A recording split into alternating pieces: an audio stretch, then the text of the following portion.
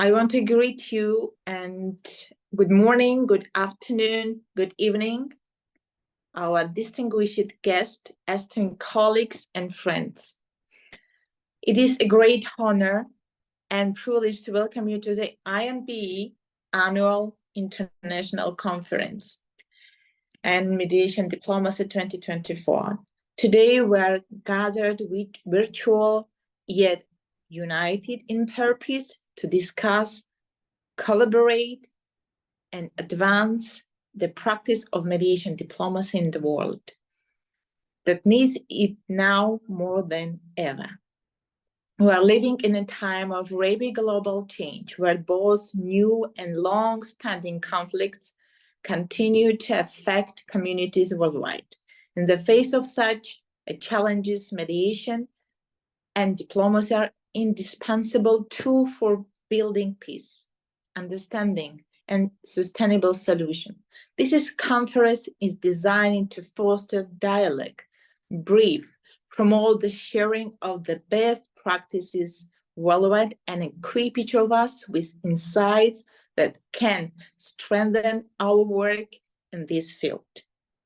This year, our conference theme focused on the evolving landscapes of mediation in the digital age.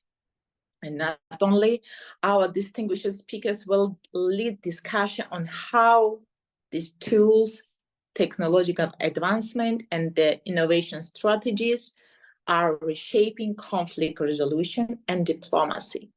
Together, we will explore how these tools can bridge divides, amplify voices, and make mediation accessible to communities that may otherwise and be excluded. Over the course of this conference, and there are 7 plenary sessions, we will engage with thought-provoking presentations, hence to workshop and interactive panels discussion. We encourage each of you to ask questions, share your insights, and connect with our colleagues from across the globe. This is not only a space for learning, but also for building partnership that extend beyond our time together. I want to express my heartfelt gratitude to our speaker, panelists, and each of you attended today out of this Zoom meeting. Your dedication to advancing mediation diplomacy is inspiring, and it is your commitment that makes the conference a powerful catalyst for change. Finally, I would like to thank the IMP team and all those behind the scene who have working tirelessly to make this event possible. Their hard work ensures that we can gather here now in an inclusive, professional, and secure environment. As we begin our discussion, let us approach each topic with open minds, humility, and shared commitment to peace. Together, let us try to be the voice of reason. Bridges will a bridge of understanding and championship of diplomacy. Thank you all for being here. I'm excited for the conversation we are about to have, and I look forward to the ideas and initiatives that will emerge. Let us make the conference a milestone in our journey toward a more peaceful and cooperative world. Thank you and welcome once again to the IMPE International Conference on Mediation Diplomacy 2024. And I will start with my mass media.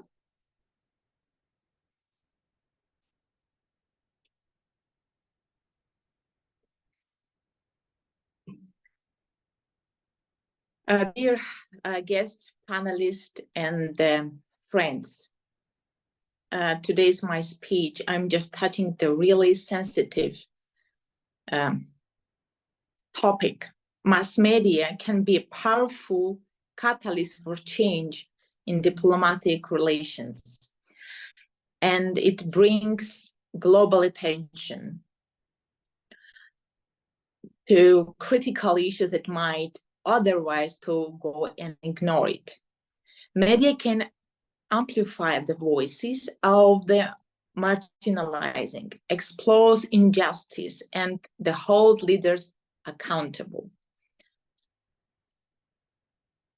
First off, I want to open the first slide, please. Yes, perfect. Examples of the positive influences. Global awareness, that it takes, for instance, how media cover ages of human rights abuse influences international responses. When they are broadcast to the world, there were often a mobilization of international support to intervene. The second one is a real-time crisis reporting.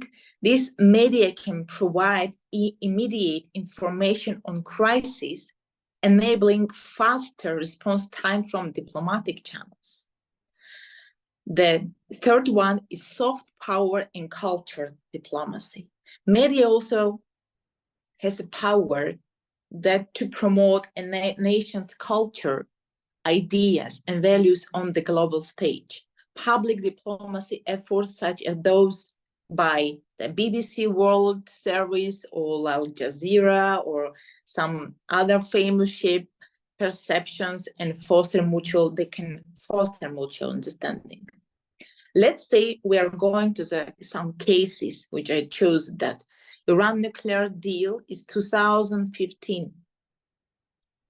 When negotiation began for the Iran nuclear deal, media played a really strategic role in creating transparency and fostering public support. The coverage highlights the stake and potential benefits. We can speak now about this agreement, and if we will have it time, because the mass media is really careful, engaged, and make a careful engagement, and the diplomats were able to build a narrative that presenting to deal as a path to greater stability. Public diplomacy and constructive media engagement helping to bring together and multiply nations to reach an agreement. The media, when it's using thoroughly get access to diplomatic breach, giving voice to the violence and ensuring transparency in the decision made on behalf of the people worldwide. Mass media, please, slide 2, please.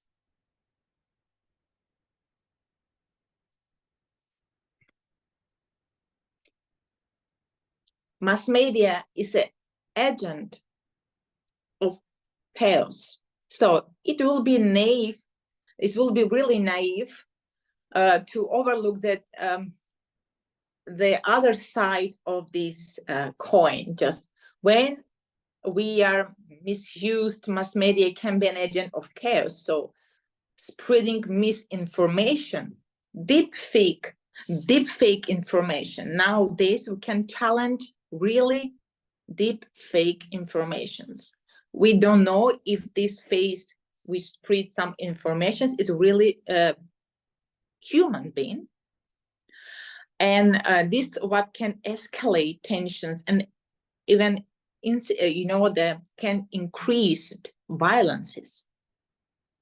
For example, of the negative influences is misinformation and propaganda. We have all seen how misinformation can distort public perceptions. When media outlets prioritize that sensationalism over truth, it creates confusion and undermines trust in diplomatic efforts. Second, escalation of conflicts. Sometimes media coverage can amplify divisions between nations. The coverage of the conflict without context or sensitivity can fuel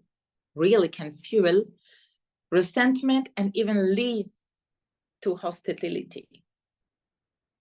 The third is polarization and agenda setting. Media often frames these issues in the way they reinforce existing divisions, making diplomacy much harder. By polarizing audiences, media can create like obstacles to peace rather than facilitating a dialogue. For example, we have a case study, one of the case studies, US-China trend tensions, where the media coverage of US and China relation has at time escalating tensions with each country's media, portraying the other as a threat. If you can read clearly this case, you will understand that this simplified narrative difficult in intellectual properties. The media rule it, and they affect it negatively for this case. This example highlights the risk when the media becomes an agent of the chaos, distorting facts and polarizing audiences, challenging the very foundations or the right that foundations are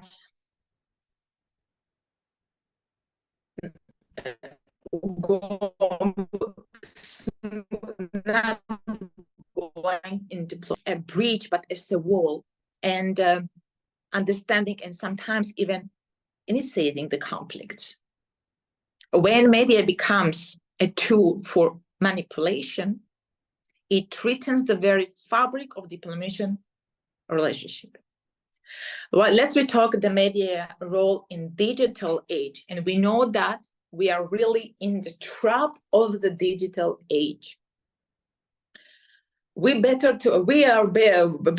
believe YouTube or in TikTok or somewhere telling something then in actual there is a more deep fake information. In our digital era, the power of media is amplified. Social media in particular is a global platform which both constructive and destructive potential. What the key points to consider? First of all, it's a speed of information. Information spreads faster than ever, often before it's verified. There we recall is we can misunderstand and we can face with a deep fake information. So this can be a double-edged sword in diplomacy. The second one is public diplomacy through the social media. Diplomats and leaders use Twitter, Instagram, Facebook, LinkedIn to connect directly with global audience. From my perspectives, is not really correct. And bypassing traditional media. This transparency builds trust, but it also is too much risky, oversimplified, complex diplomatic issues. The third is digital disinformation. The rest of these deep fakes, bots, and fake news factories means that unverified or outright false information on influence international relations and public opinion. So we are facing with a huge problem. You can look at the information, just read, and the first reaction of human being, oh my God. But this is how the media works today. They are spreading either, the fear, or they're really becoming the mediator. It's a huge first power mediator to solve conflict. For example, with a case study, the Black Lives Matter in global solidarity. So this case, I do believe you remember. So this is one of the examples that shows the power of digital media relating global solidarity. So while digital media democratize, information, it also is misinformation. In diplomacy, this can lead to quick escalation. It's more than nuclear bomb. You can see that it covers all planet. So, and where unchecked, rumors spread faster than facts. Unfortunately. And we are smoothly going to the balancing act. How do we respond of these social media spreading fakes or deep fakes or whatever? So how do we balance the immense power of media as both a force for good and potential agent of chaos? The first, as I think, is education, media literacy. By educating the public to critically evaluate media, we empower ourselves and individuals to discern truth from misinformation before to really believe what you see or what you read. Ethical journalism and regulation. This is too much important. Media organizations have a responsibility to uphold ethical standards. Stronger regulation and fact-checking mechanism are needed to ensure media source and agent of truth. And the third is strategic communication in diplomacy. Diplomats must use media wisely. Each of spreading the words have to be corrected, checked, and verified. This is important. In order to communicate effectively, engage with the public transparently, and counteract misinformation with the facts. For example, it was the UN verification team in crisis zone. The UN has deployed verification teams in conflict zone to provide accurate information to the media and public in order to avoid some misunderstanding and the propagandas. This is the great. Through these strategies, we see effective ways that nation and organization can counteract media's potential to be an agent of the chaos. So this can promote instead of the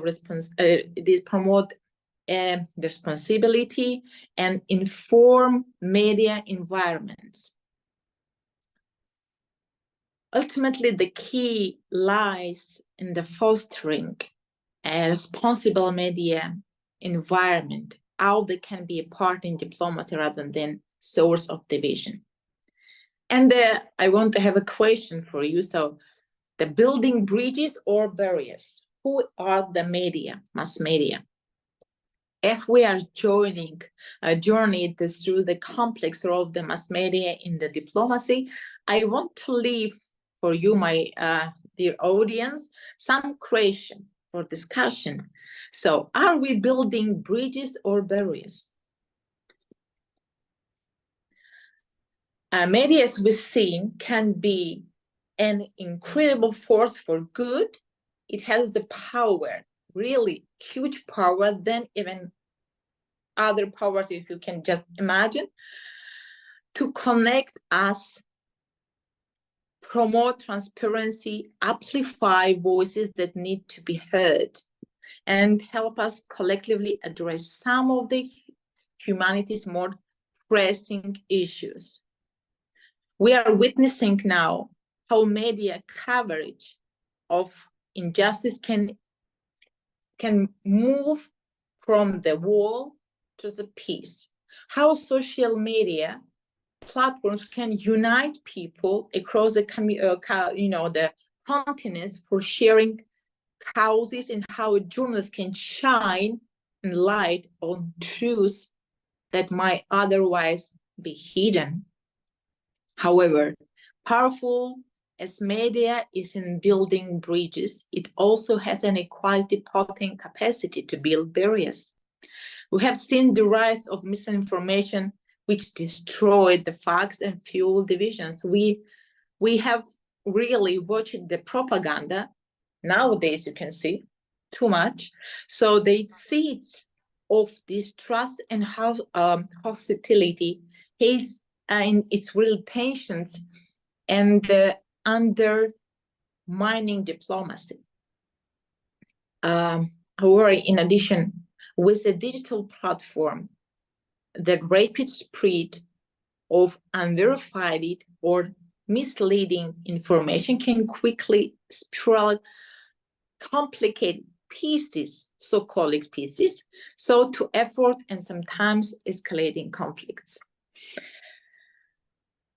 I want to say that the bridges, then barriers.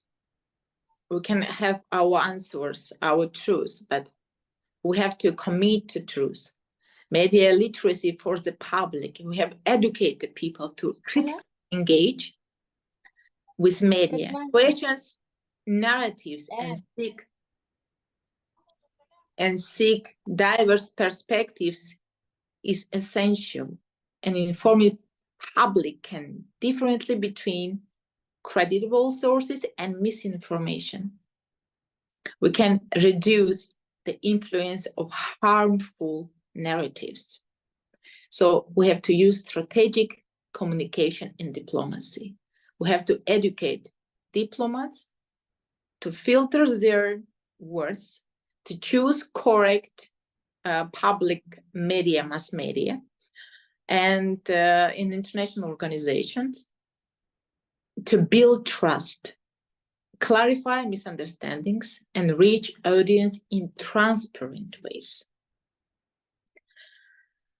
And also the mass media have to unify international approach to responsible media. They have to work collaboratively with governments, organizations, verifying what information before to spread it in order to be not a barrier, but a mediator,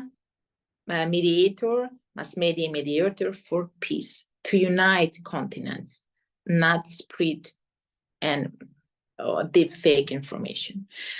As we look toward the further, we are future and we are collectively faced with a decision. Will we use media to deepen our understanding and unity, or we will allow it to drive us further apart? The answer, my dear, it depends not just on the journalists or diplomats, but on each of us. We are power. As I say, the power are people, each of you. So the media are the consumers, and the citizens, as global participants in shaping world. We decide how we can allow this third party as a first power, mass media, to control our fear, to control our emotions, to control our decisions. Thank you very much. I'm grateful, and we have 6 minutes where we'll start our first panel session.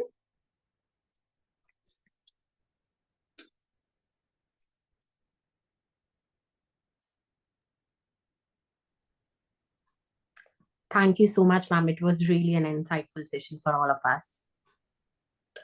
So, good morning, distinguished guests, speakers, and attendees. So, let me just introduce the speakers for the first session. So, because we have few minutes left.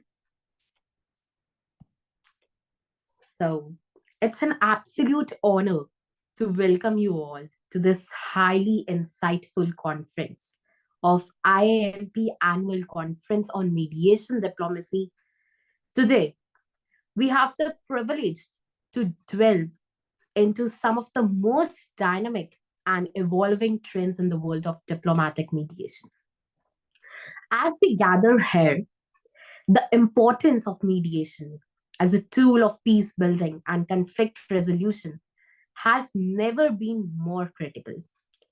Whether it's resolving cross-border disputes or advancing international cooperation, or we need to navigate the complex legal frameworks of mediation, continues to play one of the most essential roles in shaping the future of diplomacy the worldwide.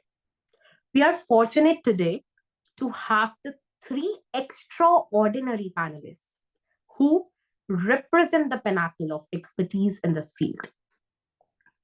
They have each made invaluable contribution to the practice of mediation and dispute resolution. And I'm thrilled for you all to hear these insights. Let me first introduce our esteemed speakers. The first one, Giriraj Krishna Verma, a true leader in the field of alternative dispute resolution. Ma'am has been a guiding force in the cross-border mediations and arbitration. With over 250 successful mediations, Ma'am is a certified mediator and arbitrator who specialize in commercial, corporate, intellectual property, and family disputes.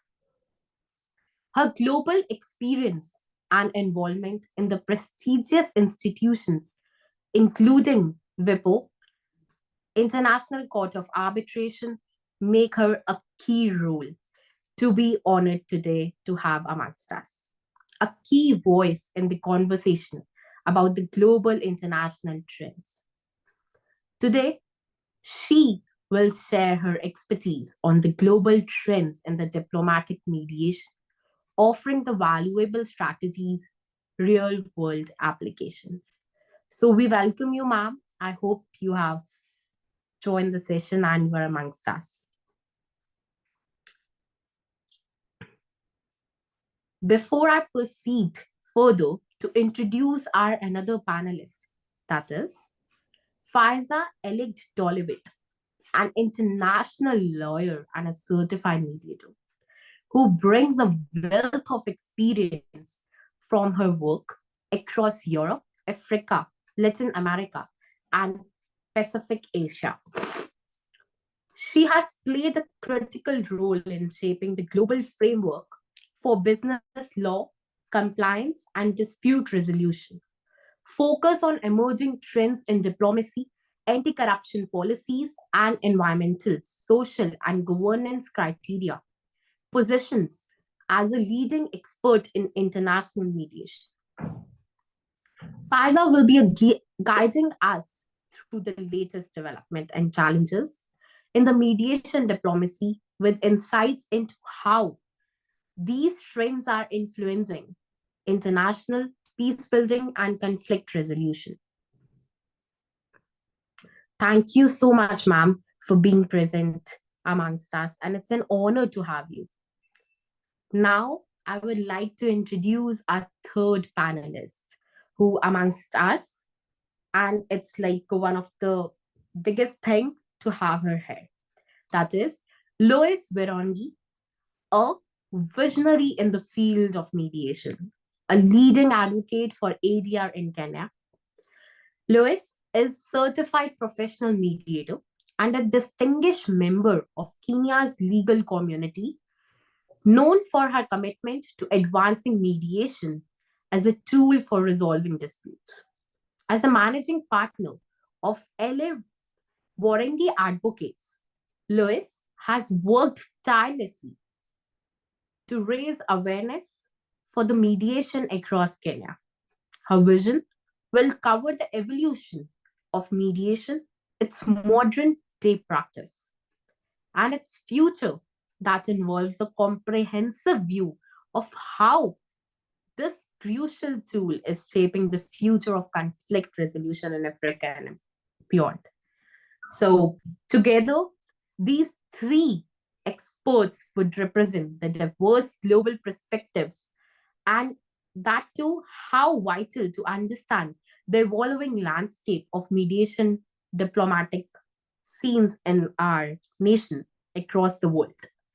Over the next hour, they will engage into the thought-provoking discussion, and I encourage you to actively listen and ask questions through chat box. As we explore the critical role of mediation in international relations today. So thank you. And now I invite our panelists to take the stage. It's already the time to start with the session. So firstly, I would like to invite our panelist, Lois Waringi, to represent, and ma'am, the floor is yours.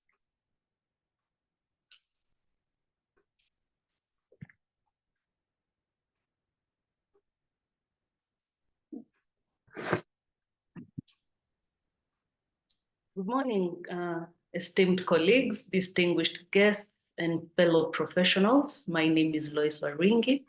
I'm a certified mediator and accredited mediator from Kenya.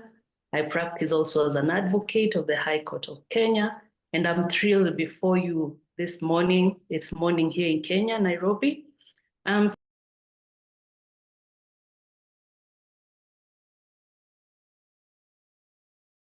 Ma'am, can you unmute yourself? Okay. Great to see you there. Good morning, greetings. In my area is morning. My name is Lois Waringi from Nairobi, Kenya. I am really honored to appear before esteemed guests, advocates, mediators from all over the world. Mine is a journey of mediation, which I'm going to speak to you about. And I'm very thrilled to appear before you. So I am a certified mediator, accredited mediator for the judiciary, and I also practice as an advocate in the firm of L.A. Waringi Advocates based in Kenya. So this day, I am very thrilled to stand before you and talk about a subject that I am really passionate about, that I keep posting everywhere. And the topic is mediation. So for us to understand mediation, everyone has their story. And now we will start from the origins of mediation, the ancient roots to the modern day conflict resolution. So now, when we speak about mediation, it must have started from somewhere. So in our area, it started with the elders. Back then, before legal systems existed, people will sit around respected elders whenever there was a dispute, and the elders would address the disputes. So the communities relied on trusted elders, same as today. And I believe this goes for every region around the world. They are trusted people who listen to people's disputes. They are family members of spiritual figures who are asked to come in and resolve the disputes whenever they arise. So like I've told you about Kenya, I read in East Asia, mediation played a central role in communities where maintaining harmony was essential. For instance, the Confucian principles in ancient China emphasized the importance of social harmony and avoidance of litigation, which was often seen as disruptive and counterproductive. So mediation was, aside from Africa, Kenya where I'm from, we can see ancient, in China, we can see the ancient Greece, Rome, and other civilizations. The cultures are embedded on dialogue, compromise, empathy. This is essentially mediation. So the history of mediation started thousands of years back before now the complex litigation has come in. So the 20th century marked a significant evolution in mediation, particularly even in the United States, where it began formally to be used in labor and civil disputes. It gained further traction in the 1970s as the legal system became overwhelmed in the surge of litigation. And it has continued to evolve up to now, where we can see mediation is getting more awareness. More people are more inclined to resolve their disputes using mediation. So the modern day practice insights into the mediation today. Today, mediation is more than a process. It's a philosophy that's reshaping how we approach conflict resolution. It is practiced across various domains: corporate disputes, community conflicts, family matters, international relations. And the beauty of mediation lies in its adaptability. It is not restricted to courtrooms or boardrooms. It happens in schools, community centers. It happens under trees, in virtual spaces. So one of the most significant innovations has been online dispute resolution, which emerged as a lifeline during COVID-19 pandemic. Technology has allowed mediation to break geographical barriers, enabling persons from different corners of the globe to come together and find solutions.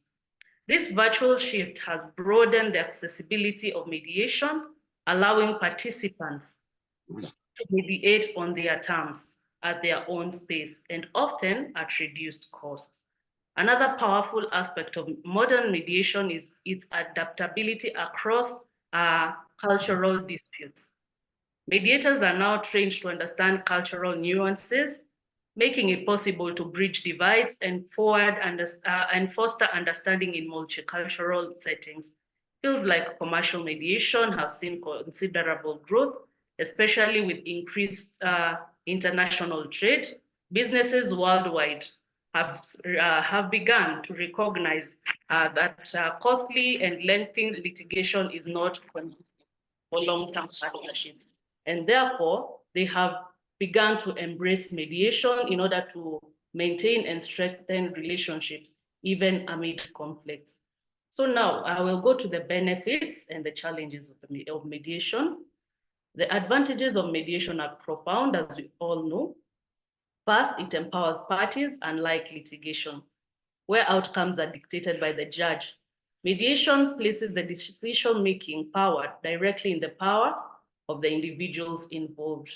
This autonomy fosters a sense of control and can lead to sustainable solution, which it always does. Second, mediation promotes confidentiality. In corporate disputes, for instance, parties often wish to avoid public court battles that might impact their reputation. Mediation offers private forum for resolution, therefore protecting the parties from unwanted scrutiny. Thirdly, mediation is generally faster and more cost-effective. We know litigation can drag on for months or even for years, draining financial and emotional resources. Mediation, on the other hand, is completed within days or weeks, saving both time and money. However, regardless of these benefits, we also have some challenges in mediation. It's not without challenges. A significant hurdle is the misconception of somehow a soft approach in conflict resolution, which is less effective than resolution. So this we can overlook by educating the public and key stakeholders about the effectiveness of mediation and how it remains a priority. Another challenge is the power imbalances. In some cases, one party might dominate the process, especially if they have more resources or bargaining power. A skilled mediator here can help address these imbalances, but it remains a certain concerns in many disputes. There is also the challenge of legal enforceability. While most of the mediated agreements are honored, there are instances where parties fail to comply, necessitating further legal action. So those are some of the benefits and as well as challenges of mediation and the mediation process. Now I will go to a vision for the future. What is next for mediation in our mediation practice? So looking ahead, the future of mediation is exciting. For one, we are likely to see continued integration of technology. Virtual reality and AI are already being explored in the field, and they hold incredible potential for making mediation even more accessible and tailored to individual needs. Imagine a future where parties can interact in a virtual space that replicates face-to-face interaction, fostering more effective communication.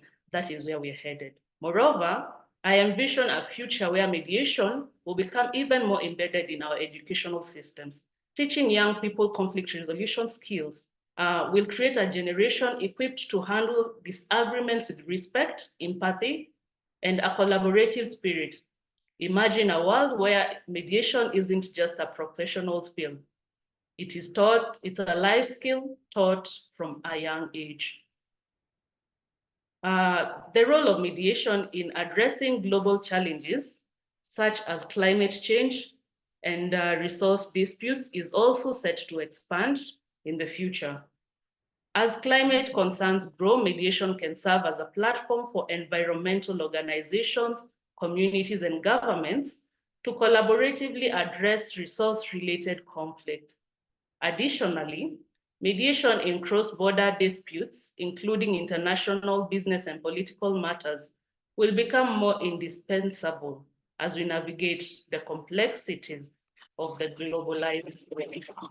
And in conclusion, in my closing, mediation has come a long way from its ancient roots, as we have seen, evolving into a powerful tool for modern conflict resolution. Today, mediation is a practice that goes beyond borders, cultures, industries, and all this promoting peace and collaboration and in an increasingly complicated world. But the journey does not end here, regardless of its challenges. The future of mediation holds boundless potential. Together, as practitioners, as advocates, and believers in its power, we can drive the vision forward. So join me in raising awareness, in sensitizing. Let's work together because mediation holds potential in our world. Thank you so much for your time, your commitment to this field, and your shared belief in the power of dialogue. I look forward to many ways we will continue to advance mediation and build a more harmonious future for generations to come. Thank you so much.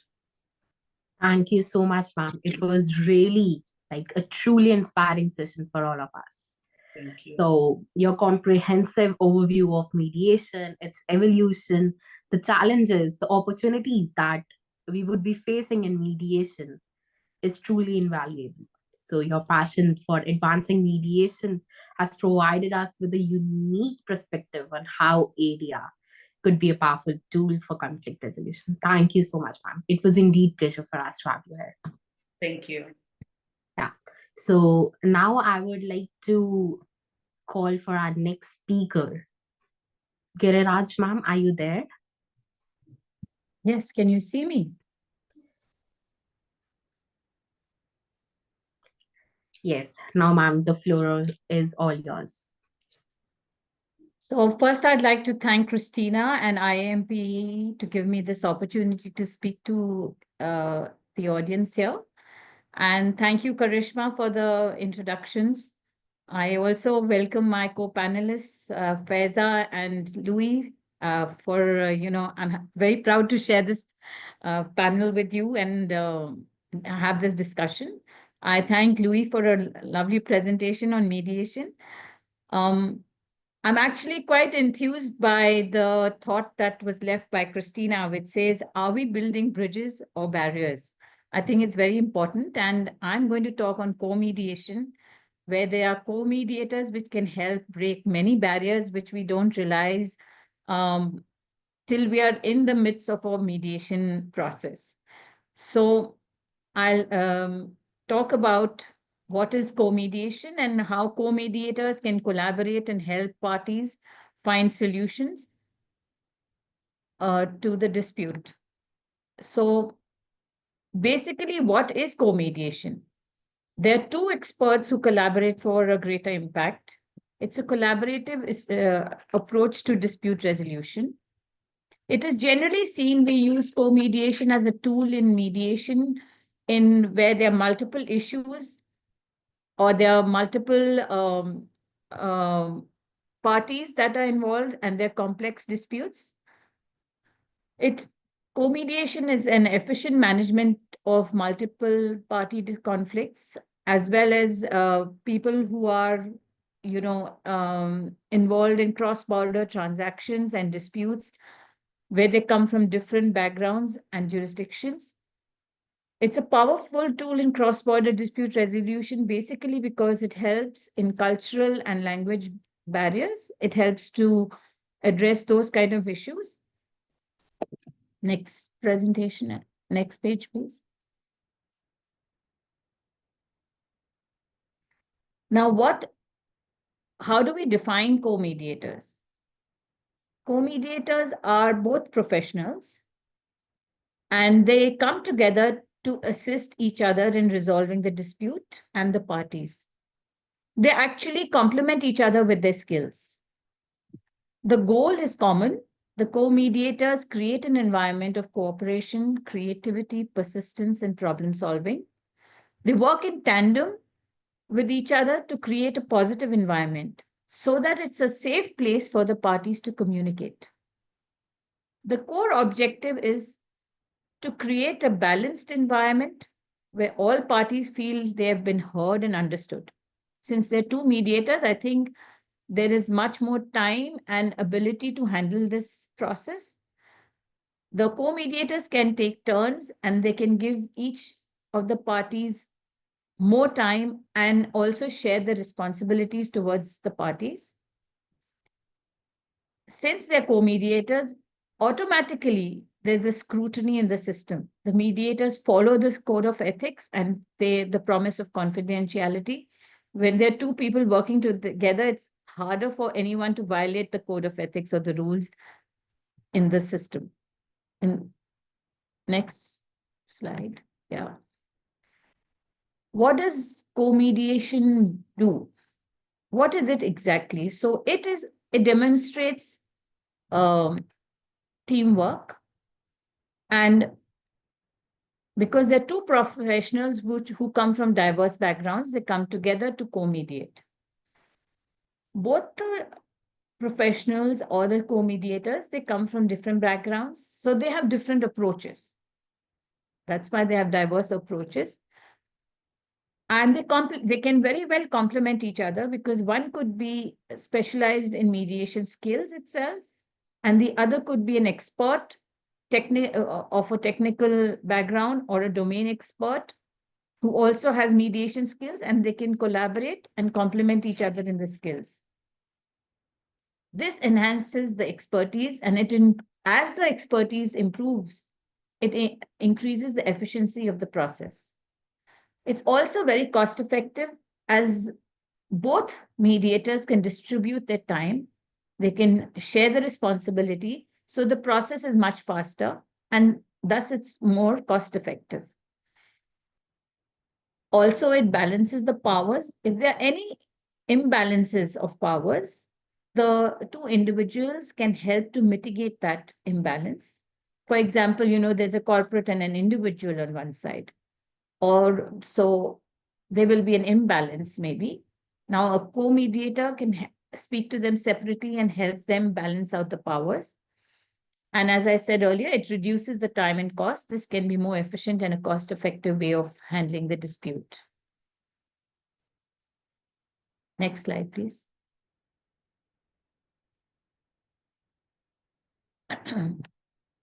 Now, what are the advantages of co-mediation? Some of the very important advantages of co-mediation is that it overcomes biases and blind spots. So, for example, it can be there are people from two different economic status.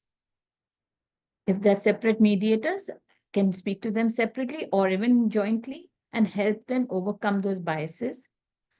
If there are any hidden agendas or there's any miscommunication during the process, two heads always help in identifying those issues.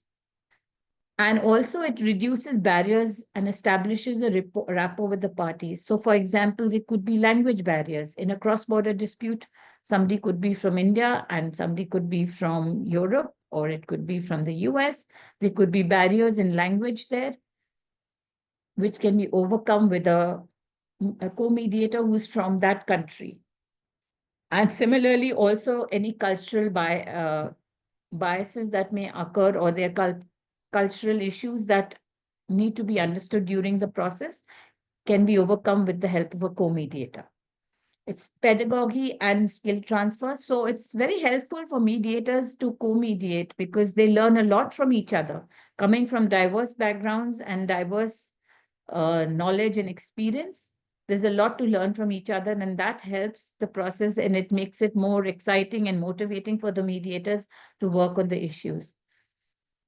It also helps in quality control and emotional support because two persons automatically enhance the quality control as against one. The mediators can cover the maximum issues over the time period that is allotted to them, and nothing is really left out. Post review also of the mediation, they can help the parties understand their future situation better. Then there is balance of power dynamics. So power dynamics of, say, age or gender or economic status, all these can be overcome with co-mediation because you could be of different genders or you could be of the same gender, but you could be handling the parties separately, the woman and the man separately. That could also help in co-mediation. It supposed inclusivity. A woman versus a man co-mediator in certain disputes can overcome gender issues, any perceived biases that are there, because parties may just feel, oh, you know, they are only, if there's a man and a woman in the room, and they might feel, oh, both the mediators are the mediator is a man and may not understand the issues, or there's a woman who may not understand the issues. This is sometimes it may be a perceived bias, but it can be overcome by having both genders present there. It also promotes access to justice and equity for the parties. Some of the practical benefits are, and that avoids overlooked points. Is that two sets of eyes and two ears ensure all verbal and non-verbal cues are picked up and can be discussed between the mediators. It's also a circular dialogue because it's a more relaxed and engaging discussion with two persons rather than one person, one-on-one basis only. So far, co-mediation is an underutilized process. And although it should be encouraged in cross-border disputes, but it is underutilized because so far people are still getting used to even entering into mediation processes themselves. It's not used very often, but it can be helpful in cross-border disputes. It can address cultural and language barriers and provide translation issues. Everything can be overcome with co-mediation. It addresses diversity and inclusion. It also depends on the mediator's preferences. Some mediators cannot collaborate with in a co-mediation situation, so they prefer only to do a solo mediation. Or the parties would also prefer only one mediator. And in those situations, you may not take a co-mediator. And it is also a flexible process to the case needs. Yes, next slide. As I said, it enhances collaboration. It's a dynamic mediation format for the parties. Some of the issues that can be overcome or the techniques that are used is partner parceling, which is specialized focus on certain issues by each mediator. Then it is shuttling, where alternate rooms are being used by separate mediators, and they can manage complex dynamics separately and complex issues separately. Then there's concurrent caucusing, where both the mediators can take each party in a separate caucus room at the same time, so that one party does not feel and wonder what is happening with the single mediator and what is going on. If they are engaged in a co-mediation simultaneously, in a caucus simultaneously, I think it helps the parties. Yes, next. So co-mediation is generally used in multi-party disputes and multi-issue disputes because there could be multiple jurisdictional issues as well. A lot of disputes cover different jurisdictions. This can be overcome with co-mediation. And it's, as I said, it's cost effective, it's more efficient. The parties get more focused attention from the mediators. And it is simultaneously, it can resolve many issues. It can resolve financial issues. It can resolve technical issues simultaneously, because the mediators could take each of the issue with the parties separately and resolve them. The ideal scenarios for co-mediation are multi-party and multi-issue disputes, complex financial matters, and high conflict or high emotion cases, technical subject matter disputes. Some examples of complex issues are dealing with assets or children-related matters where parents' dynamics are strained, or patent technical issues, construction disputes, cross-border transactions. And some examples of expert mediators could be therapists for managing emotions, financial advisors for complex assets, professionals for specialized issues. For legal issues, you could have a mediator co-mediating with a lawyer who can help in the process and also the terms of the settlement agreement. In insurance mediation, when claims professionals aren't present, co-mediators with insider expertise help navigate the technicalities. And complex subject matters like construction, multi-party disputes, specialized co-mediators offer relevant technical and evaluative insights. And so the parties can also use effective communication between the parties. This could be also by using different techniques under mediation. They could use, the technical person could use evaluative methodology, whereas a mediator, a skilled mediator who's without technical background could be using more analytic and more facilitative mediation techniques. So it helps in skill building in the mediation process. And the impact is far beyond the mediation, because the parties feel more understood, more heard, and also they feel that the complex issues are being understood when there are two people putting their heads together. It can be a huge healing process for the parties who are disputing. So there's no one size that fits all. There could be different ways that can be used. It could be single mediation or co-mediation. It all depends on the parties and the mediators. And it's only about finding the right fit for the mediation process. Co-mediation covers all aspects in one mediation. It also is a team building process, and there are shared values and principles between the co-mediators. I can quickly give a summary of all the advantages. Also, before I do that, so solo mediation is preferred in situations lacking a common purpose. The underlying values may differ drastically between the parties. The parties might benefit from a single mediator rather than a co-mediation process. Common barriers that we find in co-mediation is getting party approval, and the mediator fee sharing may be a challenge, because it might be they might feel that they are paying a much higher cost. I'll just give a quick summary of the advantages of co-mediation. It's collaboration and flexibility, effective balance and inclusivity, enhanced communication, enhanced collaboration. It's diverse expertise, reducing blind spots and barriers, collaboration and inclusivity, efficiency and flexibility, and enhanced communication between the parties. Those are the advantages of co-mediations. The biggest negative of co-mediation is if the co-mediators don't get along, then the parties are completely doomed, because then there is really another disputes that growing up.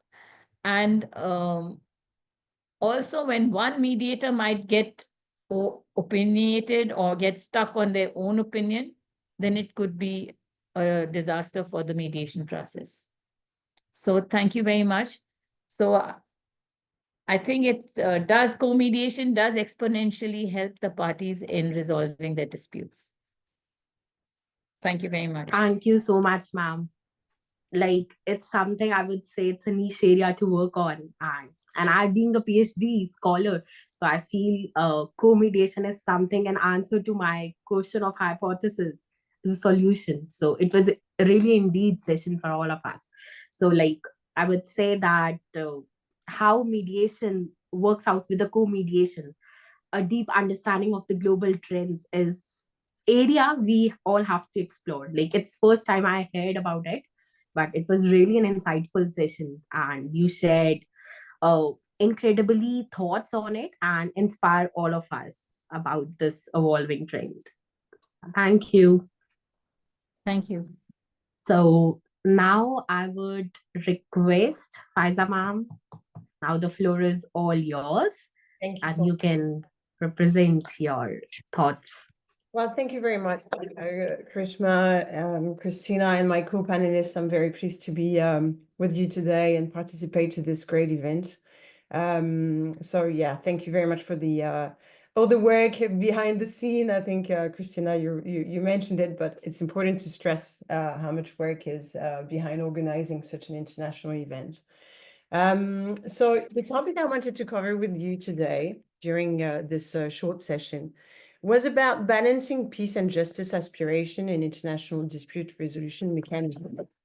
So the purpose of the session is really to inspire ourselves in our work as mediator in different fields, inspire ourselves from peace mediation process, and understand some of the dynamics that take place in this particular field, and how some of the dilemma and challenges and questions that peace mediator face impact the way we define our work as international mediator. So some of the key questions that I've put in there, and I hope you will contribute to some of the answers that we could provide, and that I will try to address during the session, is how can aspiration for peace and aspiration for justice coexist in a deeply polarized society? How does neutrality and mediation interact with the need for accountability? Is negotiation with people having committed horrific crime even possible? What is the role of mediators in international criminal justice? And is there an ideal model? So the tension between peace and justice, next slide, please. Some of the key concepts down there. First of all, peace is about the cessation of violence and about rebuilding relationships and creating stability. Justice is about holding perpetrators accountable with sanctions, addressing past wrongs. We can obviously see the tension here. Peace requires compromises. Justice demands accountability. In deeply polarized and conflict-ridden society, tension between peace and justice stand at the heart of negotiation and post-conflict reconciliation. Aspirations for peace, justice, and the role of mediators, especially in relation to international criminal justice, are interconnected and very complex. Next slide. So one of the key reference I wanted to share with you is a book written by a professor called Pierre Hazan, Negotiate with the Devil. Pierre Hazan is a peace mediator and a special advisor at the Center for Humanitarian Dialogue, and he's been involved on the field in a number of cases. And this book is really about stressing some of his personal experience and defining how he considered some of the key dilemma he's been confronted to. And in particular, he argues that negotiation with perpetrator of violence, including terrorists, war criminals, is a necessary evil for peace. The neutrality principle for mediator can be heavily challenged in peace mediation, and we'll see how a bit later. Mediation must navigate a moral and ethical dilemma. Should they remain neutral when facing extreme violence? Professor Hazan recommends a pragmatic approach. Negotiation with perpetrators may be essential to ending violence, but does not mean endorsing the perpetrator's action. Next slide, please. So speaking about neutrality and mediation, we all know as mediator that mediation relies on very fundamental principle. One is neutrality, and the second one is impartiality. So in our position now as mediator, we facilitate dialogue without taking interest in the dispute nor having prejudice against any party or a possible outcome. It's not for us to decide, it's for the party to create their own solutions. Obviously, there are many challenges to neutrality today, and to Christina's point earlier, social media, unconscious bias, online hate campaigns have a direct impact on neutrality principle and the level of awareness about what neutrality means, how it can be deployed, and moment when neutrality is challenged is extremely important for the mediators that we are. In peace mediation process, the challenges are even higher. As when atrocities are involved, neutrality can be seen as a complicity in injustice or indifference to the injustice. So mediators should not ignore the moral responsibility of those who have committed extreme violence, and they may, I'm not saying they have, but they may have a role to advocate for justice. Atrocities should not go unacknowledged or prevent the pursuit of justice in the long term. So it's about defining precisely where we draw the lines. What are the goals? What is the scope of this discussion? So one example of the ethical dilemma, next slide. Yeah, thank you. So the ethical dilemma is quite easy to understand when we talk about terrorist groups. There are and armed groups. There are a very large number of armed groups throughout the world today. And the question here is, should mediator even engage with terrorist group? Can they engage? Are they authorized to engage? Is it ethically acceptable to do so? So, there's a number of questions that always raises when you enter into this era of negotiating with the devil, just to quote Professor Hazan again. It is to be noted that today, mediation is challenged by international sanctions framework. And because of the existence of the sanctions, it has made very difficult for mediator to continue to engage with armed groups and terrorist group and maintain dialogue.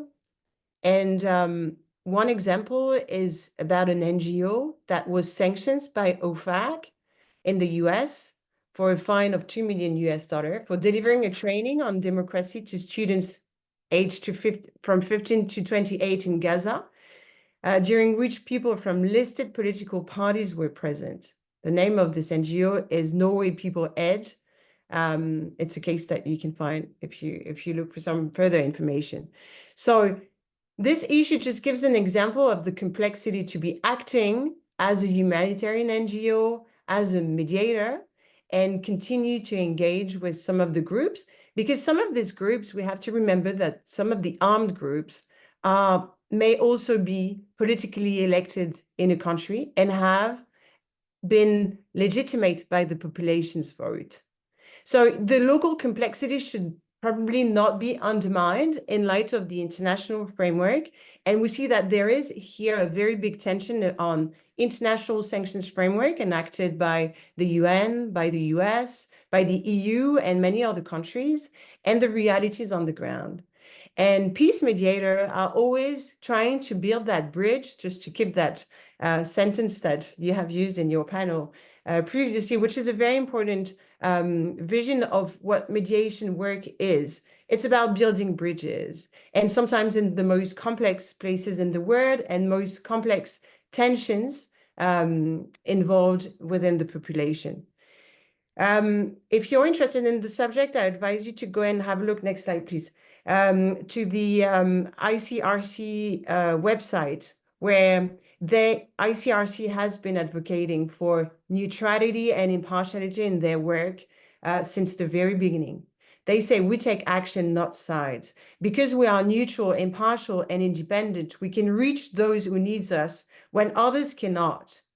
Providing humanitarian assistance, protecting lives, upholding rights, and relieving the suffering of people around the world whose life has been torn apart by armed conflict and violence. So ICRC takes the position that because of the neutrality principle They are in a capacity to enhance their humanitarian support on the ground and sometimes negotiate on access for certain populations that are in extreme suffering or under extreme hardship and violence, and make sure they have access to the minimum resources that they need to survive. So it's an interesting approach, and ICRC is also communicating on how challenging it might be because of some of the hate campaign that they are going through on social media and other sources. So again, balancing thing is not easy, and the ethical dilemma is major. We may face also in other fields than peace mediation, we may face the same type of dilemma when we are in a position to negotiate with some people with very aggressive position or bias that are in favor of racism, racist ideas or things like that. So, I mean, I'm using the peace mediation word, but I think this question is also a question to be asked in every different fields of practices for mediation. One of the ways to deal with it, and it's the next slide, thank you, is how to balance those two aspirations, peace and justice for mediators. Integrating justice and peace mediation can happen through process design. So how? We have to bear in mind the mediator's role, facilitate dialogue while balancing both justice and peace. Process design may be aimed at having a precise goal, precise objective, and a very clear understanding of the needs. And without defining key milestones that are required in order to progress in the mediation. Identify some of the key stakeholders who are essential to a successful outcome. And when I say a successful outcome, the ideal outcome for a mediation is to have an agreement, a settlement agreement that is enforceable. And it's enforceable because the parties have committed to building this framework and are committed to enforcing it. Without the presence of the court, without enforcement action in the court process, because they think it's a fair deal and it reflects their aspiration in the negotiation. So mediators have a duty to work hard on the process design that they see and they identify with the party as the best suited design for a successful negotiation. I've taken here an example of the peace process in Colombia, where women groups and community have been extensively involved, and some of them were victims of sexual violence by the FARC armed groups. And this is today seen as one of the very successful negotiations that took place because of the effort throughout the negotiation that have been going on for a long time, but the effort to keep key stakeholders involved, but first to identify them and to keep them involved in the possible outcome. Now the question of, the two perspectives, mediation and international court, such as the ICC, but other international tribunal. There is also a question here on how those two systems may work and interact together. ICC and other international tribunals were created with the goal to prosecute the most horrific crimes perpetrated, like genocide, war crimes, crimes against humanity. Sometimes ICC pursuit of justice can conflict with some pending peace negotiation, particularly when accused leaders are involved in the negotiation. Well, obviously, we can see here how things might become extremely challenging because no one is above the law. At the same time, do we favor accountability or do we favor peace and forward-looking principle? So peace agreements may include amnesty or reduced penalties for leaders involved in the perpetration of the crime. How is this accepted by the population, by the international community? It's not easy to accept, that things can move forward. So again, process designed, understanding the needs of the population, bearing in mind that 10 years in international conflict may be seen as a very short amount of time, because reconciliation takes time, and people need to be heard. They need to have an opportunity to express. They need to see justice happening.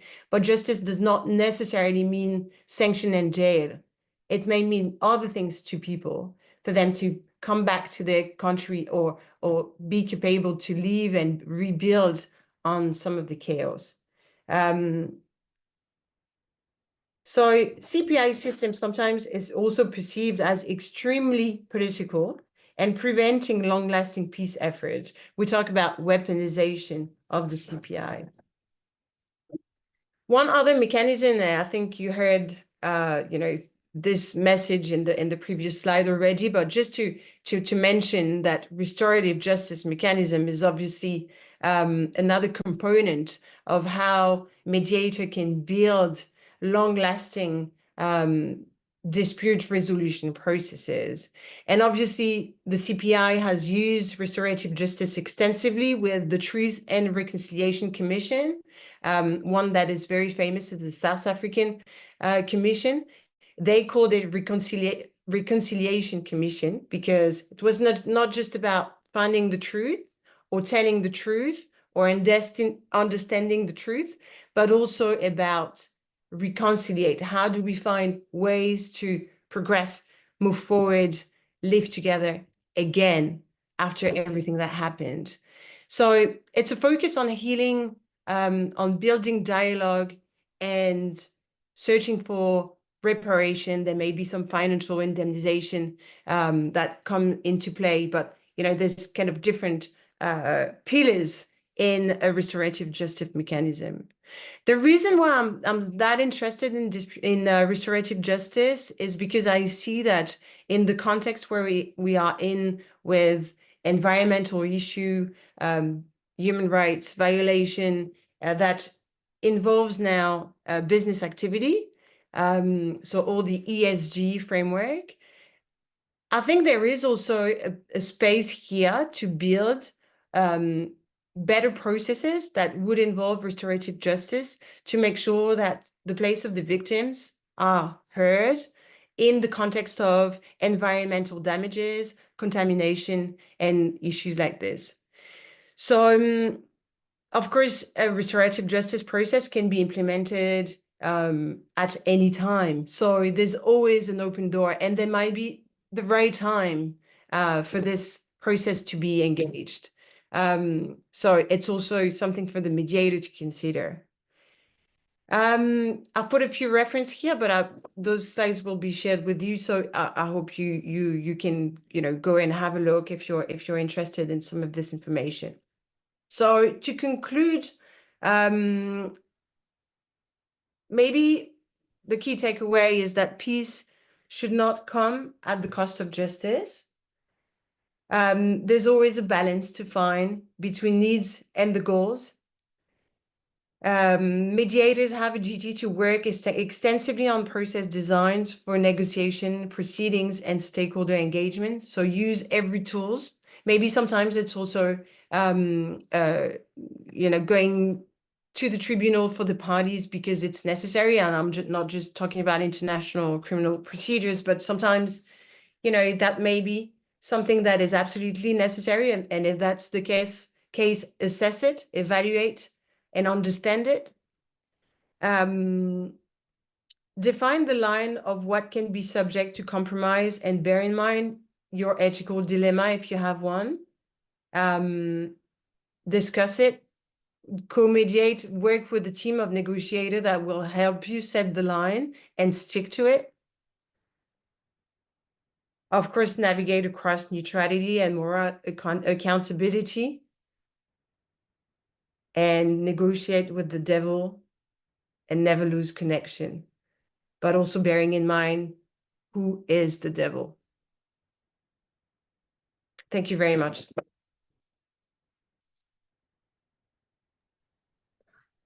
Thank you so much, ma'am.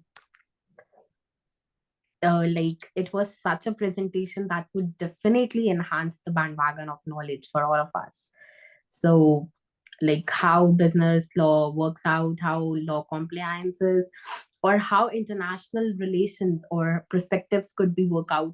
That was such an enlightful session for all of us. Thank you so much, ma'am. Thank you. So now I would like to request all the attendees, in case they have questions, they can just drop to the chat box.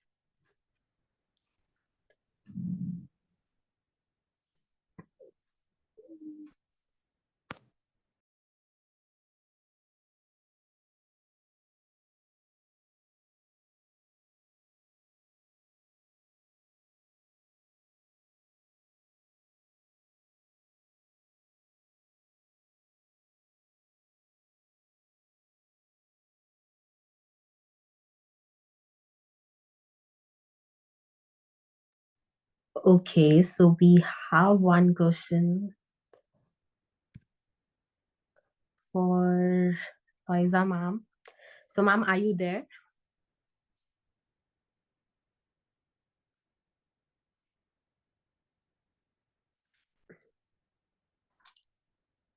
Hello? Ma'am, are you there?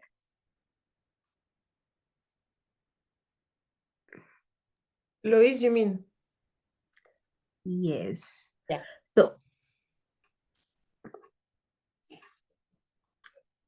okay, so let me start with Faiza ma'am. I got question for her on my personal chat. So ma'am, how can international mediators build trust between the parties who may perceive justice mechanism as a biased or ineffective? And what role do you believe the UN or other international institutions can play in this? So how to build trust, number one, and what rules, number two. Yeah. So how to build trust for peace mediators? Yes, ma'am. The peace building. Well, it's so the comments that are kind of received from peace mediators today is really, and maybe there are some peace mediators in the audience, so open the discussion, but it has become extremely challenging to continue to interact with certain armed groups and make sure, as I was saying, like taking the example of ICRC, to continue to keep the bounds without being exposed under sanctions framework, for example. This has created a big tension and building trust with those groups is very hard. And today, some of the mediation NGOs are really working outside of any mainstream processes. So they take a lot of risk, for their lives, and they find themselves in situation where they are not necessarily backed up with the UN or other international organization for the actions that they're taking. So there's a lot of, side work that is being done in order to continue to maintain dialogue.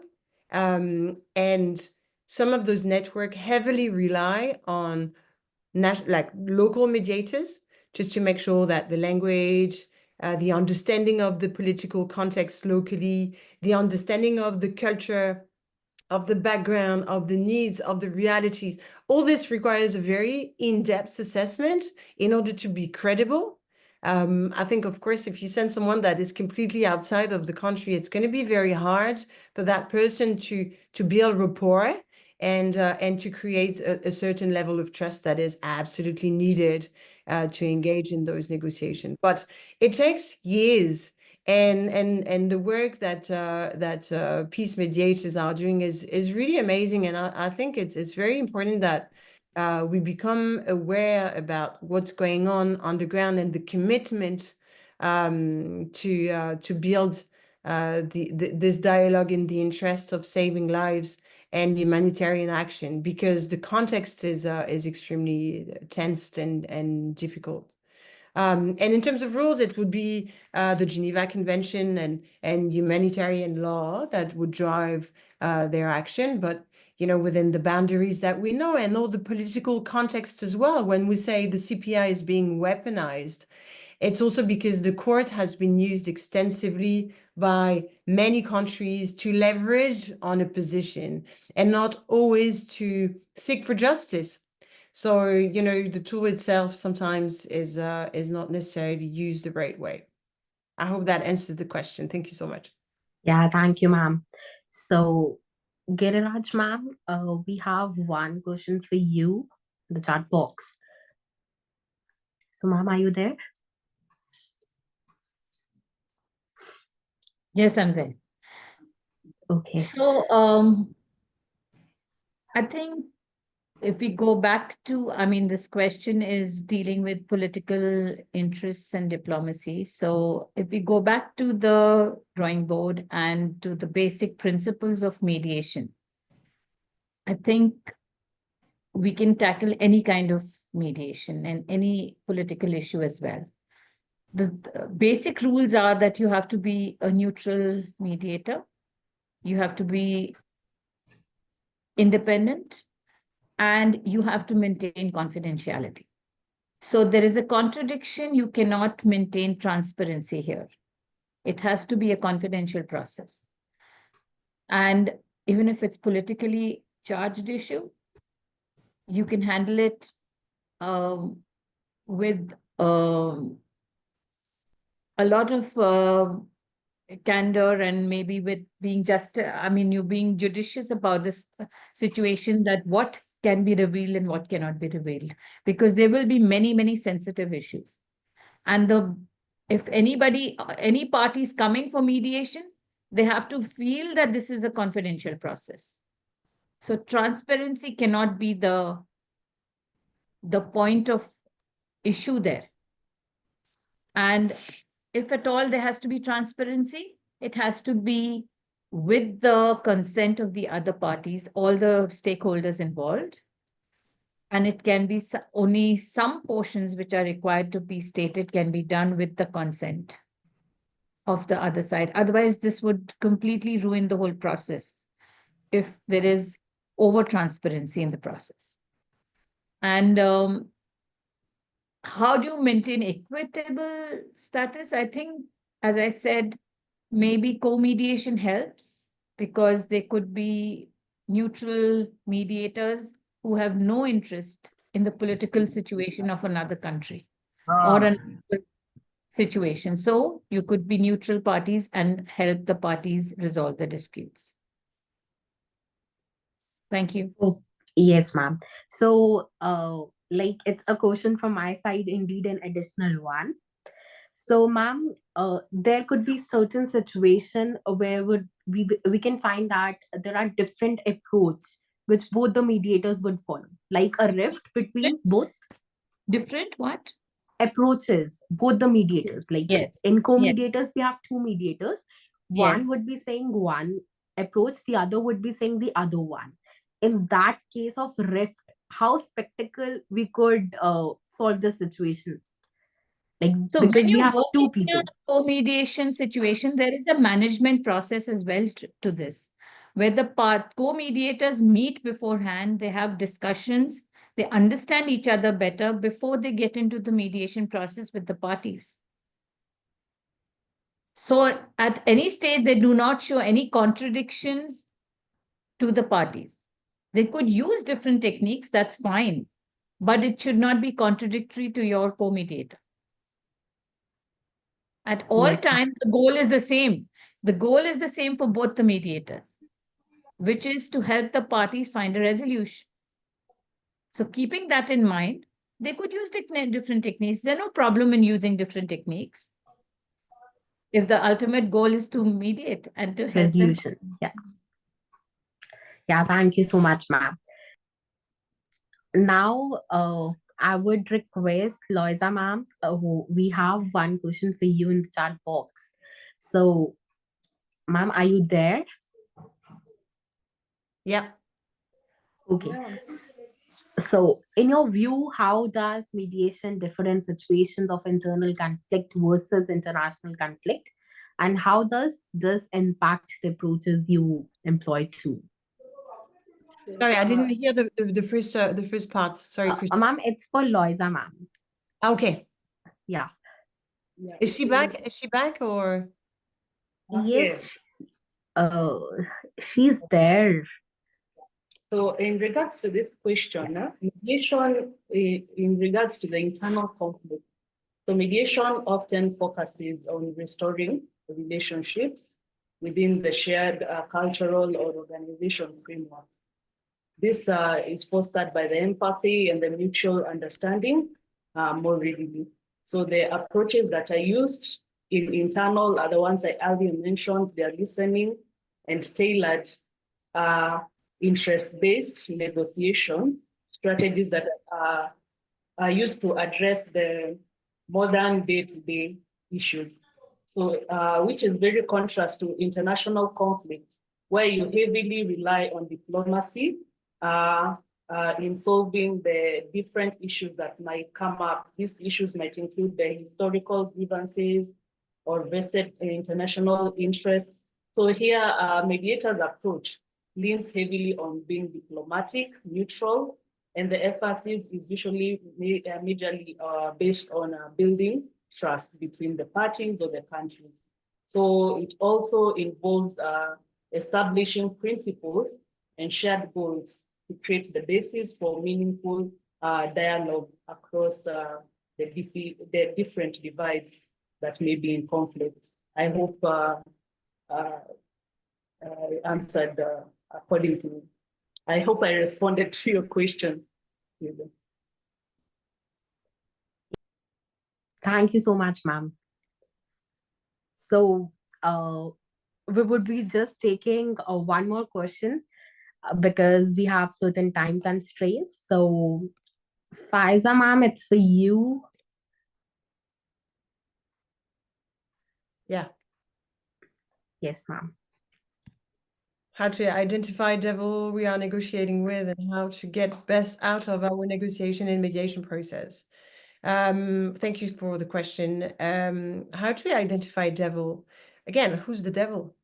So, you know, and this neutrality is how do you look at the world and how your posture as a mediator, and it's a work, and you know, the question of armed conflicts is obviously, you know, more thought-provoking, but your neutrality posture is something that you need to work on every time you enter into a mediation process. Because sometimes your vision, your beliefs, who you are, some of the prejudice that you may have, those automatic thoughts that we call unconscious bias, may drive you into a certain direction. Remember, you're just here to, you know, convey the message, create the safe space for a constructive dialogue. This is your goal. So, you know, again, how do you manage very complex armed conflict situation?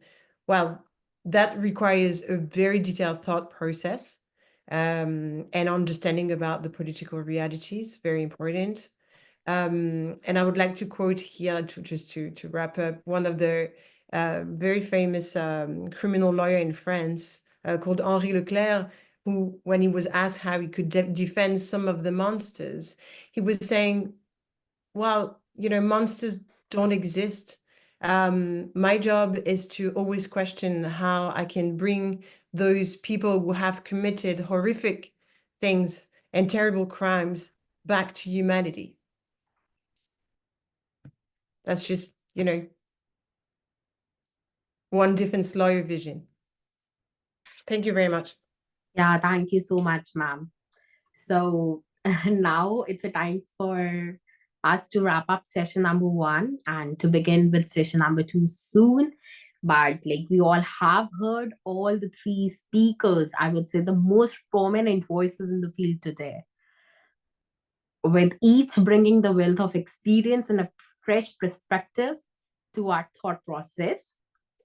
It's clear that the work ahead is both urgent and exciting, and each of us has the part to play in shaping the future of mediation.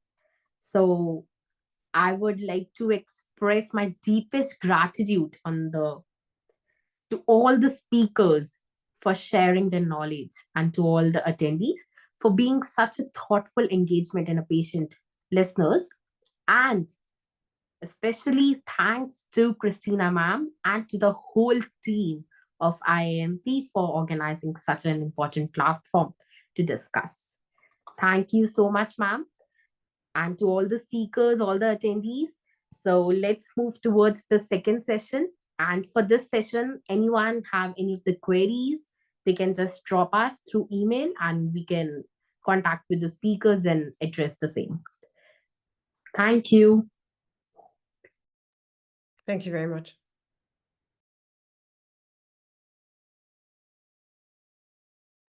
Thank you very much. Thank you, ma'am. So now I would like to request Christina ma'am to take the floor.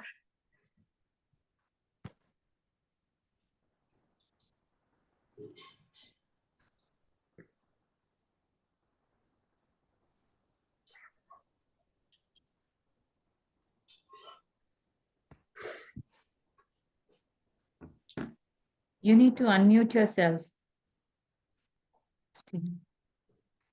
Okay. Thank you very much to all of you. It was the pleasure to witness this, and thank you very much for all of you, Louise, Girija, Faiza. So we are moving to the session 2, and this panel session, which introduced the EU, UN, and other organizations who are leaders and represent globally the mediation diplomacy.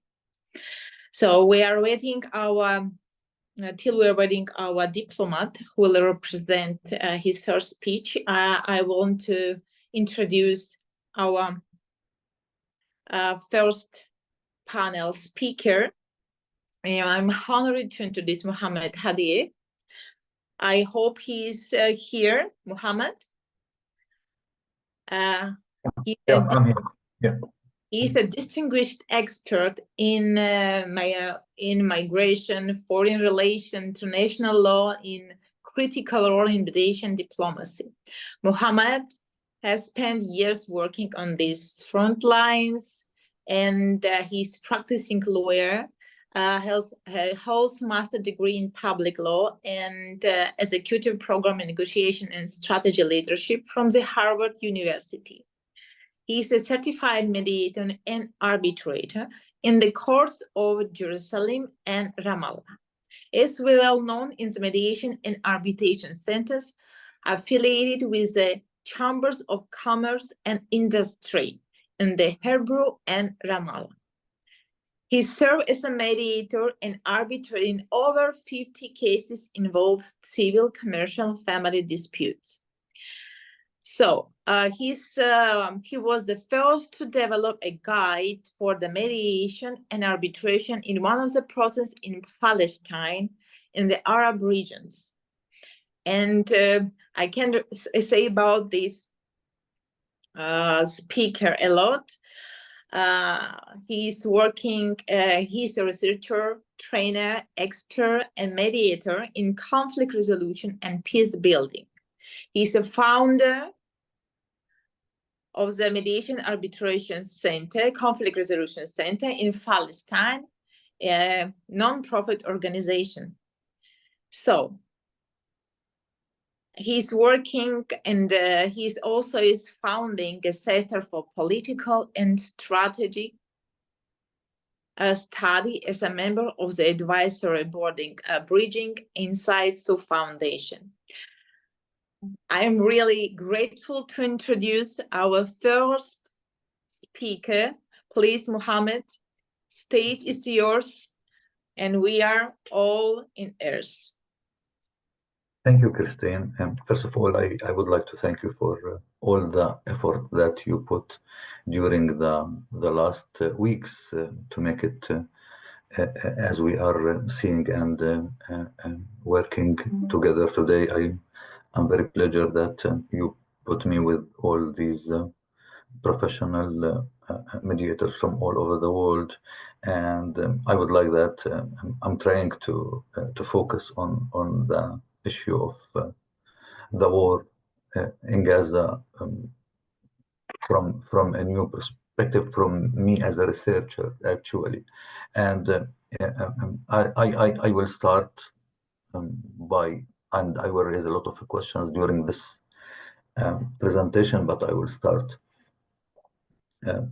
thinking and asking also, trying to find some answers about what relationship can relate mediators with a conflict. Do they have to be part of the history of this conflict or not? We can raise also a lot of questions about neutrality and impartiality, and about the interest of the mediators with this conflict. There is a lot of questions we can raise with this kind of conflicts with the war of Gaza on Gaza. I started my presentation focus on the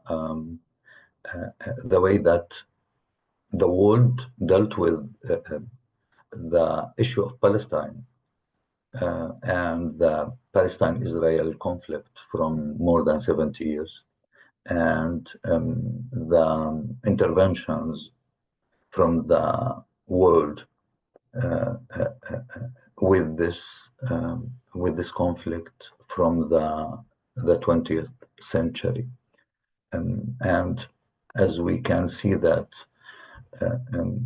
there was a partition plan, there was a lot of UN resolutions and official agreements and meetings and initiatives by states, regional organizations, multilaterals, and civil society.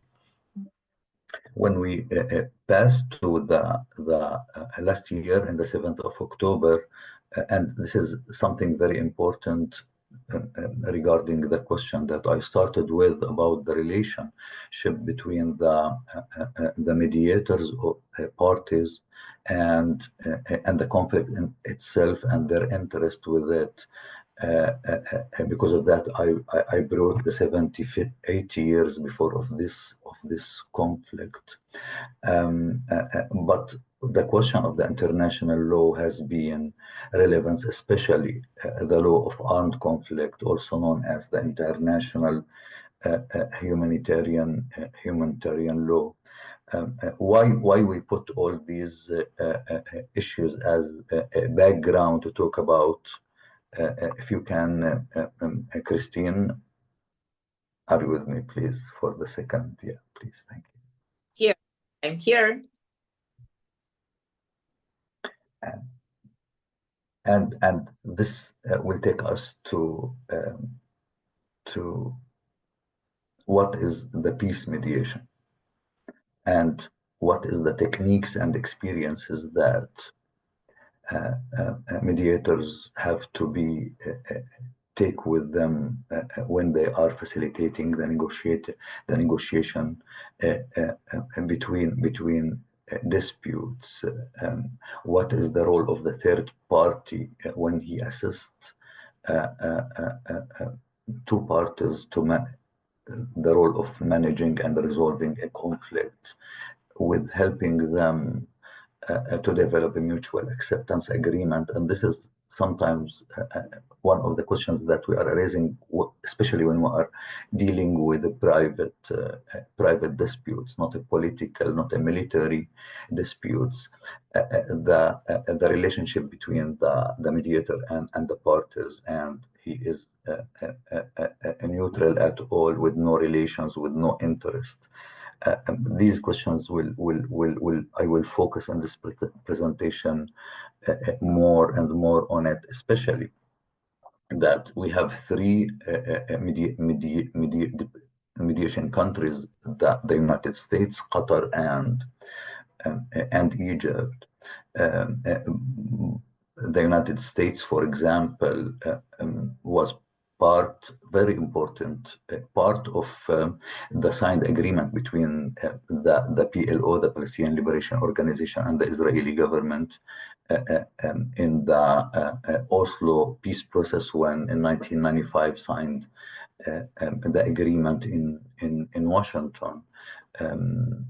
And they push in that time to have this agreement. I can bring the history for the three conflicts in the world, one related to the South Africa, and the other to the Northern Ireland, and the third one to the Palestine-Israel conflict.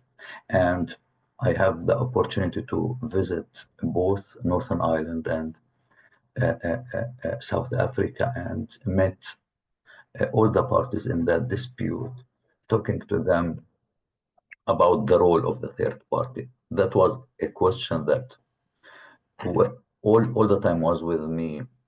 What do you think? How do you think the role of the third party? And both agreed in Northern Ireland and South Africa also, that without the role of the United States to push the parties to reach the agreement, we will never reach that agreement. The same question that I raised at that time about, but what about the Middle East? In the same time, in the period of Bill Clinton and George Mitchell as a mediator, what's the difference? Why it happened there and it didn't happen in the Middle East? And seems that the answers was related that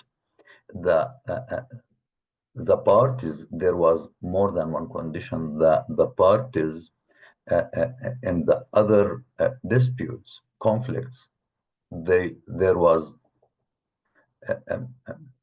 want to reach the agreement, and the third party, as the US, they pushed for the three, but they didn't manage to do it in one place, and they managed to do it in other two places. And regarding the second one of the mediator, it was Egypt also. There was a big interest all the time in the situation of Gaza, and there is a lot of issues. They were talking about their role in closing the borders all the time, not with the beginning of the 7th of October, but from more than 10 or more, 15 years, they were closing the borders. That means that they are part of the dispute or the conflict, and this is that brings us also to the question of the impartiality and the neutrality. Please, Christine, I'm sorry. So let's focus more about the issues that they were negotiating on and they are mediating on. We're still talking about the ceasefire. We're talking about the humanitarian access. We're talking about hostages and Palestinians, political prisoners, and the reconstruction of Gaza, where we were talking all the time about the day after. And part of the negotiations that sometimes we heard about it, that achieving a final resolution for this conflict by bringing the two-state solution again on the table. And that was from the US and Belgium. So that brings us to, and for all, it's very clear that none of these issues was achieved. We achieved only in December in the last year a very small time for a ceasefire, but it didn't continue, and we can see that the war is still ongoing. The question of impartiality, and we have another question of motivation. I think that we answered. We tried to raise some questions about the question of impartiality, but it also brings me, before talking about the new mediators and especially the role of Qatar, talking about the motivation and the motivation for me. I believe it's part of the continuation of the war till now on Gaza, and it's more now in the other places, in the refugee camps in the West Bank and also in Lebanon, and who knows to where it will continue. But the issue of the motivation for the parties, and does that affect the role of the mediators? I believe yes, in a way or another. In this situation, I believe that the motivation of the parties affect a lot, especially that one of the parties, and maybe that can took us for the presentation of a lawyer and mediator Faiza before. I'm not sure that if it is relevant or not, but Hamas, it wasn't on the table. This is one of the issues that all the time during the last year, the negotiation were between the United States, Qatar, Egypt, and the Israelis didn't sit with Hamas. Hamas didn't sit with the Israelis. They met with the Qatari. They met with the Egyptian. They met with the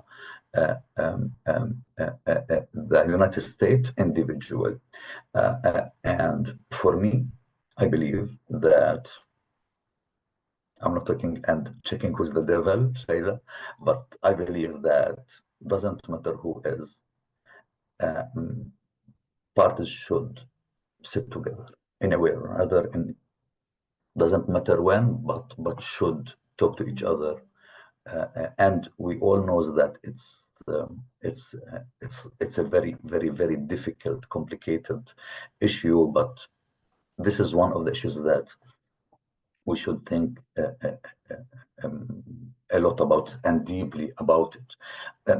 I think that one of the roles that maybe it's very important to focus on it's the Qatar role, because it's new.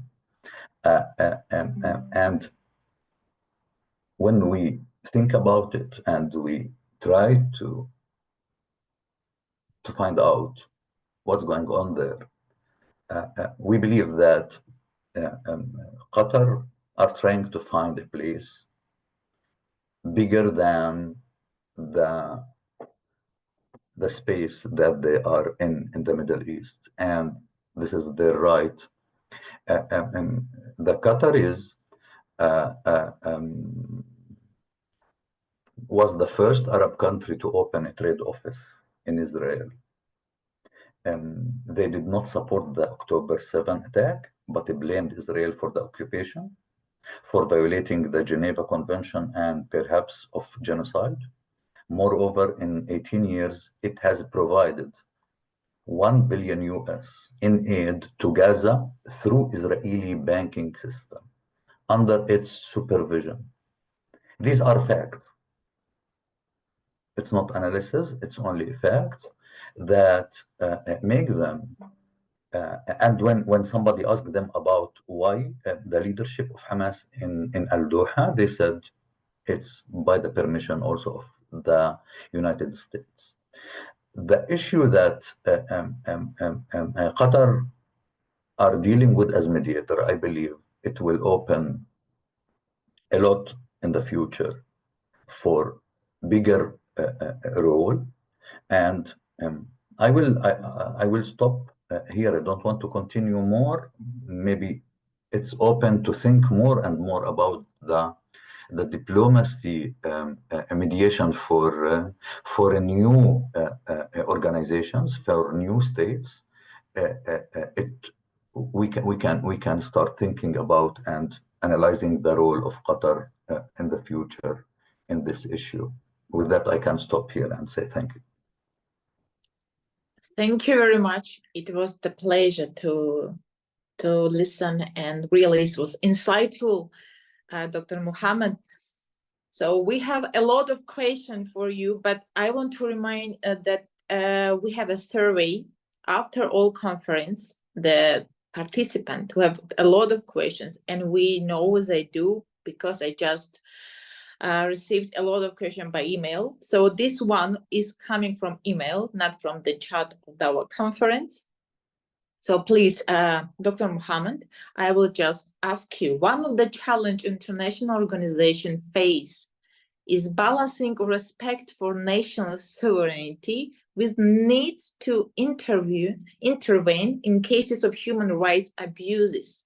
How do the UN and EU navigate the delicate balance, especially in protracted conflicts like those in Syria and Afghanistan? I don't know how it's closer to you, but you see, this was an anonymous question from the mailbox. You are muted. Yeah, I think that there was another session today talking about the role of international organizations, but I'm a practitioner. Let me start with that. I'm not coming from the academic era. I'm coming from the practice, and I believe that when it comes to the role of the UN, the role of the EU, I think that they should focus on all. They should focus on peace, on security, and also on human rights. I believe that what happened in Syria, for example, and what is continue happening in Syria and in other countries in the world needs to implement the international law, and it needs to do a cut between the international politics and the human rights law and the international law. I believe that what is going on in the world need to review again. I believe that a lot of decisions from the ICJ need to be implemented. I believe that the role of the ICC also should take place more out of politics. But let's be realistic. Thank you, Christine.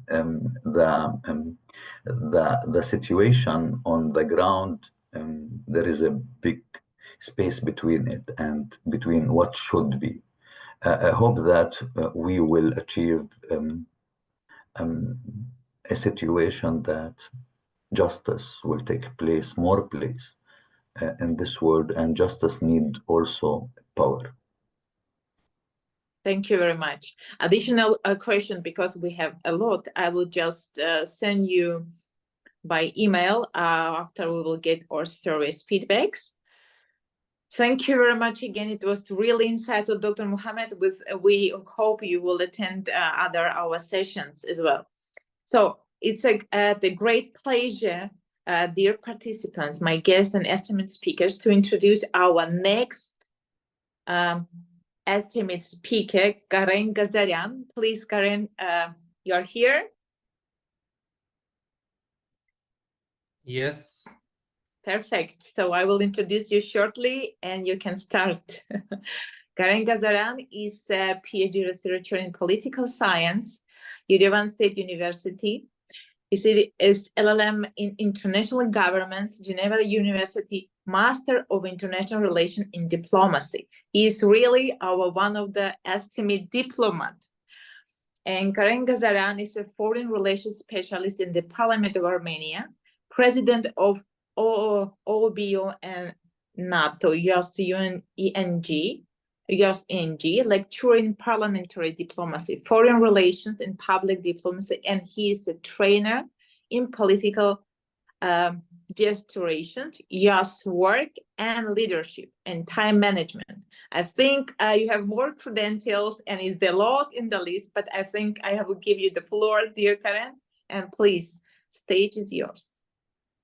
Thank you very much, honorable speakers, dear participants. It's my pleasure to be here and talk about very important topics, because nowadays our world faced many challenges and this type of discussions are really important. So I will talk about international organizations' role in mediation processes and also in preventive diplomacy, but I will focus on some global organizations because of time limit and because of the role of these organizations is more important than others. So let me start to talk about United Nations, because we know that international organizations are provincial in providing platform for dialogue and negotiation, enabling mediators to engage the diplomatic effort. But the United Nations, with its broad mandate, plays a central and crucial role in facilitating conflict resolution and preventive diplomacy. Now I would like to focus on UN bodies and the role of UN bodies on preventive diplomacy and mediation process. So first of all, of course, I will talk about Security Council. The Security Council's ability to convene quickly and respond to crises is essential. Its authority to deploy peacekeeping forces and enforce resolutions allow for timely intervention that can de-escalate tensions. The second is General Assembly. The UN General Assembly provides a forum for all member states to voice concerns, to promote dialogue, fostering a collaborative environment for conflict resolution. The third Peace Building Commission. This body focused on post-conflict recovery and reconciliation, helping nations build sustainable peace, through development and governance initiative. And the last but not least, Mediation Support Unit. The UN Mediation Support Unit offers, guides, resources, expertise to mediators worldwide, enhancing the effectiveness of mediation efforts in various contexts. So I would like to share some challenges which faced United Nations now. So the first is diverse interest. Nations often have varying political, economic, and cultural interests that complicate mediation. The second is power imbalances. Like mediation can be hindered by these parties in power, making it difficult for less power parties to be heard. Lack of trust among the states, historical grievances can lead to mistrust among parties, mediating open dialogue. And resource limitation, many international organizations operate with limited resources, affecting their ability to mediate effectively. And I think this is it is also very important to think how we can improve and develop UN and United Nations bodies to be more effective, to be more useful for these processes, to prevent wars, to prevent crises in many regions. So the first recommendation, which is not only my recommendation, we had the discussion with our lectures, with other speakers, with other colleagues about this topic. So this is some recommendation from our side, which will help the United Nations to improve activities and to be more effective for preventing some crimes against humanity. The first recommendation is related P5. P5 member states that exercise their veto during discussion on critical issues, such as crimes against humanity, should be required to provide a public explanation during United Nations General Assembly sessions. So I would like to be focused on this. When the United Nations Security Council is discussing, like, for example, genocide issue, crimes against humanity, war issue, or other sensitive topics, here, that country from P5 member states, if the country used the veto, that country should go to United Nations General Assembly and explain why they used the veto. The second recommendation is related, again, veto power. Here we consider that during this type of discussion to have 2 vetoes.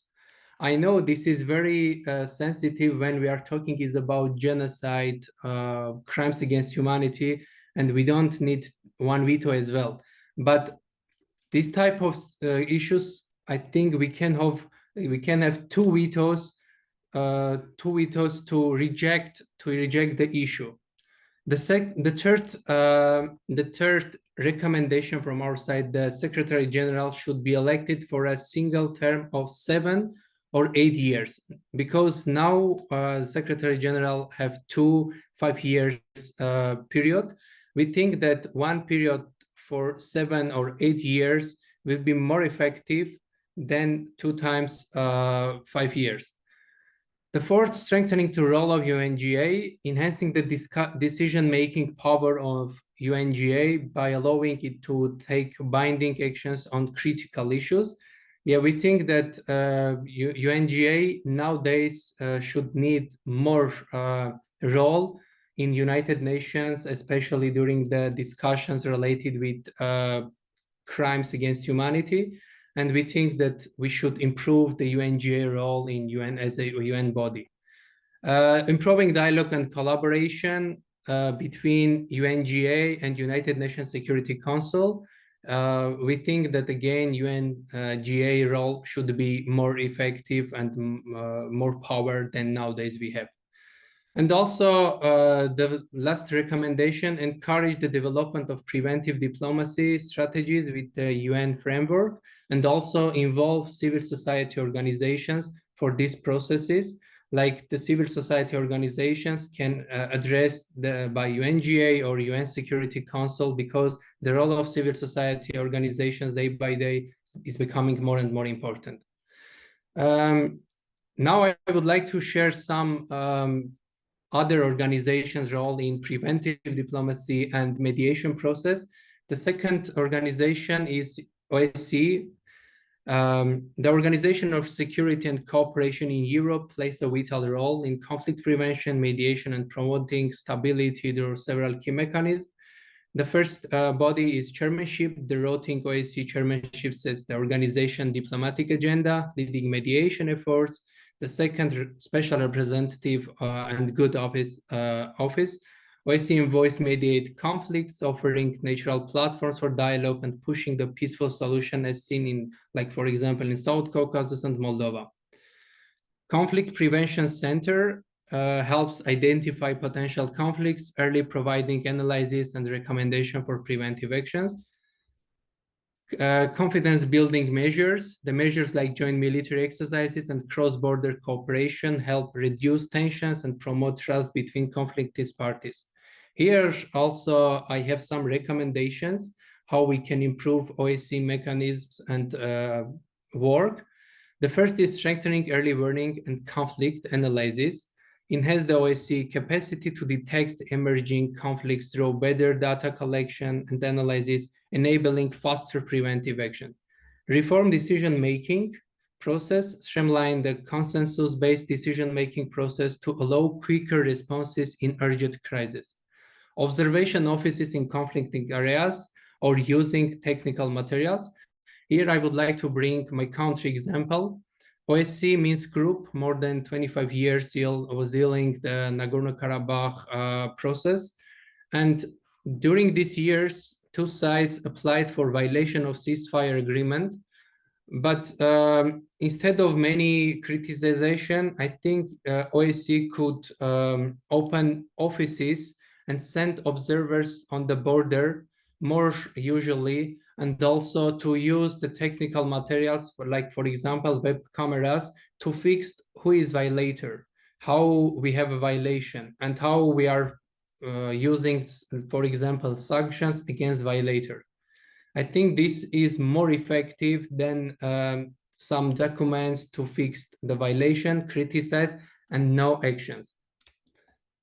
Again, another recommendation is related enhanced cooperation with other organizations, like, for example, strengthen partnership with the UN and the European Union and other organizations to create more coordinated, impactful mediation, include civil society in peace building, address non-military security threats, So these are very interesting and important recommendations to improve the mechanism and work of OSCE on preventive diplomacy and also in mediation process. And I would like to talk about other organizations' role, like in nowadays, European Union has very specific role in mediation process, African Union as well, NATO and other non-governmental organizations as well. So about the European Union, nowadays, we know that the European Union has other direction interest. But again, my country example, nowadays, European Union sent observers to the border of Armenia and Azerbaijan. We have more than 200 observers there. They're fixed and observing the border between two countries. This is also is having impact to prevent some violation of ceasefire agreement, violation of other documents, agreements. So the role of this organization and the European Union and other organizations also day by day is becoming more and more important. And as a conclusion, I would like to say that the role of international organizations, particularly like, for example, United Nations, OSCE, European Union, NATO, and regional bodies in mediation and preventive diplomacy is indiscernible. By recognizing the challenges and effective mechanisms, we can work together to shape the future where conflict resolution is not only possible, but sustainable. And I think we have enough resources and we have enough mechanisms among the international organizations to prevent wars, to prevent crimes against humanity. But the problem is to use this mechanism and to avoid double standards. If we have a crimes against humanity, doesn't matter in which territory we have this. The United Nations, first of all, and other organizations should address the problem and to prevent other crimes against humanity, because sometimes we are focusing on recovering after the crisis, but we need to do our best to prevent crisis, not to think after the crisis, because time to time it's becoming impossible to restore some things, especially when we are talking about human lives. That's why we need to prevent crisis, not to think how to solve the crisis situation after the crisis. This is from my side. Thank you for your attention. If you have a question, we'll be glad to answer all your questions. Thank you very much. And I see we have a question.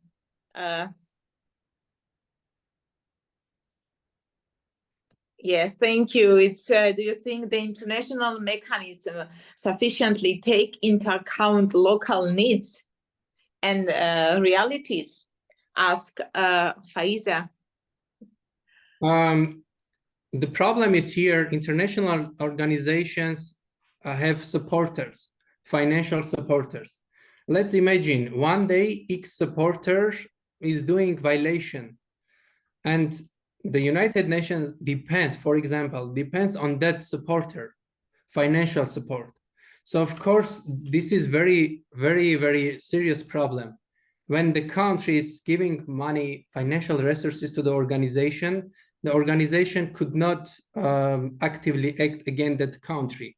And nowadays we can see in many regions, like when the countries are violating international norms, humanitarian norms, they are doing crimes against humanity, but we have problems. That's why during my speech, I told that to avoid double standards, we should think, if we really want to prevent wars, if we really want to prevent other genocides, we need to address the issue, we need to fix the violator and act against that violator. Doesn't matter that violator is from big country, from small country with big resources or small resources. If we really want, we should go to this way. If not, we will have a crisis in many countries, we will have a wars in other regions, and that double standards are every time and every day is killing democracy, human rights, and many other important things in our world. And if we don't if we don't punish the violators, like for example, the country which did genocide, it's not only the problem of the victim of genocide country, it's a problem of other things because it's a crimes against humanity. If we don't punish the country, it will become bad example for that country to continue that policy and for other countries to see that no punishment, okay, I also can do this. Thank you. Oh, it's a lot of questions, so it's another one. How is Armenia dealing with Azerbaijan issue from a neutral standpoint? Has there been any success so far?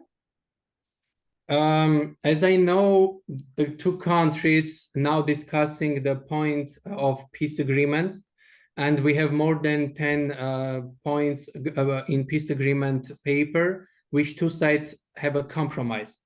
But still, there are many issues which two sides could not achieve the compromise, but process is continuing. And here, third part also has an impact. And I do hope we will find probably solution and we will find compromise for that issues as well. Thank you very much, Karen, because I have 3 questions anonymous by email. I will just forward to you and you will respond, please, because we are timing is, the short. So thank you again. It was really insightful, and it's really insightful to listen from the diplomat, you see, it's too much questions. I will address these questions to you a bit later. It's really insightful and productive to listen from diplomat, from the center of crisis, who is going in deep and working exactly practical in these ceasefire cases. And he knows in deep each of the country's problems, and exactly he knows the cross and points of EU, UN, and other NGO respected organizations. Thank you very much again. So we are moving forward, and next our panel respected its speaker is Vanessa Platas Perez. We are excited to introduce her. She's dynamic, multi-talented young specialist joining our plenary session. And with her expertise and passion for fostering peace, Vanessa brings a fresh and impactful perspective on how international organizations like the UN, EU, and other ones can shape effective, inclusive mediation practices. Vanessa is Venezuelan-born lawyer based in Spain. As a member volunteer IMPE, Vanessa will share insights of diplomacy in action, the UN's journey in mediation. Vanessa brings both deep roots, passion, and refined expertise to the field of dispute resolution. She's LLM in law and she graduated from University in Madrid, a master in legal practices, and IDR from Harvard School. Thank you very much, Vanessa. Please join us. Hello, everybody. Good morning, good afternoon, whatever you are. And thank you for the welcoming. Actually, I would like to start with one of the questions that were posted on the chat so we can get into the topic. It was asked about the UN and the EU and how they deal with the national sovereignty that states hold. And just a couple comments. When we talk about UN, we have to remember that it's basically the cornerstone of the UN, that states remain with sovereignty, and the approach that they have to those conflicts, well, usually clashes with that principle, right? Because for them to have a more clear intervention, they will have to have the support or at least no vetoes from Security Council. Nonetheless, they try to still join in a humanitarian process, and yeah, let's say a different approach right there that's sometimes direct as we would like to see. And on the other hand, we have the UE, the European Union. Basically, the approach that the European Union has is more towards sanctions rather than a military power, as we all know. So, and not only sanctions, but also economic tools to try to address those issues. And with that, we have a different perspective from one institution to the other, but both have the same issue, what I have or what I want is not the same that my neighbor wants to have. So that's a key principle that underlines to those institutions or organizations that they need to be aware of, because they usually require consensus. And that being said, we all have been commenting on how we have globalization, we have an international war, and how mediation is playing a key role in all of this. And I have to agree with what have been said so far, and I would just like to elaborate a little more in the UN specifically. So the purpose of what I want to share is basically see slightly, because of time constraints, how we'll examine the efforts of the UN, the challenges, and a little bit of the strategies that have been applying to basically apply mediation in those conflicts, basically to promote that peace that we all strive for. So just a little recap. When we talk about mediation, we refer to a non-coercive process that basically tries to help the parties to involve in this dialogue to seek a resolution, and the role of the mediators to be an impartial third party, to basically facilitate that structured dialogue. Basically, the role of the mediator and mediation itself is to create that channel for dialogue and try to help bridge those cultural divisions or differences that we can find when we can talk about like those kind of disputes that go beyond borders. So mediation is key, and as it provides a fair and sustainable solutions to all the parties involved, right? And it tries not only to solve the issue that we have right now, it also tries to prevent the escalation of the conflict. And yeah, if it is done correctly, if we have the desired outcome, we can actually build foundation for long-term cooperation among the nations that are involved at the dispute. But what are the challenges that the UN has throughout this process? As we said, of course, the national sovereignty the states hold is a key problem or constraint. But we have some more, actually. We have inherent challenges, but we have also structural limitations. On one hand, when we talk about inherent challenges, we can say, well, conflicts usually in those cases have long-standing historical givens, they have political mistrust, they have, ingrained aversions between the parties, which makes conflict resolution harder, clearly. And this trust usually undermines the efforts to build a collaborative environment. And yeah, we can mention two examples. One is Syria, that there is clear effort, there have been efforts from different international organizations and states for mediation processes, but full settlement has not been reached. And another clear example is Israel and Palestine. There have been efforts, but it's not been as we would like it to be. Yeah.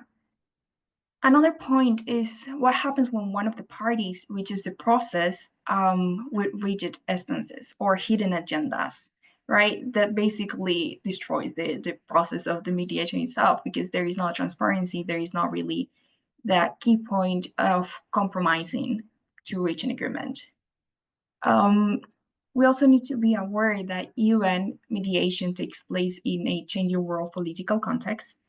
And with that, we'll say that geopolitical competition among the powerful actors that plays a role leads to the UN mediators having little but soft power.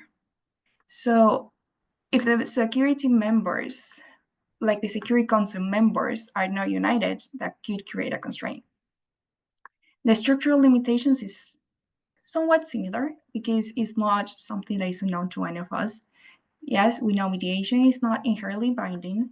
We know that it's voluntary. We know that it lacks enforcement power. And once again, it is connected to state sovereignty.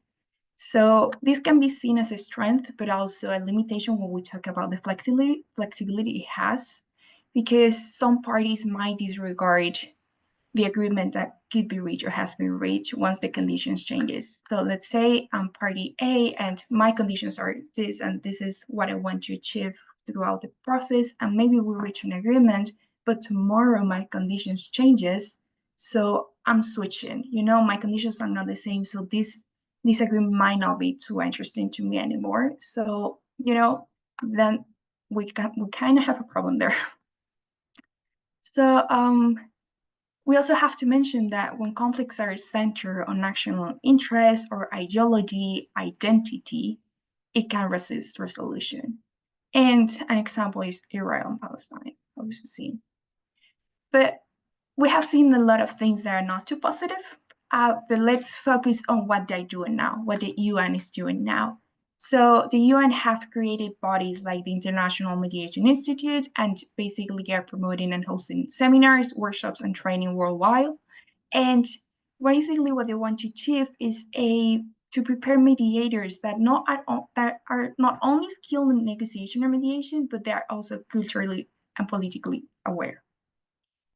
Additionally, and by promoting international norms of mediation, the UN sets standards, right, that ensure consistency and fairness that will help build trust through the process of nations.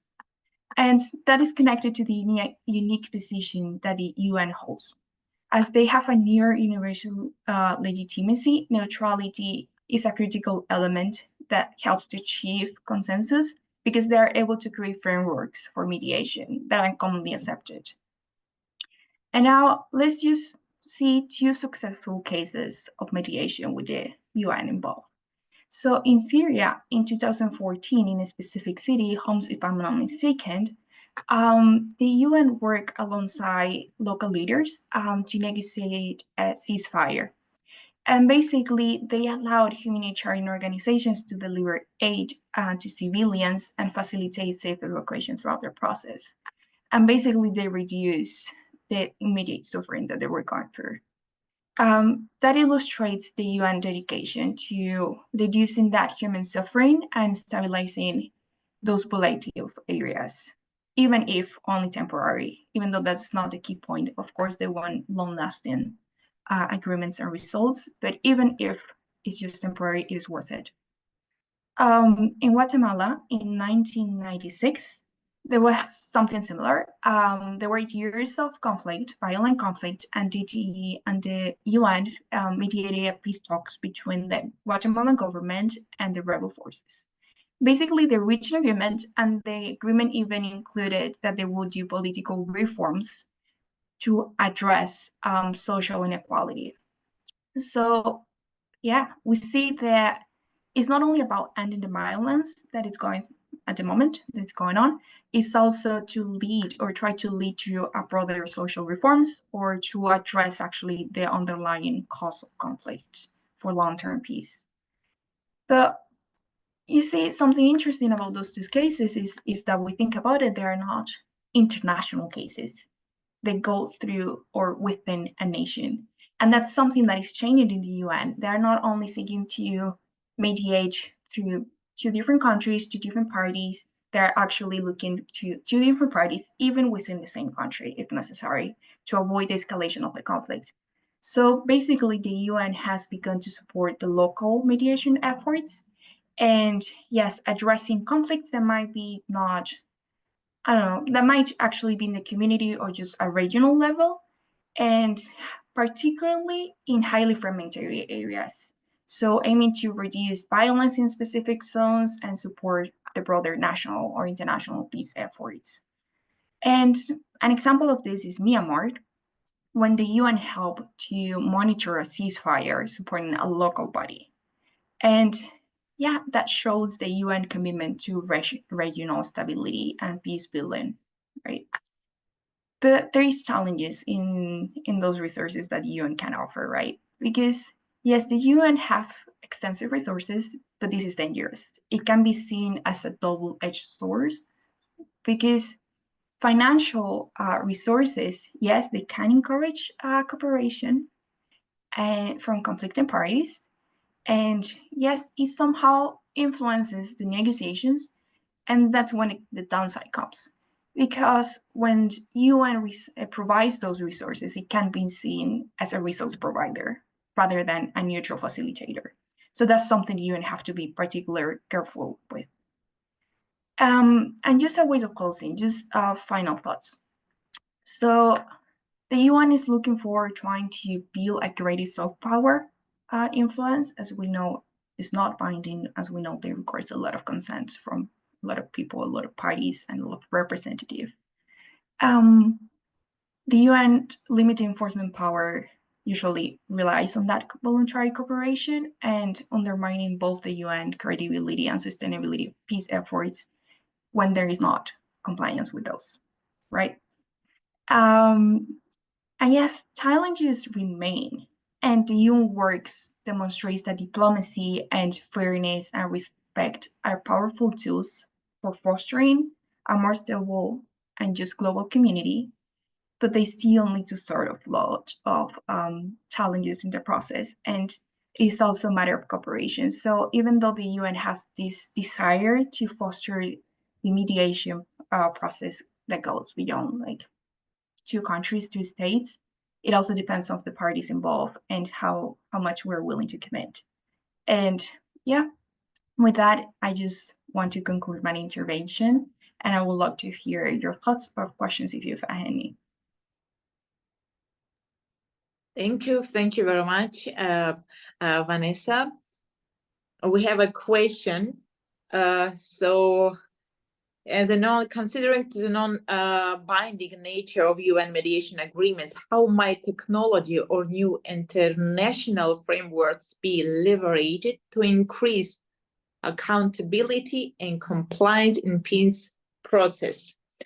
Answer, please, on this question. And our other speaker is knocking the door, and our session is knocking the door.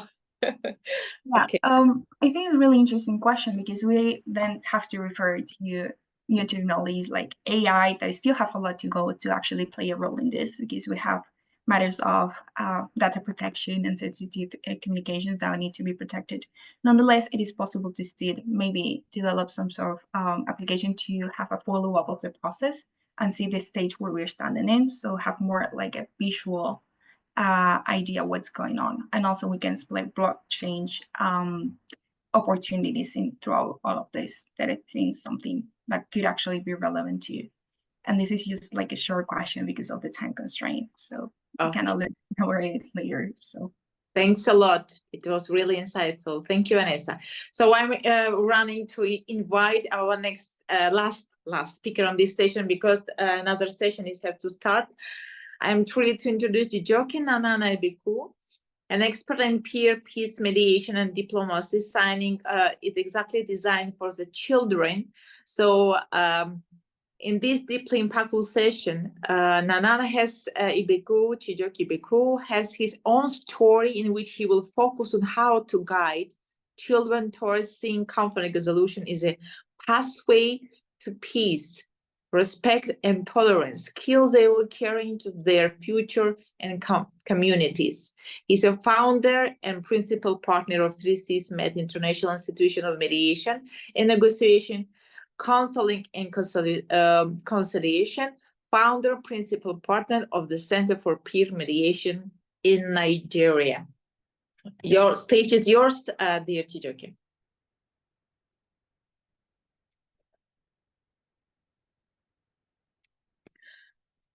Chijoke is not here.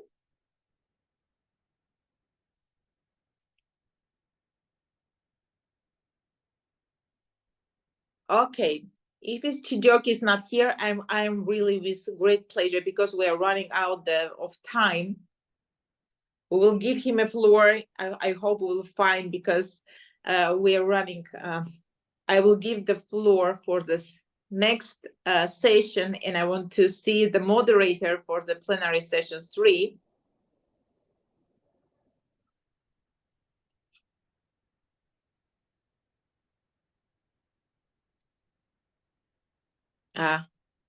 Dear Mohammed.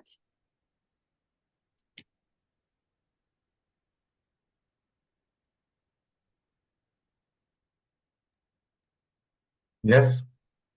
Oh, stage is yours.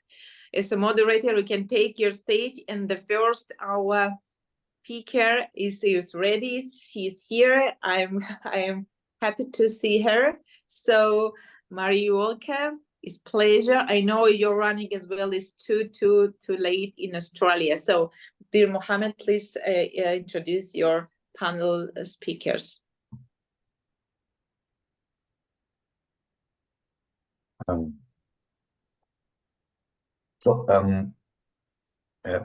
Please welcome with me Mary Walker from Australia, and she came with a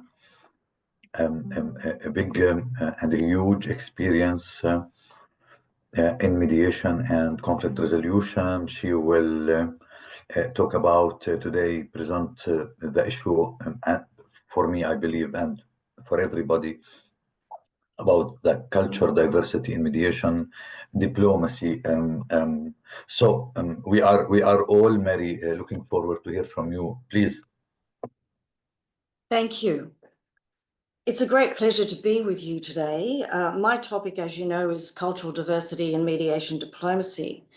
But in Australia, it is our custom to acknowledge our traditional owners of the lands from where I speak to you today. So I am going to go through that process if you don't mind. I acknowledge the traditional owners and custodians of the lands of the Gadigal people of the Eora Nation, their elders past, present, and emerging. I also extend that respect to the Aboriginal and Torres Strait Islander peoples.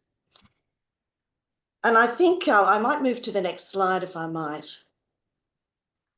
One of the things that I think is very important, because all we can do today is give you some insights, is context. So context is the information that frames something to give it meaning. We humans deal with ambiguity all the time by using context to figure out what's important in a situation. Then we extend our learning and that learning to understand new situations. So when we come to an unknown place, we start to look at context, but we do that very unconsciously in most circumstances. So we need to look, I think, at the cultural paradigms and focusing on mindset, orientation, and worldview. I was born in Australia, and I was born in country Australia, which was very remote when I was born. But I also have many other cultural backgrounds. So I have French, I have Arabic, I have Phoenician. And so from that, I have translated all my life. And one of the big assets of mediation is to translate and to create mutual understanding. And through that, cultural acknowledgement is very important. So although we may not talk about it, a mediator will need to sit back and recognize where there are differences and how to assist the parties to have that dialogue for mutual understanding. So I'll move to the next slide if I might. So what does diversity mean and why does it matter? And I think a better understanding between different cultures, beliefs, life experiences can help make our world a more stable, peaceful place and can help us develop as a society, as a whole society of humanity. Without understanding or putting yourself in the position of those on the other side or on those who have a different worldview, it is very difficult to progress to have a mutual understanding or dialogue. So when we're talking about cultural diversity, I would be suggesting that we focus on mutual understanding, communication, and effective dialogue. What is cultural intelligence? We hear a lot about that these days, and I think as mediators, regardless of where we are, we need to bring that to the fore. In Australia, the main language that we use here is English. But I have people in mediations from different states and territories. I do a lot of cross-border disputes, investor-state, et cetera, and big community matters. And although you might think that, you know, I might be in Sydney and I have people from Melbourne and Brisbane, there will be no difference. There is a lot of difference. And I think we need to sit back and begin to understand how that works. So my suggestion is that we look at different communication styles and different values and different negotiating styles. And I'm going to focus for a moment on values. I think we're moving into a place in the 21st century where we have what I call polycentric disputes, value-laden disputes. If we are on social media, if we are in first world countries, if we are communicating generally, what I find is that people want to say. And if you look around the world now and you see what is happening, you will see that people want to have a say. And there's a big difference between being consulted, and having participation in decision-making. So I'm not going to deal with that today, but I just want to highlight that idea of values and different values. The impact of culture can be geographic, can be language, can be race, religion, and cross-border issues. And you've heard many of the speakers today talk about some of these matters, but we need to create strategies for engagement. I've been doing polycentric disputes and very large process design since 1994. And what I have found is that we need to step back and work with everybody, that they consent to the process and how that process will be designed and developed. And we're bridging cultural gaps, understanding orientation, sometimes focusing on tasks, relationships, respecting hierarchy if that is within a cultural paradigm that needs to be taken into account, emphasizing tolerance, patience, listening skills, reframing and translating. So if you get anything from me today, the whole idea of translating dialogue and asking people to put themselves in the other party's position to begin to have insight, I think is very important. And mindset affects behavior, which affects outcomes. Might I go to the next slide, please? Now, there was a Global Pound Conference in 2016 in Singapore, but it was held in 28, perhaps even more venues across the globe. At this particular meeting, there were 2,878 individuals polled and responded on the online poll as well during the course of the conference. And what were the outcomes? So the first one was efficiency and cost effectiveness are primary concerns in commercial. But I'll move on to the next, if I might. Party control was a priority. Improved or restored relationships are often a goal. And I'll move to the next slide, if I might. Outcomes reflect an interplay between the rule of law, consensus party interests, and general concepts of fairness. Now, in a mediation, if somebody says to me fairness, or I want equal status, or I want to see genuine attempts or steps to be taken in the mediation, they are value-laden words and concepts. And if I'm sitting around a table with people, I know that each person around that table will have a very different take on what those mean.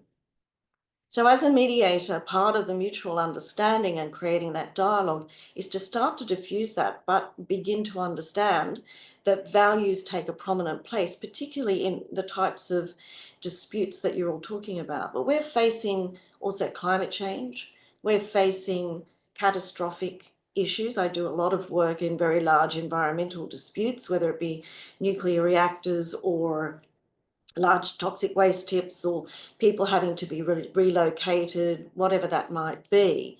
And the same sorts of issues arise as they do in the types of conflict that we're talking about. I am the daughter of a political refugee, and my father had particular views and had to leave the country from where he was born.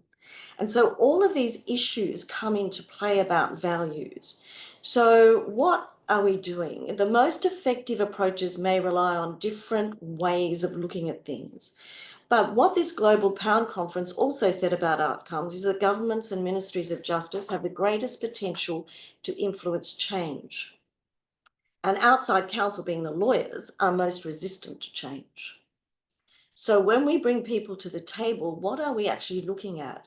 And when we're dealing with multifaceted polycentric disputes, often we're going to have institutions, we're going to have governments, we're going to have policies, regulations, as well as all the other stakeholders that come into play.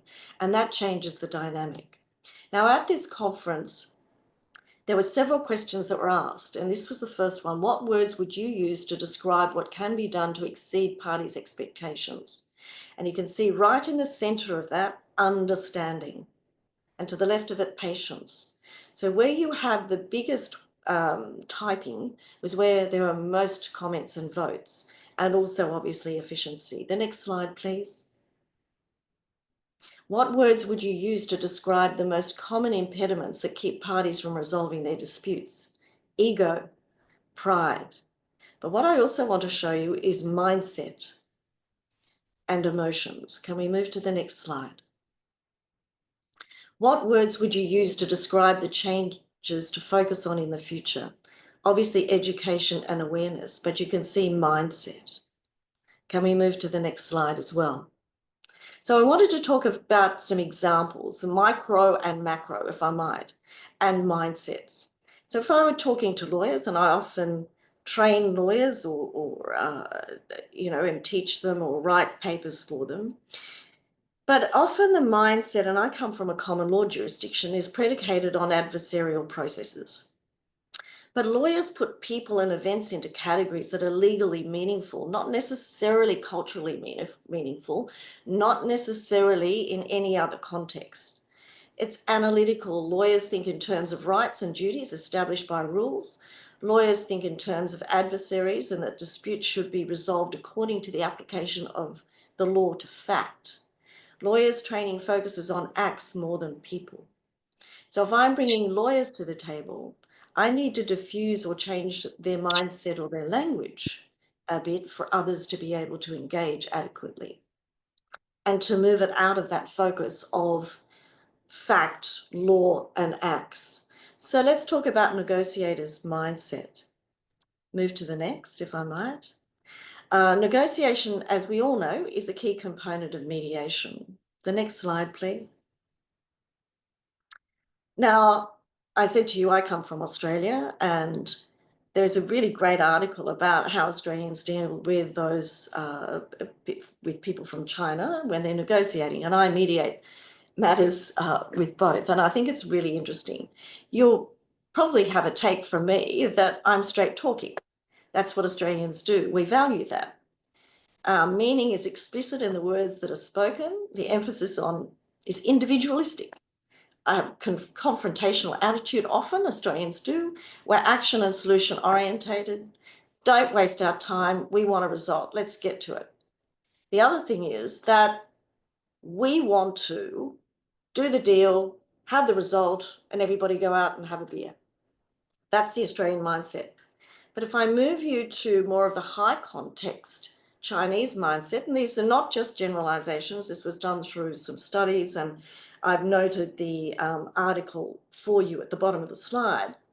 But where meaning is implicit in relationships and situation, the emphasis is collectivist. It's on the group. Indirectness is value. A non-confrontational attitude is terribly important, and face and relationship orientation is key. So before Australians or those of Chinese background walk into a room, we are completely polarized. So we don't even get to sit to the table before we have a lot of misunderstanding. And here's an article from one of our major newspapers in 2021 during COVID. Our Prime Minister upset President Xi Jinping, and perhaps he would say that President Xi Jinping upset him. And this was our Prime Minister, Scott Morrison.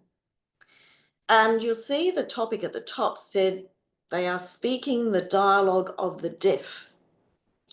So because they have different cultural engagement in negotiation in the way that they communicate, they weren't listening to each other.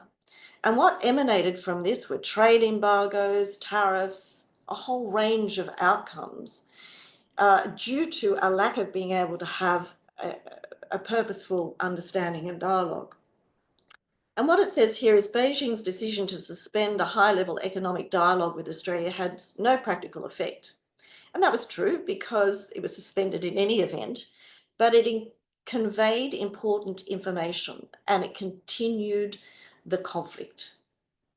And so to diffuse this conflict, it really didn't change until our Prime Minister changed. Not that he was at fault or that President Xi Jinping was at fault in whatever the dialogue was between them. It's just that there was no mutual understanding and it was very difficult for them to have a dialogue which was productive. Next slide, please, if I might. So might I move to another concept of ethics and trust. Is ethical conduct crucial for the development of trust? Are the concepts of ethics and trust reciprocal? And what is ethical conduct? A self-imposed requirement to think and act in an ethical way. So when I'm talking about culture, I also talk about ethics, because I think the development of trust is crucial to the capacity to have dialogue, particularly when there are differences. It's also a reminder I want to put on the table, but I think was spoken about by other speakers today, and that was unconscious cognitive bias. And as I've shown you, the mindset that you bring to the table has impact upon behavior, which has impact upon outcomes, or whatever the resolutions, if they can be found, are implemented or engaged with. And what we need to do, I think, is to sit back and understand that everybody brings unconscious bias to the table. But what we need to do is to avoid discrimination, avoid inequality, avoid unfairness, and begin to establish that mutual dialogue. Next slide, please. In the short time we have today, there is a lot that we could talk about, but there's a lot to understand and a lot that we can continue to develop. But one of the things I hear a lot about in this area is, what is success? Often people say, oh, it's getting the settlement or the resolution. But I'm not sure that that's the only definition of success. There's an attitude of willingness that can create dialogue, and skills and knowledge, whether it's utilized within an ethical framework, removal of bias and discrimination, reframing conflict, creating space for parties to listen, and capacity for parties to listen, and reminding everybody of the miracle of patience and kindness. There's also peace building. So through diplomatic mediation and mutual understanding, creating meaningful dialogue, which I've talked a lot about today, and enhancing all modes of communication. Each of us has a role to play. Anybody at the table, anybody in that communication or dialogue has a role to play. I do very large matters where you can't have confidentiality, because everybody in the community or the city or whatever it might be is engaged in it. And you can't expect that people aren't going to go home and talk about it. It's not like a commercial mediation where I might sit people around a table, we sign confidentiality agreements. So there is a lot to be said for how we engage with that and how we make it productive and how we create a process design with the consent of the parties to be able to move forward. And a reminder is to be flexible, to listen, to respond, to be ready with open questions, and to assist in a resolution. I was asked what success was, and before this video is played, we were driving home, my husband and I, from the city in Sydney. If we might go back to the video, and you will see that I'm on a bridge, there's a walkway, and there is a plane in the background and a rear vision mirror. And might I ask that this be played now? Thank you. I'm not sure you can hear that, so I will read to you what ought to be the audio on this. Success to me is the accomplishment of an aim or purpose. Here you see a bridge over water, an aeroplane in the far sky, a walkway, and a rear vision mirror of a car crossing a bridge. Dispute resolution processes often look at the past, engage in the present, and look to the future, and building bridges or traveling over troubled water. In my field, the aim is to successfully navigate the myriad of processes for dispute resolution. How one travels or from what generation one hails does not matter, as long as the bridge or means of travel allow for resolution. The accomplishment of an aim or purpose within an ethical framework and the creation of understanding, that to me is success. And I think it's really important when we're talking about these big concepts with huge numbers of stakeholders and existential threats, that we sit back and we say, how can we engage effectively? What can we do to move this forward? And how do we help everyone else do this as mediators? Thank you. Well, Mary, thank you. Thank you a lot. It was really a very rich presentation that for me, and I think all my colleagues don't want you to stop. Really, it's a wonderful presentation. Maybe, and I'm very interested in the issue of the culture and the role of mediators dealing with culture diversity and culture sensitivity. We'll be back for sure for you for more questions, but in this session we have a lot of speakers and Viraj is waiting for us, and we will go right now to South Africa, to Johannesburg. Mary ended describing us. She was waiting on the bridge with a wonderful, beautiful photo. But Viraj will start in bridging cultures, how cultural diversity shapes negotiation strategies and diplomacy. Please, Viraj, we're all waiting to hear from you. Thank you much. Thank you, Mary. It was indeed quite interesting to follow a video on bridging and talking about bridging cultures. So it's my honor and pleasure to be here. Thank you, Mohammed, for the introduction. And thank you, Christina, and the organizers for including me in this conference. So I'm going to discuss very briefly one of the most significant mediation efforts in modern history. And the case study I'm going to use to illustrate this element of cultural diversity in negotiations is that of my own country, South Africa, transitioning from an apartheid era to one of democracy. And I will be diving into this topic that sits at the heart of diplomacy, one that's essential in our increasingly interconnected world: the impact of cultural diversity on negotiation strategies. In a world where borders are blurred and economies are intertwined, negotiation is often the only bridge between different interests. However, cultural diversity, including ethnic divisions and language barriers, can create a challenge as well as opportunities in these processes. And I will illustrate the negotiations that ended apartheid in South Africa, which is a momentous journey towards peace and reconciliation in a diverse and divided society, as a diplomatic art and practice of building and maintaining relationships and conducting negotiations with people using tact and mutual respect. So in the next slide, please.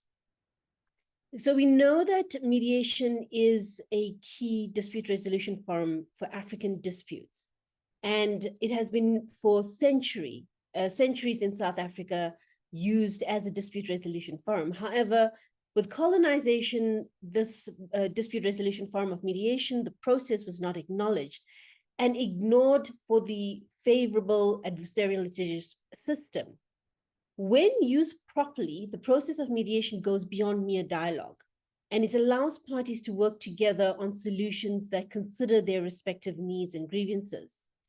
So in South Africa, when we had the mediation process used to transform from apartheid to democracy, the Western-style mediation process was used, and it served as a bridge between conflicting communities, facilitating understanding and empathy, which were essential in such a diverse nation. And it provided a structural environment where the African National Congress, which is known as the ANC, and led by Nelson Mandela, past president of ours, and the ruling National Party, the NP, led by previous president as well, F.W. de Klerk, could work towards peace despite their differing visions for the future. Now, a bit of background about apartheid in South Africa. And you can see in the graphic the conditions people were living in. After colonization and its entrenched laws of inequality, apartheid took over, oppressing the non-white population of South Africa even further with added brutality. Now, in Afrikaans, apartheid means apartness and was a policy enacted by the then governing NP party in 1948 to enforce this racial segregation. And it created a hierarchy structure where the white minority held dominance over the Black majority and other racial groups. By the 1980s, South Africans were on the brink of a civil war after decades of civil unrest. and the apartheid regime faced both internal resistance and international criticism. The African National Congress, the ANC, and other anti-apartheid movements, having gained global support, were now intensifying their efforts to end apartheid. And amid escalating violence, the urgency of a mediated negotiation process became quite clear. And this system led to an urgent need for mediation to resolve the conflict and prevent a civil war. So negotiation and mediation became critical to avoid violent conflict and achieve sustainable peace. Now, why mediation mattered in deep-rooted conflicts? We know that mediation enables conflicting parties to find common ground, especially when trust is low. And in South Africa, mediators were essential to help each side recognize the legitimacy of the other's concerns, moving away from a zero-sum mindset. The mediators provided a way to develop mutual understanding between communities, divided by institutionalized racial bias, essential in a country where cultural diversity was quite apparent. Now, the mediation process in South Africa was not a single event, but a multi-stage approach involving several key steps that each contributed to a sustainable, peaceful transition. The efforts began in the 1980s, and during this time, the government representatives and the ANC leaders engaged in secret talks or confidential talks. These discussions helped establish trust, laying the foundation for official negotiations to end apartheid, and the government explored possibilities for a peaceful resolution. Now, the challenges faced by the mediators and negotiators were overcoming cultural diversity and historical trauma. So while cultural diversity shaped the negotiation process positively, it also posed significant challenges. Mediators and negotiators faced the task of bridging deep-seated mistrust and sharing with each other. The communities had high levels of resentment. Now, non-white South Africans who had suffered severe oppression were wary of negotiating with the rural NP party, which had upheld the apartheid laws for years. And similarly, many white South Africans feared revenge and retribution in a post-apartheid society. So negotiators faced challenges rooted in historical distrust, vast power imbalances, and the deeply ingrained belief among some white South Africans that their privilege and security were at risk. Mediators had to acknowledge this trauma, facilitating trust-building measures and promoting reconciliation as foundational to the peace process. One of the most difficult challenges was balancing justice for past abuses with the need to forgiveness and national unity. While many non-white South Africans demanded accountability for apartheid-era crimes, others advocated for forgiveness to foster unity. And so we had the Truth and Reconciliation Commission, which exemplified this balancing act by allowing perpetrators to confess their crimes publicly in exchange for amnesty, provided they disclose the truth fully. Linguistic diversity was another challenge, as negotiators had to ensure clear communication across different languages and dialects. Translators and cultural liaisons played an essential role, ensuring that nuanced messages were not lost in translation and that all parties felt fully engaged in the process. So early informal talks and attempts at mediation started with these private discussions, and mediators included religious leaders and international activists. Next slide, please. For any negotiation to succeed, both parties must be willing to compromise in some instances. So the critical negotiation strategies used were with the parties. On the one side, you had people who were worried about conceding in order to protect certain economic privileges. And on the other side, you had people who knew that they had to concede to avoid a civil war and violence. So this willingness to compromise on both sides was crucial. To move to the next phase of the negotiation, the parties had established that their shared vision and goal overarching outcome would be a peaceful transition to democracy. And the dialogue to achieving this had to be constructive. So rather than focusing on past grievances, Mandela steered the conversation towards a future where South Africans of all backgrounds could coexist peacefully. Now, throughout the negotiation process, what President Mandela used was a framing technique, which is a powerful technique to keep the focus on the future rather than on past grievances. And he framed the new South Africa as a place where equality and freedom would be the guiding principles, appealing to universal values rather than divisive ones. And this approach encouraged people to envision the benefits of unity and equality, promoting a collective identity that transcended racial lines. You can go to the next slide, please. Now, the open dialogue, looks like we've gone quite far. The open dialogue and was based on honesty and trust, and was based on incremental trust building. At first, the negotiators focused on smaller practical issues like easing political restrictions and releasing prisoners, and these actions signaled a commitment to peace, creating a positive environment for addressing more complex issues later on. The negotiations also included representatives from different racial and ethnic groups, ensuring that all voices were heard and gave legitimacy to the process, assuring each group that their interests would be considered in the new South Africa. So the achievements of the mediation process. The mediation negotiation efforts led to eventual dismantling of apartheid and the establishment of the democratic elections in 1994, where all racial groups could vote for the first time.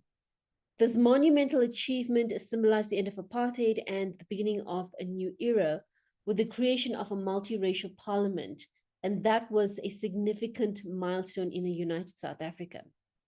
The Truth and Reconciliation Commission was established and afforded a platform for addressing human rights abuses and ensured that both victims and perpetrators could confront the past in a way that prioritized healing over retribution. Now, some of the lessons from the South African mediation process. The mediation process itself faced considerable challenges, including resistance from hardliners on both sides. And the mistrust built over decades of apartheid led some individuals to question the viability of peace. However, the strong leadership, especially the commitment to reconciliation, helped to overcome these challenges and unite the nation. So a transformative approach and the power of this transformative approach, you could see from South Africa's journey, showing the importance of patience, inclusivity, and a commitment to dialogue. So despite these high tensions, South African leaders persisted in finding this common ground. One of the primary strategies was shuttle diplomacy, where the mediators acted as go-betweens, relaying messages and proposals. And the mediation process was structured around incremental agreements, where smaller, less contentious issues were resolved first, and this allowed each side to build confidence in the process. The influence of cultural diversity on the negotiation strategies and diplomacy. This cultural diversity was not only a challenge to be managed, but also a strength that shaped South Africa's negotiation strategies. Negotiators recognized that lasting peace would require understanding and addressing the unique perspective and grievances of each cultural group. Consequently, the negotiation process became a blend of diplomacy, cultural sensitivity, and respect for South Africa's diverse communities. The South African negotiators needed to tailor their strategies to reflect the diverse cultural values represented. For example, we have the philosophy of Ubuntu, which played a critical role in shaping the dialogue. And Ubuntu values framing negotiations as a way to foster mutual respect and collective healing was used quite often. So given South Africa's ethnic, linguistic, and racial diversity, the negotiators included all communities, and it helped legitimize and build trust in the process as each group voiced their interests. and needs and concerns and their fears. So during the mediation process, the cultural sensitivity became crucial for diplomatic relationships. And the negotiators were careful to honor customs and avoid language that could trigger historical grievances. So the negotiators refrained from language that reflected apartheid's terminology, instead focused on unifying terms that respected each group's identity. Now, South Africa's transition from apartheid to democracy, achieved through these peaceful negotiations, made South Africa a respected globally as a mediator and advocate for diplomacy in resolving international conflicts. And our country experiences and demonstrates how culturally sensitive we are, because since this democratic transition, South Africa has taken on an active role in peacekeeping and mediation efforts across Africa and the world. So the peaceful transition reinforced the value of embracing cultural diversity in diplomacy, and South Africa has emphasized that a pluralistic approach, one that respects different histories, values, and cultural perspectives, can enhance global peace efforts. South Africa's journey from apartheid to democracy exemplifies how a nation can leverage its cultural diversity to create a powerful foundation for peace and unity. And even though the mediation negotiation processes were challenging, they ultimately formed a resilient multicultural democracy. While South Africans still experience some of the remnants of the legacy of apartheid to date, success continues to inspire diplomatic approaches worldwide, affirming that empathy, cultural respect, and forgiveness are fundamentals to transitioning from a potential war to a peaceful transition, creating culturally inclusive country. Now, for me, living in South Africa and being South African, a non-white South African, the silver lining is quite evident in the opportunities we have. And also, since the negotiations to end apartheid, South Africa has proudly embraced its diversity as a strength, with 11 official languages and dozens of ethnic groups that are identified. Diversity is now enshrined in the South African Constitution, which is among the most progressive in the world, and it guarantees rights and protections for all, regardless of race, gender, or culture. I know that my time is limited. I know that we are running behind time, so I'm going to just cut through everything else that I was going to say and say thank you, everyone, for this opportunity to speak and to represent my country. Thank you, Mohammed. Thank you, Viresh. We can, if we have more, we can let you talk, because we don't want you to stop again, like Mary. Your experience and the story of South Africa inspires all the people believe in liberty and freedom in the whole world. So keep on. We will continue learning from you and from South Africa, lessons for the world.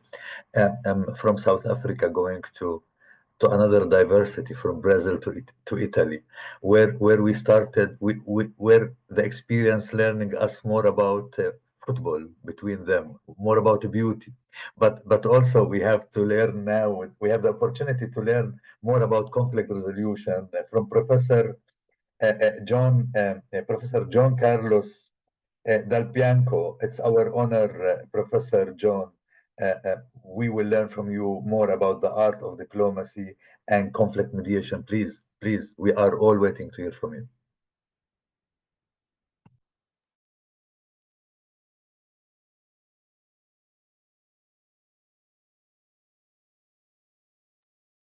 Muted. Now it's okay? Can you hear me okay? All right. So let's go. Thank you so much, Kristen. Thank you all. Mohammed, thank you. It's a pleasure being here with you.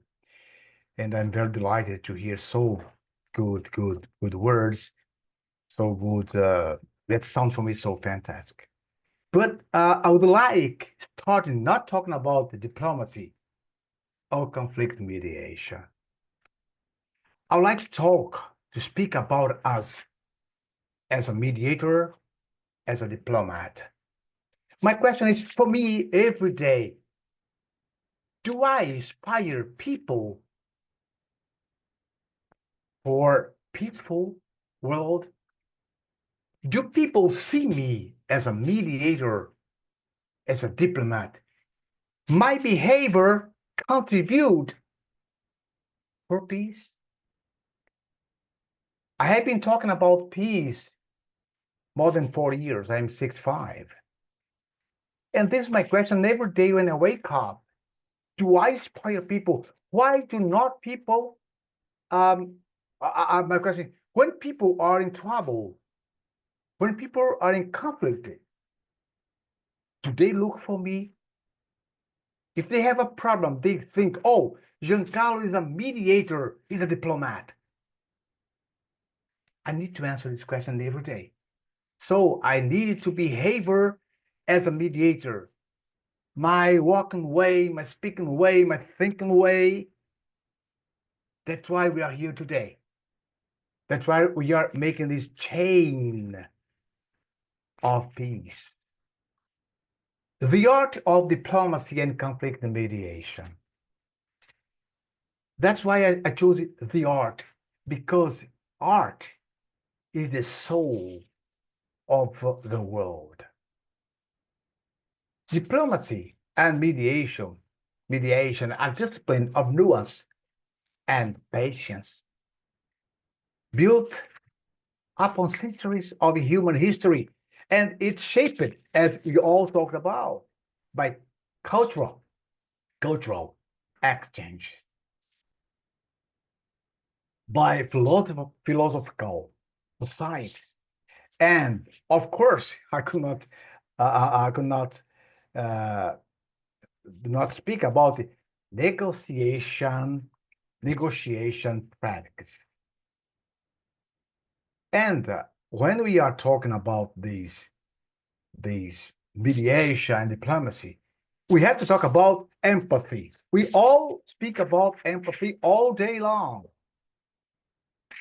And empathy and in diplomacy and mediation, we cannot say that's merely about acknowledging the emotion of the others. No, I'll be in the position of the other. No, in my opinion, it requires us to see the world with the lens through their eyes. We have to see side by side of them to see the world, how they see the world. This for me means real empathy. To grasp experience, values, and constraints, and if they were our own. A diplomat without empathy maybe deliver the message. A diplomat without empathy, a mediator without empathy, maybe deliver the message, but a diplomat, a mediator with empathy can open doors to trust and connection. If people do not trust us, there's no connection. And only there is connection when people look into our eyes and say, I trust in you. Personally, we have to build trust. And trust is often the foundation upon which peaceful solutions are built. If there is no trust, there is no solution for peace. And building and preserving trust is the currency of diplomacy. It's not given lightly, nor should it be taken for granted.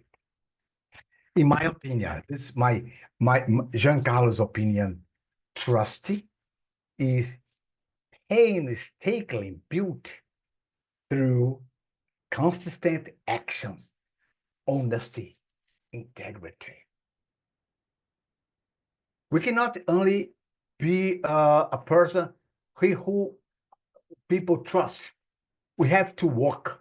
We have to birth. We have to speak with trust. People needed to see trust in our actions, in our words.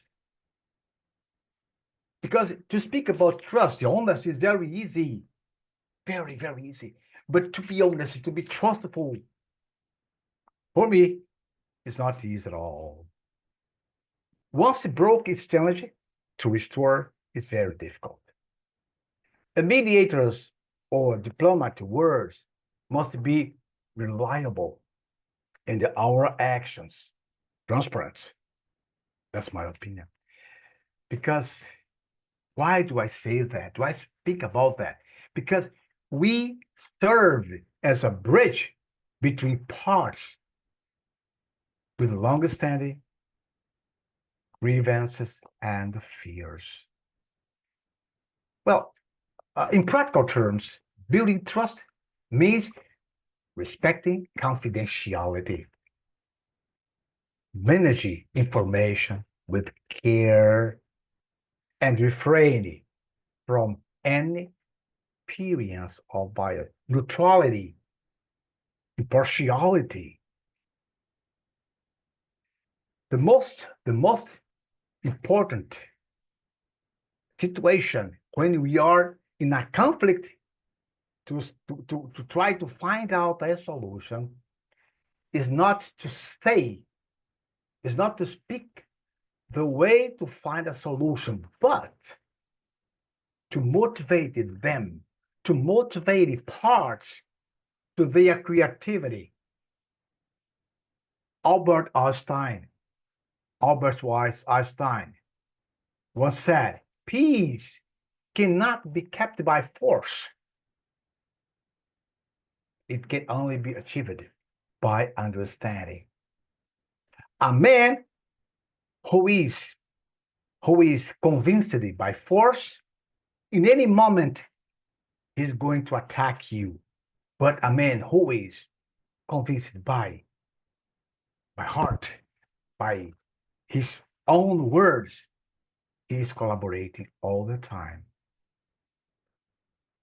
And we have to navigate in cultural and sensitive differences. We all have spoke about cultural differences. Of course, as we all here know, conflict is rarely one-dimensional. Conflict has three faces. For example, the conflict, how I see the conflict, how you see the conflict, and how the conflict really is. Because we are talking about point of view. Thomas Campbell have already talked about that. The principle of wisdom is when we know that there are different points of view. What we see is not really what really happened, because we interpret, our comprehension is motivated by many interferences. What we hear depends on who is speaking. So, successfully, diplomats and mediators are cultural navigators who understand the significance of symbols, tradition, well, I say body language is very important. And all these knowledge enable us, diplomats and mediators, to design a solution that resonates across cultural divides. We are talking about inclusion. We are talking about do not have prejudice. But the question is, do you really believe in this? I always ask myself, do I believe, do I practice this? For example, in certain region, the notion of, for example, face saving is a paramount. To look into the eyes of, but in other country, not region, is not good at all. And I believe that Mastering the language of the language is a compromises. Compromises, as we know, is not synonymous with weakness. Sometimes people think that because you are a mediator, you are weak. I'm a lawyer, and once person told me, spoke to me, oh, you are very calm. You are a good man. They confuse it, they mix it up. To be a mediator, to be a reasonable person. And compromise instead with the languages of, after all, is the progress of diplomacy. We have to understand the nuance of that country, the culture, how do they express their feelings, their emotion, their way of life.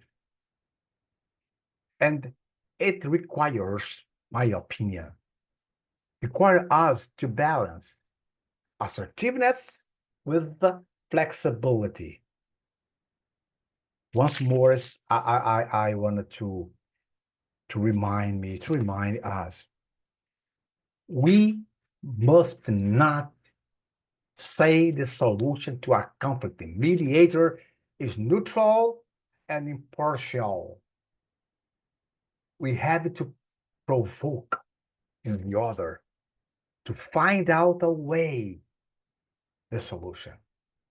Because if you find a solution for the other person, instead, the other person is going to say in the future, no, it was not my solution. You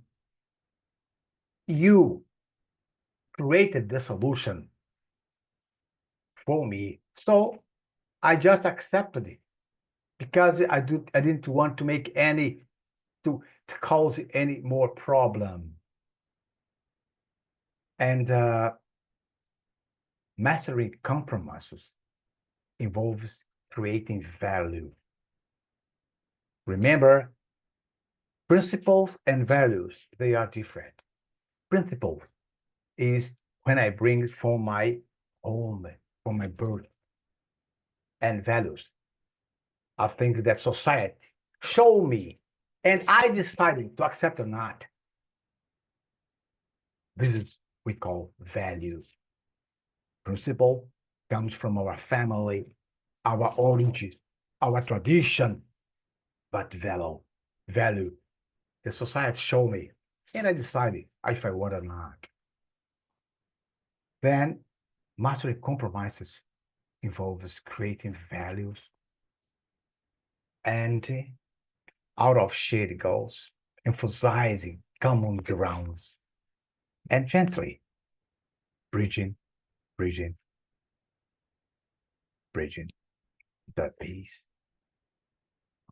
However, compromise must not be compromise. Must not, I will say, compromise must not compromise dignity. It's our duty as a mediator, as a diplomat, to ensure that the resolution respects each part's self-worth, to not influence one each other. That's my opinion. And we have to practice patience and resilience. Patience is a quiet strength in diplomacy and mediation. And it involves listening, deeply active listening, or guided listening. Because we have to understand that not all people are listening to the same way. And not all problems can be listened to the same way. Sometimes I want to tell you something about me, but I do not want you to value me. I don't want to be judged. Charles Chaplin once said, sometimes I need someone just to listen to me, that not judge me, that not say that I'm right, I'm wrong. Just listen to me. And focus on sustainable solution. While it may be tempting to seek immediate solution through diplomacy, through mediation, focus on sustainable long-term peace. We must ask ourselves, will this solution hold when we are longer this room? Our role as a mediator, as a diplomat, is not merely to end a disagreement. Oh, this disagreement is finished, but we have to lay the foundation for enduring cooperation. We have to inspire hope and have to inspire vision. We must never underestimate the importance of inspire hope. That is the key of mediation and diplomacy. And my final considerations. Please. Let us remember that the art of diplomacy and conflict mediation is above all the art of humanity. Thank you very much. No, absolutely. Thank you. Thank you, Professor John Carlos. I wasn't wrong when I said that we learned from Brazil and Italy a lot about beauty. You continue that with a lot of wisdom and philosophy. Really, thank you. But we want to go now to Morocco. If I'm not wrong, to Atman Ouawi, talking to us about the future challenges of the international mediation diplomacy. Uthman, are you with us? Yes, Muhammad. Hello, everyone. Tafaddal, you are welcome. Thank you. As you know, Muhammad, I have a low level in English. That I prepared my presentation in French. We heard a lot of English. That it will time to switch to French. If is it possible? You know, so I will lose because I'm very sorry that I don't have the French language. But please. Yeah. Okay. Sorry. My presentation is in French, and especially to understand your questions, I will speak French. I will share my screen, or you will do it, Mohammed?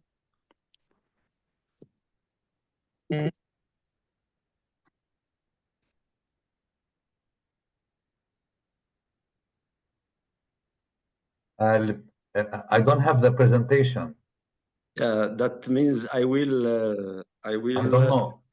Christine? Yes. You. I can share my screen. Yes. We gave you access.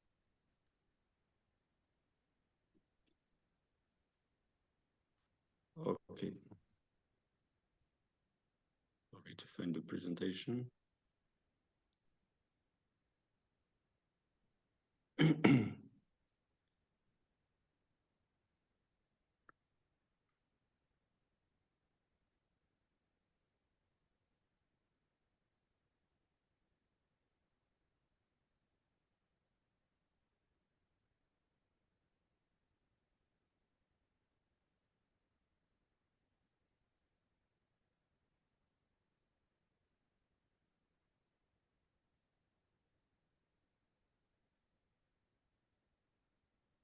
It's okay?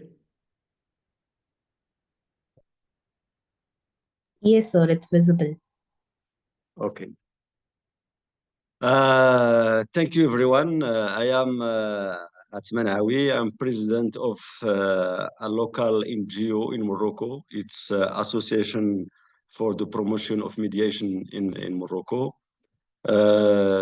She's currently working in governance of natural resources and to transformate conflict between companies and local population. Okay, sorry, I will switch to French. Donc, merci tout le monde. Je vais parler en français.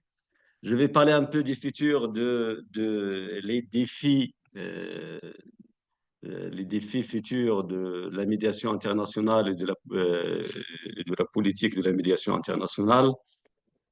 Comme vous le savez, la médiation internationale, c'est un pilier essentiel de la résolution des conflits et de la promotion de la paix. Donc, c'est une chose qu'on ne peut pas nier.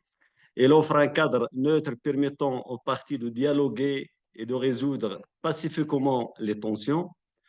Cependant, cette discipline doit évoluer pour répondre aux défis modernes. Donc, elle est confrontée à divers défis et elle doit évoluer pour confronter ces grands défis. Comme vous le savez, et vous êtes des experts mieux formés que moi, donc la médiation internationale est légitimée par quelques conventions internationales. Je vais citer la Convention de New York en 1958 jusqu'à la Convention de Singapour sur la médiation en 2019. Et je vais revenir sur le mot-là de médiation pour la Convention de Singapour. Il y a la Charte des Nations Unies en 1945, surtout l'article 33, qui stipule que les États peuvent résoudre leurs conflits d'une façon pacifique. Il y a la Convention européenne pour le règlement pacifique des différends, l'acte final d'Helsinki, même si ce n'est pas une convention, mais c'est un acte qui est finalisé. Et vous avez enfin la Convention interaméricaine sur l'arbitrage commercial international au Panama 1975. Donc, là, c'est le cadre légal qui légitime la médiation internationale. La médiation internationale, elle présente beaucoup d'avantages. Donc, on ne va pas nier les avantages de la médiation internationale, mais en résumé, nous ne sommes pas loin de ceux des médiations locales.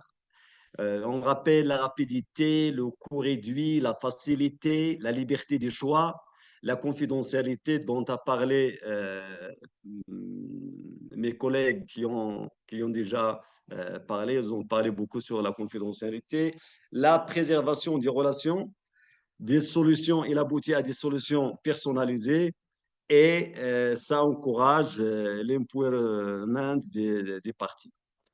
Mais les grands défis, quels sont les grands défis de la médiation internationale? What are the challenges? Pour moi, le grand défi, c'est comment devenir un médiateur international. Et d'autre façon, on peut poser la question, d'autre façon, dire comment on peut trouver des médiateurs internationaux pour gérer des conflits à l'échelle internationale. Les défis, les grands défis que j'ai pu collecter, c'est le problème d'interférence des concepts. On parle un langage différent envers ces concepts, que ce soit la médiation, l'arbitrage, la conciliation, la négociation, le dialogue social. Et si je reviens sur la Convention de Singapour, même si on l'appelle une convention de médiation, c'est de l'arbitrage concernant le cadre commercial. Donc, c'est de l'arbitrage et non pas de la médiation. Donc, ce défi-là, ça revient toujours entre les médiateurs à l'échelle internationale sur les concepts et les définitions exactes des mots. Il y a un autre défi, c'est la complexité croissante des conflits. Donc, il y a cette pluralité des intervenants, dont lorsqu'on trouve maintenant un conflit international, il y a plusieurs parties qui interviennent, et ce qui génère des enjeux multidimensionnels et ce qui rend la gestion et la transformation du conflit plus difficile. Il y a le défi de la culture dont a parlé déjà les intervenants. La culture avec tout ce qui est en relation avec les valeurs et les croyances divergentes. Les styles de communication, ça diffère d'une région à l'autre. Même dans un même continent, on peut trouver des styles de communication qui sont différents. La gestion des émotions, gérer les émotions, c'est très intéressant pour le médiateur, mais cette gestion, ça diffère d'une zone à l'autre. Il y a l'approche du temps qui diffère toujours même dans un pays, on gère le temps de façon différente d'une tribu à l'autre et voire d'un continent à l'autre. Il y a tout ce qui est de résolution pacifique de façon traditionnelle. Et le grand défi aussi, c'est le risque du biais culturel du médiateur lui-même. Do you hear me? Yes, we do hear Okay, you. okay. So thank you very Merci. much for your presentation. Merci. Donc, pour je vais enchaîner. Pour ce qui est de technologie de l'information, c'est un défi aussi pour la médiation internationale. Il y a cette propagation rapide de la désinformation et je vous réfère à tout ce qui est de fake news qu'on entend chaque jour et des grandes rumeurs qui circulent sur les réseaux sociaux. Et lorsqu'on gère un conflit, il y a ces rumeurs-là et les fake news qui viennent comme des virus pour infecter un peu la façon avec laquelle on gère ce conflit. Il y a les cyberattaques parce que la médiation internationale, ça nécessite des contacts sur Internet et des échanges. Donc, il y a ce problème-là des cyberattaques. Il y a des inégalités d'accès à la technologie. Si on gère un conflit d'une façon à distance, par exemple, en utilisant la technologie nouvelle, il y a ça diffère d'un pays à l'autre et d'une zone au même pays et du type de population d'une zone à l'autre. Il y a ce problème-là de l'éthique, de la responsabilité et surtout tout ce qui est en relation avec ce fléau-là de l'intelligence artificielle dont la collègue a déjà parlé. Il y a comme autre défi les tensions géopolitiques mondiales avec cette émergence de plusieurs grandes puissances. Si on vient dans l'histoire, on parle de la bipolarité lors de la guerre froide, USA, URSS, et après le monopole des USA. Et puis, il y a l'apparition d'autres puissances mondiales maintenant et l'élargissement de ces puissances-là. Donc, il y a beaucoup d'alliances, il y a de la rigidité et quelquefois il y a des blocages et même on assiste à des intérêts qui ne sont pas négociables, donc des intérêts non négociables pour quelques puissances mondiales. Il y a la croissance d'un nationalisme, donc il y a ce nationalisme-là très croissant et donc pour arriver à un compromis, c'est très difficile. Donc, chaque nation ne peut pas allergir ou atténuer un peu sa tension. Et donc, ça rend la médiation internationale très difficile. On assiste aussi à ces guerres-là qu'on appelle des guerres par procuration. Donc, lorsqu'on gère une guerre qui se fait par procuration, les parties directes en conflit n'ont pas la main sur la solution et ils doivent faire des retours toujours vers la partie qui gère vraiment la guerre. Donc, ce n'est pas les parties qui sont autour de la table des négociations qui vont prendre la décision, mais il y a quelqu'un derrière auquel on doit revenir à chaque fois. Et donc, c'est tout un défi pour le médiateur international. Il y a un collègue a parlé des institutions qui font de la médiation, mais il y a là, dernièrement, ce sceptisme à l'égard de ces institutions-là internationales parce que il y a des conflits dans lesquels ils ont pris des décisions et qu'ils ont déjà gérées, mais il n'y a pas de suivi et les gens, les pays, les gens et les populations et les continents, ils commencent à perdre confiance envers ces institutions internationales. Et donc, il y a l'apparition de ce sceptisme qui est qui menace trop la médiation internationale. Donc, je vais passer à quelques recommandations pour une médiation internationale de qualité. Comment on va dépasser ces défis pour aller vers une médiation internationale?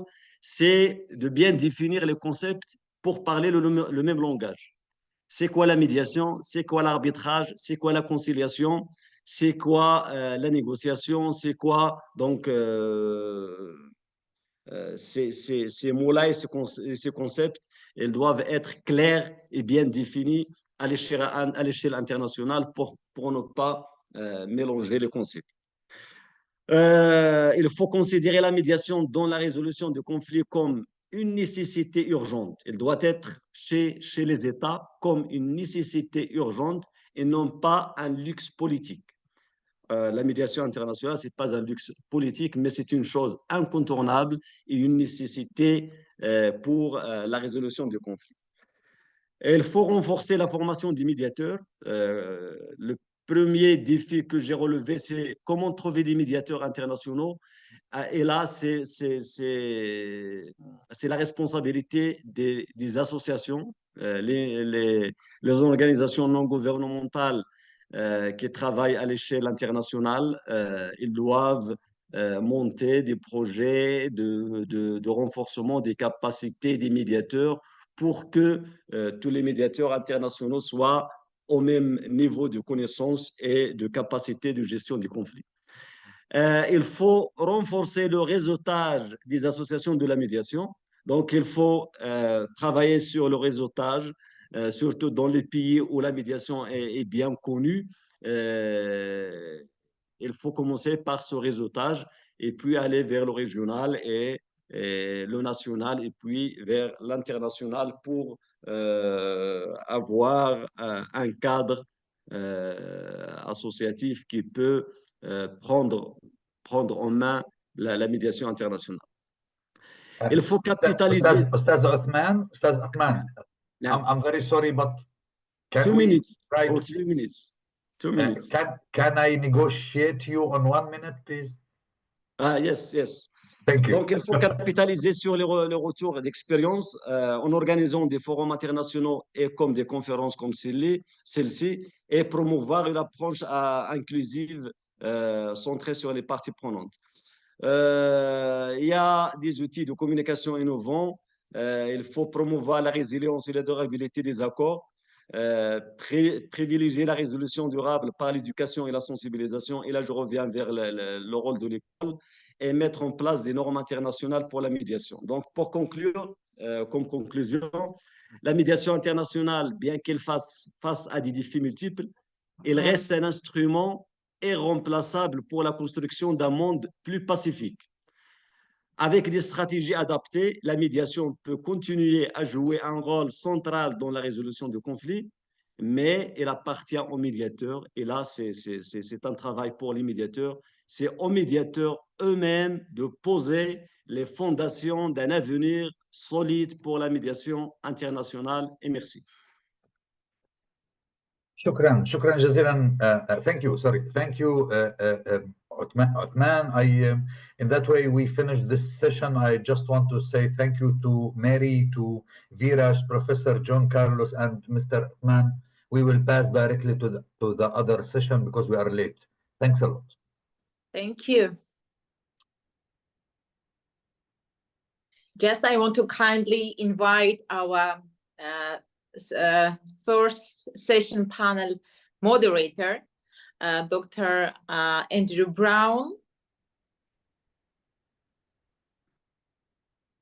And all questions to Othman, all panel sessions 3, I have already with me. So after the conference, we will send it all of you. Thank you. Thank you, Christina. Good morning, everyone from Scotland in the far north. I hope you are all well. I would like to give you a bit of a different perspective from that as a hostage crisis negotiator. I've been doing this now for over 25 years, and I want to give you some perspectives in terms of what I see in terms of mediation and negotiation, and particularly some of the diplomacy challenges. Next slide, please. So I wanted to step back in history. Like many countries across the world, we've all been in conflict.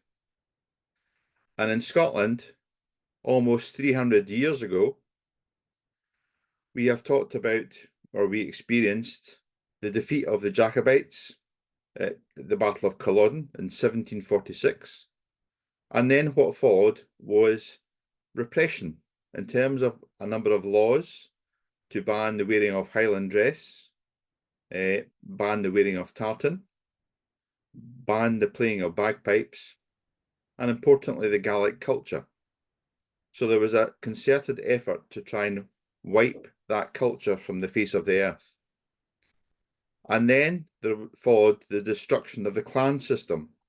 So like many countries, Scotland is based on a tribal network of clans. And that clan system was systematically dismantled and the lands that they belonged to destroyed. And following that, the landowners, many of which were loyal to the King of England, decided that there was more profit to be made from sheep on the land as opposed to human beings. And then we saw the mass migration of Scots people, mainly from the Highlands, to the south of the country, to the Scottish borders, but also overseas to the United States, to Canada, and to Australia.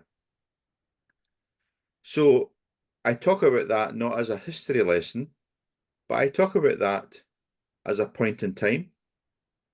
Almost 300 years later, some of the emotions that are attached to these events are still strong. In 2014, we had a democratic vote whether Scotland would remain part of the United Kingdom. Unfortunately, we decided to stay within the United Kingdom, but the presence of emotion attached to what happened almost 300 years ago was still very strong. So it's recognizing the emotion that people have, particularly in connection to the land. Next slide, please. Thank you very much. So one of my experiences, and I now do a lot of humanitarian work across the world, so I work in a lot of different conflict zones. And when I went to Nigeria to set up the mission in Nigeria, I met with communities that had been displaced by Boko Haram, displaced from their lands, displaced as farmers who were growing crops, tending to cattle to provide for their communities. And when I went with a young team, the young team, like many humanitarians, had a list of questions that they wanted to ask. And I quite calmly said, no, I want you to put away your questions and I want you to listen. So as we approached the community, we spoke with the elders. Being tall and being older than the rest of the team and having grey hair, I talked to the elders in the community. I introduced ourselves and I talked about family, the importance of family, the importance of community. I talked to them about farming and I shared my own experience working on a farm and some of the challenges around working on that farm and how difficult it was. And then they were able to share some of the pain that they had experienced in terms of being removed from their lands. And in that way, you actively listen to them. They already know why we are there. They knew that we had come to that community to set up a school to educate the children and educate the children on the basis that we can eventually bring peace to the community through education. And one of the things that I thought was rather beautiful was that in having that conversation, I never asked a single question. And then when I concluded the conversation with the elders, I handed over to the team leader and I explained I said, I will hand over to my team leader who is here to explain why we have come. And the elder said to me, I know why you have come, because I have prepared all the information that you need. And he handed over a piece of paper with the names of all the children, all their different educational levels, and on the back of the paper, all the teachers within the community and their qualifications. And the team leader looked at me and said, Andy, you've managed to get the information, all the information we need, but you've never asked a question. And that, for me, is the power of active listening. I think respecting the culture and the community, as Mary talked about earlier, I think that is massively important. It is our ability to empathise. Go back a slide, please. Our ability to empathise, to build that rapport with people. And that is sometimes quite difficult, because as a white man going into Africa, I'm not there to tell them how to do it. I'm there to listen. And if it's appropriate, I'm there to help them to problem solve, not to provide solutions, because if I provide a solution to them, I own the solution, as we've heard from previous speakers. So you need to guide them to find the solution for themselves.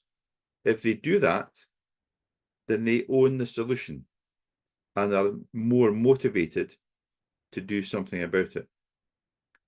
And humility, I think, is one of the most underrated traits that we can have as mediators and diplomats. As a father, I sat with a mother. I had taken a small football so the children could play football and learn the rules of the game. And the children were playing football, and I sat next to a mother who had been displaced from Borno State, and she was crying. And I said to her, I said, I hope these are tears of happiness. And she said, yes, Mr. Brown, these are tears of happiness, but also tears of sadness. Tears of happiness because my boys are playing football, and I'm so happy to see them full of joy and full of energy, enjoying the game. But also tears of sadness. Sadness because I had two daughters who were killed by Boko Haram just for going to school. So that, for me as a father, is the humility to just remember the culture you're dealing with, respect the community, but also respect the humanity. We are all God's children right across this world. We are all from one species. And I think sometimes we forget that because we want to have division and we want to have different identities. Next slide, please. So I have worked a lot in Afghanistan. And one of the things that Mary touched on in terms of that cultural communication is massive. So for me, again, it's not about me flying into a country to tell people what to do. It's about how do you empower local communities to negotiate resolution. And I want to relate to you two different circumstances.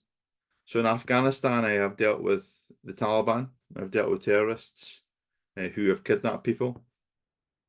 And it is very much a business negotiation. Part of the challenge as a negotiator is that you need to emotionally separate yourself from the hostage. And that is a really difficult thing to do, especially if you know the individual, because you are emotionally connected to them. But the hostage is used as a commodity. So it's like any commodity in a business transaction. If you remove that humanity, it becomes a little bit easier to navigate that negotiation. We need to distinguish, and nowadays this is more and more challenging, the difference between information because there is masses of information out there nowadays, and what I would call intelligence. What do we know to be true? So information that we can rely on directly.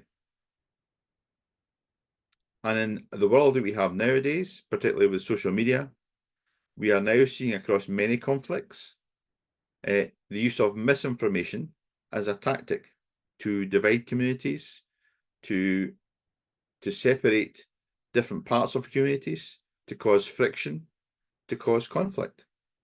So that for me is key at the beginning. What preparation and what research can we do to really understand what is accurate and what is not accurate? Be persuasive. So throughout history, we have used storytelling to pass down history, to pass down information from generation to generation.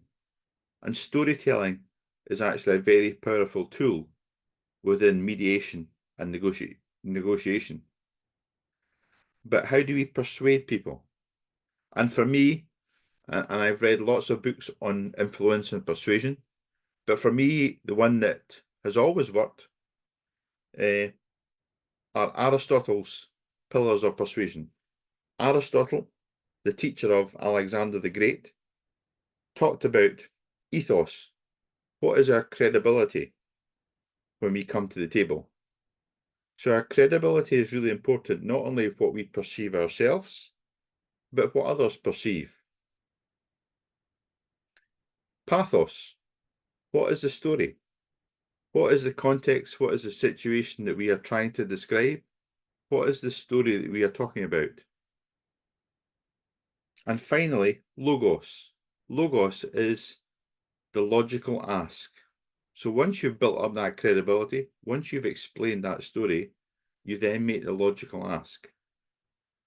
And I did that with the Taliban, looking after a priest that had been kidnapped. He was away for 264 days, and we negotiated directly to maintain his health, to ensure that he was given medication.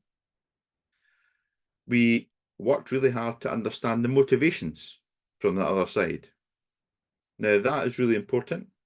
Were the motivations instrumental? So did they want something from us? Yes, they did. They wanted ransom. They wanted money. So when you know it's an instrumental motivation, you know that there is a good prospect for negotiations and resolution. If the motivation had been expressive, perhaps had been something round about what you see from ISIS in the early days, that is about ideology, is about making a statement. There are certain traits that you see with that type of motivation. There is a very high media profile. There is a very likelihood of injury or death to a hostage. So understanding the motivation from the other side is massively important in any types of these negotiations. But in terms of another situation in Afghanistan, back in August 2021, we were at the position where we had to evacuate national staff from the country. And as many of you on this conference will know, that time in history was absolute chaos. I think that's a very polite way to describe it. And the challenge that we had, like many other people working in that sector, was how do you get national staff inside an airport to fly them out of the country into another country? And how do you support them in terms of staying in that country so that they can eventually get residency and start a life free from persecution? And that is difficult, let me tell you. You have to navigate policies, procedures, organizations at quite a significant level. And what I learned was it's based entirely on relationships, nothing more. You can have all the paperwork under the sun, but it's entirely based on relationships at its very foundation. And at its very foundation, we were able to have a very strong relationship within Rome at the Holy See. We were able to directly speak to the military at Kabul airport. And because of that, we were able to safely evacuate our staff from the city that was in chaos inside the airport and fly them out to different countries. Of those that we couldn't get out, and that included young women that gave birth in the crowds that were screaming to get out of Kabul, I moved them quietly into a neighbouring country. And I moved them across borders illegally, without papers, because I went back to the basics. What was the right thing to do? The right thing to do was to help to save their life, because culturally, they were from a tribe that had been persecuted by the Taliban for centuries, and had they remained in the country, they were more than likely to be killed, and that included all of the children. So for me, it's grounded in your values as a negotiator and a mediator, and not being coerced or worried about some of the laws that different places create to be obstructive in terms of trying to save life. Next slide, please. Next slide, please. Thank you. So, lessons learned. What have I learned for over 25 years in this space as a negotiator? For me, it's about building relationships. And these are relationships that are genuine, that are honest. Honesty for me is paramount. If we are honest with people, and sometimes that is a difficult conversation to have, let's face it, people respect that. If we tell lies, the problem with telling lies is that it's very difficult to remember a lie, whereas it's actually really easy to remember the truth because we've actually done it. We've all been blessed with 2 ears and 1 mouth, so we need to use them in that proportion, to actively listen, to understand, to use that empathy. We don't know what it's like to be displaced from our land, from our home, unless we've actually experienced it. So to say to somebody, I completely understand, no, you don't.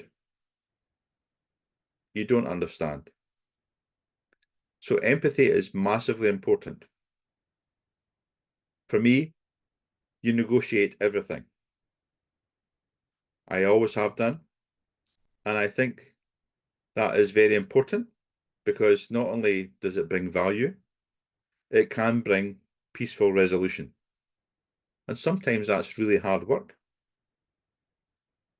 Having a positive mindset is really important, as well as that not giving up. And that is perhaps a personal trait in terms of that determination to help people. Self-management. Self-management for me is key. I have to work by myself a lot. So when you deal with significant pressure, when you're trying to save human life,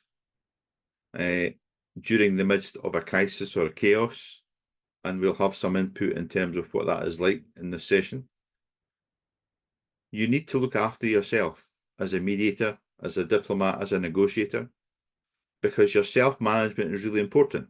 If you are not fit, both physically and mentally, in that role that you play to perform your function, then you can make mistakes. And these mistakes can have quite significant impacts on other people. So your self-management is really important. And we all need to manage our stress in different ways. So learning how to manage your stress and taking time out to do that is massively important during times of high pressure. I'm blessed that I am very calm during high pressure, and I feel very fortunate for that. But also your support network, so your family, your loved ones, your friends, your colleagues, as a support network, because you need that. When you are dealing with terrorist organizations or armed groups, and you know that if you say the wrong thing or pitch the wrong context, that can have an immediate physical effect on people, where people are harmed. That adds a lot of pressure because you need to carefully craft your words. And as we've talked about in some other presentation, it is an art. It's both a science and an art in terms of how we negotiate and how we mediate with these groups.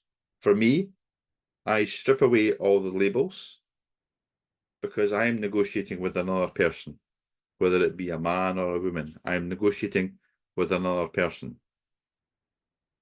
I research their background in terms of the group that they're with, so I can have some understanding of what their values are. But importantly, as a negotiator, I get them to tell me, and I listen, so that I get a better understanding of the motivations that they have and where they're coming from. But really important is having your support network, because in this world, as a diplomat, mediator, negotiator, there is a lot of pressure on you to bring peace. And bringing peace is actually quite challenging. Going into conflict is easy, but bringing peace for people that are disagreeing or at war with each other is actually a real challenge. Next slide, please. So I'm happy to take any questions. I put up this slide and this picture and two words that I think are really important: harmony and hope. And I think that's something that we shouldn't lose sight of.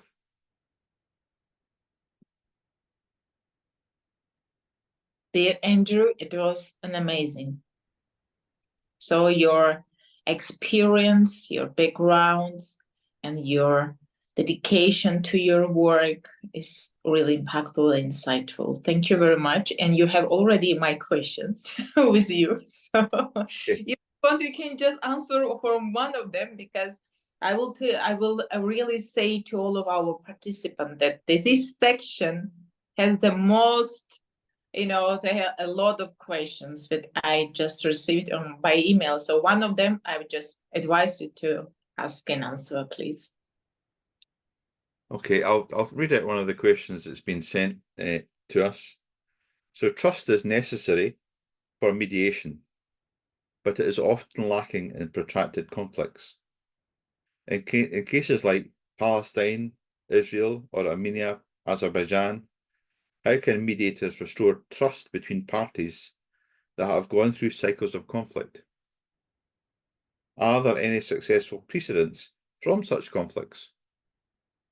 Do you know what children in Armenia suffered? How they were raped by the military? How their father was killed in front of their mother? Is this religion, or is this inhumanity? I think for me, I think history plays a really important part in terms of how we understand conflict. If you look at Scotland as a country, we have lots and lots of castles, because as a tribal culture, as a clan culture, we fought with each other for centuries. The Romans tried to invade Scotland but didn't succeed in doing it. And the Scots throughout history have been known in terms of their ability to fight. But as a country, do we now live in peace? Yes, we do. Do we respect our differences? Yes, we do. So I think what I said in my presentation is really important, that we take time to research, and I operate on what I put together over over the years as a negotiator. So preparation is really important. So researching, understanding the history, planning. If you're going to do a mediation or any engagement, how do you plan that? And that's not only plan some of the dialogue and some of the points you want to make, but it's also the setting. Where do you have your meetings? Is it in the country that's at conflict, or do you take it to a separate country? We need to look at the psychology. Psychology, from a medical point of view, gives us a whole lot of different insights in terms of human behavior, characteristics and traits that we might see, but it also gives you some insights in terms of how to negotiate with these types of different personalities. Practice, and this is something that I don't think we do enough of. Practice. We should be able to sit down as mediators and diplomats, and before we even have a meeting with the 2 or 3 different parties, is to practice that engagement, so that we automatically start to map in our head some of the challenges that we might face. We've talked about patience. Patience is massively important, because as human beings, we all move at a different pace. So understanding is different. And for me, and this goes to my core, is my mother always told me that I was thrawn. Thrawn is a good Scots word for being strong-headed and determined. So persistence, I think, is really important, particularly in conflict negotiations, because it takes time. It's taken Scotland hundreds of years to get to the point where we are now. And I think that's why we need to educate children as part of that process. Thank you very much, Andrew. Now you are the boss of the panel session, so allow me of you. Okay, I would now like to introduce Professor Pablo Banchino from Argentina. Pablo, the floor is yours. Thank you very much, dear colleagues. Good morning to all of you. Thank you very much for the invitation to participate in this important panel. Many thanks, especially to Christine. Thank you very much with my heart. And I sage auch, Angelika, liebe Angelika, guten Morgen, and all of you. First, I would like to make 2 clarifications, a kind of disclaimer. The first one, because it's very difficult to talk about these important topics, is another language, for which I apologize. And second, we cannot talk about migration and refugees without mentioning the dramatic context of the situation that is under the eyes of all the world.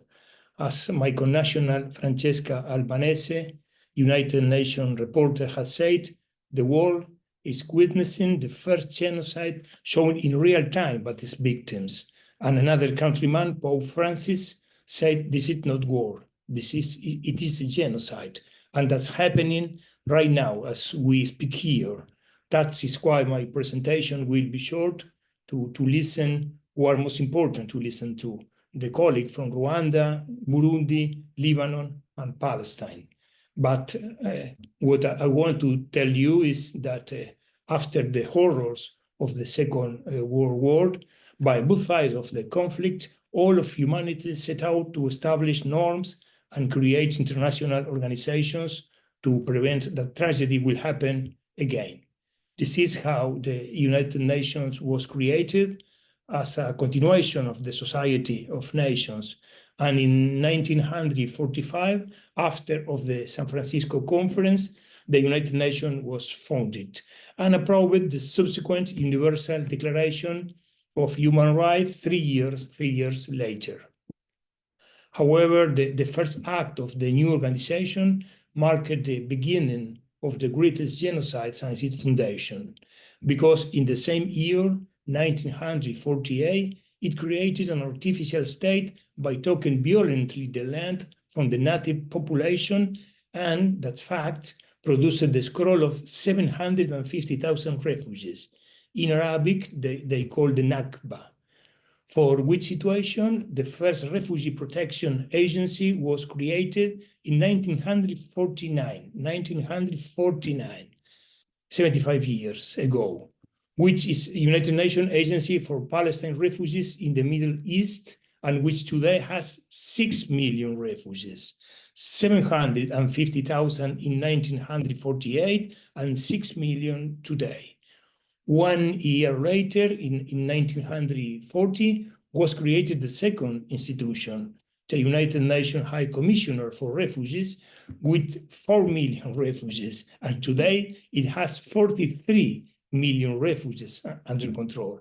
I believe that the numbers of a significant increase in the vulnerable population exempt me from further comments regarding the performance of international organizations.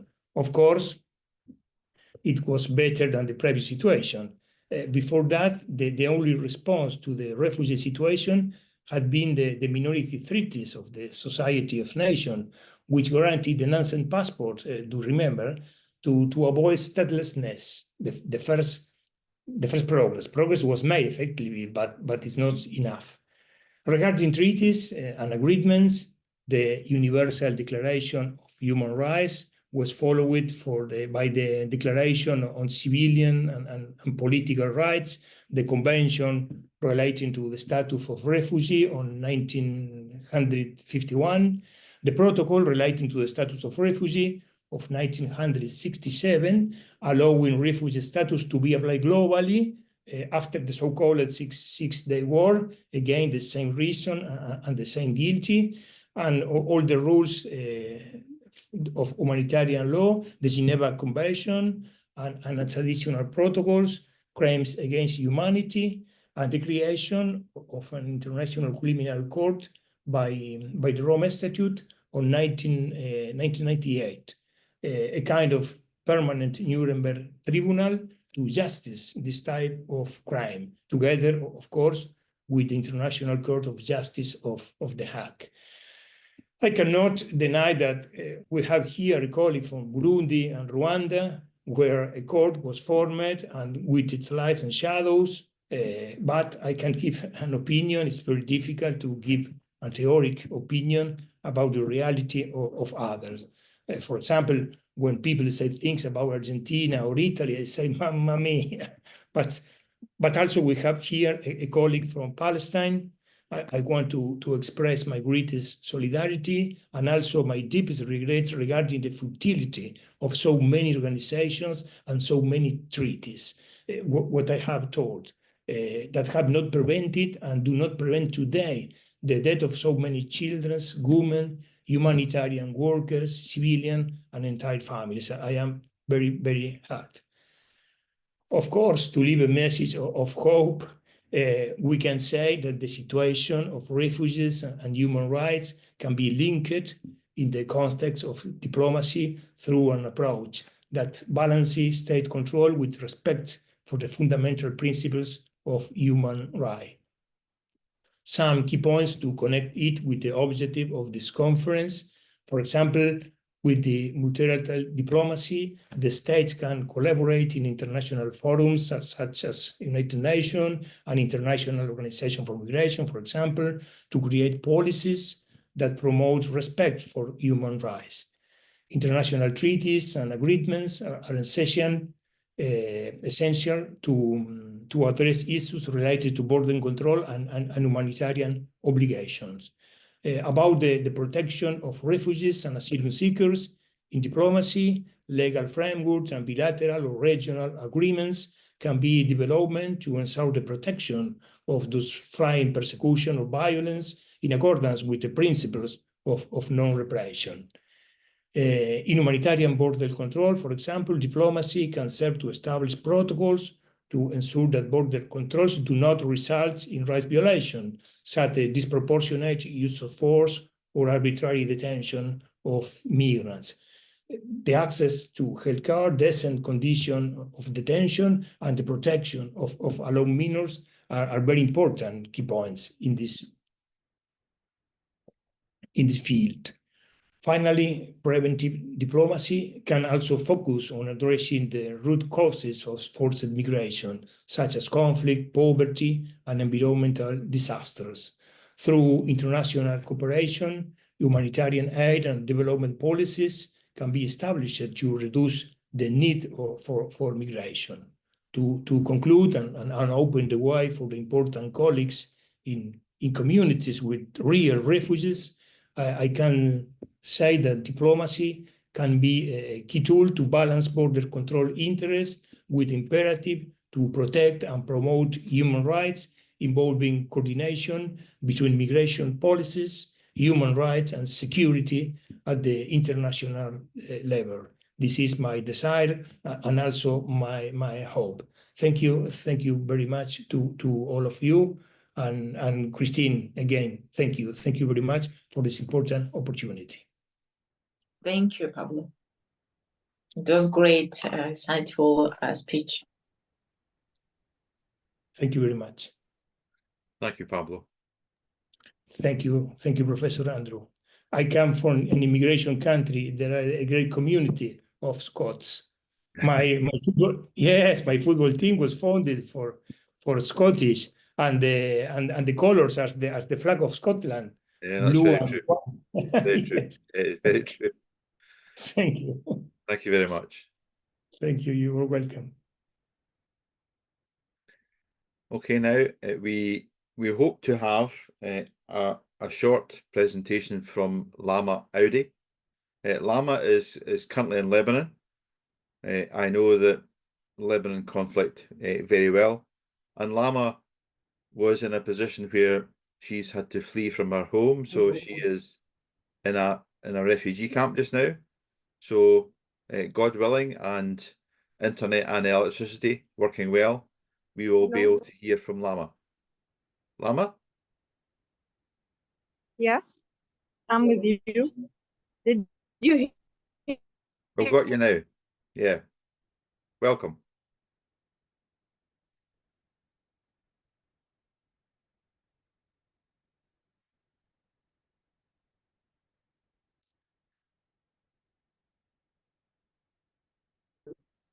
Yes. Can you? Yes, we can hear you.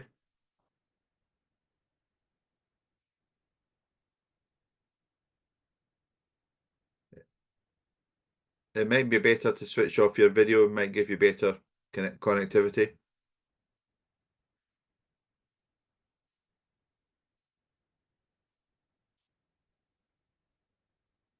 Can you hear To us? confirm the displacement here, file and manage it well, whether in terms of shelter centers or in terms of providing various services in light of the absence of any emergency plan to deal with the versions of the war, including the displacement. And we are facing here, we are facing a lot of like dangerous. We are facing increasing displacements, deteriorating basic services, rising poverty rates, and growing security risks, indicating that the country is entering a full-scale humanitarian cases, especially with the burden on the most vulnerable group intensifying, and Lebanon's health sector is not ready for this demand for the food, medicine, shelter, and other basic supplies is increasing in these details. And the war has caused a large number of Lebanese people to stop working, and those who were able to secure their daily expenses are now unable to do so, and shelters are unable to accommodate people with special needs because they are not equipped for that and don't have the necessary equipment for the patients. Comfort, most cannot secure wheelchair or a bed designed for patients. in these shelters, in addition to the fear of the spread of infection and vitamins and etc. And like that here till now. That's my point from here. I hope peace will prevail soon, and the greetings for all organizers and their friends. Thank you, Lama. Our thoughts are with you at this really difficult time. And please stay online if you can. The main thing is that you have been in a position where you've been at home and then suddenly you've had to leave your home because of conflict. A conflict that is not in de-escalation, but in escalation. And we hope that all the efforts globally to try and de-escalate the conflict in the Middle East are successful. So thank you. Thank you. I appreciate. Thank you. Thank you. So we can now move on to Desiree from Rwanda. Are you there? I think we have to just switch them with Vasu because she has some problem. Okay. Vasu, are you online? Yes, sir. I'm there. Okay, I will hand the floor over to you. Thank you. Okay.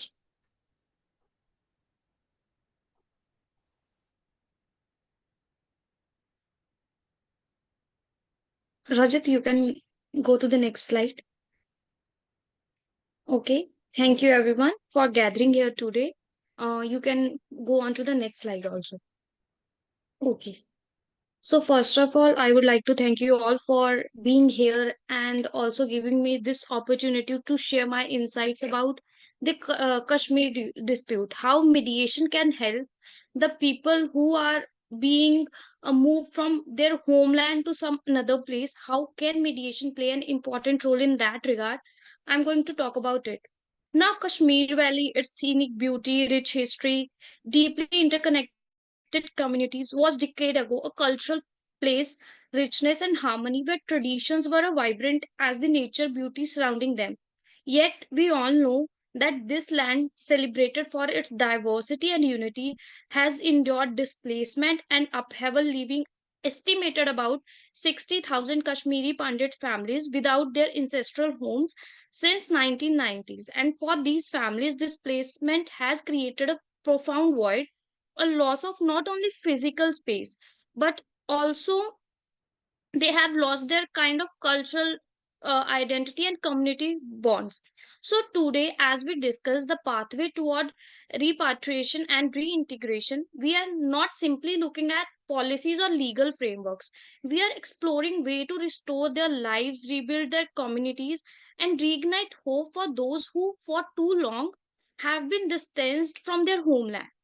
The essence of mediation, I think, in this context is to go beyond the technicalities of the negotiation, and it is to offer a space for reconciliation, one that respects Kashmir's unique cultural heritage as well as the diplomatic challenges also. So today my focus will be a pathway forward, one that integrates Kashmir culture wealth into each step of the mediation process. Now, Rajat, you can go to the next slide. Now, it is important to understand a little bit about the history of Kashmir dispute. So, to begin with, we must know that the diplomatic complexities that are unique to Kashmir. One sec. This is not a simple dispute between two sides. It is a nuanced multilateral challenge involving that is India, Pakistan, and in some areas China is also involved.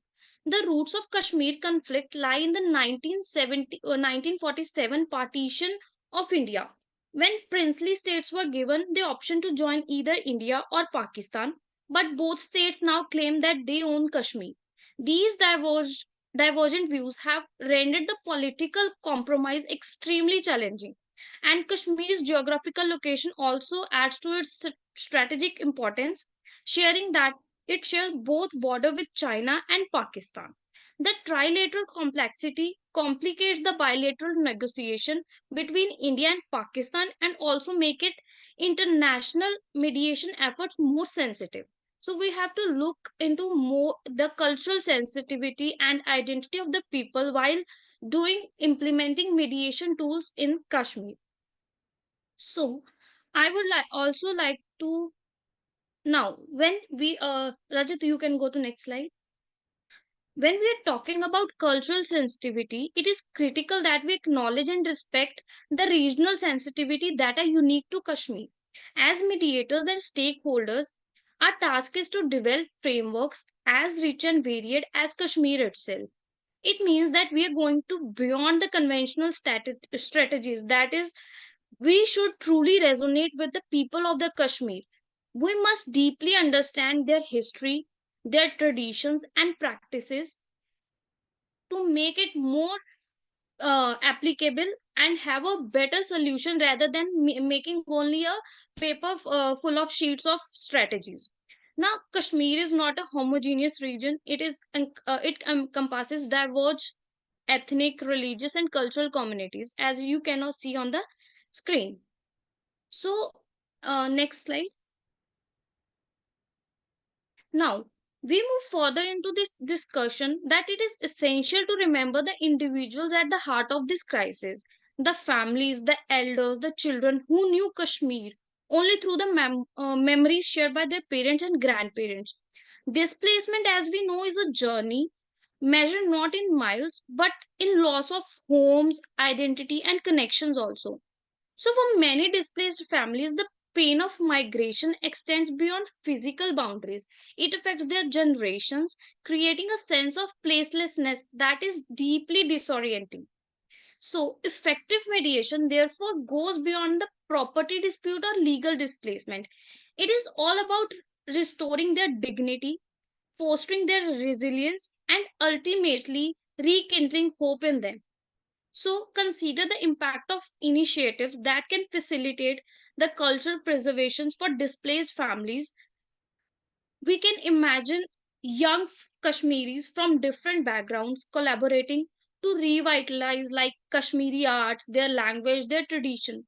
These projects are not merely cultural, they are bridges reuniting communities and a sense of identity. Next slide. Now, I would like to share some real world strategies for repatriation and reintegration. Now, how can we incorporate this vision? What steps we can take to ensure that these strategies are fulfilled? So, there are various ways in which we can use mediations. For example, for security negotiation, safety is a foundational need. Mediators can facilitate agreements on the security protocols, incorporating local stakeholders to create a reassuring environment for all the communities. It can be anything like building consensus on security, or it can be engaging third party observers to ensure that peace and accountability. And in cases of economic reintegration, now sustainable peace requires economic stability. What we can do as mediator as we can enable cooperative economic initiative. We can we can suggest like shared businesses or public private partnership which can help both returning and resident communities rebuild together. Now, in case of social cohesion and community projects, like years of separation have fostered, we can see mistrust between the resident also, returnees also. So here, what mediators can do is we can promote structured dialogues like collaborative community projects. It can be anything like educational projects or local developments that create benefits that bind both the communities, both residents and the returnees as well. Another tool we can use is cultural preservance. For example, communities like Kashmiri Pandits who are returning home means reconnecting their lost heritage. So, mediation can prioritize restoring their sites, creating spaces where they can interact with each other and also can interchange their cultures and grow into a more harmonious community. Now we can also heal the trauma and the scars of the generation. The scars of displacement endure across the generations. Trauma informed mediation can support emotional healing through healing circles, or we can say traditional practices. Also, the peer support networks can help in rebuilding social fabric and trust. Rajat, you can next. So, as we all know, that cultural preservation is very important, and we can do various steps like we can educate in the institution, we can organize small community functions where we can gather young generations.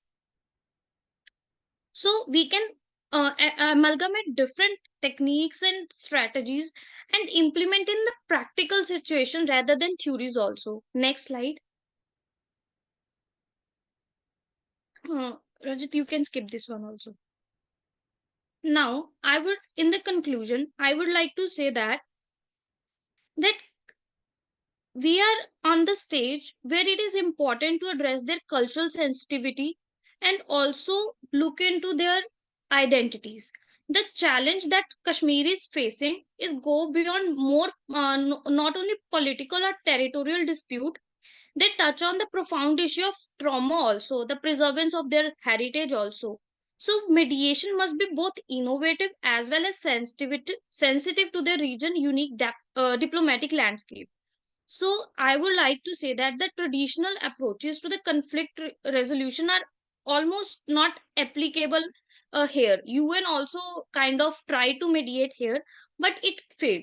So in Kashmir, effective mediation demands a more nuanced approach, one that respects regional sensitivity, also fostering meaningful dialogue among all the people there.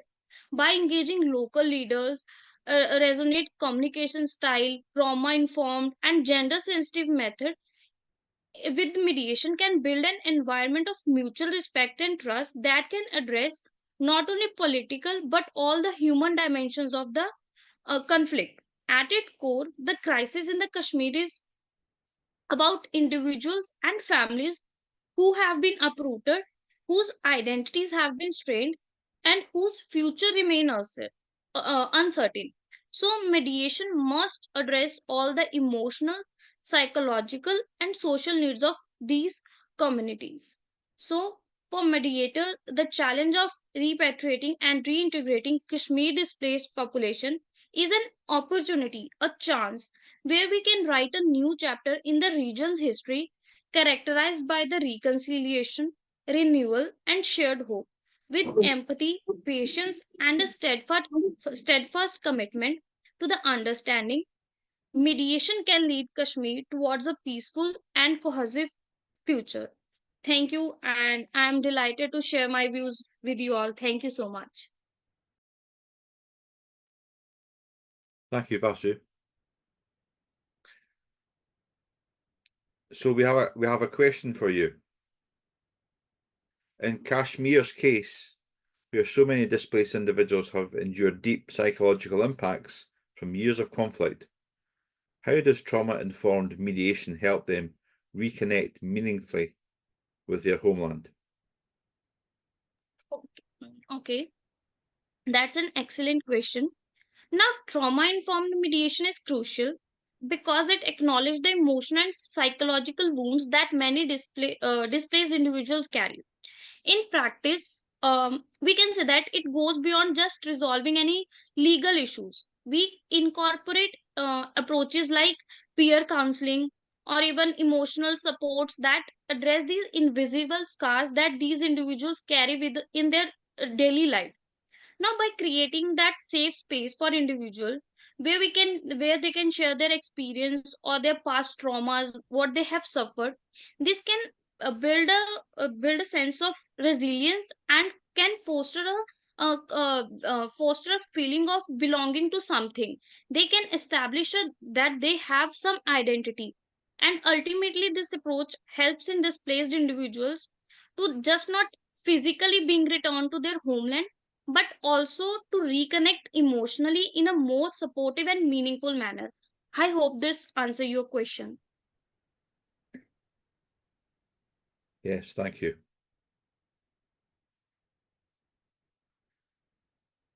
Okay. If we have no more questions for Vasu, we'll try and move on to Desiree from Rwanda, if he is online. Yes. Good afternoon, the floor is yours. Good afternoon. I'm fine. My name is Polimpa Desire. Do you hear me? Yes, we can hear you well. Okay. I'm from Burundi, but now I'm a Burundian refugee in Rwanda, and I have finished the legal studies in law, and now I'm a mediator for a program, Justice by Mediation program in Mahama refugee camp, in order to promote peace, good cohabitation between refugees, because we are from different countries. You can, okay. Jumepro Limited stands for Justice by Mediation program. It is a peace building program designed to promote unity and good neighborliness between Burundian, Congolese, Afghan, Sudanese, Lebanese, and other refugees in the camp. Mediation techniques, because there are techniques we use.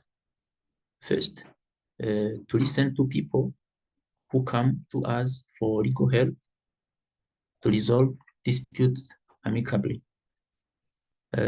Second technique is calling each person involved in the mediation one by one. This is a small house near Mama refugee camp where we work.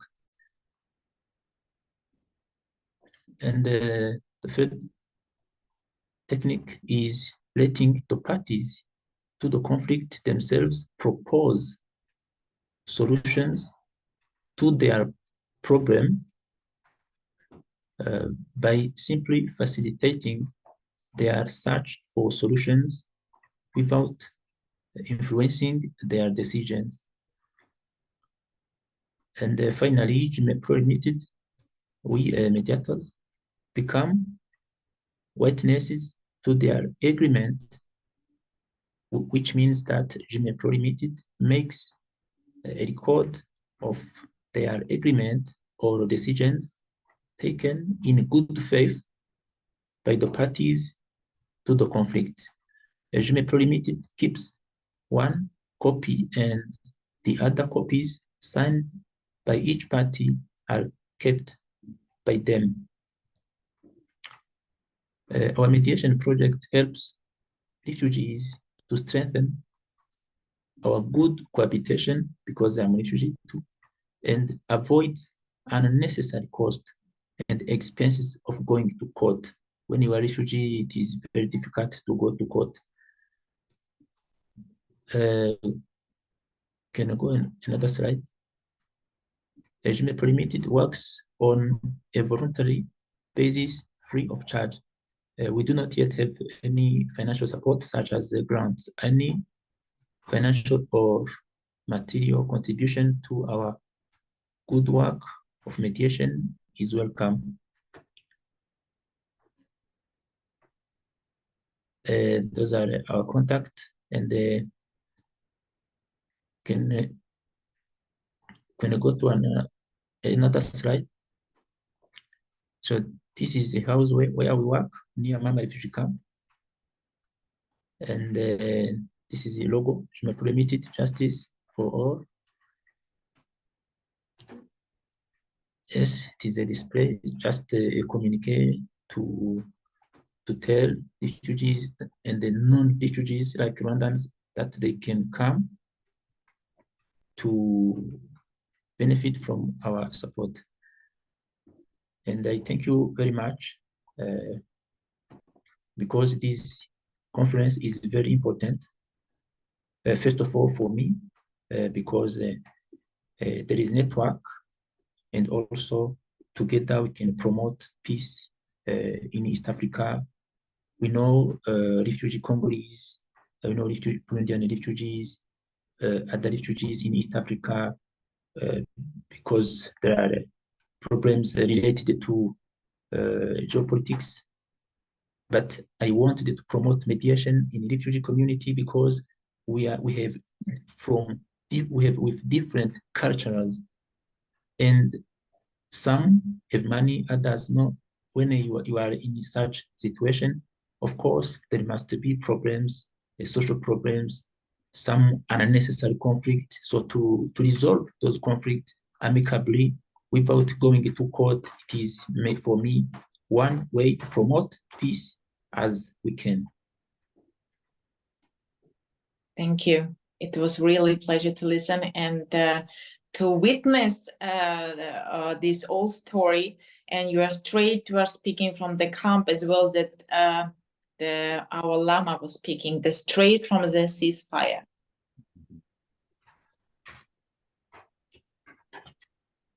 Thank you, Desiree. If I can ask a question, what examples do you have in terms of mediation within the camp, and what are some of the challenges that you face within the camp with all these different cultures mixing together? Yes, thank you. For example, here in Mama refugee camp, when you flee a country, you leave your livestock. You find yourself without, I could say, without nothing. So some refugees, when they arrive in refugee camps, of course, UNHCR support them. Rwanda, Minema, Ministry in charge of emergency, they do what they can. But as a refugee, always every person can feel unhappy, and there may be someone can make theft to take a property of another, and someone can decide I have to go to court. As our organization, GMEPRO, is near Mama refugee camp, they come and they ask me, Desiree, how can you help? How can you help us to resolve our conflict without going to court? I imagine, I create a true story about how we arrived in refugee camps and what would be the cost and expenses if you go to court. For example, Mama refugee camp, there are different institutions. There are primary court of Nyarubuye. Everyone can file a case, but it is very expensive. And I explained to them that it is better for them to resolve their problems, but after I give them the scenario of the better ways to restore cohabitation. What someone can have a debt,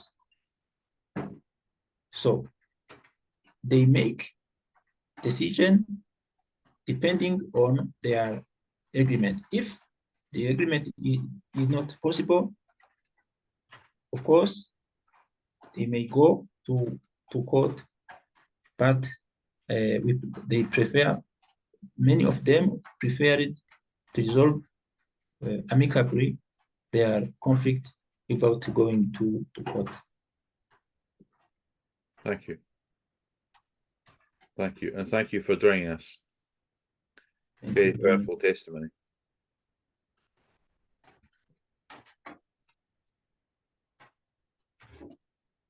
Okay, if we have no more questions for Desiree, we'll move on to our next speaker. Our next speaker is Dr. Amoris Pramodou from Cyprus, a country I know very well. So, Doctor, if you are there, I will hand the floor over to you. Hello, hello from Cyprus, and I'm glad to see people from Scotland, a place I really like. Been 3 times. Okay. Wonderful. I come to Cyprus every year. Wonderful place, and should I share my screen from here? I think it's up already, is it?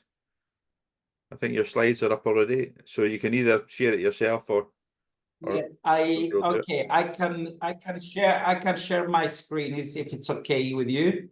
Yep, that's fine with me. Okay. And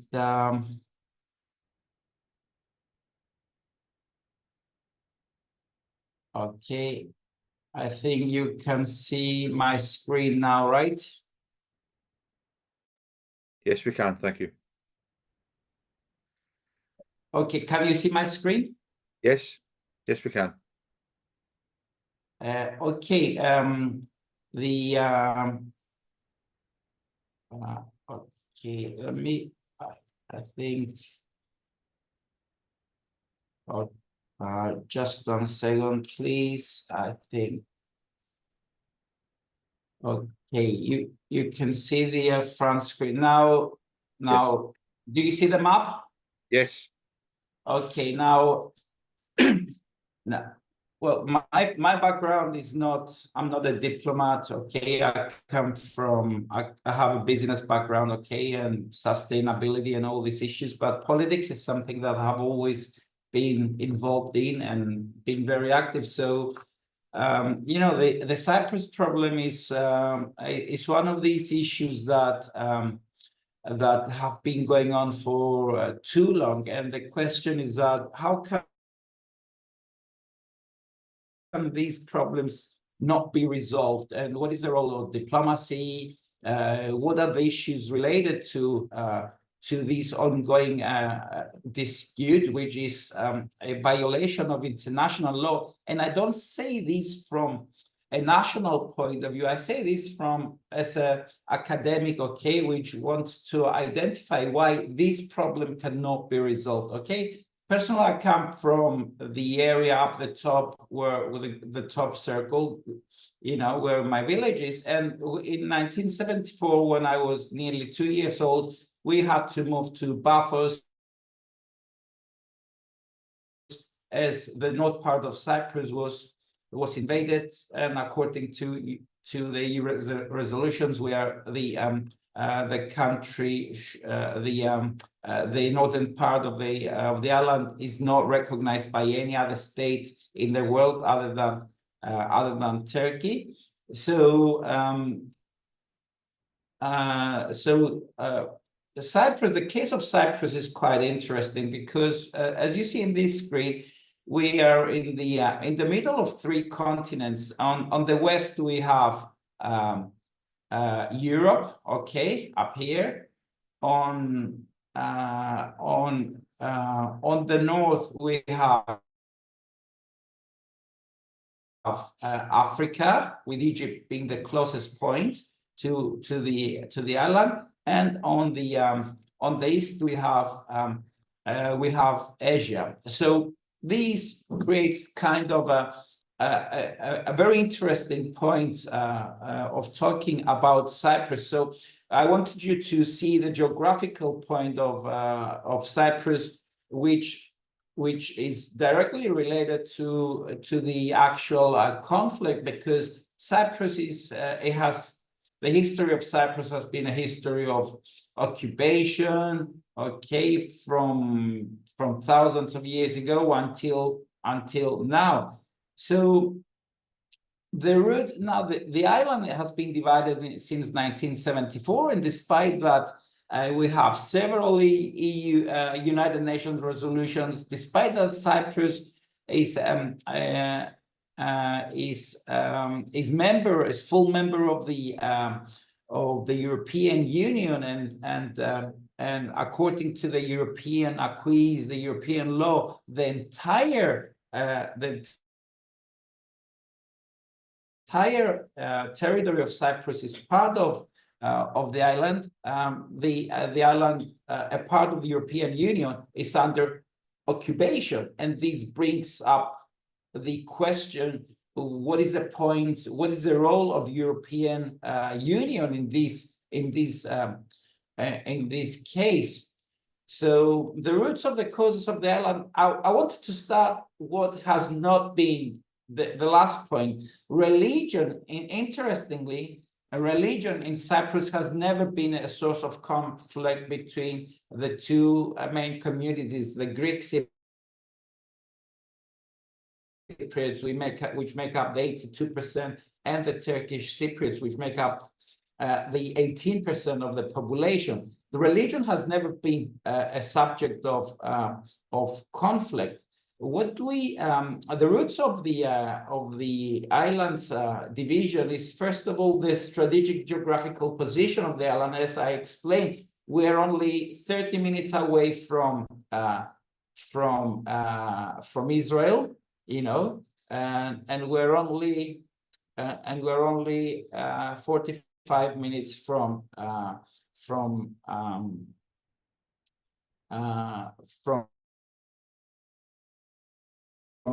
Egypt, and only 25 minutes from Turkey. So the geographical position of the country has been the main reason, in my opinion, and I think in most people's opinion, why the island has been divided and has been occupied for so many years. The second thing is that the second element is that Cyprus has been a British colony for nearly 1 century, and in reality, Britain has never left the island, despite the island is independent since 1960, and Britain still remains on the island through sovereign bases. And another issue is that the country is far too small to defend itself. So we are always relying on other people, basically on international law. But the question here is, does international law really apply? So this is a major challenge for the international community. And finally, the country has not had a clarified political direction. We wanted to remain independent. That's in 1960. We didn't want to be. We didn't want to be part of the Eastern Bloc. We didn't want to be part of West, and that brought that was brought into the problem, like where do we go as a country? What is our political direction? And that caused a lot of a political dispute in the island between the left and the right wings. Now, there are diplomatic and mediation opportunities in Cyprus, despite that most people in Cyprus believe that the problem will never be solved because it's been going on for so long. First of all, United Nations have several resolutions, and at some point, people believe that they should have been implemented. And second, we rely maybe more than what we should do on the role of European Union. So again, what is the question here in terms of diplomacy and mediation and rule of law? What is the role of these organizations, you know, especially when you are a small country such as Cyprus? How do you actually protect yourself when you're placed in such a critical geographical position? So again, we see regional conflicts. We saw the conflict in Armenia, between Armenia and Azerbaijan. We see the conflict now, Israel, Palestine, Lebanon, okay, Syria. You see that our area is kind of in constant in constant war, and that's been going for years and years. And another problem that we as a country are facing, which has an impact on the political direction of the island, and which a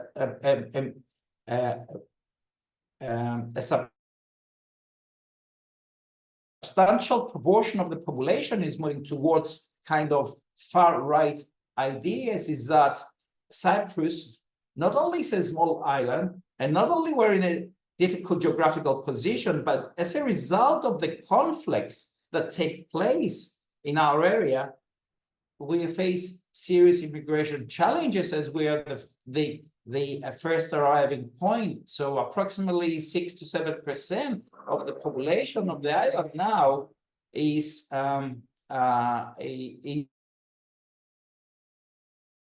immigrants, whether we want to call them illegal or economic immigrants or climate immigrants. The problem is there, and is not, and you know, the wording does not change the reality, okay? And this brings Cyprus into a concept of what do we do?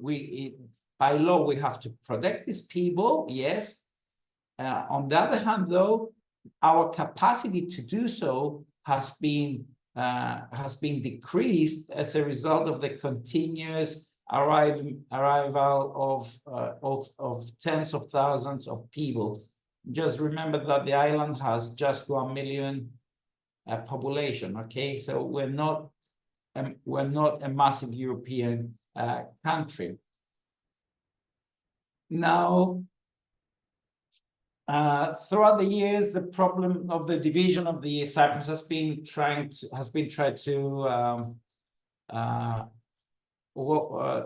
be kind of not resolved, but to bring people together through kind of soft policy rather than hard talk politics. And we have technical committees between the two communities, for example, related to the protection of cultural heritage. In this, one should take into consideration the long-lasting history of the island, which goes back 5,000-6,000 years ago. Okay, with these technical committees also focus on the restoration of churches and mosques, and there are a lot of bringing religious leaders together, and also we should pay attention on the initiations by the government and let's say of the Greek Cypriot community to involve Turkish Cypriot young people in EU projects in order to enable them to understand the benefits of being part of a recognized country, because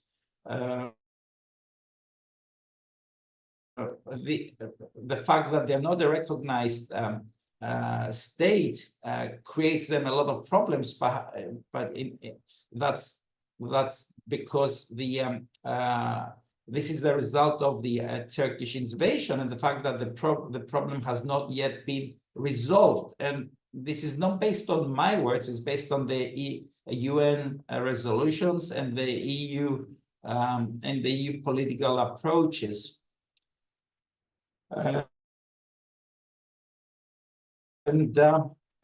There is a path. I believe that I want to believe I'm very optimistic person, and I believe that the problem can be resolved. There is currently kind of a movement from the Greek Cypriot side, from some politicians coming from different parties, from both left and right wings. Okay, not including the far right wing. I want to clarify this, which simply do not want the island to unite, and of course that's in both sides. And there is currently a movement of towards bringing headquarters of establishing regional UN headquarters in the Republic of Cyprus, believing and supporting, and I do believe to this idea, and I do support this idea that such the development of such headquarters in the Republic of Cyprus would bring stability to the island, would turn the country into a source of peace rather than a source of conflict. And we believe that this could have become a multiplier effect in order to enable peace in the broader region of Middle East, which is kind of we believe that is like it's kind of a place that it seems like nothing can be resolved, and all we see is just fluctuation on the level of conflict. There has never been peace in the area, and this is really worrying. We see this is an ongoing thing that we experience, and please let me remind you that we're only 170 kilometers from Israel. Okay, it's just across their street. Some people have seen rockets coming from Lebanon to Israel, and the other way. If you're in Larnaca, you can actually see it if it's a clear night. And this is scary because, you know, people of my age, we have, despite that I was just 2 years old when in 1974, we have the experience of war. So we're kind of really worrying, you know, if something goes wrong, something can land in Cyprus. We're not very far, as you understand, you know. Now the realities in the current era is that, okay, we know that we're not the priority of the European policies. We're not the priority of global policies. There are other problems. Okay, for example, the Russian-Ukraine war. I'm not going to go into this dispute why this war started. We can all have our opinion on that. And this war has led to has forced the Cyprus to join the sanctions that the EU sanctions against Russia. Now, this brings the Republic of Cyprus into kind of very difficult position because Cyprus, as a Christian Orthodox country, excuse me, as a Christian Orthodox country, we have very close relationships, cultural relationships, and political relationships with Russia. And Russia and the ex-Soviet Union is a country that has been very supportive to the Cyprus problem, supporting,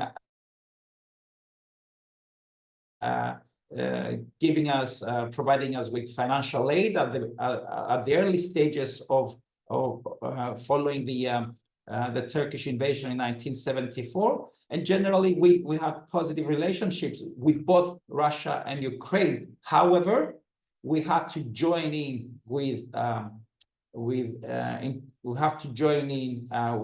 when it came to these sanctions, and it's something that has not only hurt our feelings as Greek Christian Orthodox in terms of religion, because we have always had positive relationships, but it's also got to do with the Ukrainians that are also Orthodox. So like, what is the balance? And this has led to a negative impact on the economy because we had a lot of tourists from these countries, and then now these people are no longer visiting the island, which heavily relies on tourism. So these are the realities in Cyprus now. Of course, we could go on and on and on about Cyprus. Why are we in this situation? But I believe that this map and these three arrows show the reality, you know, coupled with the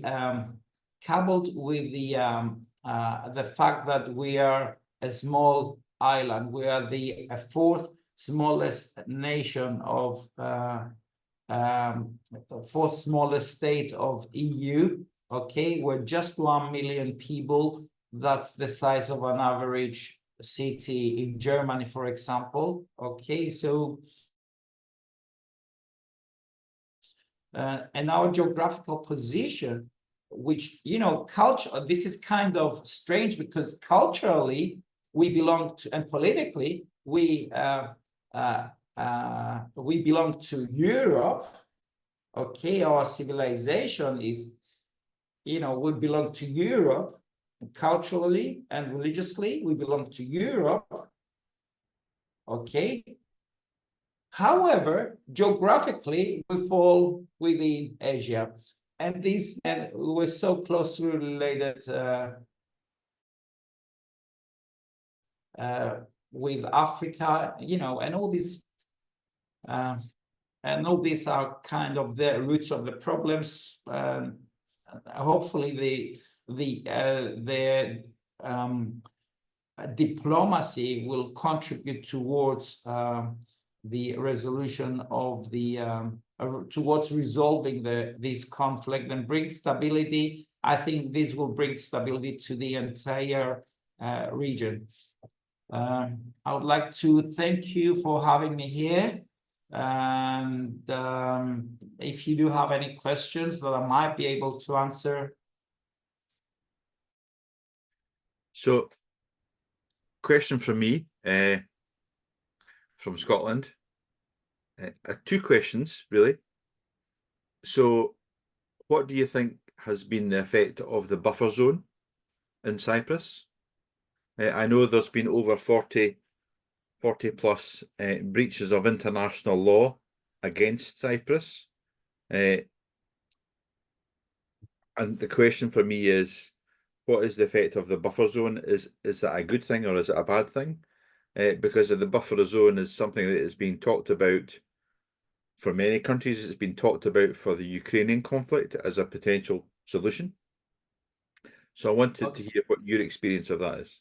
Okay, now the buffer zone. Let me clarify what the buffer zone is so we can understand what we're talking about. Buffer zone, okay, let me just give this map. Buffer zone, as if you can see, it's the point between the yellow part and the kind of white part, okay? Now, I don't know how clearly you can see this. Okay, let me just kind of do this, okay? Yes, got it, yeah. Now, the buffer zone was given, okay? The Turkish troops were stopped at the yellow points beyond the buffer zone. Now, Yes. what happened? What happened in order to stop conflict and enable peace to the island? You know, now we're not in peace, we're in ceasefire, okay? This is, I want to state this, okay? Now, the Republic of Cyprus, okay, the official government of Cyprus gave this part, okay, to UN in order to ensure there will be no direct conflict. Now, the Turkish troops are always disputing this area. Yeah. So we have. So again, I just want to remind you that I'm not. These are the realities. This is the international law. Okay, we have the the upper part, which is part of the European Union, according to European acquis, which is occupied, okay? Yes. And then the buffer zone, to answer your question, was provided. So there are continuous violation even a few days ago. Yeah, I think for me that's the buffer zone is not an ideal solution, but if it brings to a halt a conflict to allow mediation and diplomacy to continue, then it's some kind of solution, albeit maybe not the best. So thank you very much for your presentation. Very insightful. I visit Cyprus often, so I know the country well. Please feel free to contact us contact me when you are in Cyprus. I'll be very much delighted to meet you in person. I certainly will. I certainly will. I have a question, but I will just after send it by direct because we are running out. We have more and more speaker. Okay, so if I could now ask Chikohi from Nigeria to join us, and the floor is yours. All right. Thank you, everyone.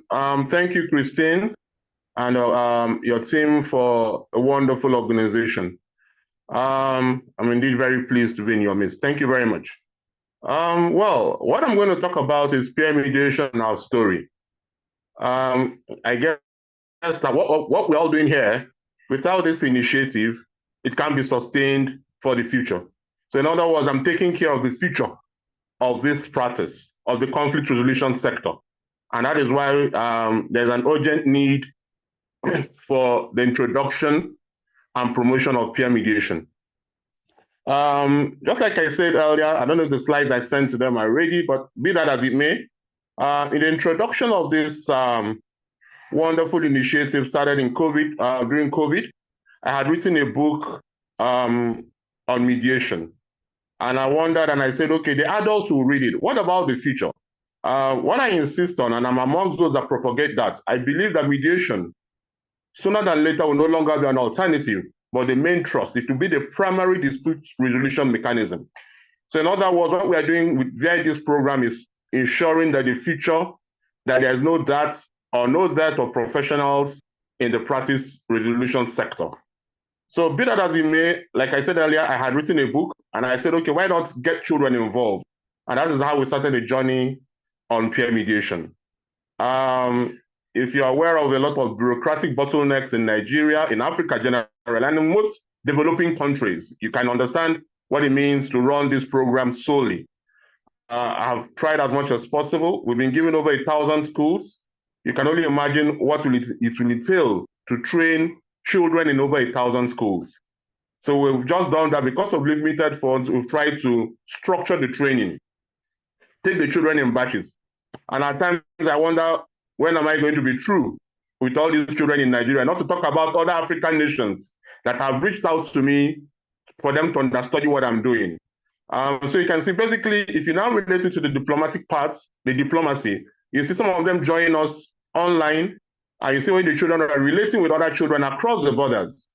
And you very well know that one of the initiatives of setting up this program is because of the thorny issues that have to border on religion, culture, and tribe. That is a very thorny issue in Africa. So you can imagine the essence of getting these children to buy into this program and the positive ripple effects we will achieve if this program is sustained. Thus far, we've trained and certified over 484 children. And hopefully, by the grace of God, if the funds are available, we intend to do another 300 plus on or before the end of the year. To ensure that what we are doing is sustained, we further digress further to accommodate their mothers. Because if you're having children do this and you're not having the home buy into it, it's practically going to be dysfunctional. So we are trying to get the children, and we've gone further to involve their mothers via our initiative called Mediation Outreach with Women.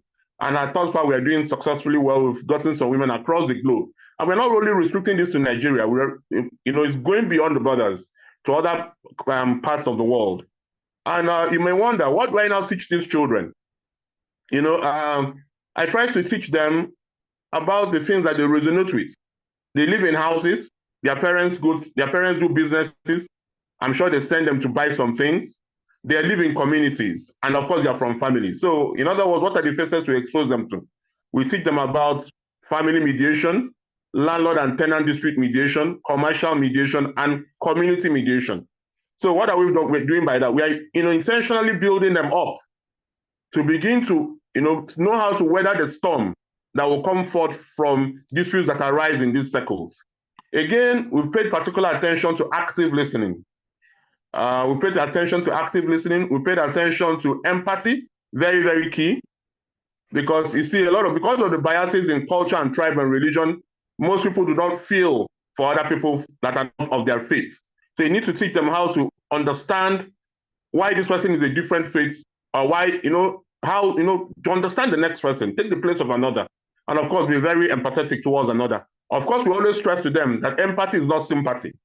That the fact you're empathetic does not mean you're sympathetic. It only just means understanding where the other child is coming from. Again, going further, we've also tried to expose them to, apart from active listening and empathy, to them emotion. A lot of people, you can imagine a child going to school without eating in the morning. That could be very unsettling. So you need to teach them on how to have a grasp of their emotion. How do I do that? I tell them, for instance, okay, for you to relate more to it, you have the President of the United States now, Donald Trump. I'm sure if I were left alone in a room, only him, I'm sure I can slap him if he tells me something that is wrong. Because what I'm trying to do by telling them that is that you can control your emotion. So if I see the CIA, the FBI around him, I'll restrict myself, no matter how annoyed I am. So what I try to tell the children is you have the ability to control your emotion. So that is, I'm now going to the introduction. I've talked about the skills we've tried to imbibe in them. Again, I'd like to talk about, I've talked about introduction, I've talked about the skills. What is their sense of this program? We live in very uncertain times, very, very uncertain times. So we are trying to get these children to know how to relate across the borders of religion, tribe, and culture, and race, of course. We also want these children to begin to manage disputes, prevent these disputes from degenerating to conflicts. Like I said, we all have the ability, every human being here, around us here, within us here, we all have the ability to control our emotions. It's just, do you want to control it? That point between the stimulus and the response. I call it that point that moment to tell yourself the truth. We all have the moment to tell ourselves the truth. Now, it now depends on us on what you want to do with the moment you've told yourself the truth. So I emphasize on the children buying into this. Again, be that as it may, if you now relate the relevance of peer mediation to diplomacy. A few sessions ago, I think that was about last year. Also, I beg your pardon, this beginning of the part, we had some children from Turkey join us. So, we are beginning to build diplomats, young diplomats, by virtue of what we are teaching them. They're beginning to relate across. They're beginning to say, okay, these issues that are happening in Nigeria, it's happening in Turkey also. You're beginning to resonate that it's not only affecting your own part, it's spreading, it's all over the world. So you're not secluded. Yes, for us, and I emphasize to the children, conflict is part of our human existence. It's part of what we are as human beings. So in fact, it happens in Turkey, it happens in Brazil, it happens in Nigeria. The only difference is how do we relate, the approach to relating to that issue that arises. And for us, I have a favorite mantra. I say, join us in sustaining this indelible and worthwhile legacy. It's an indelible and worthwhile legacy. Like I said earlier, when you started, you said something about, all of us are talking about mediation. We're talking about peace.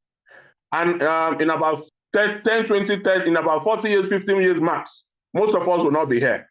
So what I'm doing by virtue of my little contribution is to sustain what we have done today for the generations to come. And that's why I use that favorite mantra. Join us in sustaining this indelible and worthwhile legacy. If my videos were here, I'll have told them to share. You see what we've been doing. And I'll keep people that care to know. It's not about the millions of dollars you give. It's about that little contribution to ensure that this program is sustained. Like I said earlier, we have children from Turkey, I have children from Malawi, I have children from Uganda. In fact, there was a time we had children from Utah in the United States joining us for this session. So it's a global thing. We are trying as much as possible to go beyond our horizon in introducing this thing. And whether we like it or not, we have a convergence of different practitioners in the practice of mediation. So invariably means, without much ado, invariably means that mediation is indeed the future of conflict resolution. You have lawyers, you have teachers, you have mechanical engineers who are all mediators. What does that mean? It means there's no problem that will arise that one person will not have the knowledge about that. So the earlier we get these children involved in it from very early ages, from 7, we are getting children from 7 years to 17 years to be involved in this program, the better for all of us and the more positive ripple effects it will be for us. Thank you very much for this time. I'm indeed very grateful and obliged. Thank you very much. Thank you very much, Chikohi. I think if I can share a couple of things from Scotland, and I know Nigeria very well. One of the things that Scotland has experienced is a lot of violence over a lot of years. And what we have learned from the research is that where you educate children consistently, then you can take them to a path that is more peaceful and away from violence. So I commend you for your work on educating children, and not only in Nigeria, but across Africa. And I hope, like the saying from Confucius says, that if you go to a country for a year, you plant rice. If you go for 10 years, you plant trees. But if you go for 100 years, you educate children. So for me, thank you very much for your contribution. And I'll hand back to you. Thank you very much. Thank you. Thank you, Chijioke. And I want to say thank you, great thank you to our moderator, hero moderator, because the more speakers you had before, and you are a really, really great person. Thank you, Andrew. And I don't want to say to you goodbye, because we will meet next year in Cyprus, direct in diplomatic competition. So see you all here, and just don't leave, because now we are just I'm giving the rights to conductor and moderator for panel session 5. Please meet Juan Carlos Del Bianca. Professor Juan Carlos Del Bianca will moderate panel number 5. Thank you.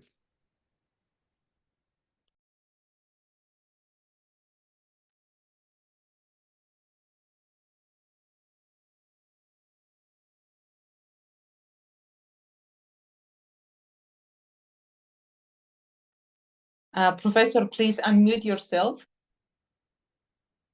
Oh, I'm sorry again. Sorry. Because I'm very worried about the sound.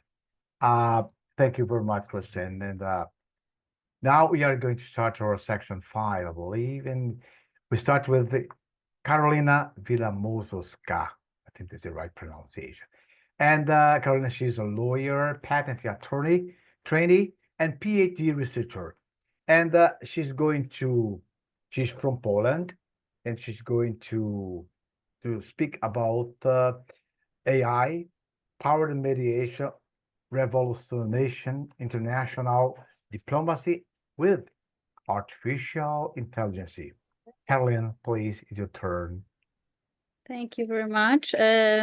Hello, everyone. Thanks for the invitation and the possibility to join with you some insights on how AI can power mediation, revolutionizing and international diplomacy. As it was said, I'm an attorney, and I try to help mediators to ethically use artificial intelligence in their work. And I believe we have got a lot to do in this field. Okay.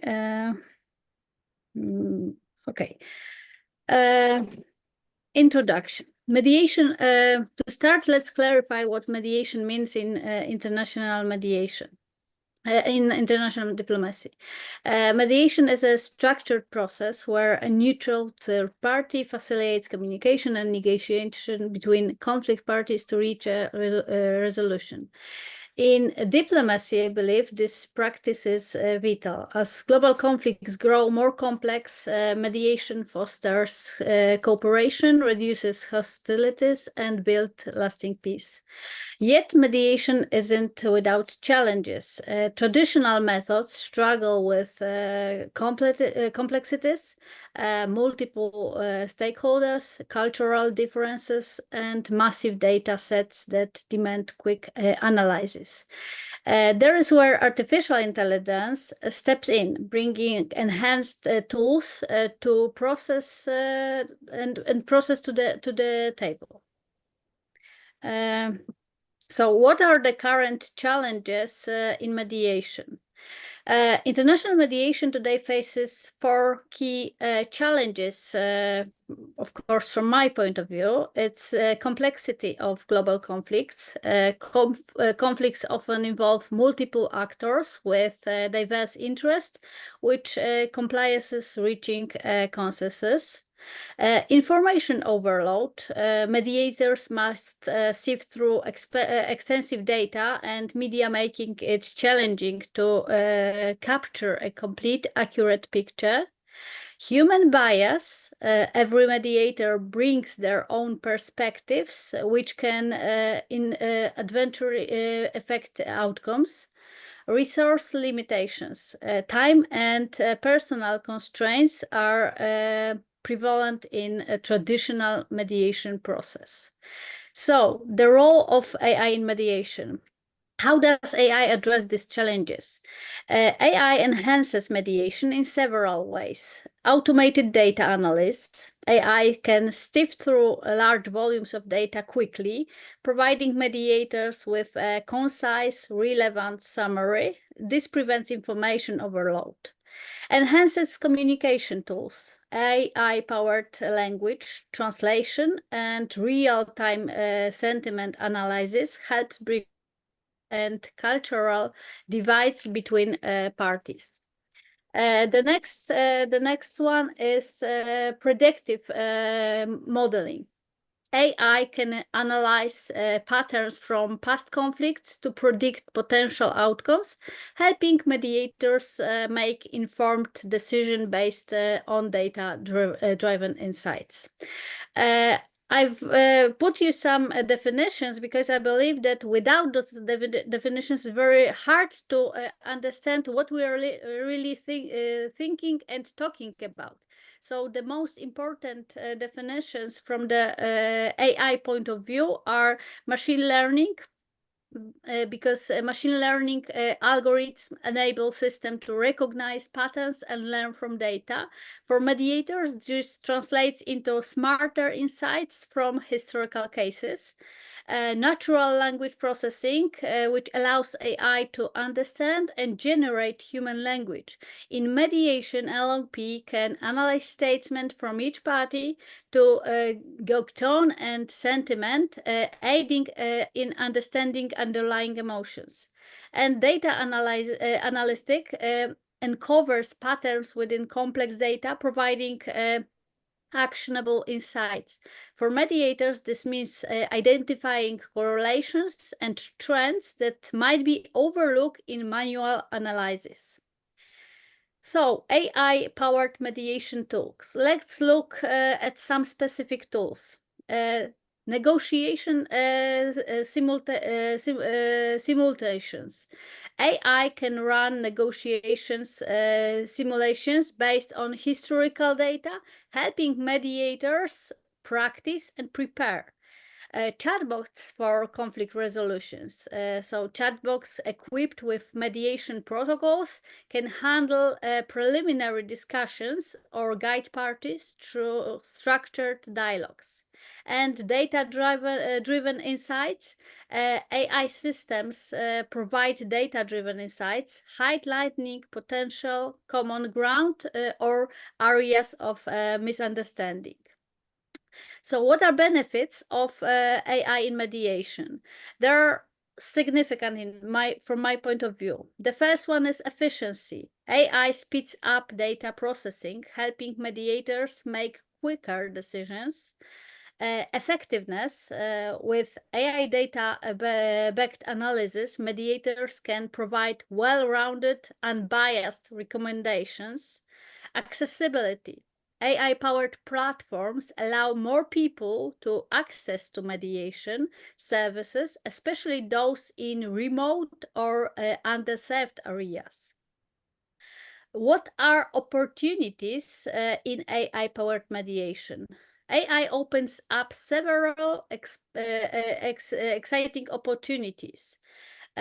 Global reach. AI helps mediators connect with parties worldwide, overcoming geographical limitations. Inclusivity. AI tools can bring gaps between diverse stakeholders, facilitating collaboration among groups of people from different countries, with different languages and different backgrounds. Capability building.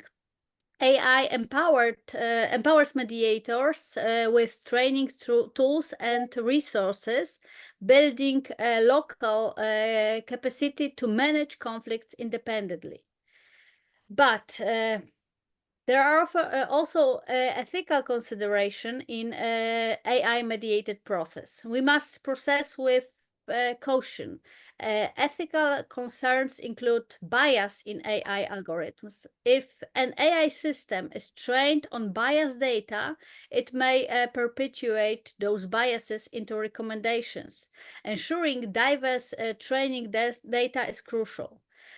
Transparency and accountability. AI algorithms should be transparent and accountability should be clearly defined. Mediators need to understand how AI-generated insights are derived to avoid misinterpretation. So, future directions. Looking ahead, the integration of AI in mediation is likely to grow. Future goals include full integration into mediation practices. AI will become an integral tool for mediators, from pre-negotiating analysis to final agreements. Collaboration between AI experts and mediators. Interdisciplinary cooperation will ensure AI tools are developed with an understanding of both technical capabilities and mediation needs. So, in conclusion, AI has the potential to transform international mediation by streamlining processes, enhancing communication, and improving outcomes. However, we must balance those advancements with ethical safeguards. Let's embrace this opportunity to collaborate and leverage AI for a more inclusive, efficient, and impactful approach to mediation. I encourage all stakeholders, mediators, policymakers, and AI experts to work together, refining AI applications to ensure they serve our common goals of peace and cooperation. Thank you for your attention, and I look forward to your thoughts and questions on this important, in my opinion, topic. Thank you very much. Carolina, thank you so much. You were brilliant as always. It's a very interesting topic, and I think we're really great. I always like to listen about that. And I would like to ask you something. Just one thing I would like to ask you. For example, let me see. I hear a question for you. Sorry. Is how do you envision the integration of artificial intelligence in mediation process? I mean, what challenges do you foresee in terms of maintaining human empathy and judgment when artificial intelligence tools are used in dispute resolution, please? Well, I believe that we need to remember that AI should still be just a tool, the tool that helps us to cover with big amounts of data, with preparing for a good process of mediation, to analyze data, but we should not forget that the human is in the loop. So the human is the most important part of this mediation process. And as long as we are going to use only the AI as a tool, not as something that's going to replace us, I believe that there won't be any changes in mediation. It's going to be another technical improvement that will help us to deal with more with the mediation process more effectively, and I believe we can use it to do it worldwide without concerns, without disabilities that we used to have working with people from different backgrounds, different languages, different cultures. It will help us, but it's not going to replace us. Perfect. I used to say that nothing replaces a touch, and Yeah. looking eye to eye, never. Thank you so much. Thank you. Thank you. And now we're going to have the presentation of Prisma Kapoor. She's from India. No, I'm sorry, Prisma Kapoor from India. And the title of the presentation is Navigating the Landscape of Artificial Intelligence. Very good. Bellwether for Alternative Dispute Resolution Region. Prisma, please, the floor is yours. Thank you, sir.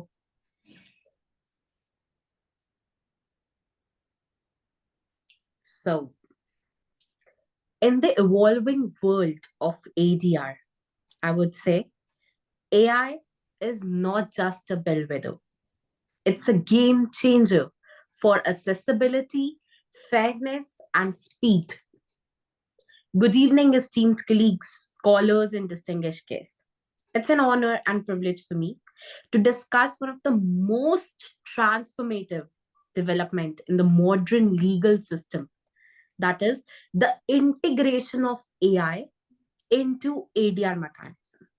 So as we all know, that technological advancements are reshaping the very fabric of our lives. The field of legal is no an exception to this. It's a time for us all to delve deep into how to resolve these disputes outside the courtroom. The question that we all face today is that can AI provide innovative solutions to these issues? Would AI help to explore, enhance the ethical considerations that accompany this shift? So, let me first provide an introduction about AI and ADR. It's a new frontier for us. The legal landscape we know is evolving. We are witnessing unprecedented changes that have been driven through technological development and complexities that have brought accessibility to accuracy and efficiency of ADR processes into mediation, negotiation, and arbitration. So I would firstly be pondering upon one of the very thoughtful questions, which is, I would say, a foundational question, which would tickles into everyone's mind, that can AI effectively replace human mediators or arbitrators in resolving disputes? So, in order to understand this answer, I would firstly define what AI is. And I believe it has been very well definition have been cleared before. But let me just give a brief outlook that AI refers to any of the system where that is designed to think and act like humans. These systems have the capacity to learn from data and to adapt the behavior that is over the time. So we have other features that are like the machine learning, then we have the system of NPL and the other predictive analytics. And I believe the same have already been told. A slide before to this, can you just share? So you have missed the slide. Okay. Okay. So let's understand how AI would help us in streamlining the process. in order to streamline the process, firstly, I would like, before moving towards AI and arbitration, I would like to unlock the potential of AI into mediation. And that is what we are all here to talk about. So one of the most exciting area that we have is the mediation, that being a voluntary process that had facilitated with an increasing conflict complexities, and new methods have been framed out. So one of the remarkable innovation today that we have is of the direct. That's a software which talks about conflict resolution comparison tool that have been developed in the state of Germany. So this software actually helped the parties to select the most suitable conflict resolution method for their case, which may include both, that is, the mediation as well as arbitration. So similarly, the mediator robots, now we have mediator robots, we would say, that have actually facilitated in the negotiation with the potential to revolutionize how conflicts can be resumed or resolved across the industries. For example, it could be a healthcare or to any other diplomacy that we can undertake. So that means the process have been streamlined. And to give an example for this, I would like to quote one of the family disputes that we usually have in mediation. So what happens? So firstly, I would like to quote the scenario. Now, what happens? A family is going through a dispute over a division of assets after the death of any of the relative. Now the heirs will not be agreeing on who would receive which item or what so. Now, how AI can step into this process? AI would firstly be helping in the conflict mapping. That means AI would help to analyze the family member's position, financial situations, and would suggest the fair solutions to the family dynamics and the legal principles. It would provide the mediator the support in forming the compromise agreement, in sentimental items to those with the highest emotional attachments, and to the final outcome. If both the parties agrees, then we have the final solution. So that is what AI would help in the stream of mediation.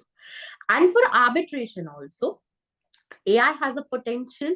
We have the software called Ross Intelligence, Arbilex, and other softwares which are quite common into the field. Or I would like to quote here the software which is used by one of the organizations in India, that's SAMA. So SAMA uses the software of AI.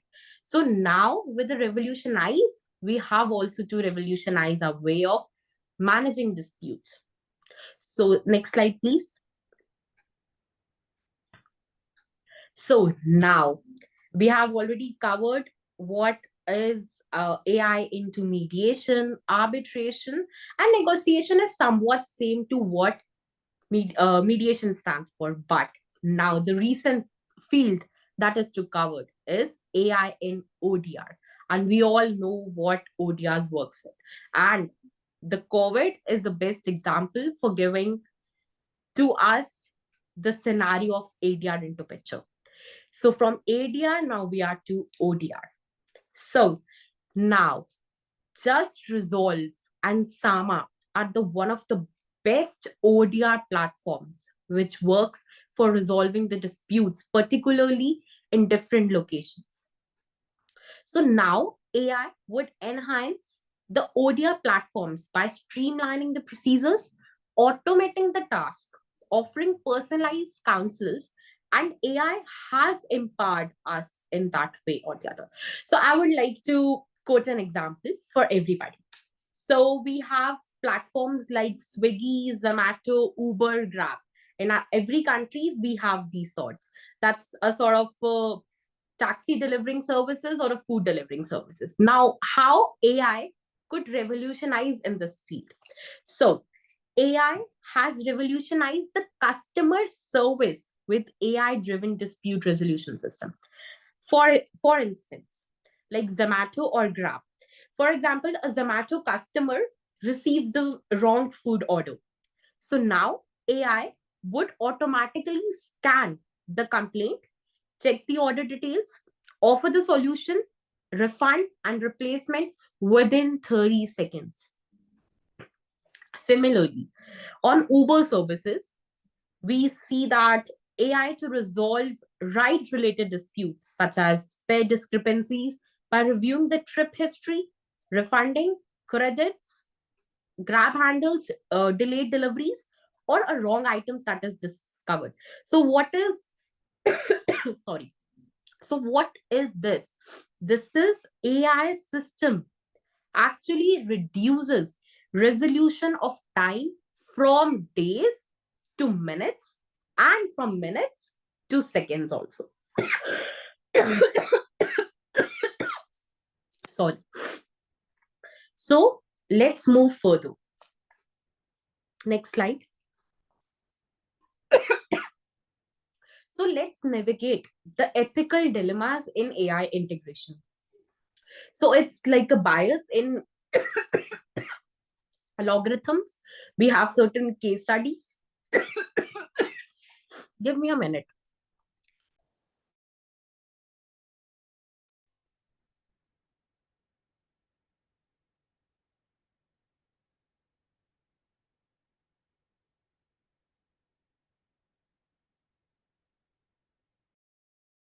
Really sorry, I have a sore throat.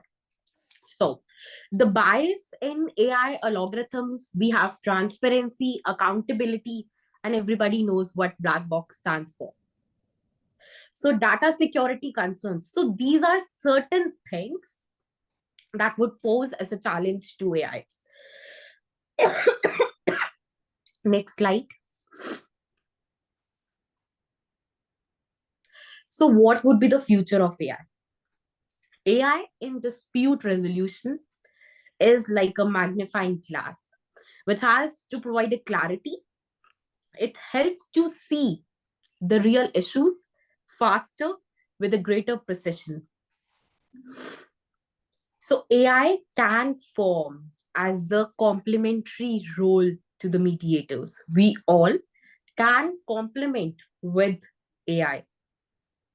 It helps to evolve our capabilities, have to expertise our remaining vitals. So these are the vision which AI can provide for.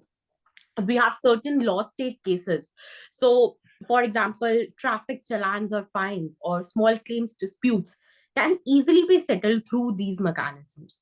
So, the AI portal can be help in formulating or reducing the number of cases in the portfolios that we have in our different nations across the geographical locations. Next slide. So, in conclusion, the benefits I have already told, and I believe ma'am has also covered. So challenges are there. So let's cover the conclusion part. So I would say AI here. The question which I have asked before, AI here is not to replace us. We being a mediators would work as we are. But AI here is actually here to empower us, to complement us, to provide a subsidiary role for us, where we can reduce our human errors and to streamline the process, dispute resolution into more accessible and conclusive path, so that the AI journey with ADR can be a fascinating one to see in the coming years. So in the end, I would say AI in ADR, finally a way to settle the dispute with your Wi-Fi providers. We are sitting with our Wi-Fi ons and we are conducting a conference. The same way we can settle our disputes through our Wi-Fi without losing our patience. For example, in case any dispute occurs, we have to go, we have to speak, and we have to shout out. With sitting at home, we can settle the disputes. So this is what AI can do for us. Thank you for your time and attention to all the attendees. I look forward to discussion. Thank you so much, Kristen. Perfect. perfect to your presentation. And one thing that caught my attention was when you say the responsible use of AI with robust ethical frameworks will shape the future of legal dispute resolution. Congratulations for that. I liked a lot. Thank you so much. And now we are going to have Dr. Dr. Mustafa Mosafari, and he's a PhD and the director of and principal lawyer of DRMMM Lawyers in Melbourne. And Dr. Mustafa is from Australia, Toronto, and is going to talk to us about how artificial intelligence improves decision-making in mediation. Thank you very much, Dr. Mustafa. The floor is yours, please. Dear Juan, I guess we have one question to Krishma. Dr. Mustafa is just coming to the air. We just have one question, please. If you will read, I think in chat box we have one question for Krishma. Yes, ma'am. So to answer it, I would say that I have already said that ADR, the AI technology is not here to take away our work as an ADR practitioners. AI is here to empower us all, to complement us. So don't take the negative side of what actually we used to take. See the positive aspects, take what AI can do as a beneficial for us. And I think we all can see the empowerment which AI can give us. So I hope I'm able to justify answer in a short word. Is ma'am satisfied with my answer, the one who asked? Yes, we have one question, and Juan Carlos, I sent it to you from the mail. Please ask this question. Okay, one moment, please.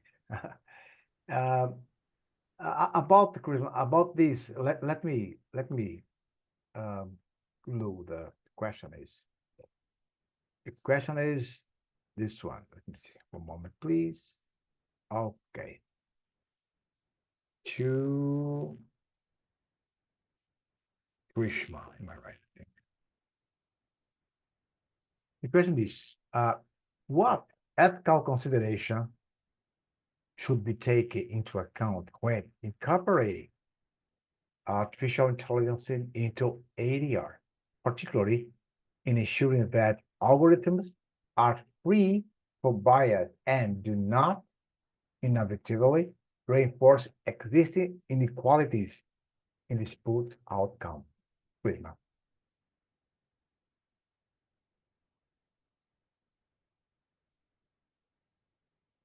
Yes. So to answer this, I would say, for this, while storing the data, the algorithms, we have to actually see that the biasness is not created.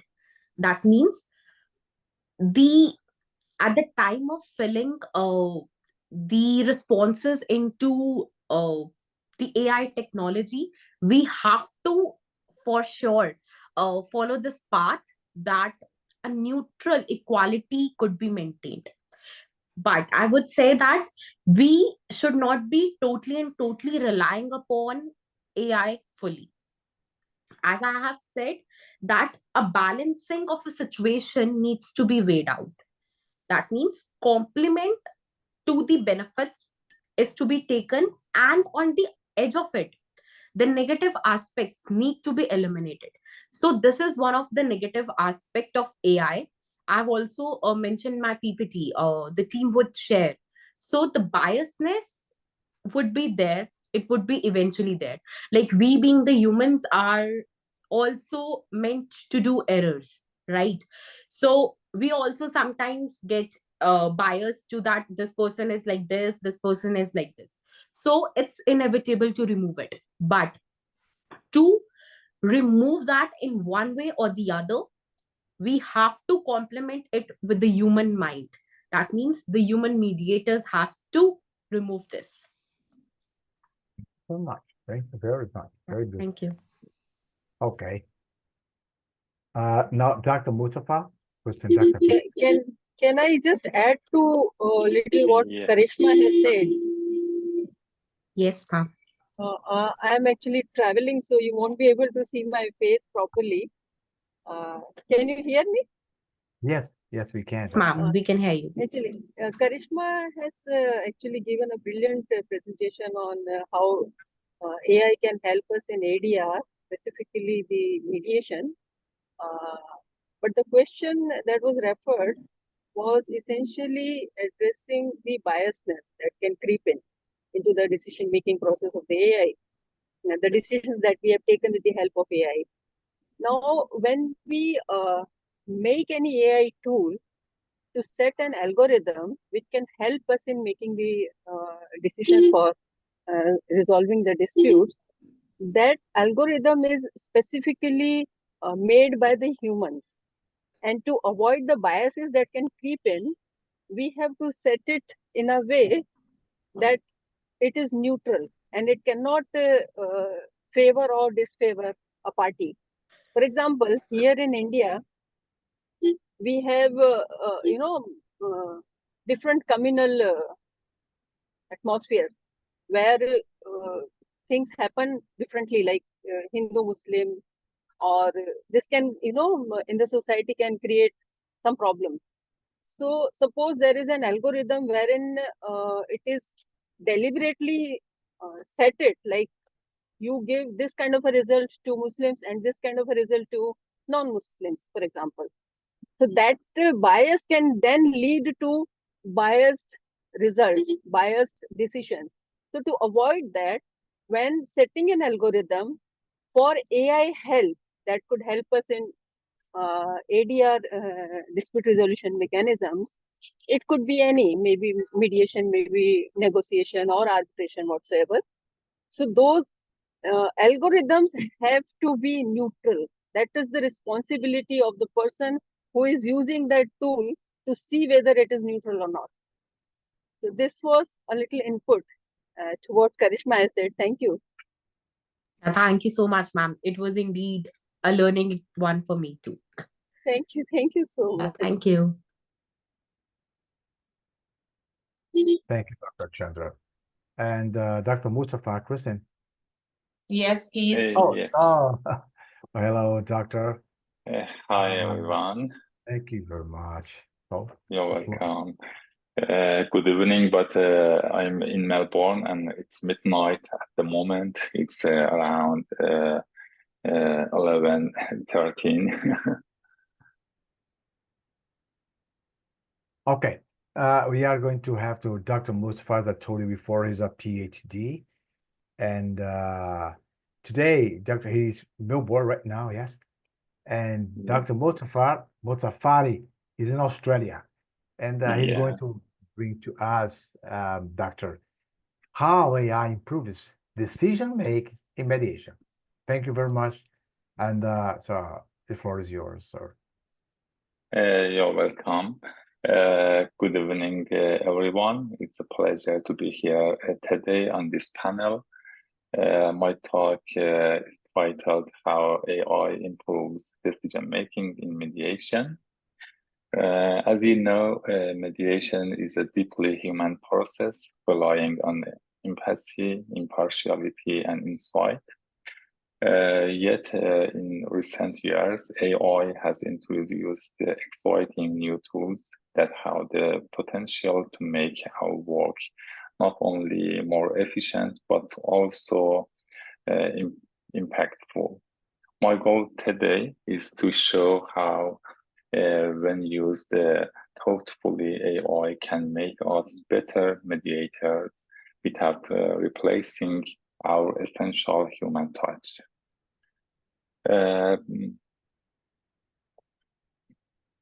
I don't know. Is it possible to share my slide and PowerPoint? So you're granted.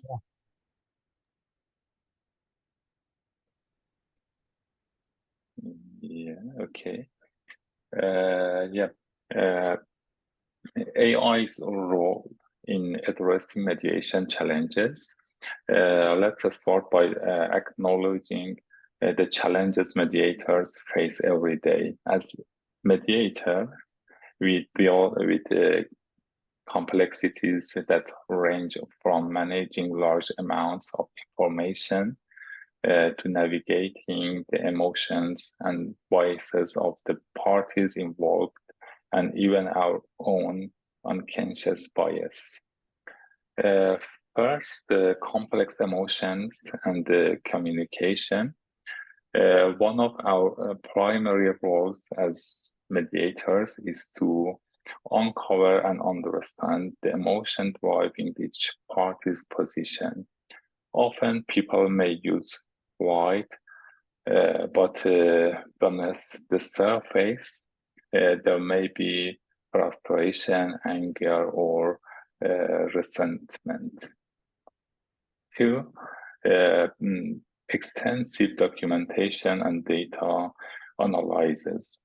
In many cases, we work with thousands of documents, emails, and records. Manually reviewing and categorizing this data takes considerable time and effort, and it's easy to miss subtle but important details. Finally, bias risks. Even the most experienced mediator can fall prey to unconscious biases, and these biases can influence how we interpret information or steer the mediation process. Here's where AI comes in. By supporting mediators in these areas, AI can make the mediation process smoother and more effective. Let's look at 3 ways AI is helping us. Sentiment analysis. AI tools can detect emotional cues in language and tone that might be hidden from us. This analyzes alerts mediators to underlying emotions, helping us address issues early to prevent escalation. Pattern recognition. AI excels at analyzing data and identifying patterns. It can flag recurring themes or inconsistencies in large volumes of information, giving us a clear picture without hours of manual work. Predictive analysis.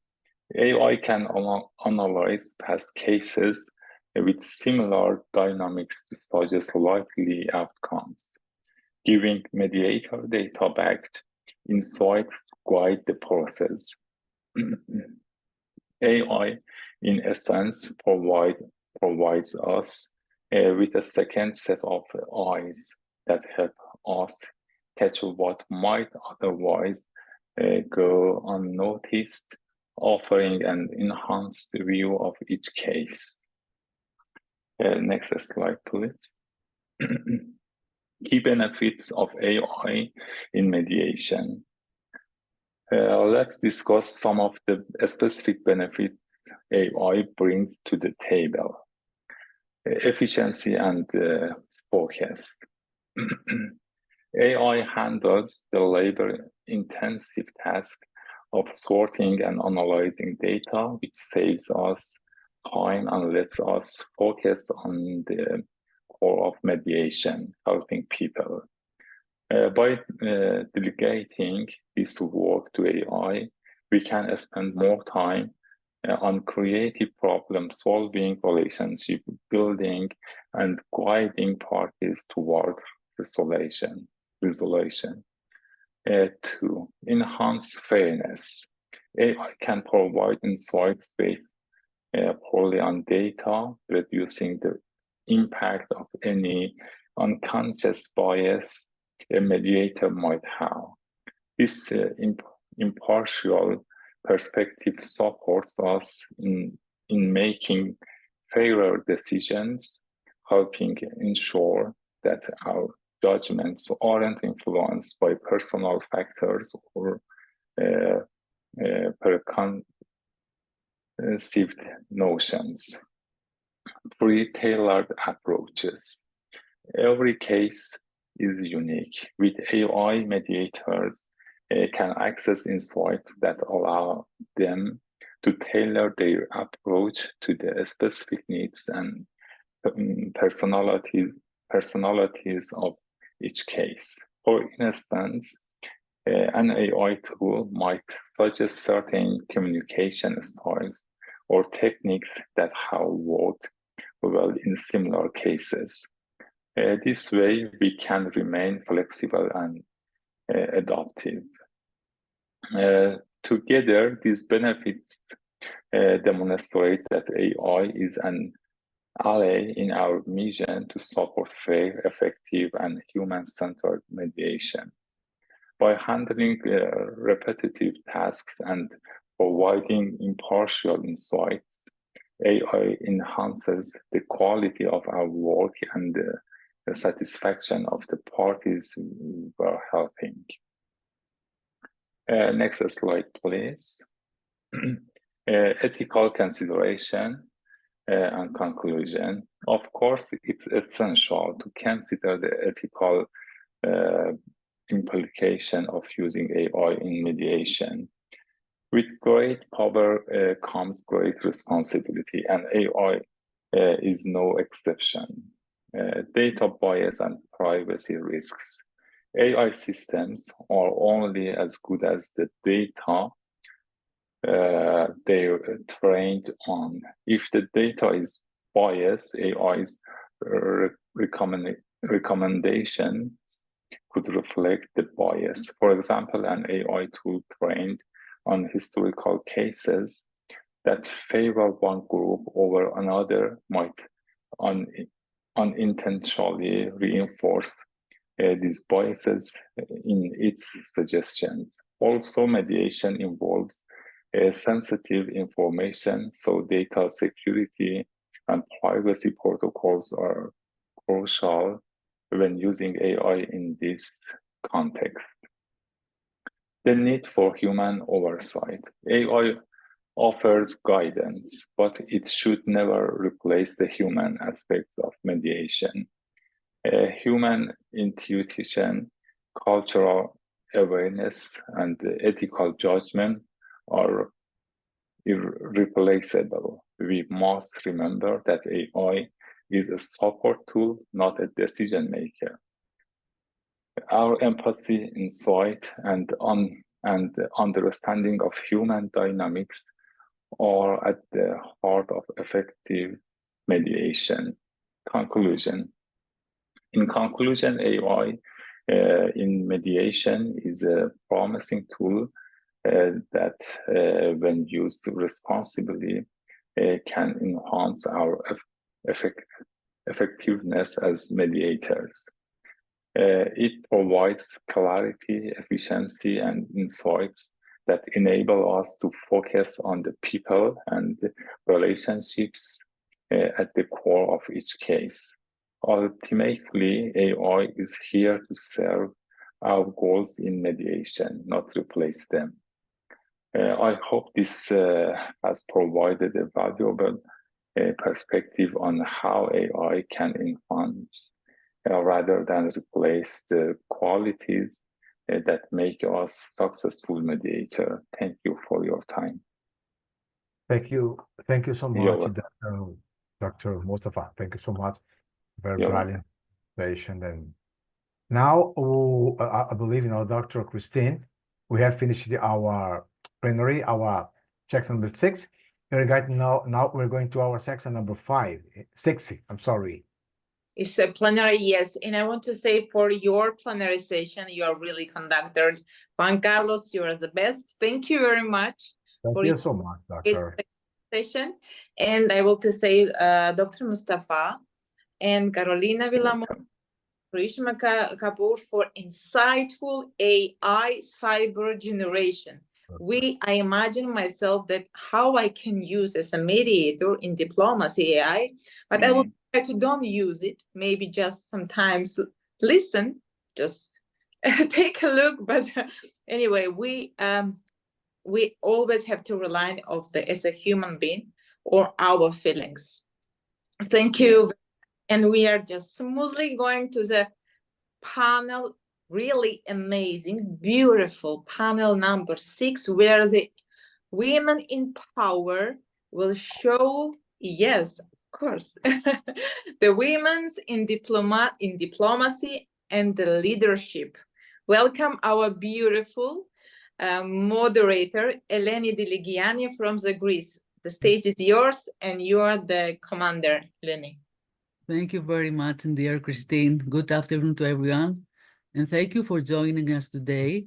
I'm grateful for being here with all of you. A huge thanks to Christine for inviting me to this important and global event, an amazing event with such distinguished guests and panelists. I think truly is a great opportunity to be among global mediators discussing about peace and mediation diplomacy in our era where war zones are in different places simultaneously. In this panel, we're about to dive into some critical issues about psychology, mediation diplomacy, women leadership, and philosophy. Each of these themes speaks to the need of our era in peace building. To our panelists, welcome, Dr. Mary Lou Frank, and thank you for sharing your expertise. It's our first panelist.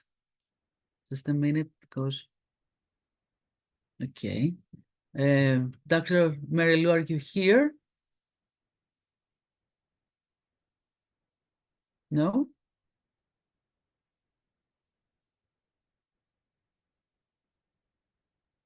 Let me check. I will come back to you. So move forward. Okay, we can move forward. Is Naomi here?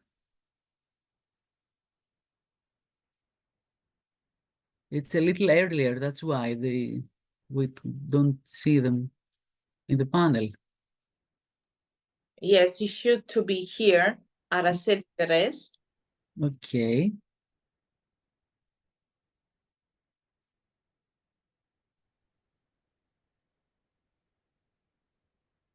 Good morning, buenos días. ¿Me escuchan? Good morning. Good morning. Well, Naomi is Buenos días, Dr. Araceli. Sorry. Okay. Naomi is an expert in women's role in leadership and the field of mediation for equality, and will give you the floor to talk about it. Please, Naomi. Okay. Buenos días, Araceli. Yo estoy aquí para ayudarte con esta ponencia. Bueno, yo le pido que habla un poco espacio para que pueda hacer la traducción bien a el tiempo, porque lo tenemos solamente 15 minutos. Por favor, adelante. La presentación sí la mandé. O la comparto yo. La presentación, ¿ahora? Ajá. Un minuto, por favor. O la comparto yo. Bueno, ¿dónde está la ponencia? No, está en mi WhatsApp. Ya, ok. ¿Le puedo compartir yo? Si quiere puede compartir aquí, no hay problema. Por favor. She's preparing to share with us these slides. Okay. We'll wait. Okay, thank you so much. Bueno, hay mucho que traducir. Yours. Thank you so No, pero much. no es mucho. No es mucho. Bueno, ahí, así. ¿Puedes enviarme para mí? Porque es para mi WhatsApp, por favor. Te mando por WhatsApp. Por favor, ahora. I'm asking her to send to me to my phone here is easier to understand, to translate. Thank you. Te envío por WhatsApp. Por favor. Thank you. Ya, un moment, please.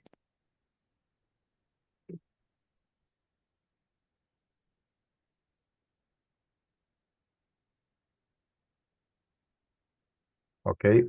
One more, please.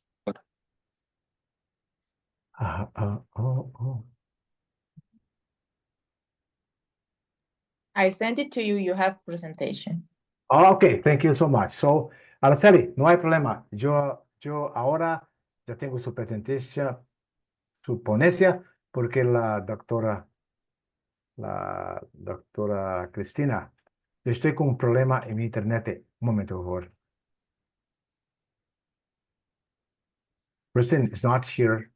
I don't know what's going on. Maybe my internet. Oh, it's here right now. Okay. Listo. One moment, please. One moment. Por favor, un minuto, doctora Araceli. Un minuto, por favor. Gracias, profesor.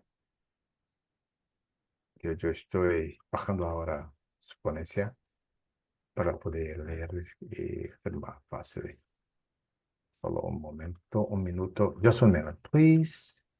We are just about it. We're just about 1 minute, please.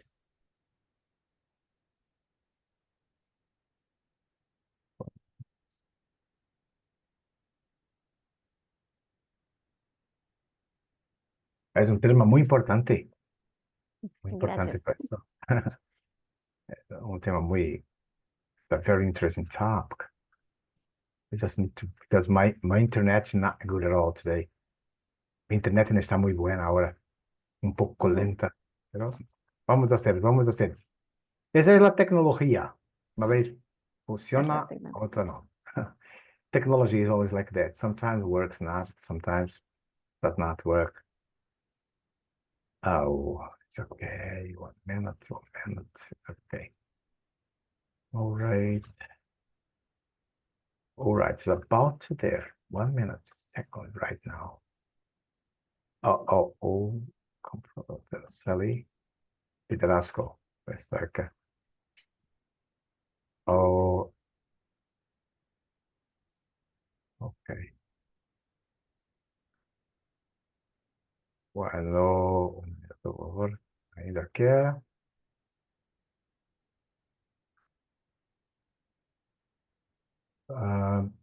Bueno, ya puede empezar. Ya. Buenos días, buenas tardes, buenas noches con todos. Esta conferencia está dedicada directamente para el liderazgo de la mujer en diplomacia y mediación y la igualdad de la paz. Es un tema de gran importancia. Good morning to all, good night. And I have to translate like this? Okay. This presentation is going to start with, she's going to talk about the leadership of women and diplomacy, mediation, equality, and consolidation to the peace in Ecuador, please. En Ecuador, los avances hacia la igualdad de género han sido significativos, pero sin embargo, aún nos enfrentamos a los desafíos culturales. Okay, in Ecuador, the development of equality of gender is going very well. However, we still face some problems, some difficulties. Okay. Esto es lo que buscamos principalmente, inspirar, capacitar y conectar a mujeres potenciales líderes, así como a sus aliados comprometidos con la igualdad para construir juntos la visión diplomacia y la paz en las mujeres que sean protagonistas. Okay, there are 3 things that we are working, that we try to do is to inspire, to empower, to strengthen capacities, and to build network and the social net. Inspire and empower the women interested in diplomacy and mediation and construction of peace. Dr. Araceli. Podemos decir que en el sistema de la mediación en Ecuador, a raíz de la reforma del año 90, el país afrontó o adoptó reformas en el sistema judicial promoviendo así la mediación como una herramienta para la descongestión de los tribunales y poder afrontar la justicia y la paz. Well, the history of mediation in Ecuador, it starts in the 90s, the reformulation of the system judicial system. The mediation in Ecuador is developed, has been developed as a mechanism of alternative dispute resolution, especially from the 90s, as you said before, when the country adapted reformulation and its system, and promoted the mediation as a tool to make free a little bit the courts, the tribunals. También podemos hablar de la justicia indígena, la tradición y mediación. A partir del año 1997, a partir de la ley del arbitraje, también se considera la justicia indígena como un proceso de mediación dentro de las costumbres que tienen los indígenas. Also, the Indian justice is a tradition to mediation, and it started in 1997, 1997. 97.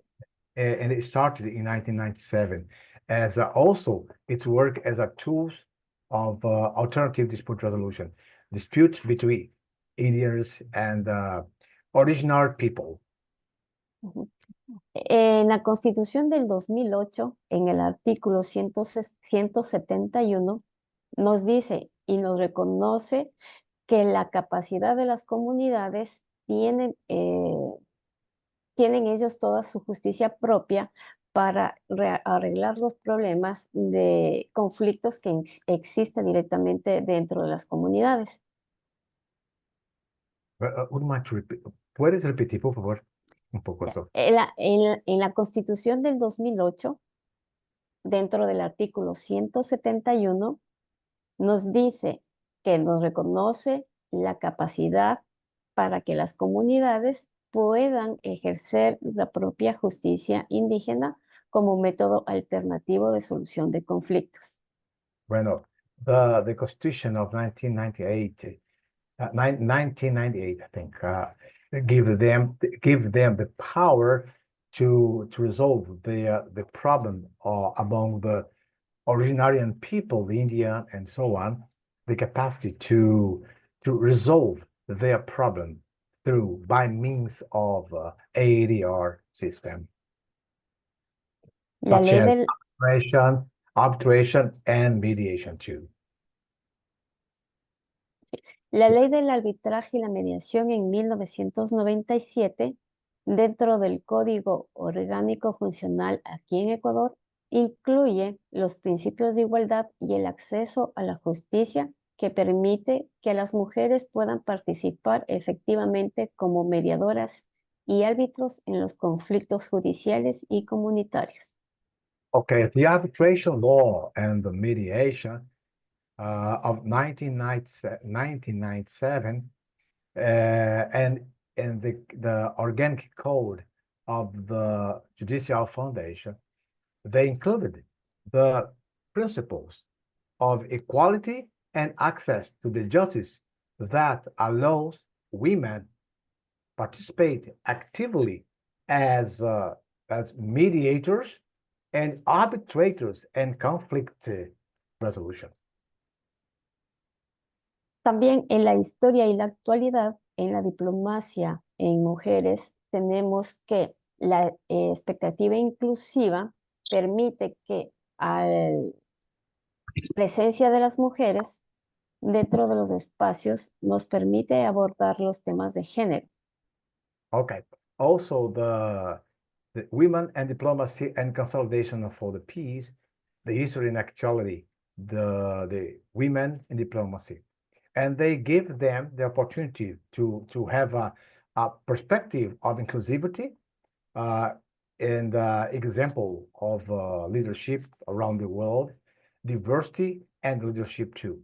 And the presence of Wilma in these places, these rooms, was allowed to talk about several topics, including about the gender, about the law and human rights, and so on. Okay.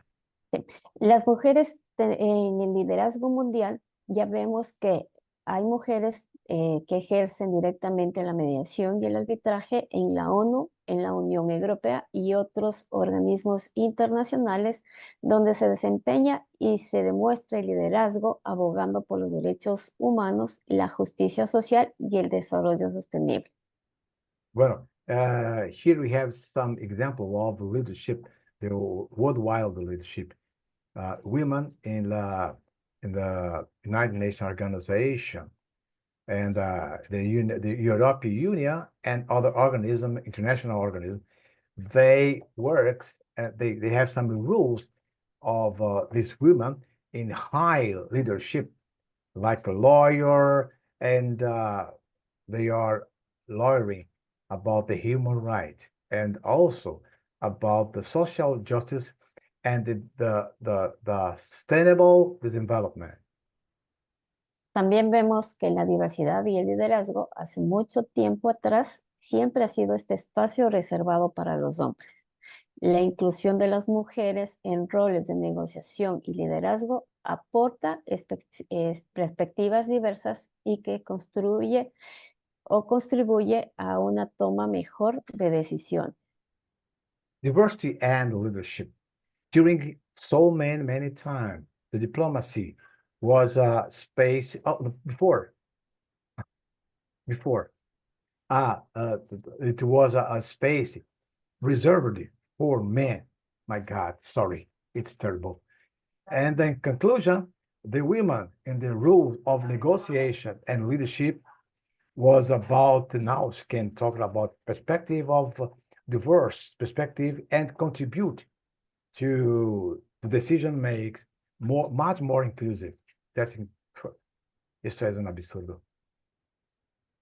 Sorry. Next. Dentro del tema podemos ver varias mujeres. Tenemos un ejemplo, la expresidenta de Costa Rica, Laura Chinchilla, quien ha liderado directamente iniciativas dentro de diálogo y de negociación dentro de los conflictos internos. Okay. Women, they are leaders in diplomacy in Ecuador, in Latin America. We say the women leadership in Latin America. In Latin America, women in diplomacy, they judge, they develop a crucial role in the process of peace and resolution of conflicts. And one of the most important and paramount person is the former president of Costa Rica, Laura Chinchilla. Okay. En Colombia tenemos a Gloria Gaitán, quien se desempeñó directamente dentro de las negociaciones entre las FARC y el gobierno. Okay. For example, in Colombia, women such as Gloria Gaitán, she developed a very important role in the negotiation of peace between the government and the FARC, and she created the participation. She was responsible for creating the participation of women and the construction of the new future. Tenemos en Ecuador directamente la ex canciller María Fernanda Espinosa, quien lideró los procesos de diálogo intercultural. Okay, like as example, also we have a leadership of human leadership in diplomacy, Ecuador and Latin America. A great example is la ex-chancellor María Fernanda Espinosa.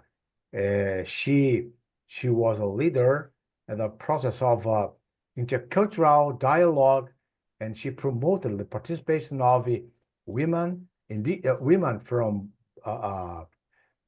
original people from Indian people, and they considered the decision made between them.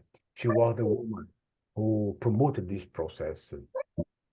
her work was fundamental to promote and for people to try to find to help the necessity of the communities, the poor community, Indian communities, and diplomatic agenda.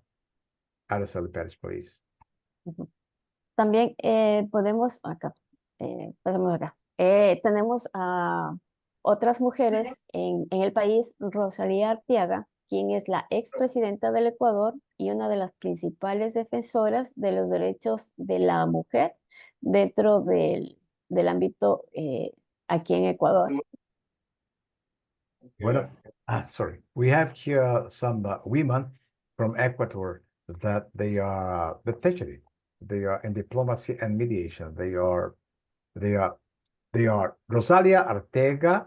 She was a former president of Ecuador, and she's one of the main defenders of the law, the right of women and in Ecuador.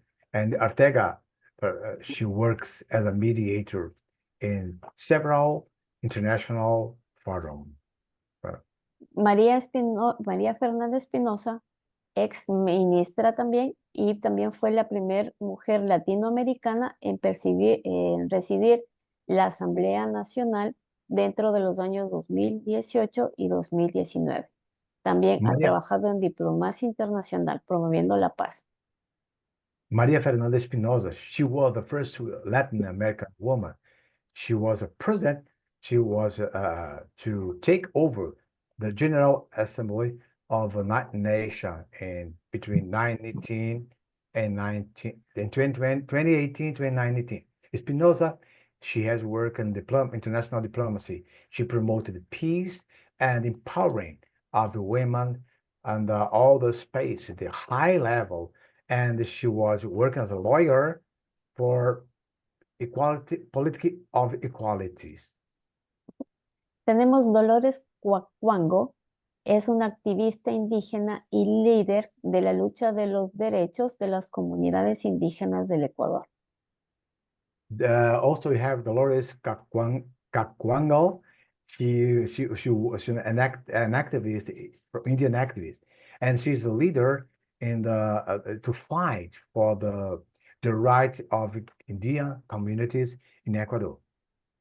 And also, she has worked for a position of a formal diplomat in her leadership, and also a resolution of conflict in favor of the Indian rights. Okay, next. En la CONAI es el movimiento más grande de nacionalidades, es la confederación más grande de nacionalidades indígenas aquí en el Ecuador. Se lo conoce como CONAI. Son quienes han liderado directamente las movilizaciones y los diálogos importantes en los temas de territoriales y justicia social. Okay, CONAI and mobilizations. CONAI is one of the most important institutions to develop this kind of mobilization in Ecuador. For example, of the leadership that include the role of women in the Confederation of National Indian of Ecuador, the CONAI. Also, please, next.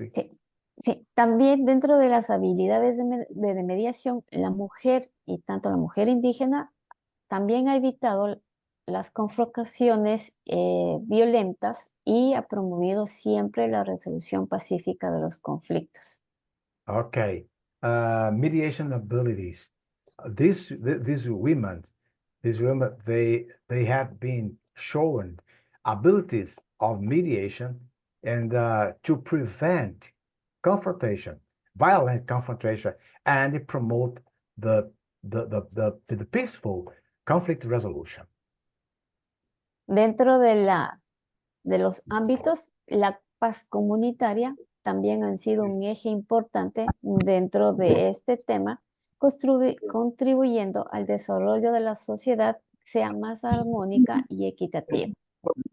Okay, also the impact for the community peace and her leadership has empowered also the Equatorian diplomacy as well as the community peace, and she has contributed for all development of one society much more harmonic and with equity. Tenemos los avances, hay varios factores que es la integración. What the hell? You know how much I'm running here. Shut up. Oh, there's a phone. Thank you. Dentro de este tema tenemos la integración efectiva, las iniciativas de paridad y los avances hacia la equidad, los tres ejes importantes que estamos desarrollando dentro del liderazgo de las mujeres en mediación en diplomacia en Ecuador. Okay, and the development, development in the diplomacy of Ecuador. We have the integration, effective integration, and the equality initiatives and their diversity for more equity. Los desafíos persistentes que tenemos aquí es que aún persisten los desafíos como la necesidad de fortalecer los mecanismos de inclusión y reconocimiento del papel de las mujeres en todos los niveles de mediación y diplomacia, tanto en el área rural como en las comunidades marginadas. Challenges including and the challenge here.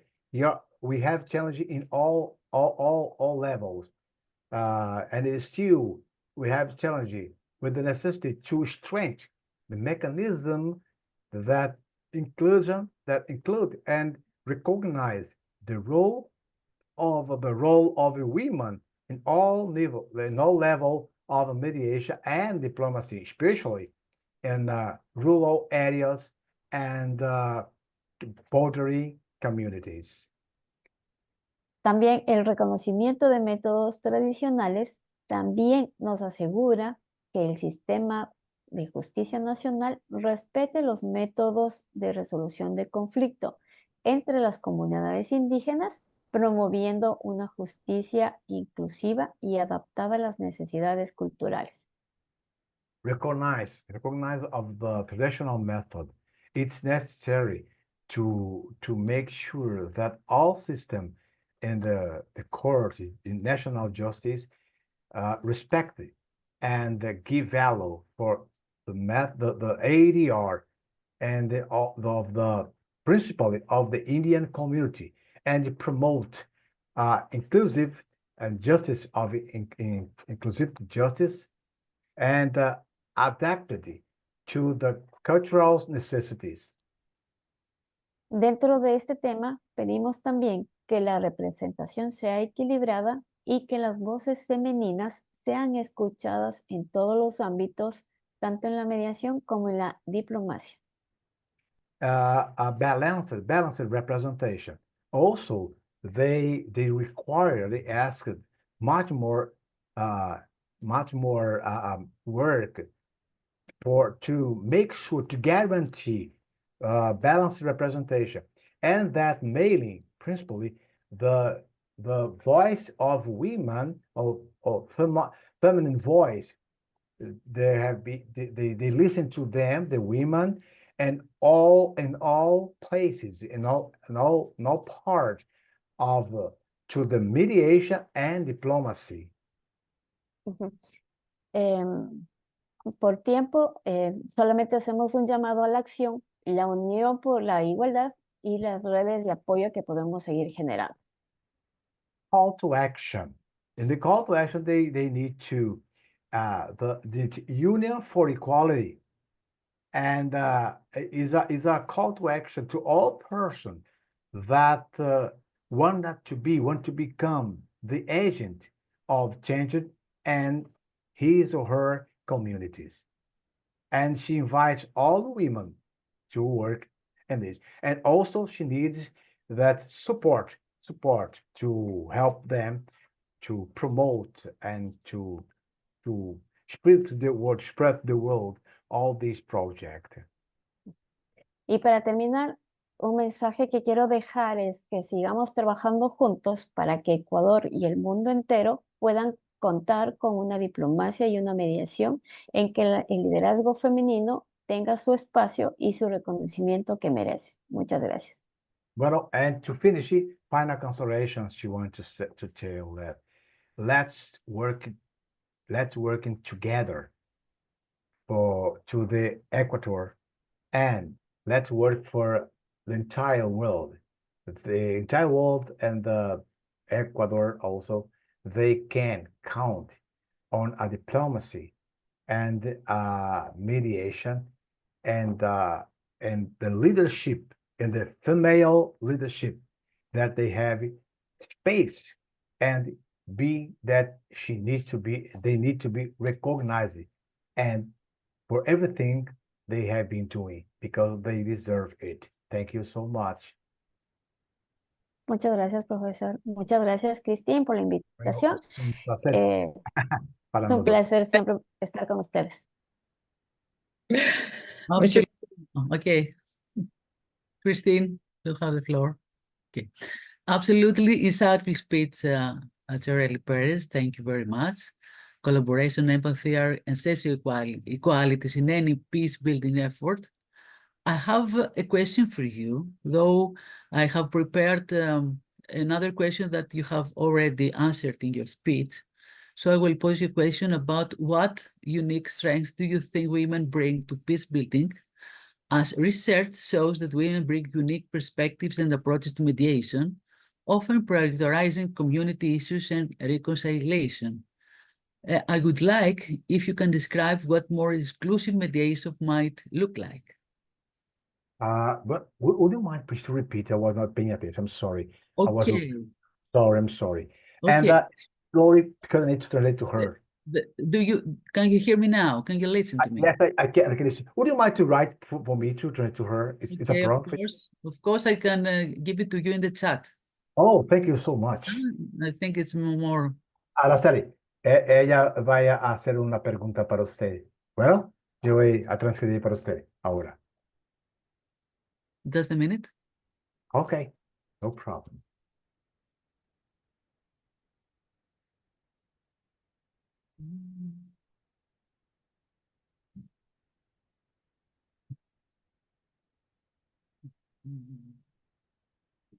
Solo un minuto, por favor.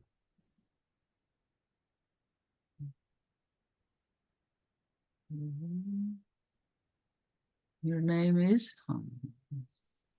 Just a minute. Okay. I have to find it. Just a minute. Don't worry. It's live. That's why. Okay. Yes, I found it. You great. So, send to me. I said it to you. All right. One moment. No, it's okay.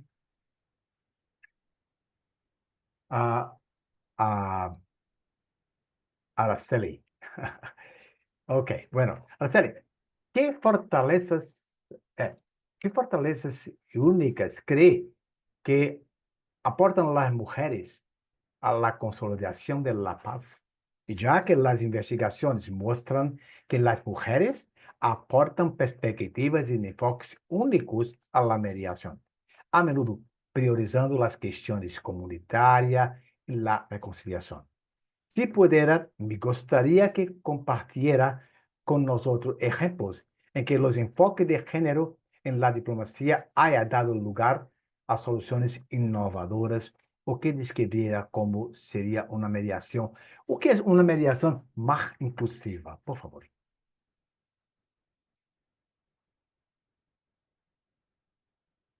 No se puede escucharte, por favor. Ya. Ahora. Muchas gracias la pregunta. Espacio para que pueda. Ya. Así. Thank you very much for the question. Muchas gracias la pregunta. Dentro del ámbito que yo estoy promoviendo aquí en Ecuador, here in the space, the place we are promoting here in Ecuador? Es la formación desde la escuela, colegio, para And since this school, the formation of these people since in this school. para evitar que existen estos conflictos en personas ya adultas, irles formando desde más pequeños para la toma de resolución de conflictos. Okay, and they start teaching them at school to avoid, to prevent that when they become adult, they do not have this kind of conflict and they can resolve them with no problem.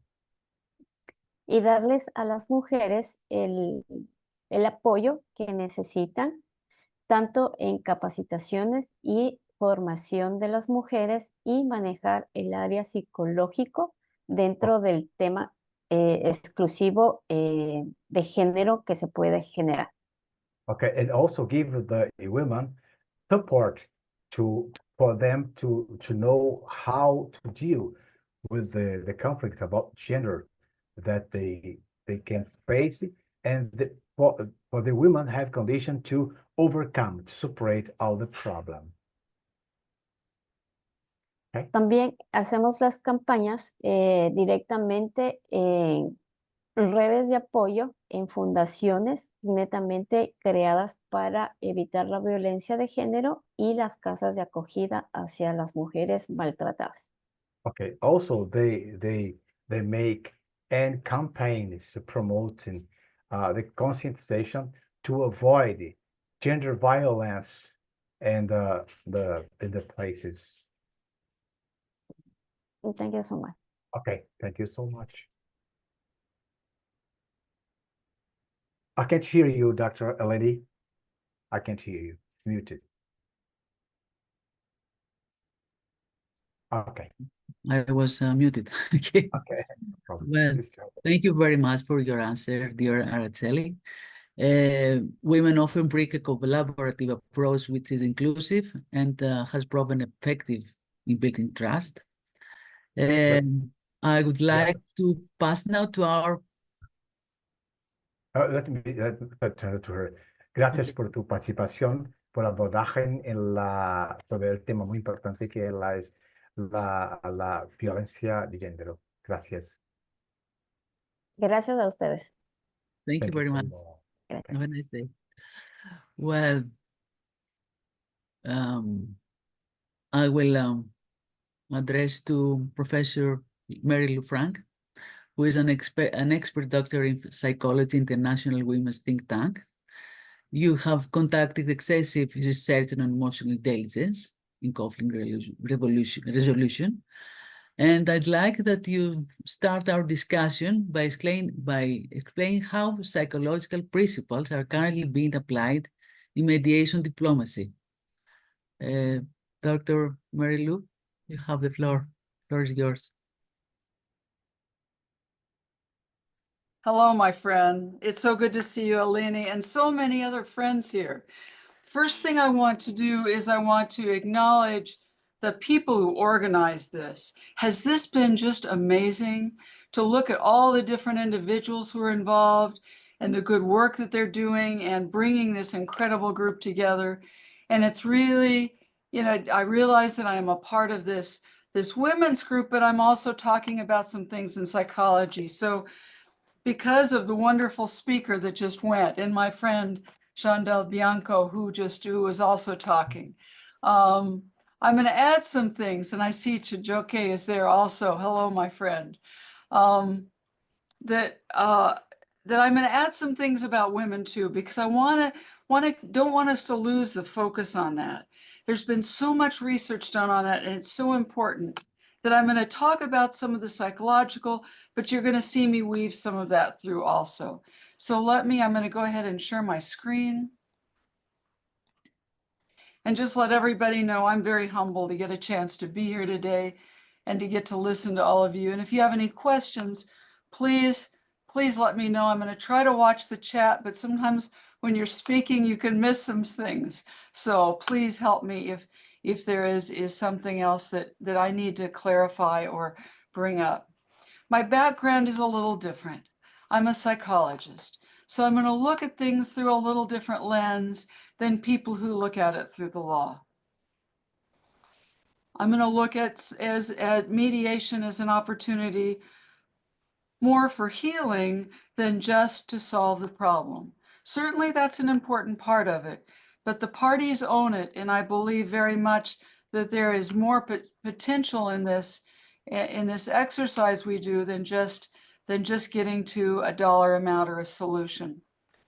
And I want to acknowledge the world we're in today. It's a violent world. There are people who are stressed, who are alone, who are hurting, and we need to realize that as mediators, especially when we talk about diplomacy, that sometimes our role is with families and with our communities, but sometimes we have a larger audience for which we're working.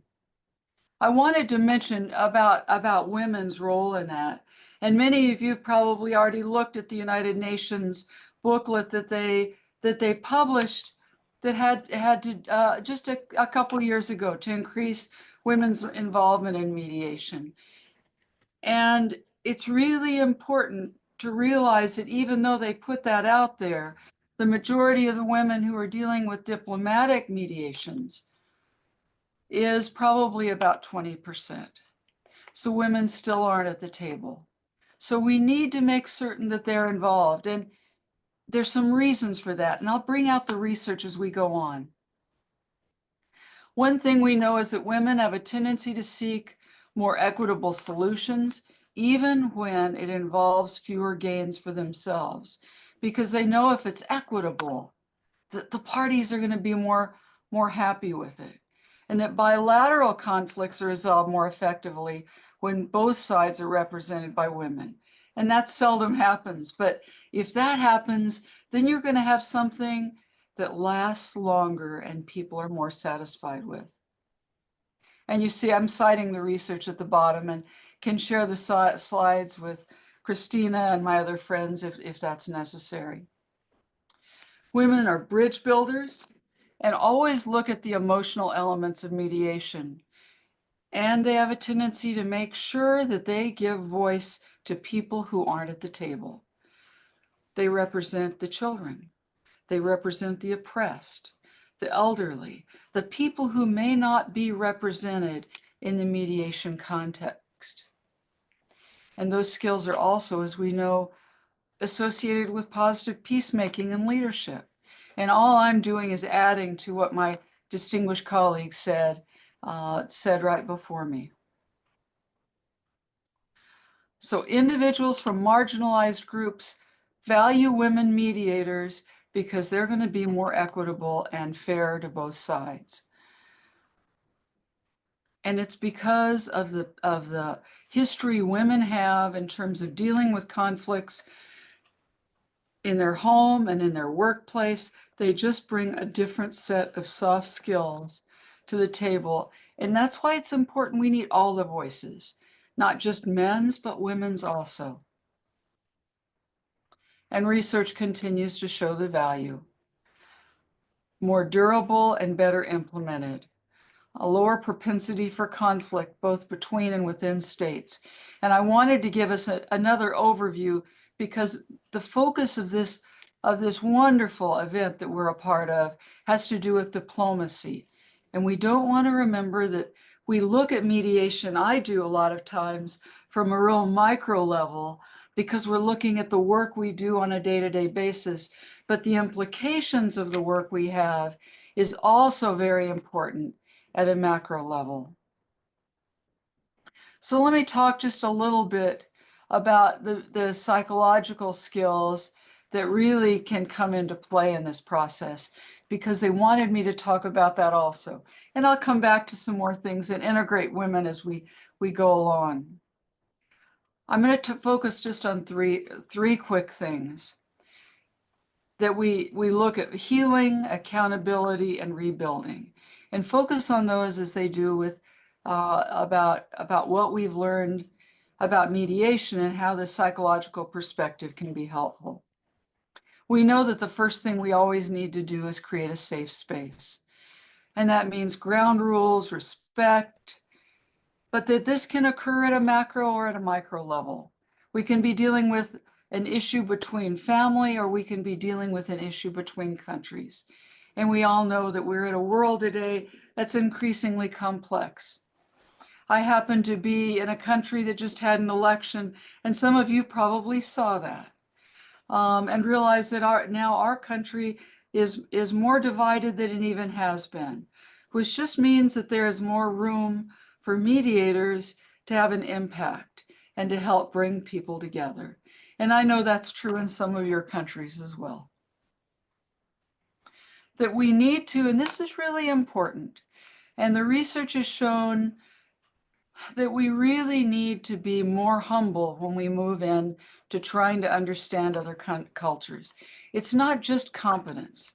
Competence means we think we know what another culture believes, and we've studied it and we've been trained in it, and we think we've got this. And I know before I go to any whenever I go to work in another country, and this next year I'm going to be in a number of different places, I always study the culture. I study some about the language. I try to be as aware as I can, but I'm always aware that there are things I don't know. And it's that because I haven't lived there. All I've done is read what books say or what the internet says, or maybe what I picked up from some friends. But that does not mean that I fully respect or understand the culture unless I approach it with a spirit of humility and say, there's so much I have to know, please help me understand. And it's with that heart of generosity and humility that allows us to connect. And that's very important.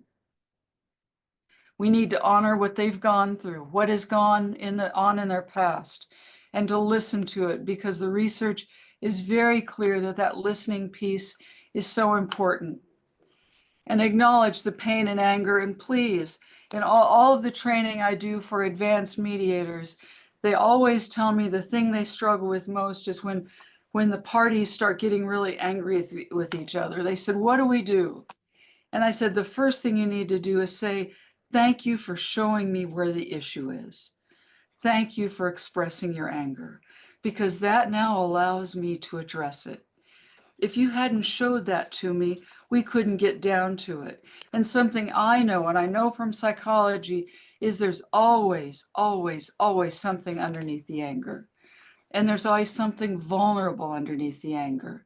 There is hurt and embarrassment and disrespect and some kind of trauma, and they feel insecure and unsure of themselves because they've been hurt. And that's where we as mediators have a real strength, especially if we realize our own psychology and realize we've been hurt too. And when we see other people hurting, we're not going to be afraid of that. We're going to say, now how can I help? Thank you for showing me this. Let's start working on it. And let's begin by letting each of you tell me where the hurt came from. What is that about? And then we're going to have both sides try to understand what that's like to hear about that pain. Because all we've been hearing about so far is the blame, right? The anger, the frustration. Now let's get down to where the issue really is. And then to pull in what we know that psychology tells us is important, and we all know as mediators, is really listening at a very deep level, listening beyond just evaluating or trying to just to come up with what we're going to say next, but listening to connect, listening to understand. And that means not being judgmental, being sensitive, observing their nonverbals, and I just finished teaching a class with some wonderful attorneys and judges out of Ukraine. I was with them for about 5 or 6 weeks, and they were learning about mediation and mediation skills. And one of the things we spent some time on was listening. and then I gave them some exercises and practicing it, and they all came back saying, I'm not a very good listener. I can listen better. And some countries are smart enough to, in their primary grades, teach students how to listen at the same time they learn how to write and do mathematics and everything else. And in my country, we don't do that, but we should, because we do more listening than we're ever going to do mathematics or writing. And it's so critical for our relationships, but it's essential in mediation. Look at what the emotion is under their words. What haven't they said? Those are all important things we need to listen to. And remember that being heard is the biggest gift we can give someone, because we're building understanding. And that's critical. We can become a change maker. And don't think we're just going to be teaching them about how to get through this conflict. We are teaching them by the way we respond and by the way we help them learn to respond to each other. We're teaching them some life skills that they're going to use with their families, with their communities, with other groups. And that can happen in small mediations and in large ones. I've been in mediations with well over 100 people in the room. And that can happen as long as you have the ability to really listen and help people bring them to a level where they are going to be able to really hear each other. So we're developing that understanding, and that's really, really what's important. We need to bring some accountability. And we don't often talk about this, but when our lens is diplomacy, it's important that we also include that in our conversation. Building bridges to reach people who have not been able to be reached before. And that means having structured dialogue. And that may mean just within a family, or it may mean within your community, or within two businesses you're working with, or it may be, two larger groups that you're pulling together. But helping people to learn to really connect with each other. And as you can see here, we've got a woman mediator who's able to do that very well. And it means we begin to humanize the other side and realize they are just like us. And there is not a war going on right now in this world. And unfortunately, we have several examples, if we had to look at them.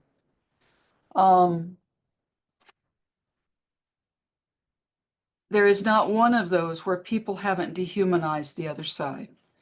When you listen to what they say about the other side, they don't talk about them as being humans. And there's something that happens neurologically. And I also teach neuroscience, usually once a semester, just because it keeps me up in the discipline. In neuroscience, we knew that parts of our brain get activated when we start dehumanizing another person. We don't treat them with the same respect. We don't think they afford the same rights. So what's really important in mediation, and a crucial thing we do as mediators, is that we help humanize the other party and help them realize they are like them. And then we can get engaged in helping them work together to resolve their problems. And if possible, repair anything that has happened that was unjust. And if we are fortunate, we might even restore the peace. And it's so important that we realize that this is a very difficult process. We don't say that a lot in mediation, do we? How hard it is, and the work we do, what a challenge it can be. And that's why I have so much respect for all the members of my mediation family in the world, because the work we're doing is important, and it's also hard. Freud, one of the very first psychologists there were, said that the first man to hurl an insult rather than a spear was the founder of civilization. Isn't that true? The first person who could just express their emotions to another person and maybe scream and yell at them, that's so much better than trying to cause some physical injury. And we need to realize we're about that process. facilitating that. And then finally looking at rebuilding. Ensuring that there's some collective healing that goes on and that we can maintain that trust and safety. This is an important part we don't always look at, especially when we're dealing with diplomacy and collective mediations. We will resolve things. You've noticed on a national stage, two countries will come together, everything looks fine, but we don't do that extra step. We don't do it enough. And what we need to do is ensure that we continue to build on what we had so that there are safeguards for the future, and that making sure that there is a constant working relationship going on, and probably even placing people in those countries to ensure there are ways they continue to come together, because just sending them off is like sending our children off when they have been fighting with each other, isn't it? And then never monitoring what might go on after that. Focusing on where we're going to be in the future is always going to be important. If we are fortunate, we might get to forgiveness. And I know that this is difficult, and I have certainly talked a lot in people who are in countries where they are at war, that at some point it will be important for them to forgive. And they look at me and they said, how could I ever do that? And I said, you will do it for you, but it will also impact them. You will get to a point when the hate is so heavy, you no longer have to bear it. And so what you need to do is get to a point where you can let that go and move on. And it will also allow them to move on without having to hold on to that. And then preventing conflict. And I've given you some studies that talk about the things we've just been discussing, but that mediation itself can play a role in the prevention process. And I know the EU has set up some things in that, and I think we all need to remember that that's a part of what we do, because ultimately we want to stop the cycle of violence. And at our heart, that's what mediators are all about, and promote peace. How we see each other can promote peace. If we use our African brothers and sisters as an example, they say the word Ubuntu, that I am because you are, which just means we are all inextricably connected with each other. We can't do one thing without realizing other people are a part of that also. We are all connected, and we don't want to forget that. So we've talked about those things, and I wanted to end with bringing in some pieces about women again. In diplomacy, we have an unfortunate pattern of not including women. Women only represented 14% of negotiators at 13 to 14% within the last decade, and similar numbers, even a little worse in terms of mediators. And in terms of peace agreements, it's even more catastrophic in terms of the numbers, only because we know from research having women at the table changes the process. And I know that it does. I've watched it. We bring something different. And it's not that we don't need men, because I think we very much need men. All I'm saying is it is important that we also bring in these other voices, because our skills are different. We see things differently. And the research shows that we make certain other voices are also represented at the mediation table. We have positive outcomes, and we also have more long-lasting agreements. So bringing women is very important.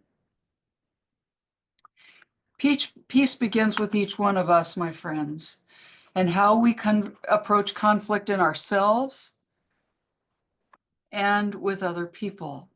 And it's because of who we are. Ken Cloak, and I said this last week in another presentation, Ken Cloak always says to mediators, don't forget, you are the technique.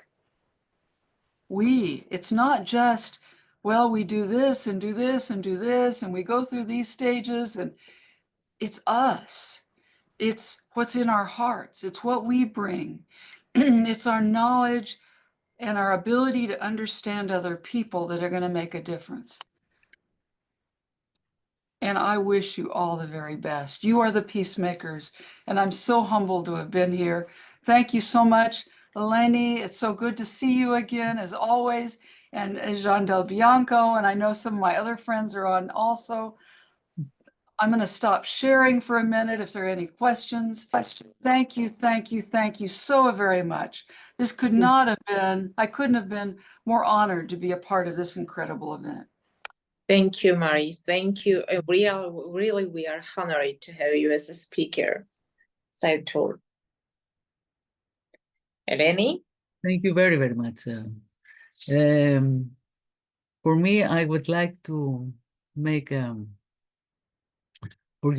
your speech. I understand that it seems that unhealed traumas are dominating our lives and leads to conflict like war.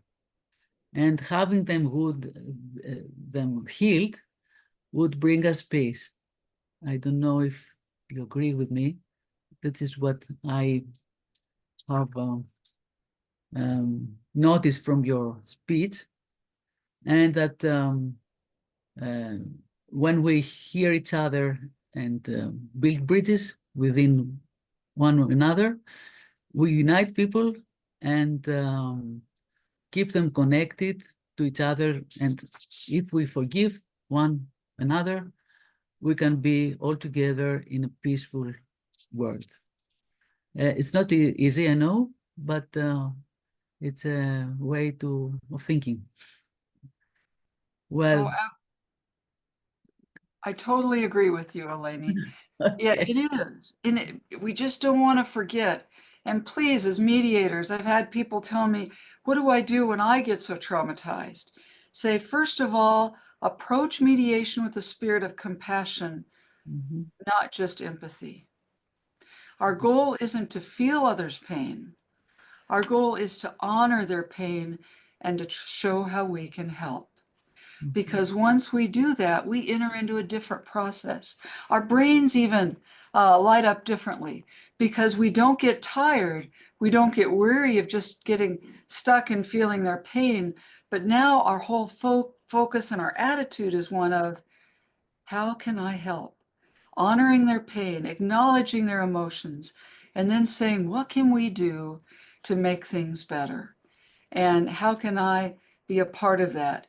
And they will tell us, if we listen really closely, they will tell us exactly, because they know what needs to happen, and we will be able to facilitate that. But you're right, it is. It's not easy, and it's incumbent on all of us, all the wonderful faces that are here and the other names of people that are here and that may be listening to this after it's recorded. We are so critical to this world today. We need every one of us, and the opportunity to bring us together like this, it means so much to me that this group has done this, because we need to support each other. Thank you very much. Thank you very much. Well, I have a question for you, if you can answer. Well, despite women's proven impact in peace building, women's voices are often marginalized in high-stakes diplomatic mediation. In your opinion, what barriers have you encountered or observed, and how can we proactively work to remove these barriers in international diplomacy? And are women or ladies treated differently, even though in your speech you have spoke about these topics, this question? I'd like your answer. Thank you. You've got a couple questions, Eleni, and they're very good ones. Okay. So let me go ahead and try to do that. First of all, and you may have been in the meeting we were at in Vienna this last summer when we had someone from the United Nations, and I stood up and mentioned the research. And I was told by people at the UN that they are working to try to make certain they get more women involved in mediation. But I was really clear, but they have not done that yet. In smaller stakes mediations. And your question about, challenges I've had, I bet I've had the same challenges all of you have. Before and even while I started doing mediation, I've been an academic administrator. So I've been a dean and a vice president of the university. So I've done a lot of things. While I was doing that, I was also serving as a mediator for many different universities when there were issues that they might have or conflicts. So I've been doing mediation for over 20 years. And I've noticed that sometimes the same thing all of you have in leadership roles and in mediation, women aren't always seen as equals. And even though many of us think, well, we're so far beyond that, we're 100 years from that, we got equality, we must be equal. But that's not the case. So what it does mean is women, we need to be appropriately assertive in terms of showing people what we have to offer. And we still have to do that. Even though we're expecting these large international organizations who know the research, who put it on their websites, they should be inviting us to the table, but we need to be more proactive about doing that. Have I been treated less than? Yes, I have. And I've been brought into large mediations where men think, well, now I know everything. And yet when I sit back and listen, I will talk to them. I'll say, so how many mediations have you done? And then they will tell me, and it won't be very many. I'll say, well, I've done probably 10 times that. And I really appreciate the fact you value mediation. And I know we're going to value each other in this mediation because we're both very important to this process. So never want to shame or embarrass anyone, but I want to make sure we make our voices heard. So people take us seriously. And that doesn't mean we need to be hard or rude or disrespectful, but we've got to be persistent. Does that make sense? Yes, of course. And I think that means at every level. And I think a number of us in the meeting with some of the people from the UN last summer, people were very appropriately assertive about saying, but you're not including women. And part of the issue is the UN hasn't been as strong of a body as it could be. And so I think there are some things we need to do to get these large international organizations, help strengthen them so that and then help educate them and keep holding them accountable and say, but you didn't put women there. And I'm wondering if that's the reason that the children in that country are still having a hard time. Because I bet if women were at the table, they would have mentioned something about that. That would have been part of what was discussed in the resolution of the conflict. And that's not a stereotype. That just means women think about all the groups that aren't at the table. Very inclusive by their nature. Yes. Yes. And it has to do with who we are as women. And we don't want to negate that. The things our strengths that we have are things we need to celebrate and not be ashamed of, and make certain that we have a voice too at putting ourselves in positions where we can. And having this kind of venue and Eleni, having you speak about it and help facilitate this dialogue, that helps it for all of us. Thank you very much, Dr. Mary Lou. Thank you very much. I don't know if our other panelist. Yes, Dr. Chandra, I think she's yes. Okay. Yes.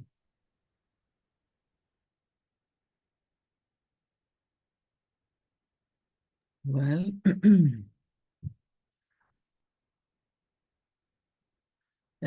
I will present you Dr. Chandra, who's an expert peacemaker, mediator, and an altruistic woman who has a lot of experience to share with us about mediation during wartime. Dr. Chandra, the floor is yours. Thank you so much. Thank you, Ellen. And I would specifically thank. We cannot hear you. If you can microphone. Now, can you hear me? A little better, but if you a little your voice or your device. I need to connect my earphone. Can you just give me a time? 1 minute. We cannot hear you very well. Can you hear me now?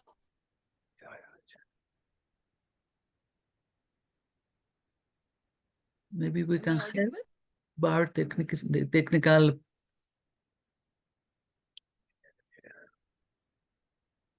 We do hear you, but not so well.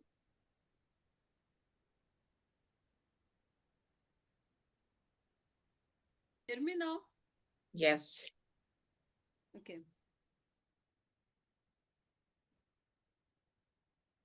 So first of all, let me thank organizers and thank the audience as well for having so much of patience for hearing so many panelists since morning. And particularly Dr. Mary Liu, who has laid a beautiful ground for taking this discussion further, women in diplomacy and mediation. My topic today is that why mediation fails in wars. So first of all, I'll be talking about the obstacles that mediation faces during the war. Then I'll be talking about the key obstacles. And then finally, we will discuss about how women can help overcoming all these mediations and how they can perform. However, their percentage in participation at the mediation table is quite low, as Dr. Mary has already told us about that. It is barely 14 to 15%, which is very, very less compared to the mediators who are otherwise practicing in the legal sphere as a mediator, where we sometimes see that it is over 30% in certain countries. In certain countries, there is over 40% even, because women essentially can perform better in mediation is, I think, has been proven by many studies. Dr. Mary would definitely agree with me there. Women by nature are considered to be peace-loving persons. And unfortunately, across the world, we do not have very many women leaders in politics also. In my own country, for example, we are still struggling to have 33% women reservation bill. Although the population-wise, we have 50% women in a country. But we are still struggling to have 33% women reservation bill. The actual women participation in our parliament here in India is barely 11 to 12%. So that apart, why mediation fails during wars? What are the major obstacles that we get to see? If we take the recent examples of wars, for example, in Ukraine and Russia, mediation process just began but failed. It couldn't reach its logical conclusion, or it couldn't even get to the process of bringing the top leaders to the table for negotiations. It had just begun and failed. In Israel and Hamas war, we have seen that mediation was not considered as an option. Why was that? So these are certain questions which we see at the global level in war zone areas. Why mediation is failing? Sometimes we see that there is a hostility between the warring parties. The hostility reaches to an extent where the quarreling parties are not ready to listen to each other.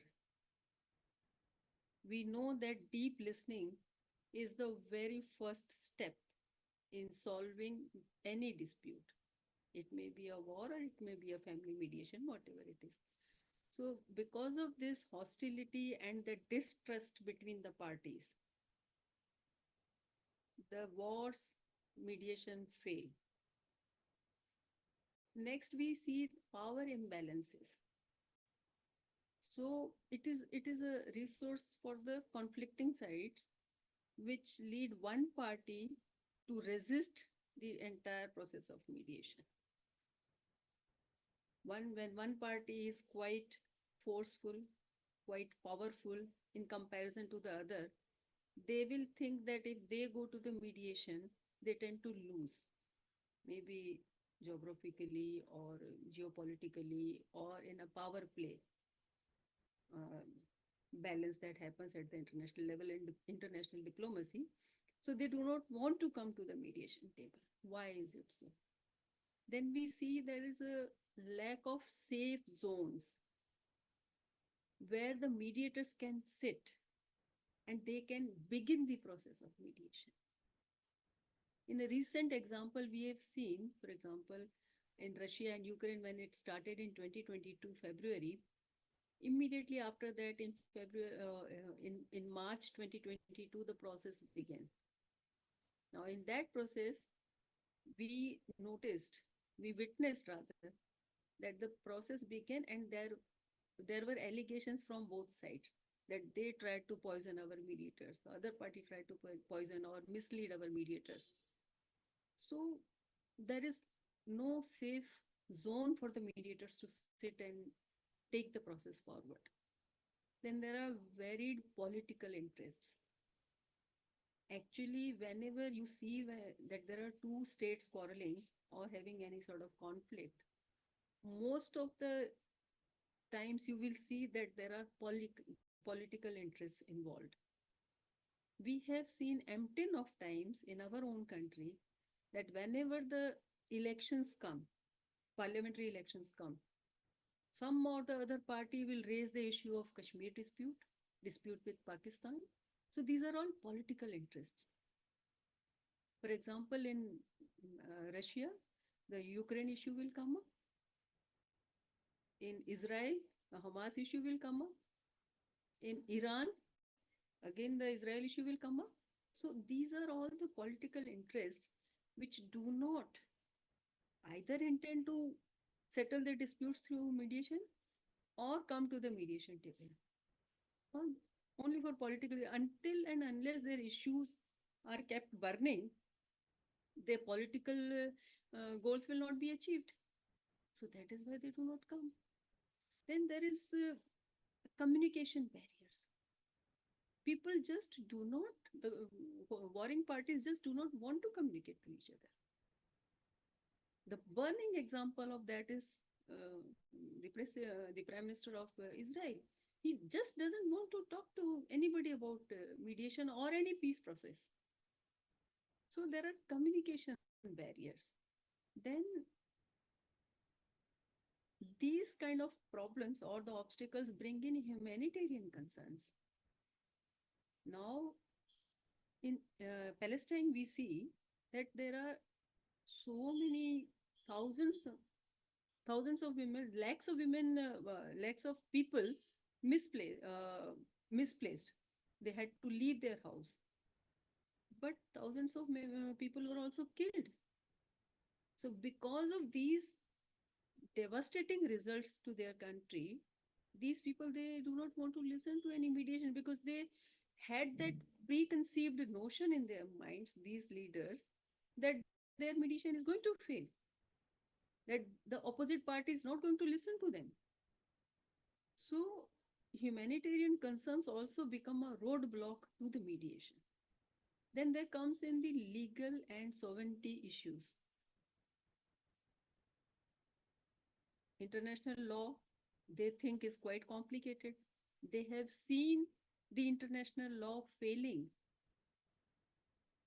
Just imagine an arrest warrant is issued against the president of Russia, and he is roaming free. He is reigning as ever. No harm is caused to him. He is been sanctioned by the West, but their economy is booming. So the international law's failure is also one of the reasons that the mediation has not been successful. And sovereignty issue, yes. They think that they do not want to lose any. You must have heard President Zelensky saying that I will not give even an inch of my land to Russia. I am prepared to take on Russia and fight it out. Then there are psychological traumas. See, during wartime, the traumas are hardened. They are hardened perceptions. They fuel the anger. The resentment in the people of the country, they are heightened to an extent that the people's voice themselves will come forward, preventing their leaders to go for mediation. They will say, no, let us take a revenge. Then there are cultural ideologies. There are so deep-rooted cultural ideological differences that no one is ready to forgive the other party. Then there is the credibility of mediation itself. Due to all these very factors, where people have not seen even a single example at the global level that the mediation have succeeded to solve any war and bring in peace. So the mediation process itself, as far as the war is concerned, has not seen any credible results so that the people or the state heads, leaders of the states, can depend upon mediation.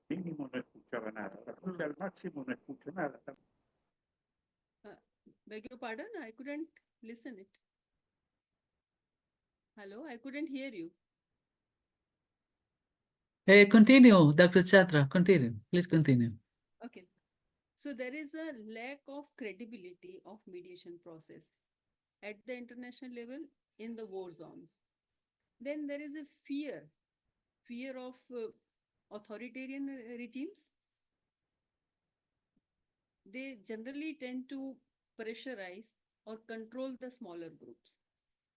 And there is economic and resources strain. Like Ukraine is completely dependent on the West, more specifically the US, for their arms and ammunitions to take on Russia.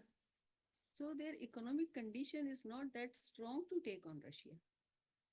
That strain brings a lot of strain in the public also. They lose their faith in the heads of their states. Then there is media influence.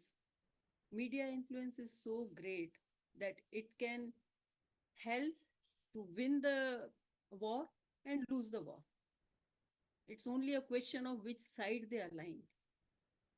So these are certain most important general mediation obstacles which we tend to see. Now let me just share with you the key obstacles that we face. The mistrust between the parties is one of the key obstacles.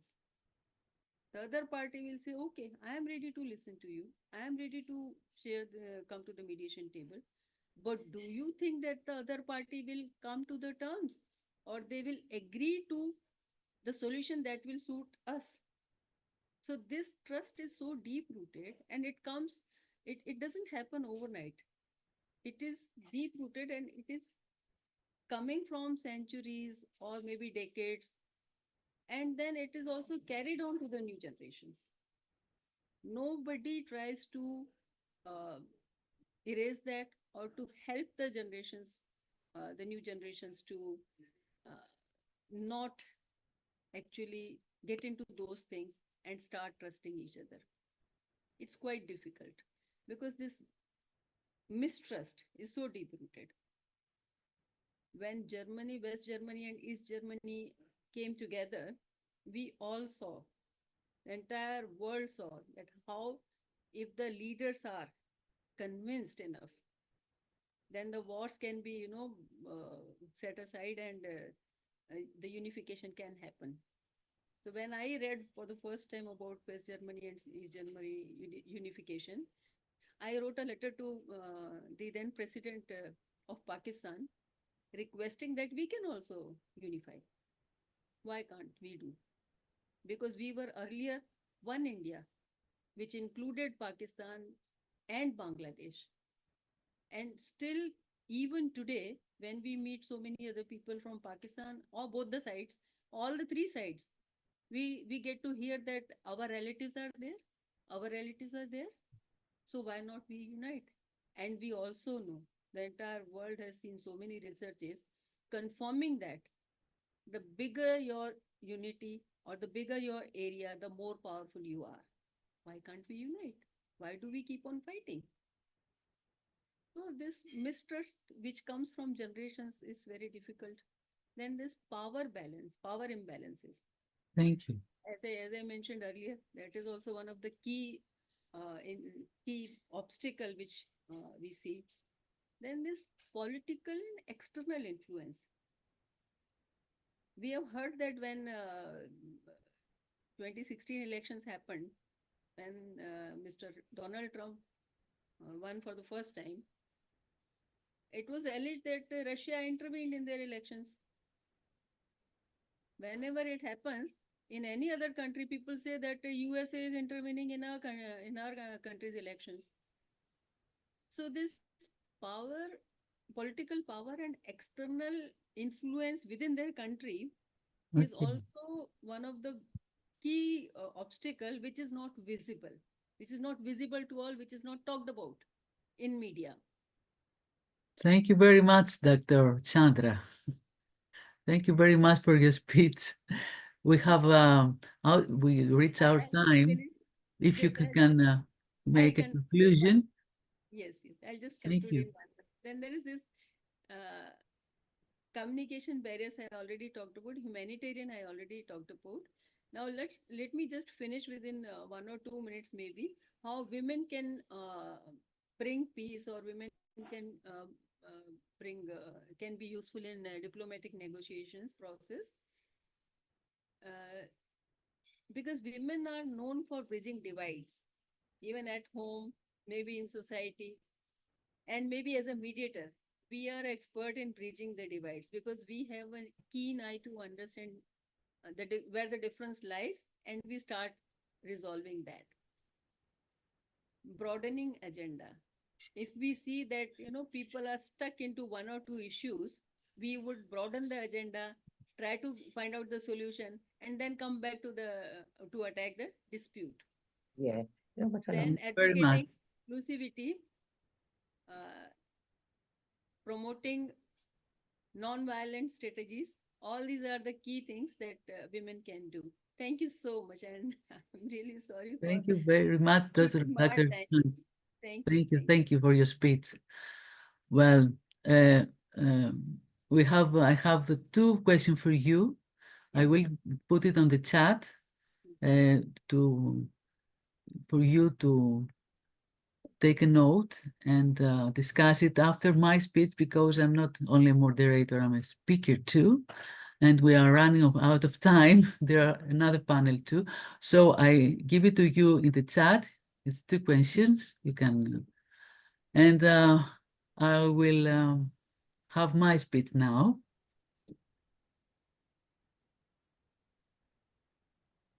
Okay, thank you. Thank you. Thank you. Thank you. Well, just a minute.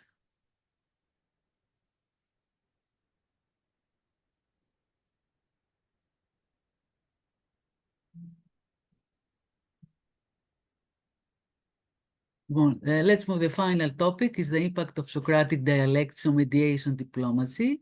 It's presented by me.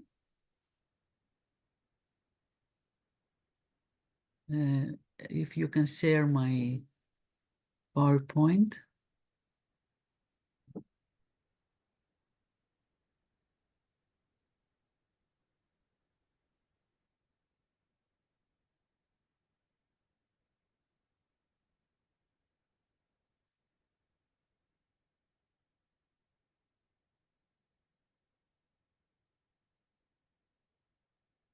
Just a minute.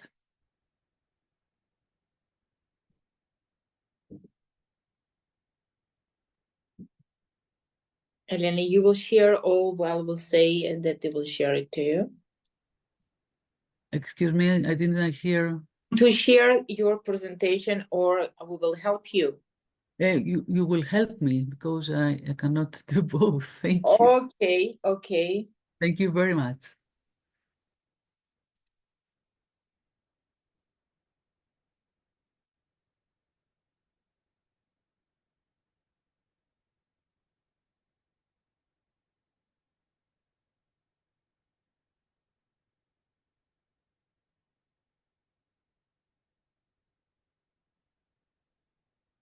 Well, is the impact of the Socratic mediation method on diplomacy, mediation, and peacemaking.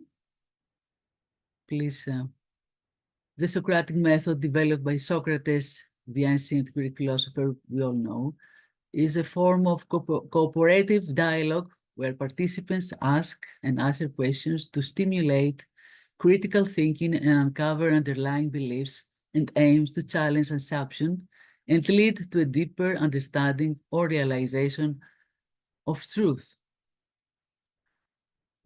What is the Socratic method? The Socratic method is a method based on dialogue.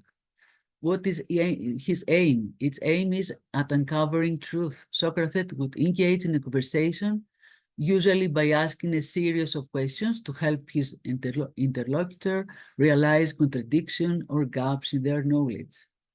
The Socratic method is central to the philosophical legacy of Socrates, and it involves a process of inquiry and debate between the individuals with opposing viewpoints. This method aims to arrive to a deeper understanding or definition of a concept through rigorous questioning. What's the key steps in Socratic method?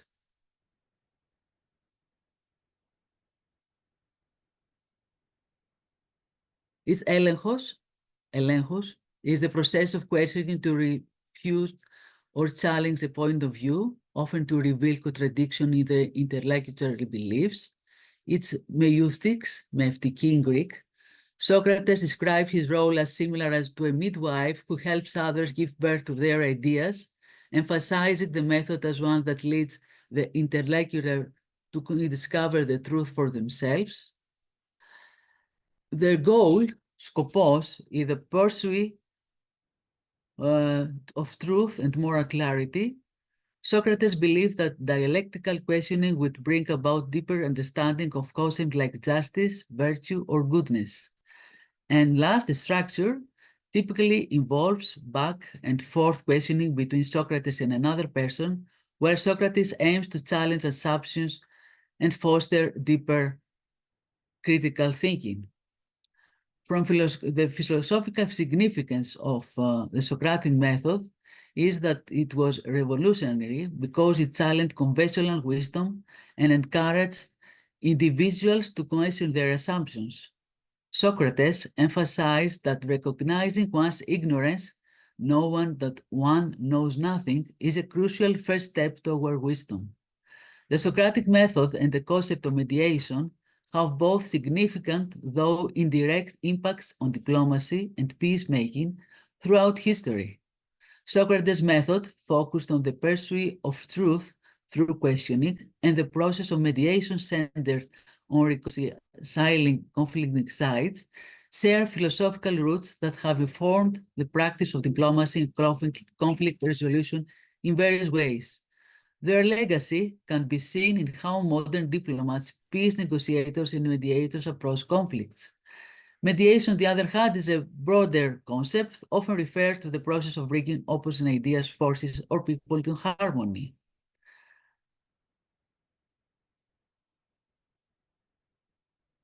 The resemblance between Socratic method and diplomacy mediation is that both Socratic method and mediation involve a process of dialogue aimed at resolving a form of tension, whether it be a tension in understanding, with dialectics, or a tension between opposing parties or ideas, which is mediation. Both aim to move forward a greater truth or resolution by addressing contradictions or conflicts. In both processes, questions are essential. Socrates' methods revolves around challenging questions, while mediation involves asking clarifying questions to understand the position of both sides. Both approaches prioritize achieving mutual understanding or clarity as the end goal. The difference now, please, the difference between Socratic method and mediation is that though Socratic method is a philosophical method focused on examining the truth of concepts, often in an intellectual debate, mediation, on the other hand, is more practical, and the mediation techniques is used to resolve dispute or conflicts between opposing sides. In dialectics, Socrates plays a direct role in questioning, guiding the interlocutor towards contradictions in their beliefs, often without the goal of compromise. In mediation, the mediator acts as a neutral party and helps guide both sides to an agreement, usually without taking sides. The dialectical method often leads to aporia, which is a state of puzzlement, when no clear answer is reached, while mediation seeks a definitive resolution where both parties find common ground. Socratic dialectics tends to focus on ethical, metaphysical, or epistemological issues. For example, what is justice? While mediation deals with more practical concerns such as reconciling disputes between parties. The impact of Socratic method, please, the next slide, please. Thank you. The impact of Socratic method on diplomacy peacemaking is that Socratic dialectics as a method of critical questioning and dialogue has influenced the way we think about rational debate, the discovery of truth, and the ethical foundations of negotiation. Although Socrates himself did not directly engage in diplomacy, his method has shaped the intellectual foundation for the kinds of dialogue and reasoning often employed in diplomatic negotiation and peacemaking processes, which is encouraging critical thinking and ethical clarity. The Socratic method pushes participants to clarify their ideas, examine underlying assumptions, and resolve contradictions. In diplomacy and peacemaking, this kind of critical thinking is essential. For diplomatic negotiation often involve deeply rooted disputes. The Socratic method encourages parties to think through their position and recognize any contradiction, which can open pathways for more productive discussion. Socratic lifelong quest for ethical clarity underpins many modern concepts of human rights and international law, which are essential in peacemaking negotiation, such as, for example, the Geneva Convention or the Universal Declaration of Human Rights.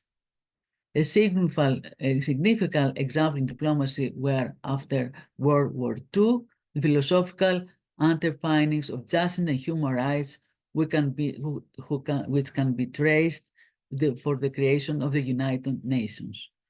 Both processes involve the careful examination of what constitutes justice, responsibility, and the rights of individual states is influenced by the Socratic idea of ethical inquiry.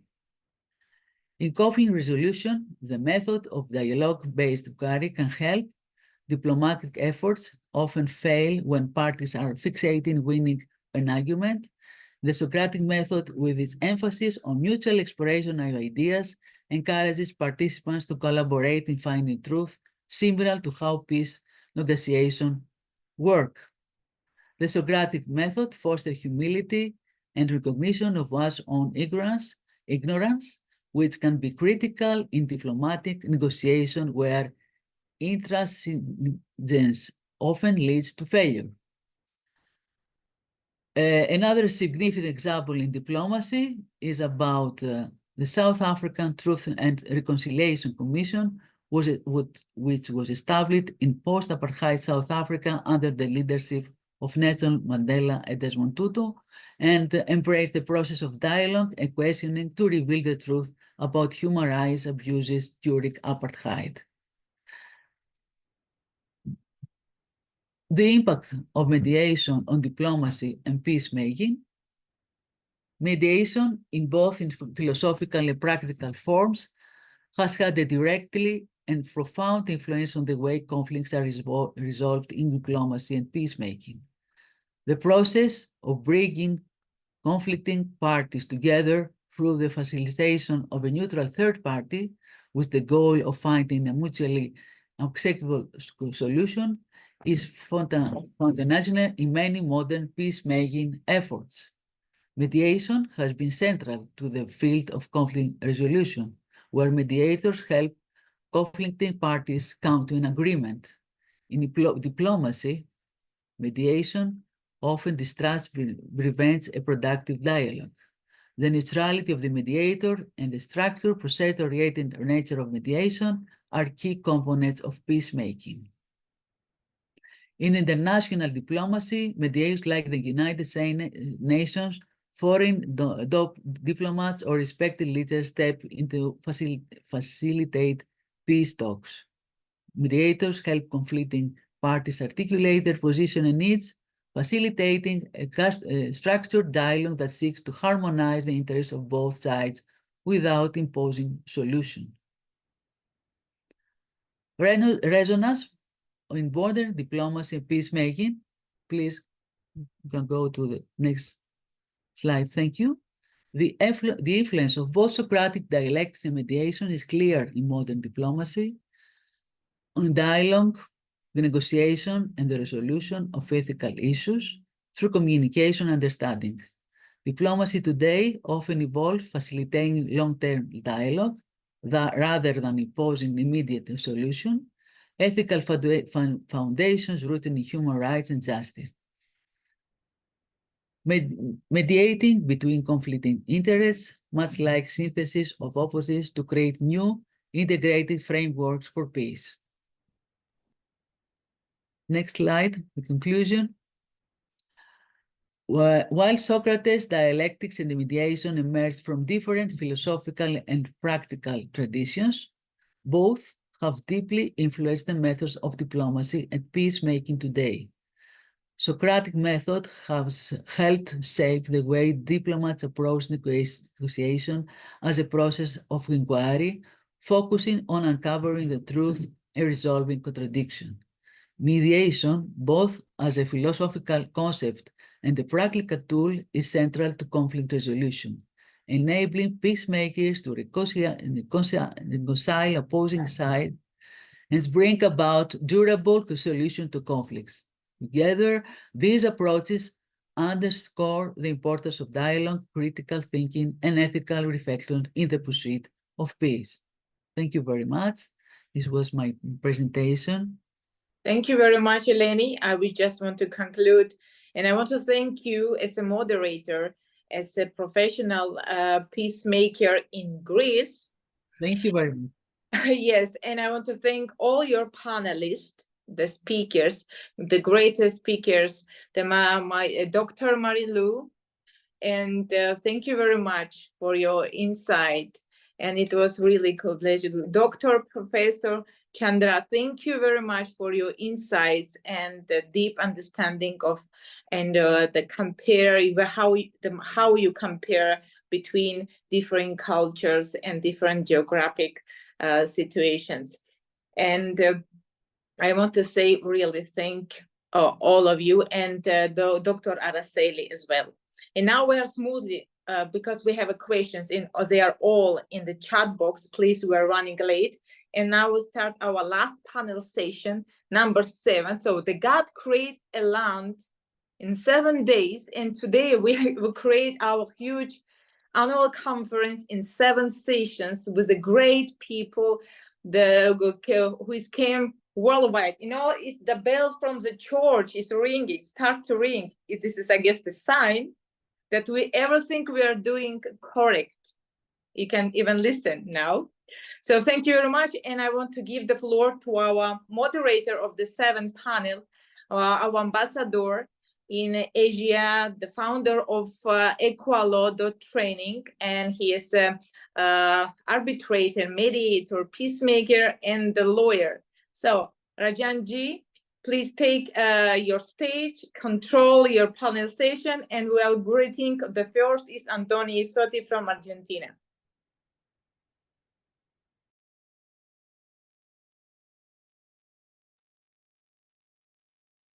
Thank you so much for giving me the floor. It is great pleasure to listen to all of you. Like we are enlightened by the knowledge, by the discussion, and by the guidance that we have received. And further, like I was very amazed to see the experience that all of us have, different, like from different background, from diverse cultures. The process of mediation, its practice has been shared.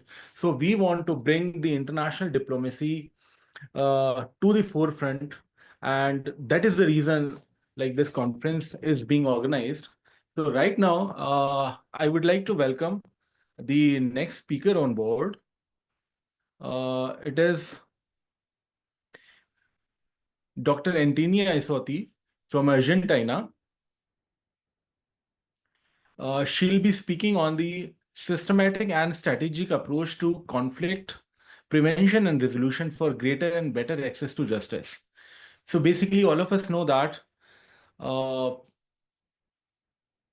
conflict prevention is very, very important. So she has a lot of things to say on that.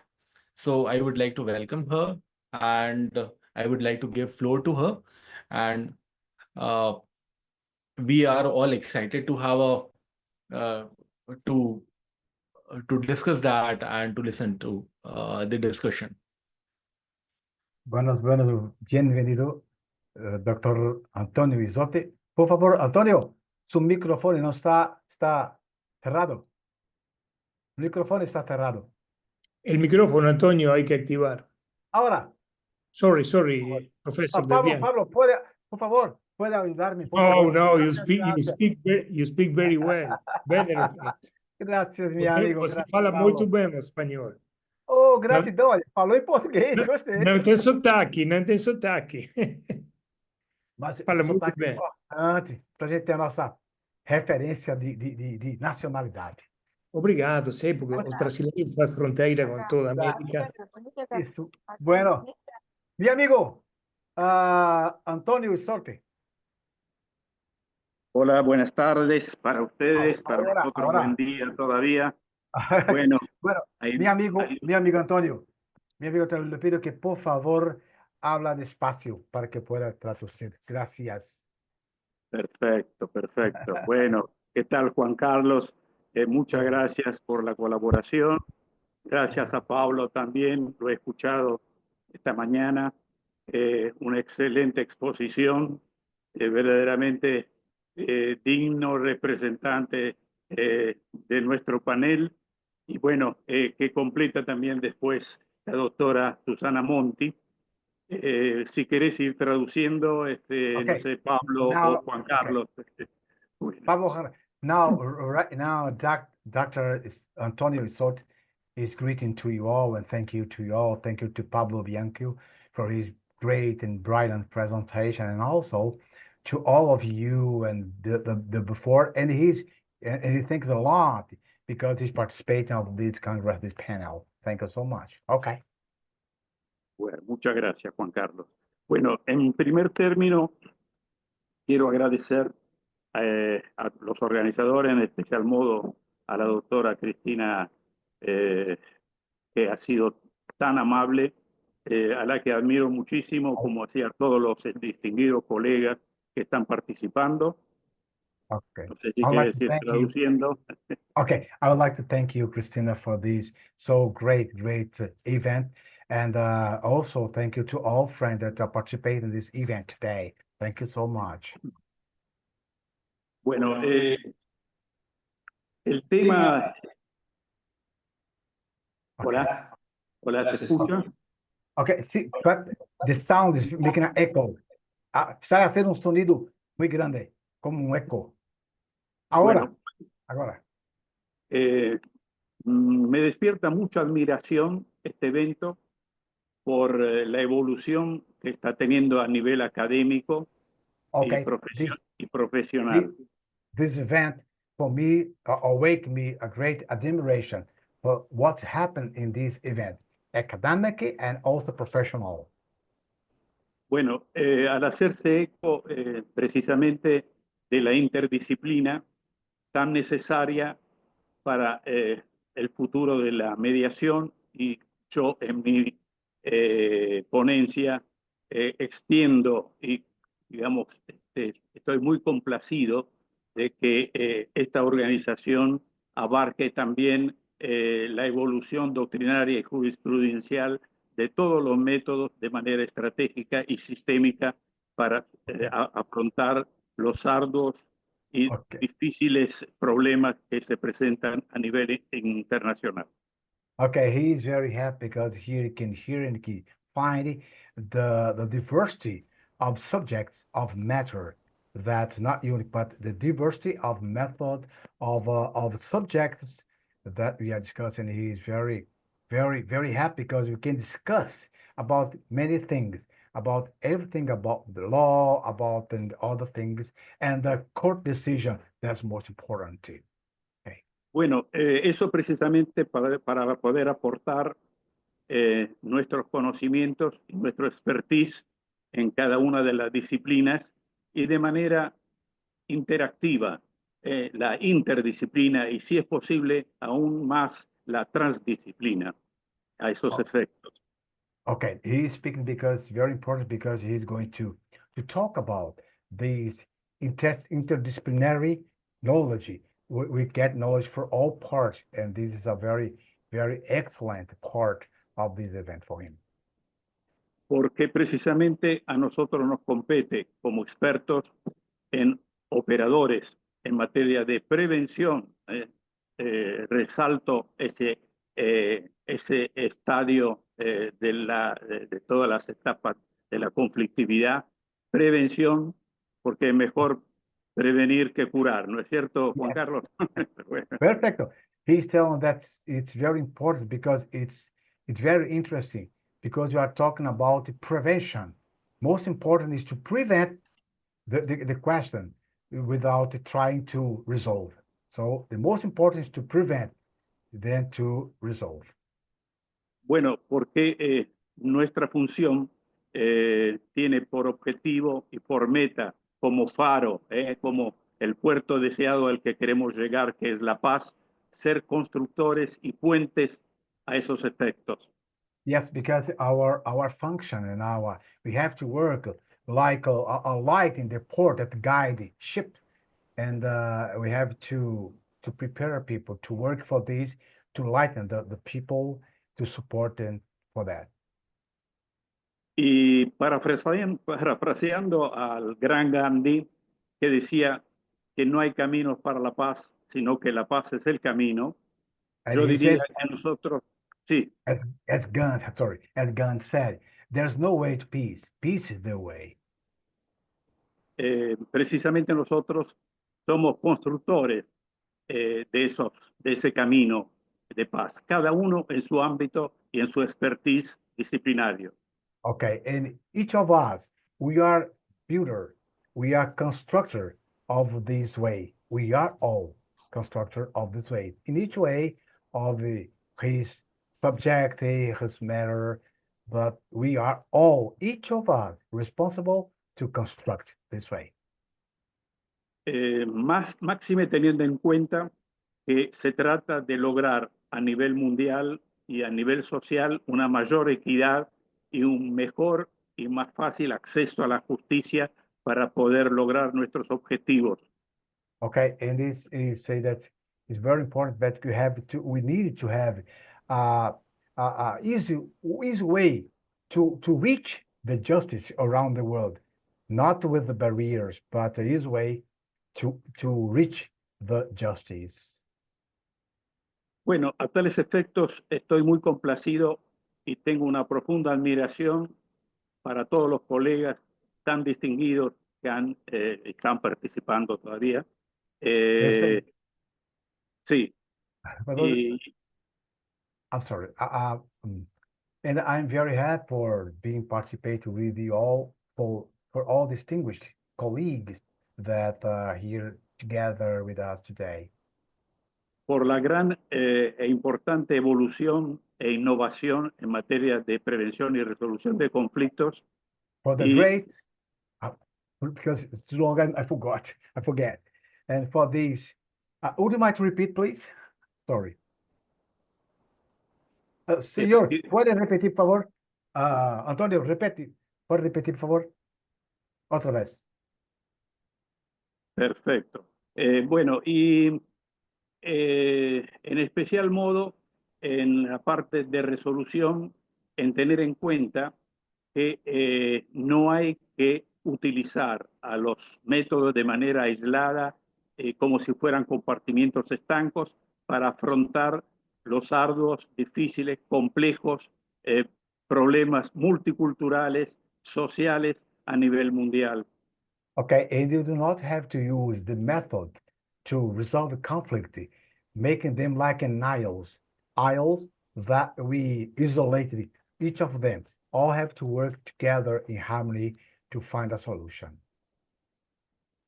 Precisamente la admiración en esa evolución que he notado en este notable evento, tan innovador y superador, es la introducción de figuras que generalmente no se discuten a nivel académico en los foros, tales como la comediación, que he visto que distinguidos colegas han presentado ponencias en ese sentido.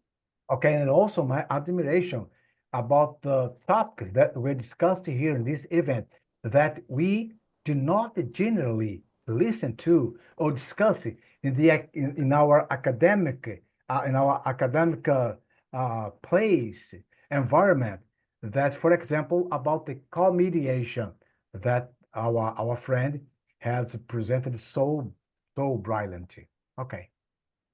Con más razón, teniendo en cuenta que la mediación internacional con la Convención de Singapur, que espero sea adhiera a la mayor cantidad de países, porque trata de lograr una aplicación eficiente con, digamos, con la posibilidad de que las Naciones Unidas llegue a digamos, a hacer de la mediación internacional, que en principio está dirigida a los aspectos comerciales, a extenderla a todos los fueros. Okay, he's talking about the Singapore Convention, and he wishes that the Singapore Convention can embrace much more countries and many other countries be involved, and the United Nations organization can promote much more the mediation, not only for commercial area, but also to particular private individuals area too, not only for commercial. Así como lo ha hecho la ONU con la ley modelo de UNCITRAL, trataremos de impulsar y propiciar que a través de la Convención de Singapur se logre extender, aparte de los fueros de aplicación, también la superadora innovación académica en cuanto a la aplicación de modernas técnicas y sistemas de prevención y resolución de conflictos. Also, you'd like to say that as well as the UNCITRAL model law about arbitration, you'd like to that it happened the same to the mediation and Singapore Convention, that this our capacity, our ability, and our opportunity to prevent and to resolve conflict in all part of the countries and in all courts through mediation. Bueno, este eje temático precisamente lo va a tratar en profundidad la experta en toda la parte tributaria, sobre todo, y sobre todo de doble imposición que existe en el comercio exterior, la doctora Monti, de cómo evitar esa prevención y resolución de conflictos en ese sentido. Así que A continuación la vamos a escuchar atentamente a ella, específicamente en todo lo que hace a la perspectiva futura del Convenio de Singapur. About this topic, and Dr. Susan Monti is going to speak about because she knows very, very well profoundly about this theme, and she's going to talk about all these kind of tributary and so on. She's the expert about the theme. Bueno, en mi ponencia, con respecto a la evolución doctrinaria y jurisprudencial, he apelado a la legislación comparada. En mi trabajo, en principio, por cuestiones culturales y de aplicación práctica acá en Argentina, las he enfocado desde el punto de vista de la legislación comparada de Italia y de España. Okay. Pero yo propicio que estos eventos traten de enriquecer esos aportes doctrinarios y jurisprudenciales para superar y evolucionar en materia de aplicación de manera sistémica y estratégica los sistemas de resolución, de prevención y resolución de conflictos. Well, he's saying that his topic, he's going to talk about the court decision and other topics about the law, and also that involves Italy and Argentina and so on. He's going to talk about this. This is main topic of his presentation, mainly about court decision. Bueno, y como decía en la ponencia, yo detallo todos esos aspectos de aportes académicos, bibliográficos, jurisprudenciales y doctrinarios en materia de situaciones que hay que contemplar con respecto a aplicaciones de métodos de manera, digamos, complementaria y encadenada en caso de que, por ejemplo, como sucede con la mediación y la conciliación, que son los únicos métodos que de manera se aplican como si fueran, digamos, la panacea.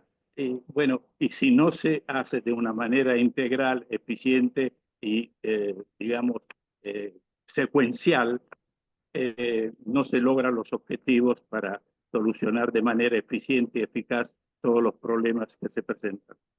Okay, he's saying that he's talking about the application of the method, that you have to apply the method and the court decision and so on in the regular way. Not we have to have an approach that it is with the order, because if you do not do that, following some order, we are going to make like something that's without order, and without order, things will not get success. We have to follow everything step by step. Bueno, yo apelo a los distinguidos colegas que me han precedido y que van a seguir aportando sus conocimientos en este importante evento, a que apoyen las recomendaciones que he presentado en todos estos aspectos que estoy detallando, para poder hacerlo de manera, digamos, con proyección hacia, sobre todo, a las autoridades y a los órganos legislativos y ejecutivos de cada uno de los países. And I ask to all my colleagues, all my friends that spoke before me, that help us, support us to make a kind of a project with all of our country in the government of our country, to support, to grow up in our country and make this a big project, not only for one, but for all of us. This is what I ask you all. Bueno, no voy a quitar el espacio y el tiempo a la doctora Susana Monti, que me va a seguir en la exposición, así que no me queda más que, digamos, solicitarles el apoyo, que colaboren y traten de enriquecer en todo lo posible este modelo que yo he llamado CECIPAR, que es precisamente la sigla de sistemas estratégicos complementarios, integrales de prevención, administración y resolución de conflictos. Okay, I don't want to talk much more time because Dr. Susana Monte is going to speak. And I'm here just to ask you to support the CPARC. That's an institution that's talking about conciliation and is an institution that he's promoting. It belongs to him. And he just need the support of you all to grow out with this idea of peace in the world.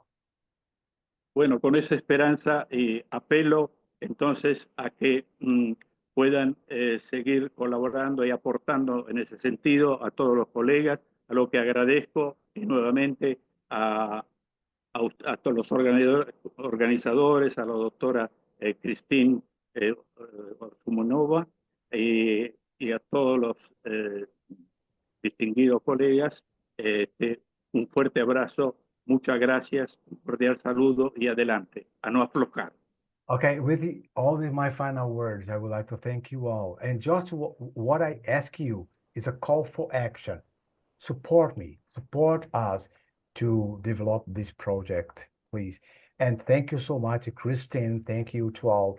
And congratulations for all these events, Brilliant event. Thank you so much. Gracias. Muchas gracias, Juan Carlos. Oh, mi amigo, un placer. Ha sido un placer. Muchas gracias. Okay, Christine. Gracias. Okay. Now, la Susana Monti. Hola, ¿cómo están? Todo bien, ¿Me doctora. escuchan? Yo creo que para usted no es muy importante porque usted tiene todo en inglés, a la traducción en inglés. Un poco, sí, bueno, primero agradecerte, Cristina, thank you very much for inviting, y a Antonio, saludarlo a Pablo, Marilu, es un placer estar con ustedes también. Así que tengo un PowerPoint para compartir, está en inglés y en español. Igualmente, si te parece, podemos... Please, compartir. ¿Puede compartir ahora? Thank you very much to you all, Merlo and Antonio and you all that's here taking part with this event. Do you want me to share?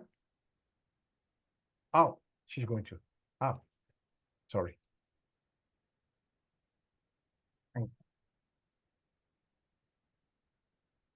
¿Se ve? Yes.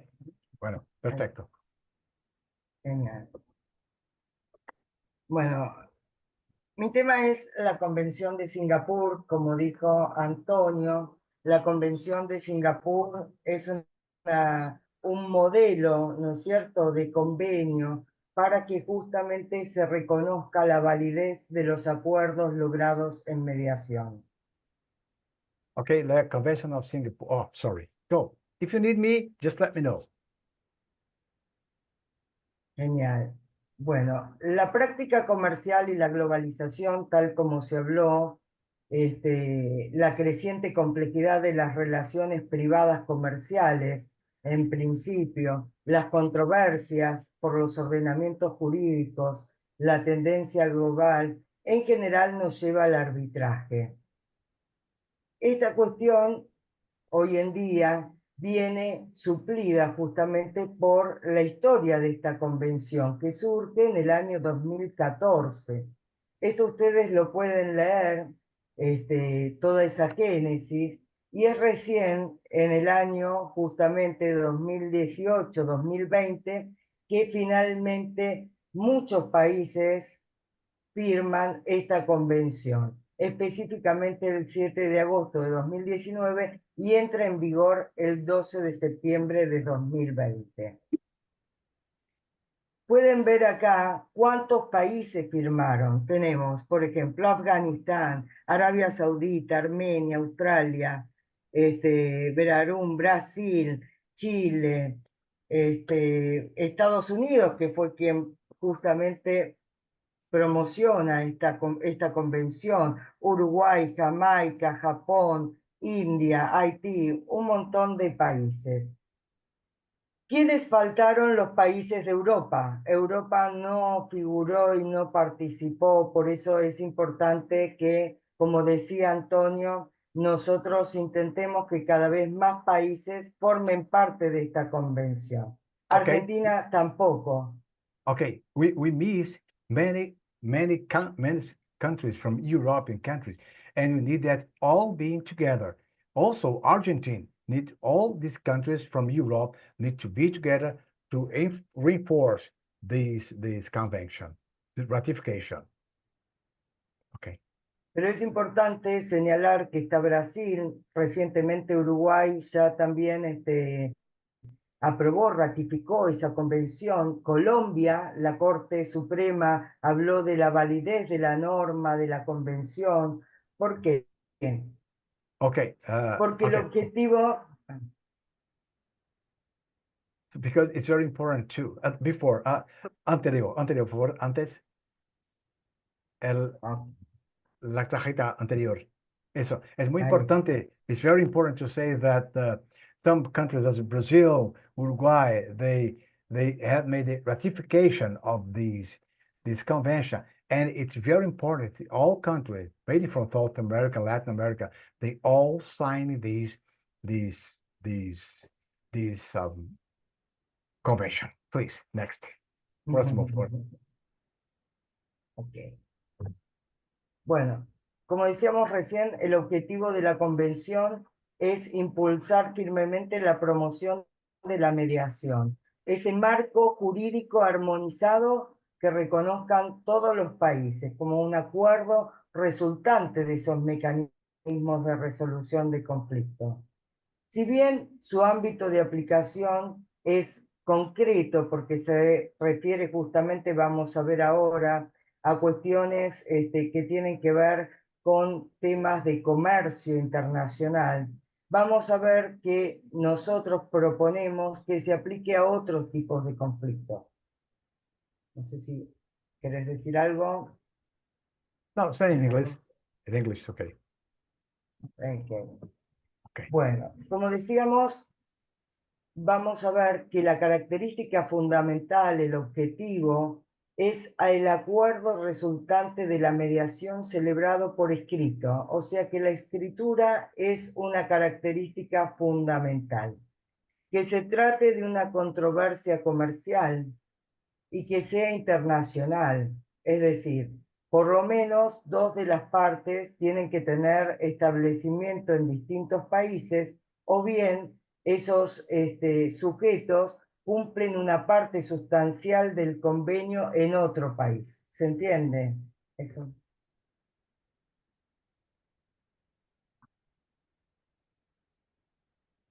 Como decíamos, tiende a resolver esos acuerdos de transacción de controversias que surjan entre las que una parte es consumidor, en esos casos no se aplica lo que tiene que ver con fines personales, familiares o domésticos.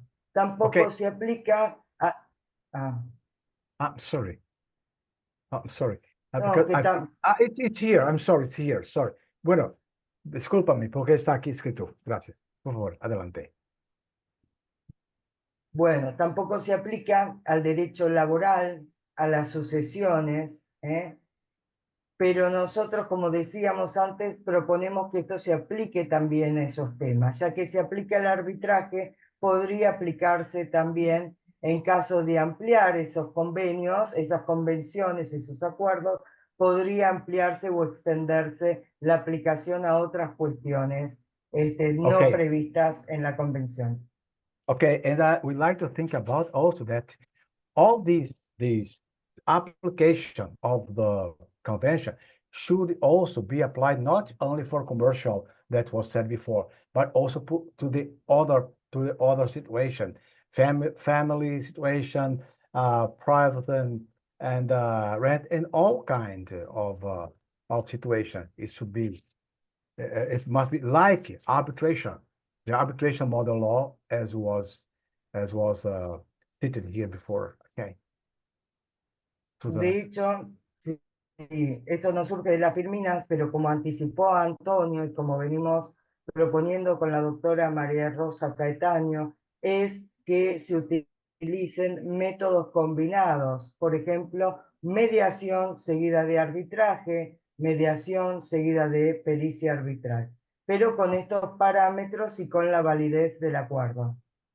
And he believed that we should use mediation match in combination with other methods. For example, mediation with arbitration, mediation with not a method that can help to be better.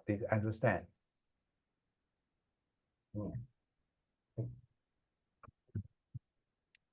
Otros aspectos que maneja la Convención de Singapur es el idioma.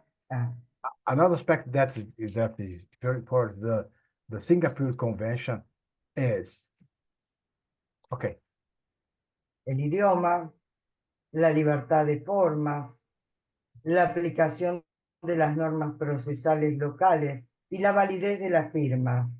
Cuestión que es muy importante porque si bien da mucha libertad a las partes, hace que se validen justamente estos convenios teniendo en cuenta estas cuestiones, según la ley del lugar, ¿no es cierto? Sí. Yeah, it's very important, this aspect that you spoke right now, because it gives guarantee to the parts that he knows to understand about the local law, well, the law of the place that the person lives. Más aún, la convención trata también la posibilidad de solicitar medidas cautelares, medidas preventivas. Also, it's okay here.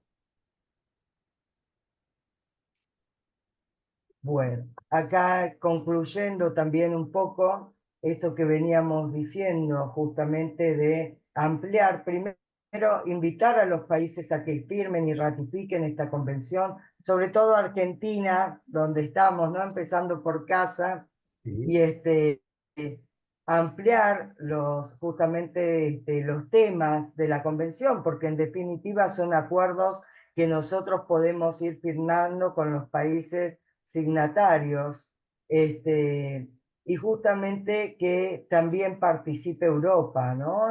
Porque la tecnología nos permite hacer estos acuerdos internacionales y darle validez, logrando sin lugar a dudas la resolución de muchísimos conflictos. Okay, she's telling that it's most important that all countries take part on this convention, signing this convention. Mainly Argentina that she's talking about from there, and also all the countries from Europe. Bueno, thank you very much. Muchísimas gracias, Juan Carlos del Bianco. Un honor, dejo de compartir. Un honor para mí, un gran honor. Ustedes, Carlos, Pablo Gracias Bianco, a todos, gracias. Aí, fala em português. Bien, qué bom. Te esperamos, lo mismo que a Marilú acá en Argentina, también a Cristín, a todos. Gracias, muchas gracias, Susana. Cariño. Gracias. Ok. Para Genji.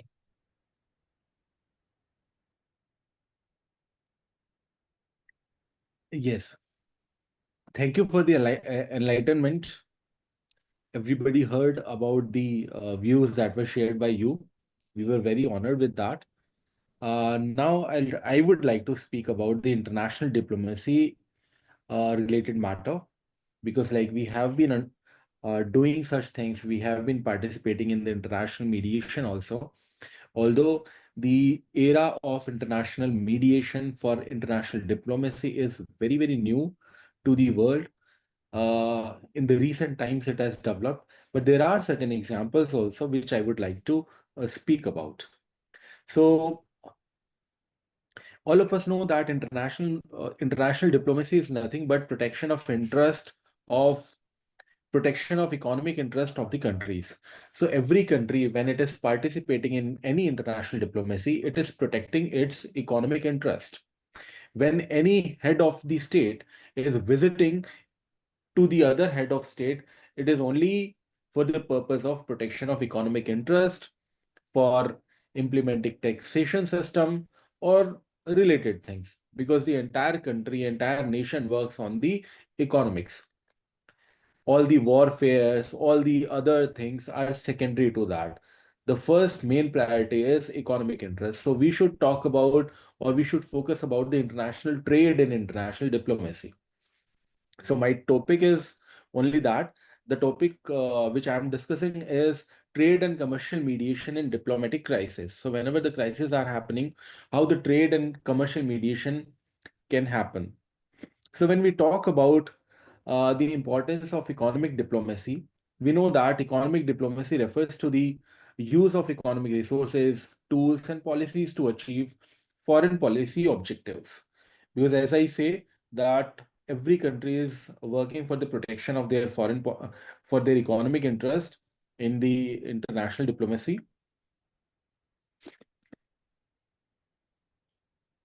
It encompasses a wide range of activities, including trade negotiation, investment and promotion, and the resolution of commercial disputes. Economic diplomacy plays a very, very crucial role in maintaining international peace and stability, as it provides an avenue for dialogue and cooperation, even in the face of political disagreements. We also know that when trade-related relations are exchanged between the countries, they build trust.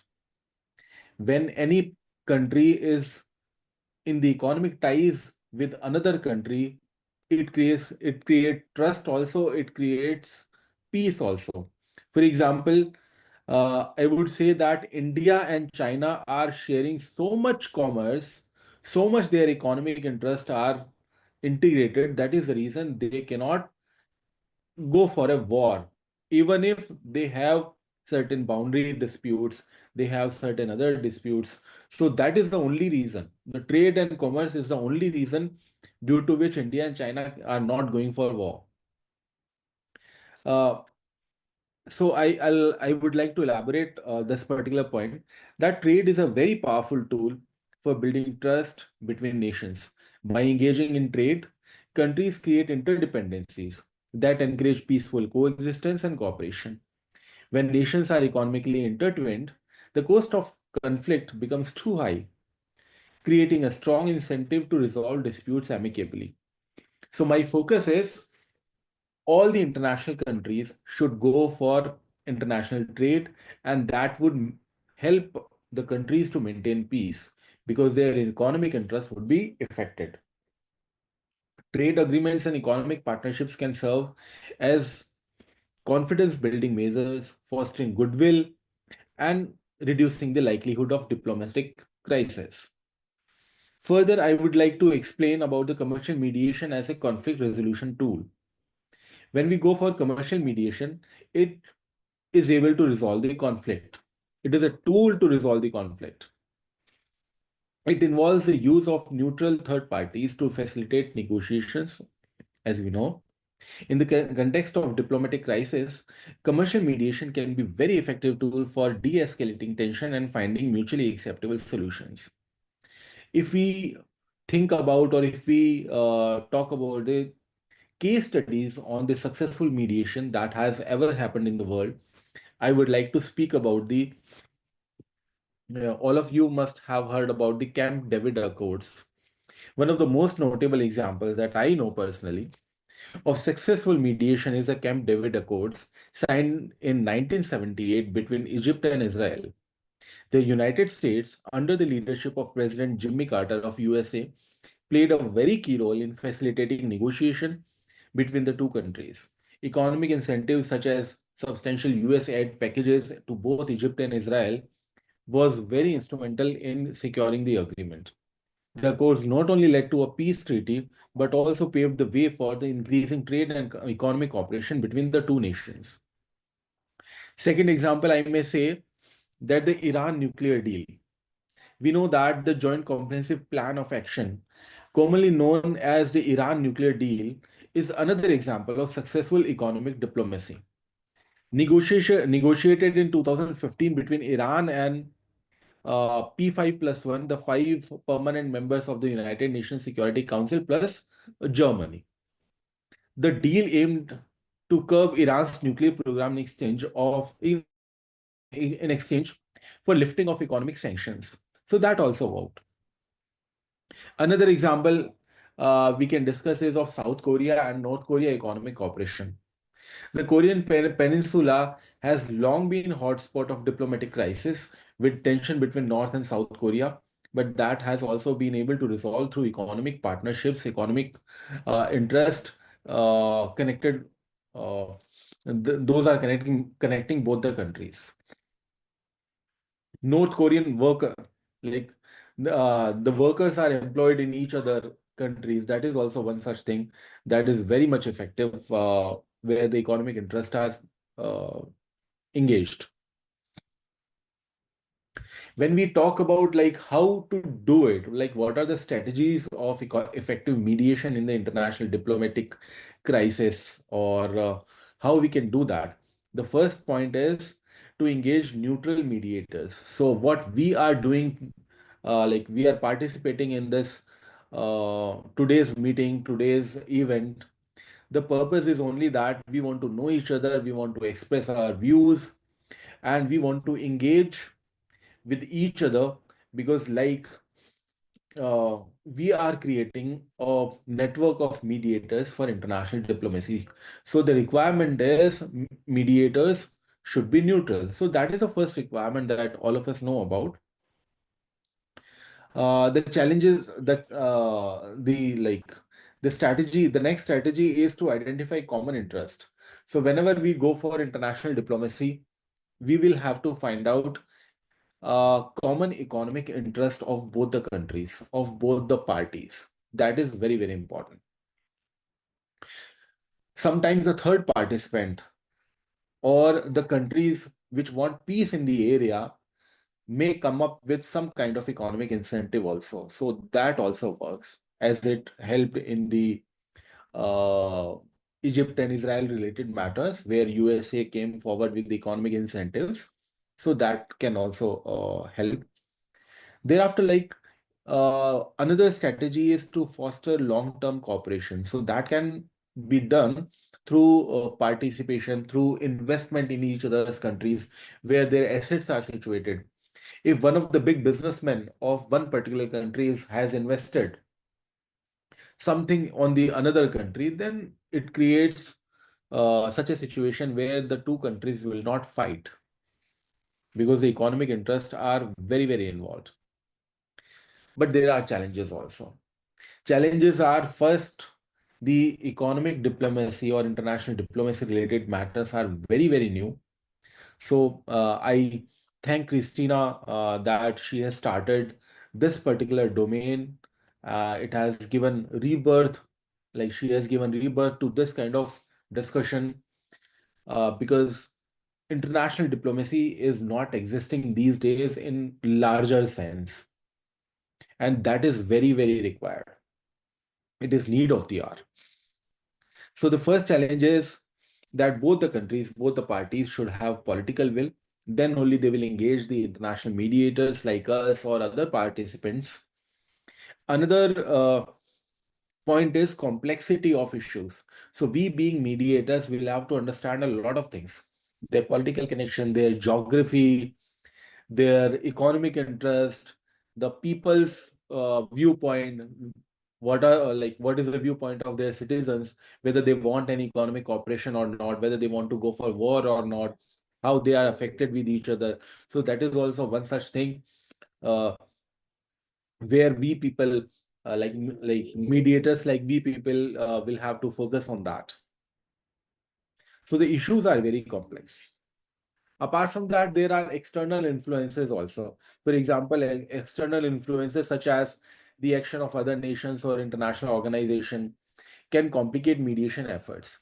These influences may either support or undermine the mediation process. So basically, when we discuss the crisis-related part, these crises can be resolved through international participation in economic treaties. So peace can be maintained with economic cooperation. That is the that is a sentence with which I would like to conclude my today's speech on international diplomacy related mediation. So concluding further that trade and commercial mediation have proven to be invaluable tools in the resolution of economic crisis.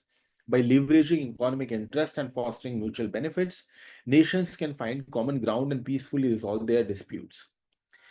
While challenges and limitations exist, the potential of economic diplomacy to contribute to international peace and stability cannot be overstated.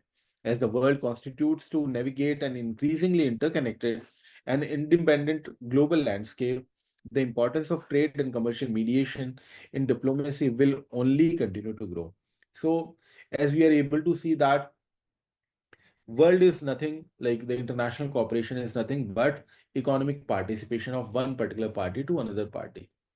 Here, not only we people being mediator can have a crucial role in that, but the businessmen, business lobbies will also have crucial roles.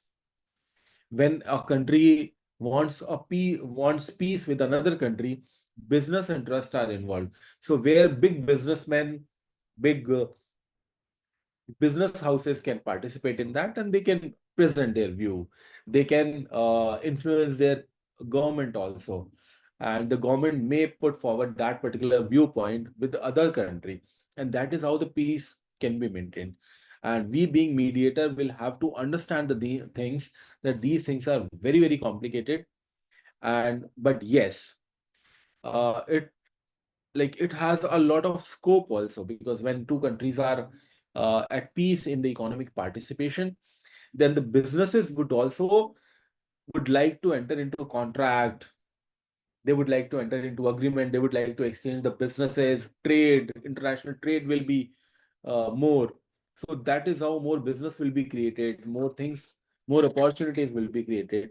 So that is how I as a mediator see opportunity in this particular domain. And I again congratulate Christina and the entire team and the other speakers also. I was very enlightened by the views of everybody. So that is how I conclude my speech. Thank you. Thank you, Rajanji. And please, now you as a moderator, second floor, you have to give our speaker. So far. Yeah. So now, after completing my speech, I would like to give floor for the another session. So okay, I can do it. yeah. Rajan, thank you very much. First of all, so my name is Topo Chachawa. I'm coming from Georgia. I'll share my small presentation and I will not bother you for long because I know that it was a long day. But first of all, I want to congratulate you, Christine, and your team. It's amazing conference, so many brilliant, perfect presenters and speakers you brought all together. That's really absolutely amazing job and work. And I know how much effort you put in it. And thank you very much for that. Thank you for inviting me. And I'm very happy that despite of the day I had, so I managed to join, I managed to be part of the conference. And yeah, I'll share my presentation and quick insights. So I hope that you can see my presentation, right? Yes, everybody is able to see. Please proceed. Yeah, thank you very much. Okay, so first of all, just very quick, my background. So I'm mediator. I'm also professor of law, but as a mediator, I'm not going to be anyhow interact with law today, and I'll share little different perspective of peace or part of what I'm doing and what I'm believing in. First of all, as I said, I'm coming from Georgia, the country Georgia, that is having very interesting neighborhood. I work and developed a lot of trainings through all those years in mediation, of accreditation trainings for mediators in Georgia, but not only Georgia. I worked in Ukraine and Armenia and conducted a lot of trainings for mediators and for judges. Now I am actually in Armenia and conducting another fourth training for mediators, and I'm very happy that mediation is developing in Armenia as well and in our region. Very different maybe perspective about the mediation, how I see mediation. I think and I believe that this is the way of living, and that's just the mindset that mediators have that makes a difference. So I believe in mediation, and therefore I think that when you believe in what you do and you do it with love, you can make a difference in the world. So this sounds very romantic maybe, but this is really what I believe in. And therefore, I was very happy today to hear in the presentations talking about that we are peace builders and we have to be ambassadors of peace in the world. And I thought a lot. So since 2012, I'm practicing mediator. I'm teaching mediation. I'm training, and so I do a lot of research and reading, etc. So, but that's because as I mentioned, I believe in it. And I was thinking, so how we can contribute in building a peace and having more of ambassadors, being ourselves ambassadors of mediation in the world, and also having more of ambassadors that would go in the world and make a difference. So one of the things that we all do, and probably we do it just because we know that that makes a difference, is education. And education is like training, teaching our students in the university, teaching in schools. We are having a lot of programs for school kids. Why? Because the mindset starts formating much earlier, and as early as we interfere and as earlier the kids would know about the existence of mediation and the ways of peacefully solving the problems, as better it is. So it becomes the part of their mindset, it becomes the part of their value systems, and then we can feel like that those are really ambassadors believing in what they are doing. And I experienced probably this with my kids myself. So I'm a mother of 3, and now they are 20, 18, and 14. But I remember that first when I was starting mediation practice, I was introducing all of the knowledge and skills that I was learning with them, and it was effective. So it became much more part of their culture, and I see that that effect. So education, training, awareness raising, something that is important that we are in to prevent disputes and to have ambassadors and people that are around the world. They do not solve the problems peacefully, but even they don't even enter into the disputes because they have skills and abilities not to enter into the escalated conflict, but they are already skilled enough to prevent them. So the preventing conflicts, that was something that was mentioned today a few times, and I was very happy to hear that, because of course we as mediators are there to help parties in dispute and conflict to solve the problems and to solve the conflicts and help them to find a solution. But it's better, of course, if we can interfere before that. And therefore, we've done, me and my colleagues in Georgia, we've done quite a great work in working with the youth, with governmental institutions. And I wanted to share, we were quite proud of, because that seems that it was quite effective to work with different ministries in Georgia and dispute prevention systems within the organization. So they would not go for disputes like to the court, but they would have internal systems, and they would have trained employees. They would be capable and they would have skills prevent those disputes. And those are having two effects. The one is that we have a great team in different ministries, in governmental organizations or public services. The servants, they believe in a mediation, because after a few days of trainings, intensive trainings in mediation, they start transforming and understanding the value of it. And also they are empowered and they feel like capable. They have within the organization their resources, not to wait till the dispute escalates and goes to the court, so somebody else will help them to resolve the dispute, but they have the capacity to interfere internally and prevent it on the early stage and understand what really matters for the participants in dispute. So with that, the same is true for business, and maybe a few examples that I experienced that was quite interesting for me. Why I said like mediation is, in my understanding, the style of living or the way of living and the mindset. There were a few occasions that I realized that mediation skills or tools could be used in so many ways, and you can prevent big disputes. So I've been serving as a board member in legal aid service in Georgia, and I'm serving still in the board of insurance company, one of the insurance companies in Georgia.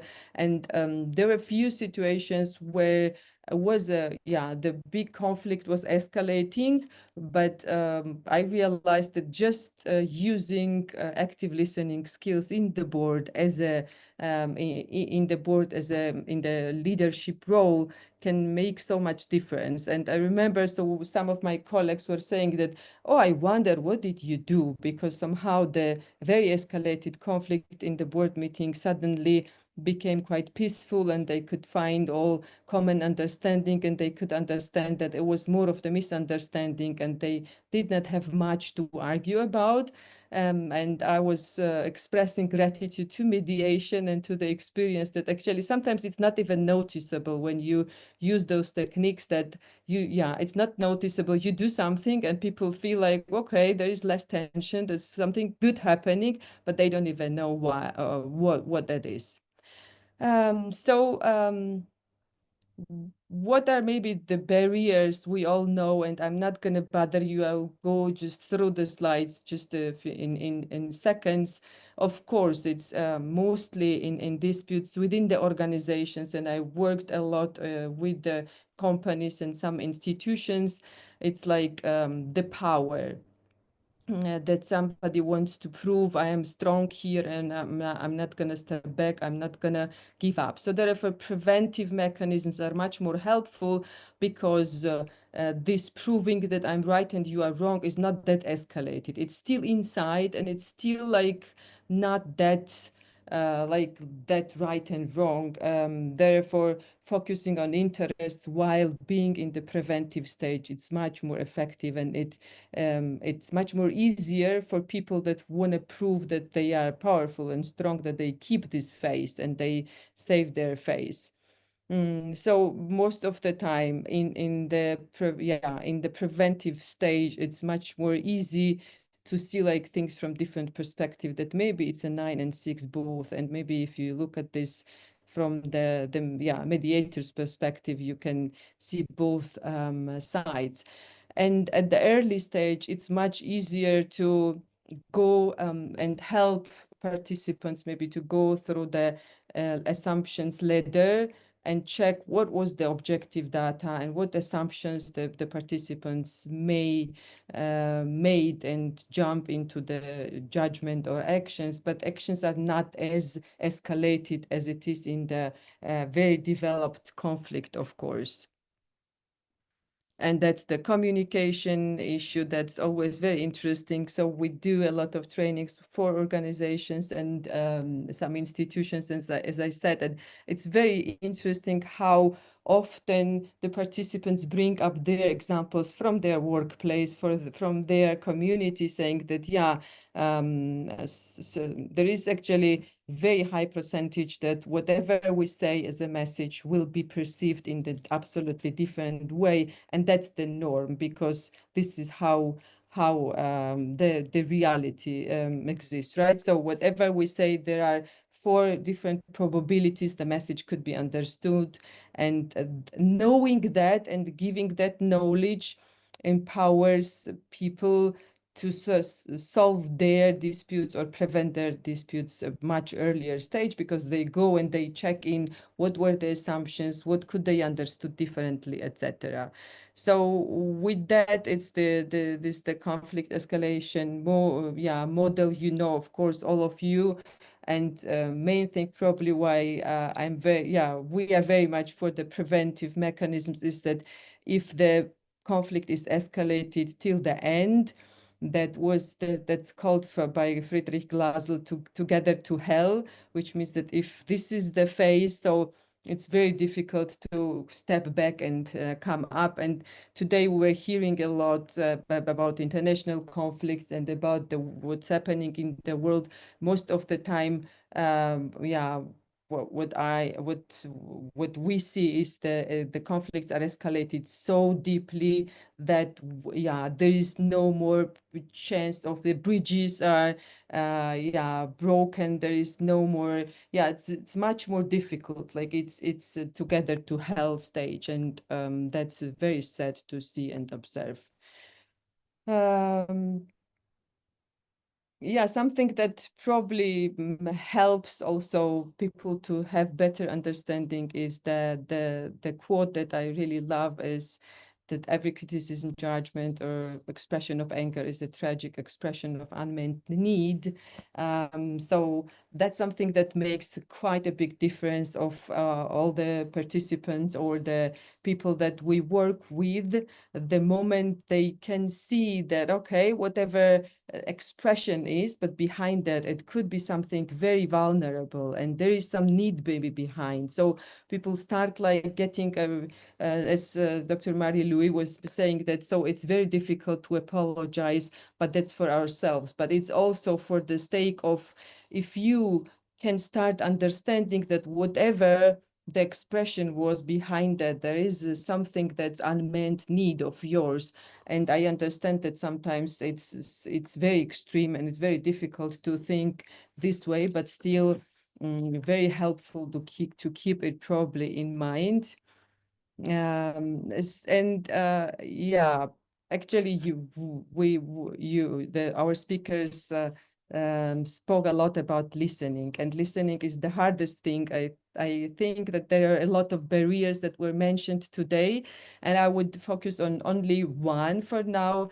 As I observe, most of the time we feel like very challenged of listening, because we think that if we listen, it means that we are going to agree. And the concept of somehow sharing the perspective that listening does not mean agreeing, and listening and understanding does not mean that we need to agree, that this somehow gives a relief, and people start like thinking, okay, maybe it does not harm if I just listen, and then we see what's coming next, and I still can disagree. One more concept. I know that you all know all these quotes, but there are some concepts that I wanted to share that help, in my opinion, people to change the mindset and see things differently. And one was to me, and I discovered to so many people that to seeing mediation as transformation in their life. It's the separating people from the problem and being soft on people and hard on the problem, which so we observe in everyday life that sometimes the problem is very important, and we try to be assertive for the sake of the problem, but we forget that we're harming people with our tone of the voice, with our, I don't know, aggressive expressions, etc., and it does not help with solving the problem. Listening into is something that we all so much promote, so much believe in. And as you were mentioning, again, I think Marie-Louise is present. You were was good listener, but I think that I'm not. So that's the discovery that not only our participants probably have after every training. So I'm now in the 4th day of mediation training in Armenia. It's the 4th group, and the participants coming saying that, oh my God, so we thought that we are very good listeners, and now we see that we are not really good at it. But sometimes we, as mediators, we can notice that, yeah, listening is not easy. It's very hard. And if we would listen 24/7 in the way we want to as mediators, we probably would burn out. So we would not survive. But at least probably if we spread the spirit of mediation and have ambassadors in the world that would have a power of listening and that would have skills and knowledge to know that wherever it's critical, they have this ability, they have this skill in the pocket, and they could use it, and with that they could prevent so many conflicts in the family, in the community, in their organizations, in the country, and maybe in the world. That would be really a better place, and hope we could contribute to make this difference. Thank you very much again, and Christina, congratulations again, and thank you. For some kids, it really was pleasure to listen your insights. And we are moving forward. We have lost our speaker in the panel. Introduce, please, Rajanji. Yes. So after this discussion, after this, we have another speaker on board. So I would like to introduce now to the new speaker on board. Christiana Courtney. Yes? Yes. Thank you so much. Are you hearing me clearly? Oh, amazing. Canada. All right. Greetings from morning. Canada. Hi. Cold, but you know, it's surprising. We're in November and we're not in Ontario. There's no snow yet, so that's a blessing. Oh boy. Hello, esteemed colleague from around the globe. It's an honor to connect with such a dedicated professional group of people. Together, let's foster understanding, collaboration, and lasting peace, and that's our aim. And as Rajan said before, I'm Christina Carty-Gordon. I'm a Jamaican, resides in Canada. And I am a mediator, an arbitrator, a workplace fairness analyst, and a speaker. And I must say, don't get jealous, everyone, but I must say a special greeting to my friend, Professor Jean Dalbianco. I must say a special. Yes, right. So yes, could you share my screen, please, so I can get right into my presentation? Or I can do it from my side if you wish. Yes, you are granted, my dear. Okay, that's all right. That's all right. Let me just a minute here. All right, I'll share in a minute.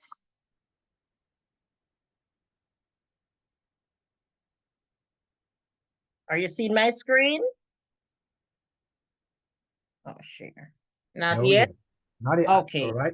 Now it's okay. Yeah. It's Okay, coming. good. Yes. So has everyone seen my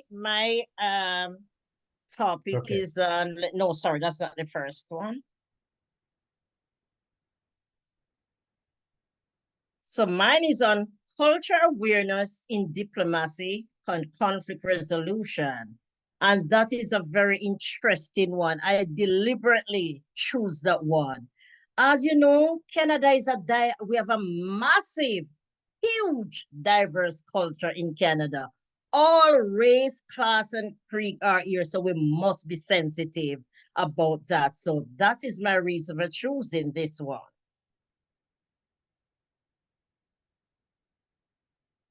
define culture awareness and conflict resolution.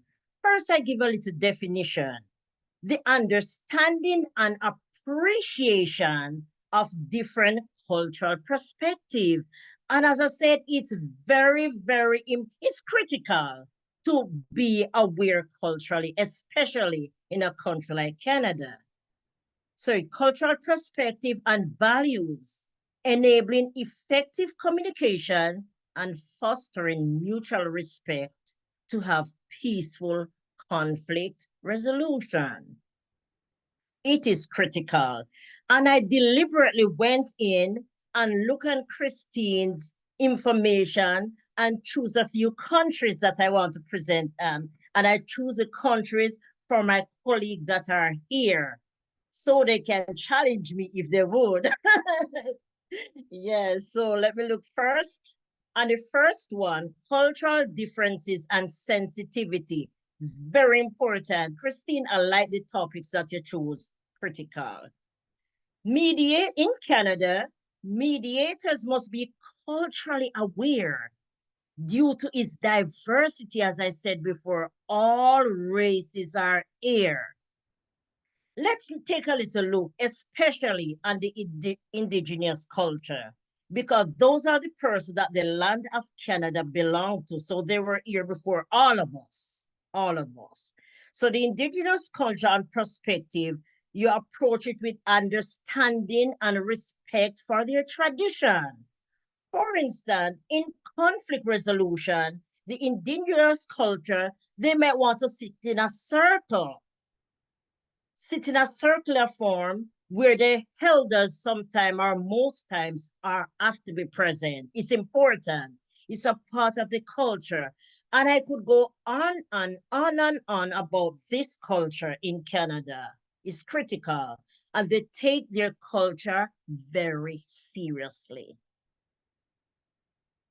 Let us take a little look on India's culture.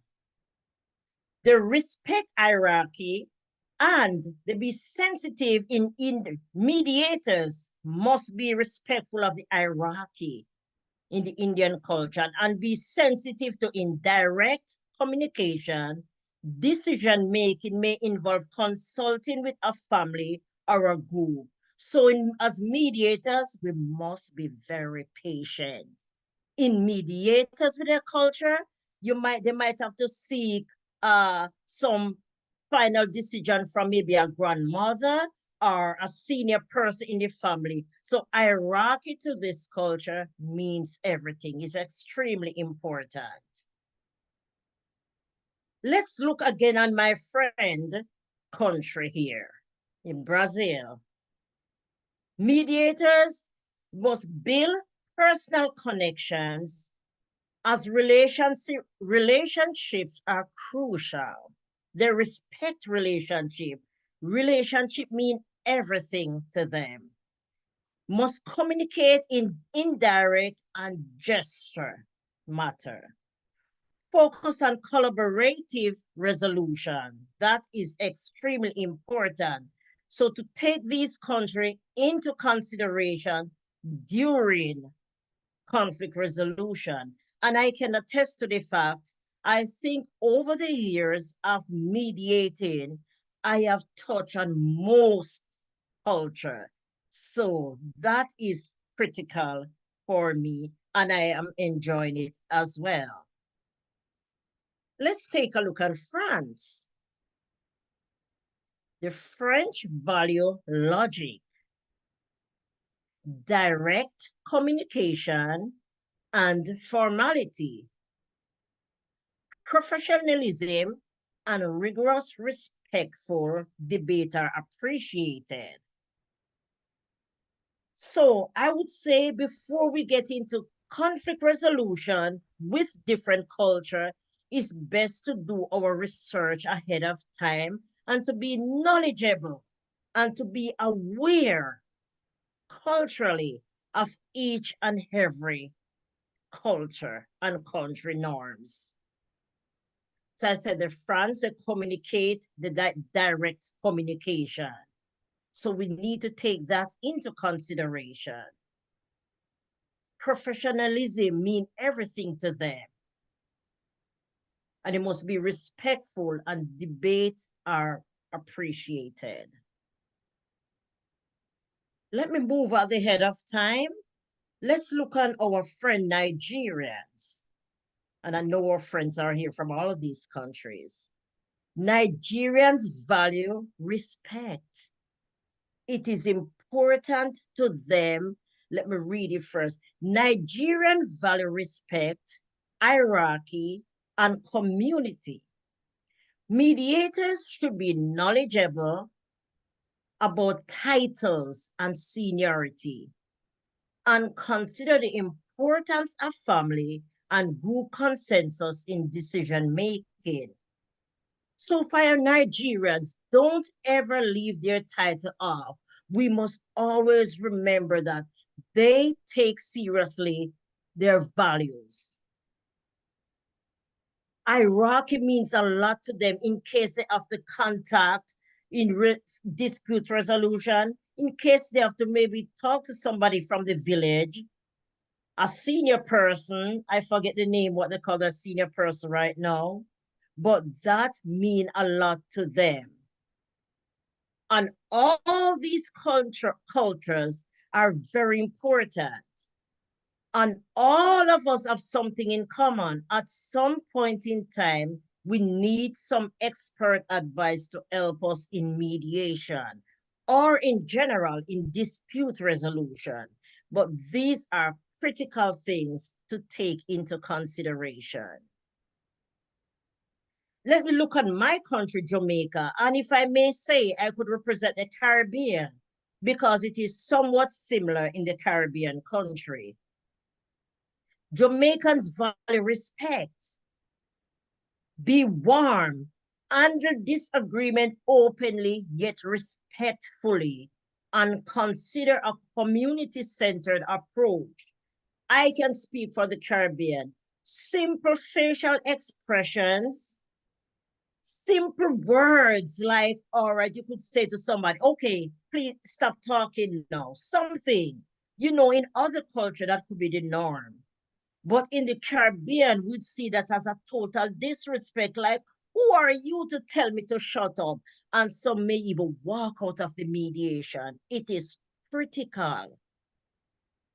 It is critical, if I may express it over and over, to sensitize, to familiarize, and to be aware, to be culturally aware of all the different countries and their culture. For instance, in some cultures where some of us are, not us, because I am not, but so in some culture where some persons are Muslim, we might have to think about it that, okay, at some point in time, this person needs time to go and pray. We know that in the Muslim culture, that's how it is. So that is very important to be considerate about and to be aware. If I need to K awareness point, to be aware of multicultural respect, important. And as I previously spoke about, the indigenous perspective is wide, is huge. It's a lot to be aware of, but especially here in Canada, we must learn about the indigenous culture and to know how to approach conflict with them and our do's and our don'ts. Christine, I'm not watching time. Please give me a nudge if I'm going over. Language sensitivity is important as well. It's very important with the language. Some language that we use in some culture, as I mentioned before, if you say to somebody, shh, you know that thing we don't want we want somebody to stop talking, and we put our fingers on our lip and say, shh. It's a no-no for some culture. They see it as disrespect. They see that as disrespect. So these are the things we have to be aware of, like language sensitivity, communication style. Sometime in some calls, somebody might be approaching you, you put your hand forward, like tell them to stop. Some persons see that as disrespect. It is so huge. Time and formality. I remember having a mediation session with a particular culture from a different country. And I remember they were late for the mediation. I said, what the time was? I would say, for instance, 10 o'clock. And they were like, you know what? Time doesn't mean a lot to us and all of that. So, and that I learned from that. I was shocked because most of us on here today would say that time is money. But as hard as it may seem, some culture believe that, okay, if I should be there at 10, and if I'm there at 10:15, it should not be a big deal. But it is to most of us, because as we said, time is money. We spoke about some culture before with the hierarchy. They might have to consult with someone from the village or a senior member of the family in order to come to resolution. We must take those into resolution decision. I spoke already about the nonverbal cues and how to stop. Some persons see that as disrespect. And then the mouth, shh, to stop talking. Some cultures see that as huge disrespect. And as I mentioned before, family influence is critical in some decision making. They must consult with senior family member in order to make a decision. Privacy is not an issue because in mediation, we value privacy. Religious practice, as I spoke about, some culture, in mediation, we shake and to say that, yes, we reach a resolution. In some culture, I should say, they don't shake hands. They don't believe in shaking hands. They believe in the right hand is to do something else and the left hand to do something else, which I will mention what that is, but they don't believe in handshake at the end of a resolution. And as I mentioned before, some culture need time to pray. So during mediation, we might have to give a break, which we do most times. For some culture, pray frequently throughout the day. So we might have to pause mediation several times throughout the day to facilitate that culture.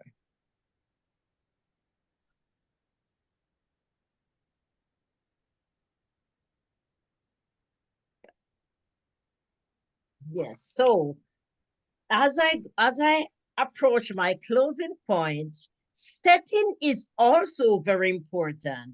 In mediation, setting can have a different meaning.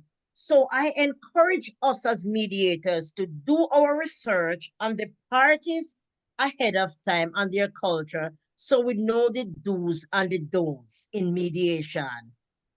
As I said before, I am Christiana. Thank you, Christine, for giving me the privilege to collaborate with these wonderful esteemed group of professionals globally. Thank you, everyone. That's my presentation. Thank you very much, Christiana. Always pleasure. When Christiana is coming to the air, it's like a good morning. Even though here is evening, for me it's good morning. It's shine. So it's always shine. It's 10:56 a.m. here in Canada, in Ontario, where I'm at. Oh my God, rise and shine. So let's we conclude, and I think we are coming to the close, and as I have to say my further just speech. Dear colleagues and distinguished guests and friends, I want to say thank you, Rajanji, for his moderating all panel sessions. So for Christiana, Antonio Sotti, Susana Monti, thank you very much. It was a great session. And I'm coming closer to my the closing speech. I don't want to say goodbye. I want to say we will meet next year, but next year in January. So dear colleagues, guests and friends, as we came to the end of our IMP International Conference on Mediation Diplomacy 2024, I want to take a moment to express my profound gratitude. Also, we have gathered virtually the connection, insights, and energy carried over this past. Yes. I think it's amazing insights and energy shared with the past, these hours. So through our session, we have explored incredible range of topics, from the latest digital tools in mediation to addressing global and regional conflicts. Each mediator, professional and speaker present his perspectives. And each of these panel discussion in interactive workshops has reminded us of the power of diplomacy and innovation that can build bridges even across distance. Look how many we united the continents. Example, despite of the hours, despite of the everything, even the language barriers, we can speak, we can understand each other. So why not to reunite and come to peace with the countries which are now in the conflicts? I will say no. They have a chance, but because they have to hear and listen. But it is a practice. In the spirit of our work, I am reminded of the Latin proverb because I'm crazy about that. Concordia parvae res crescunt, discordia maximale dilambuntur, which means in harmony small things grow, in discord that greater things fell apart. This proverb speaks directly to the heart of the mediation and diplomacy. The idea is the harmony builds while division. Our discussion here reflects the truth. And together, each of you, we continue to build towards peace, one dialogue at a time. And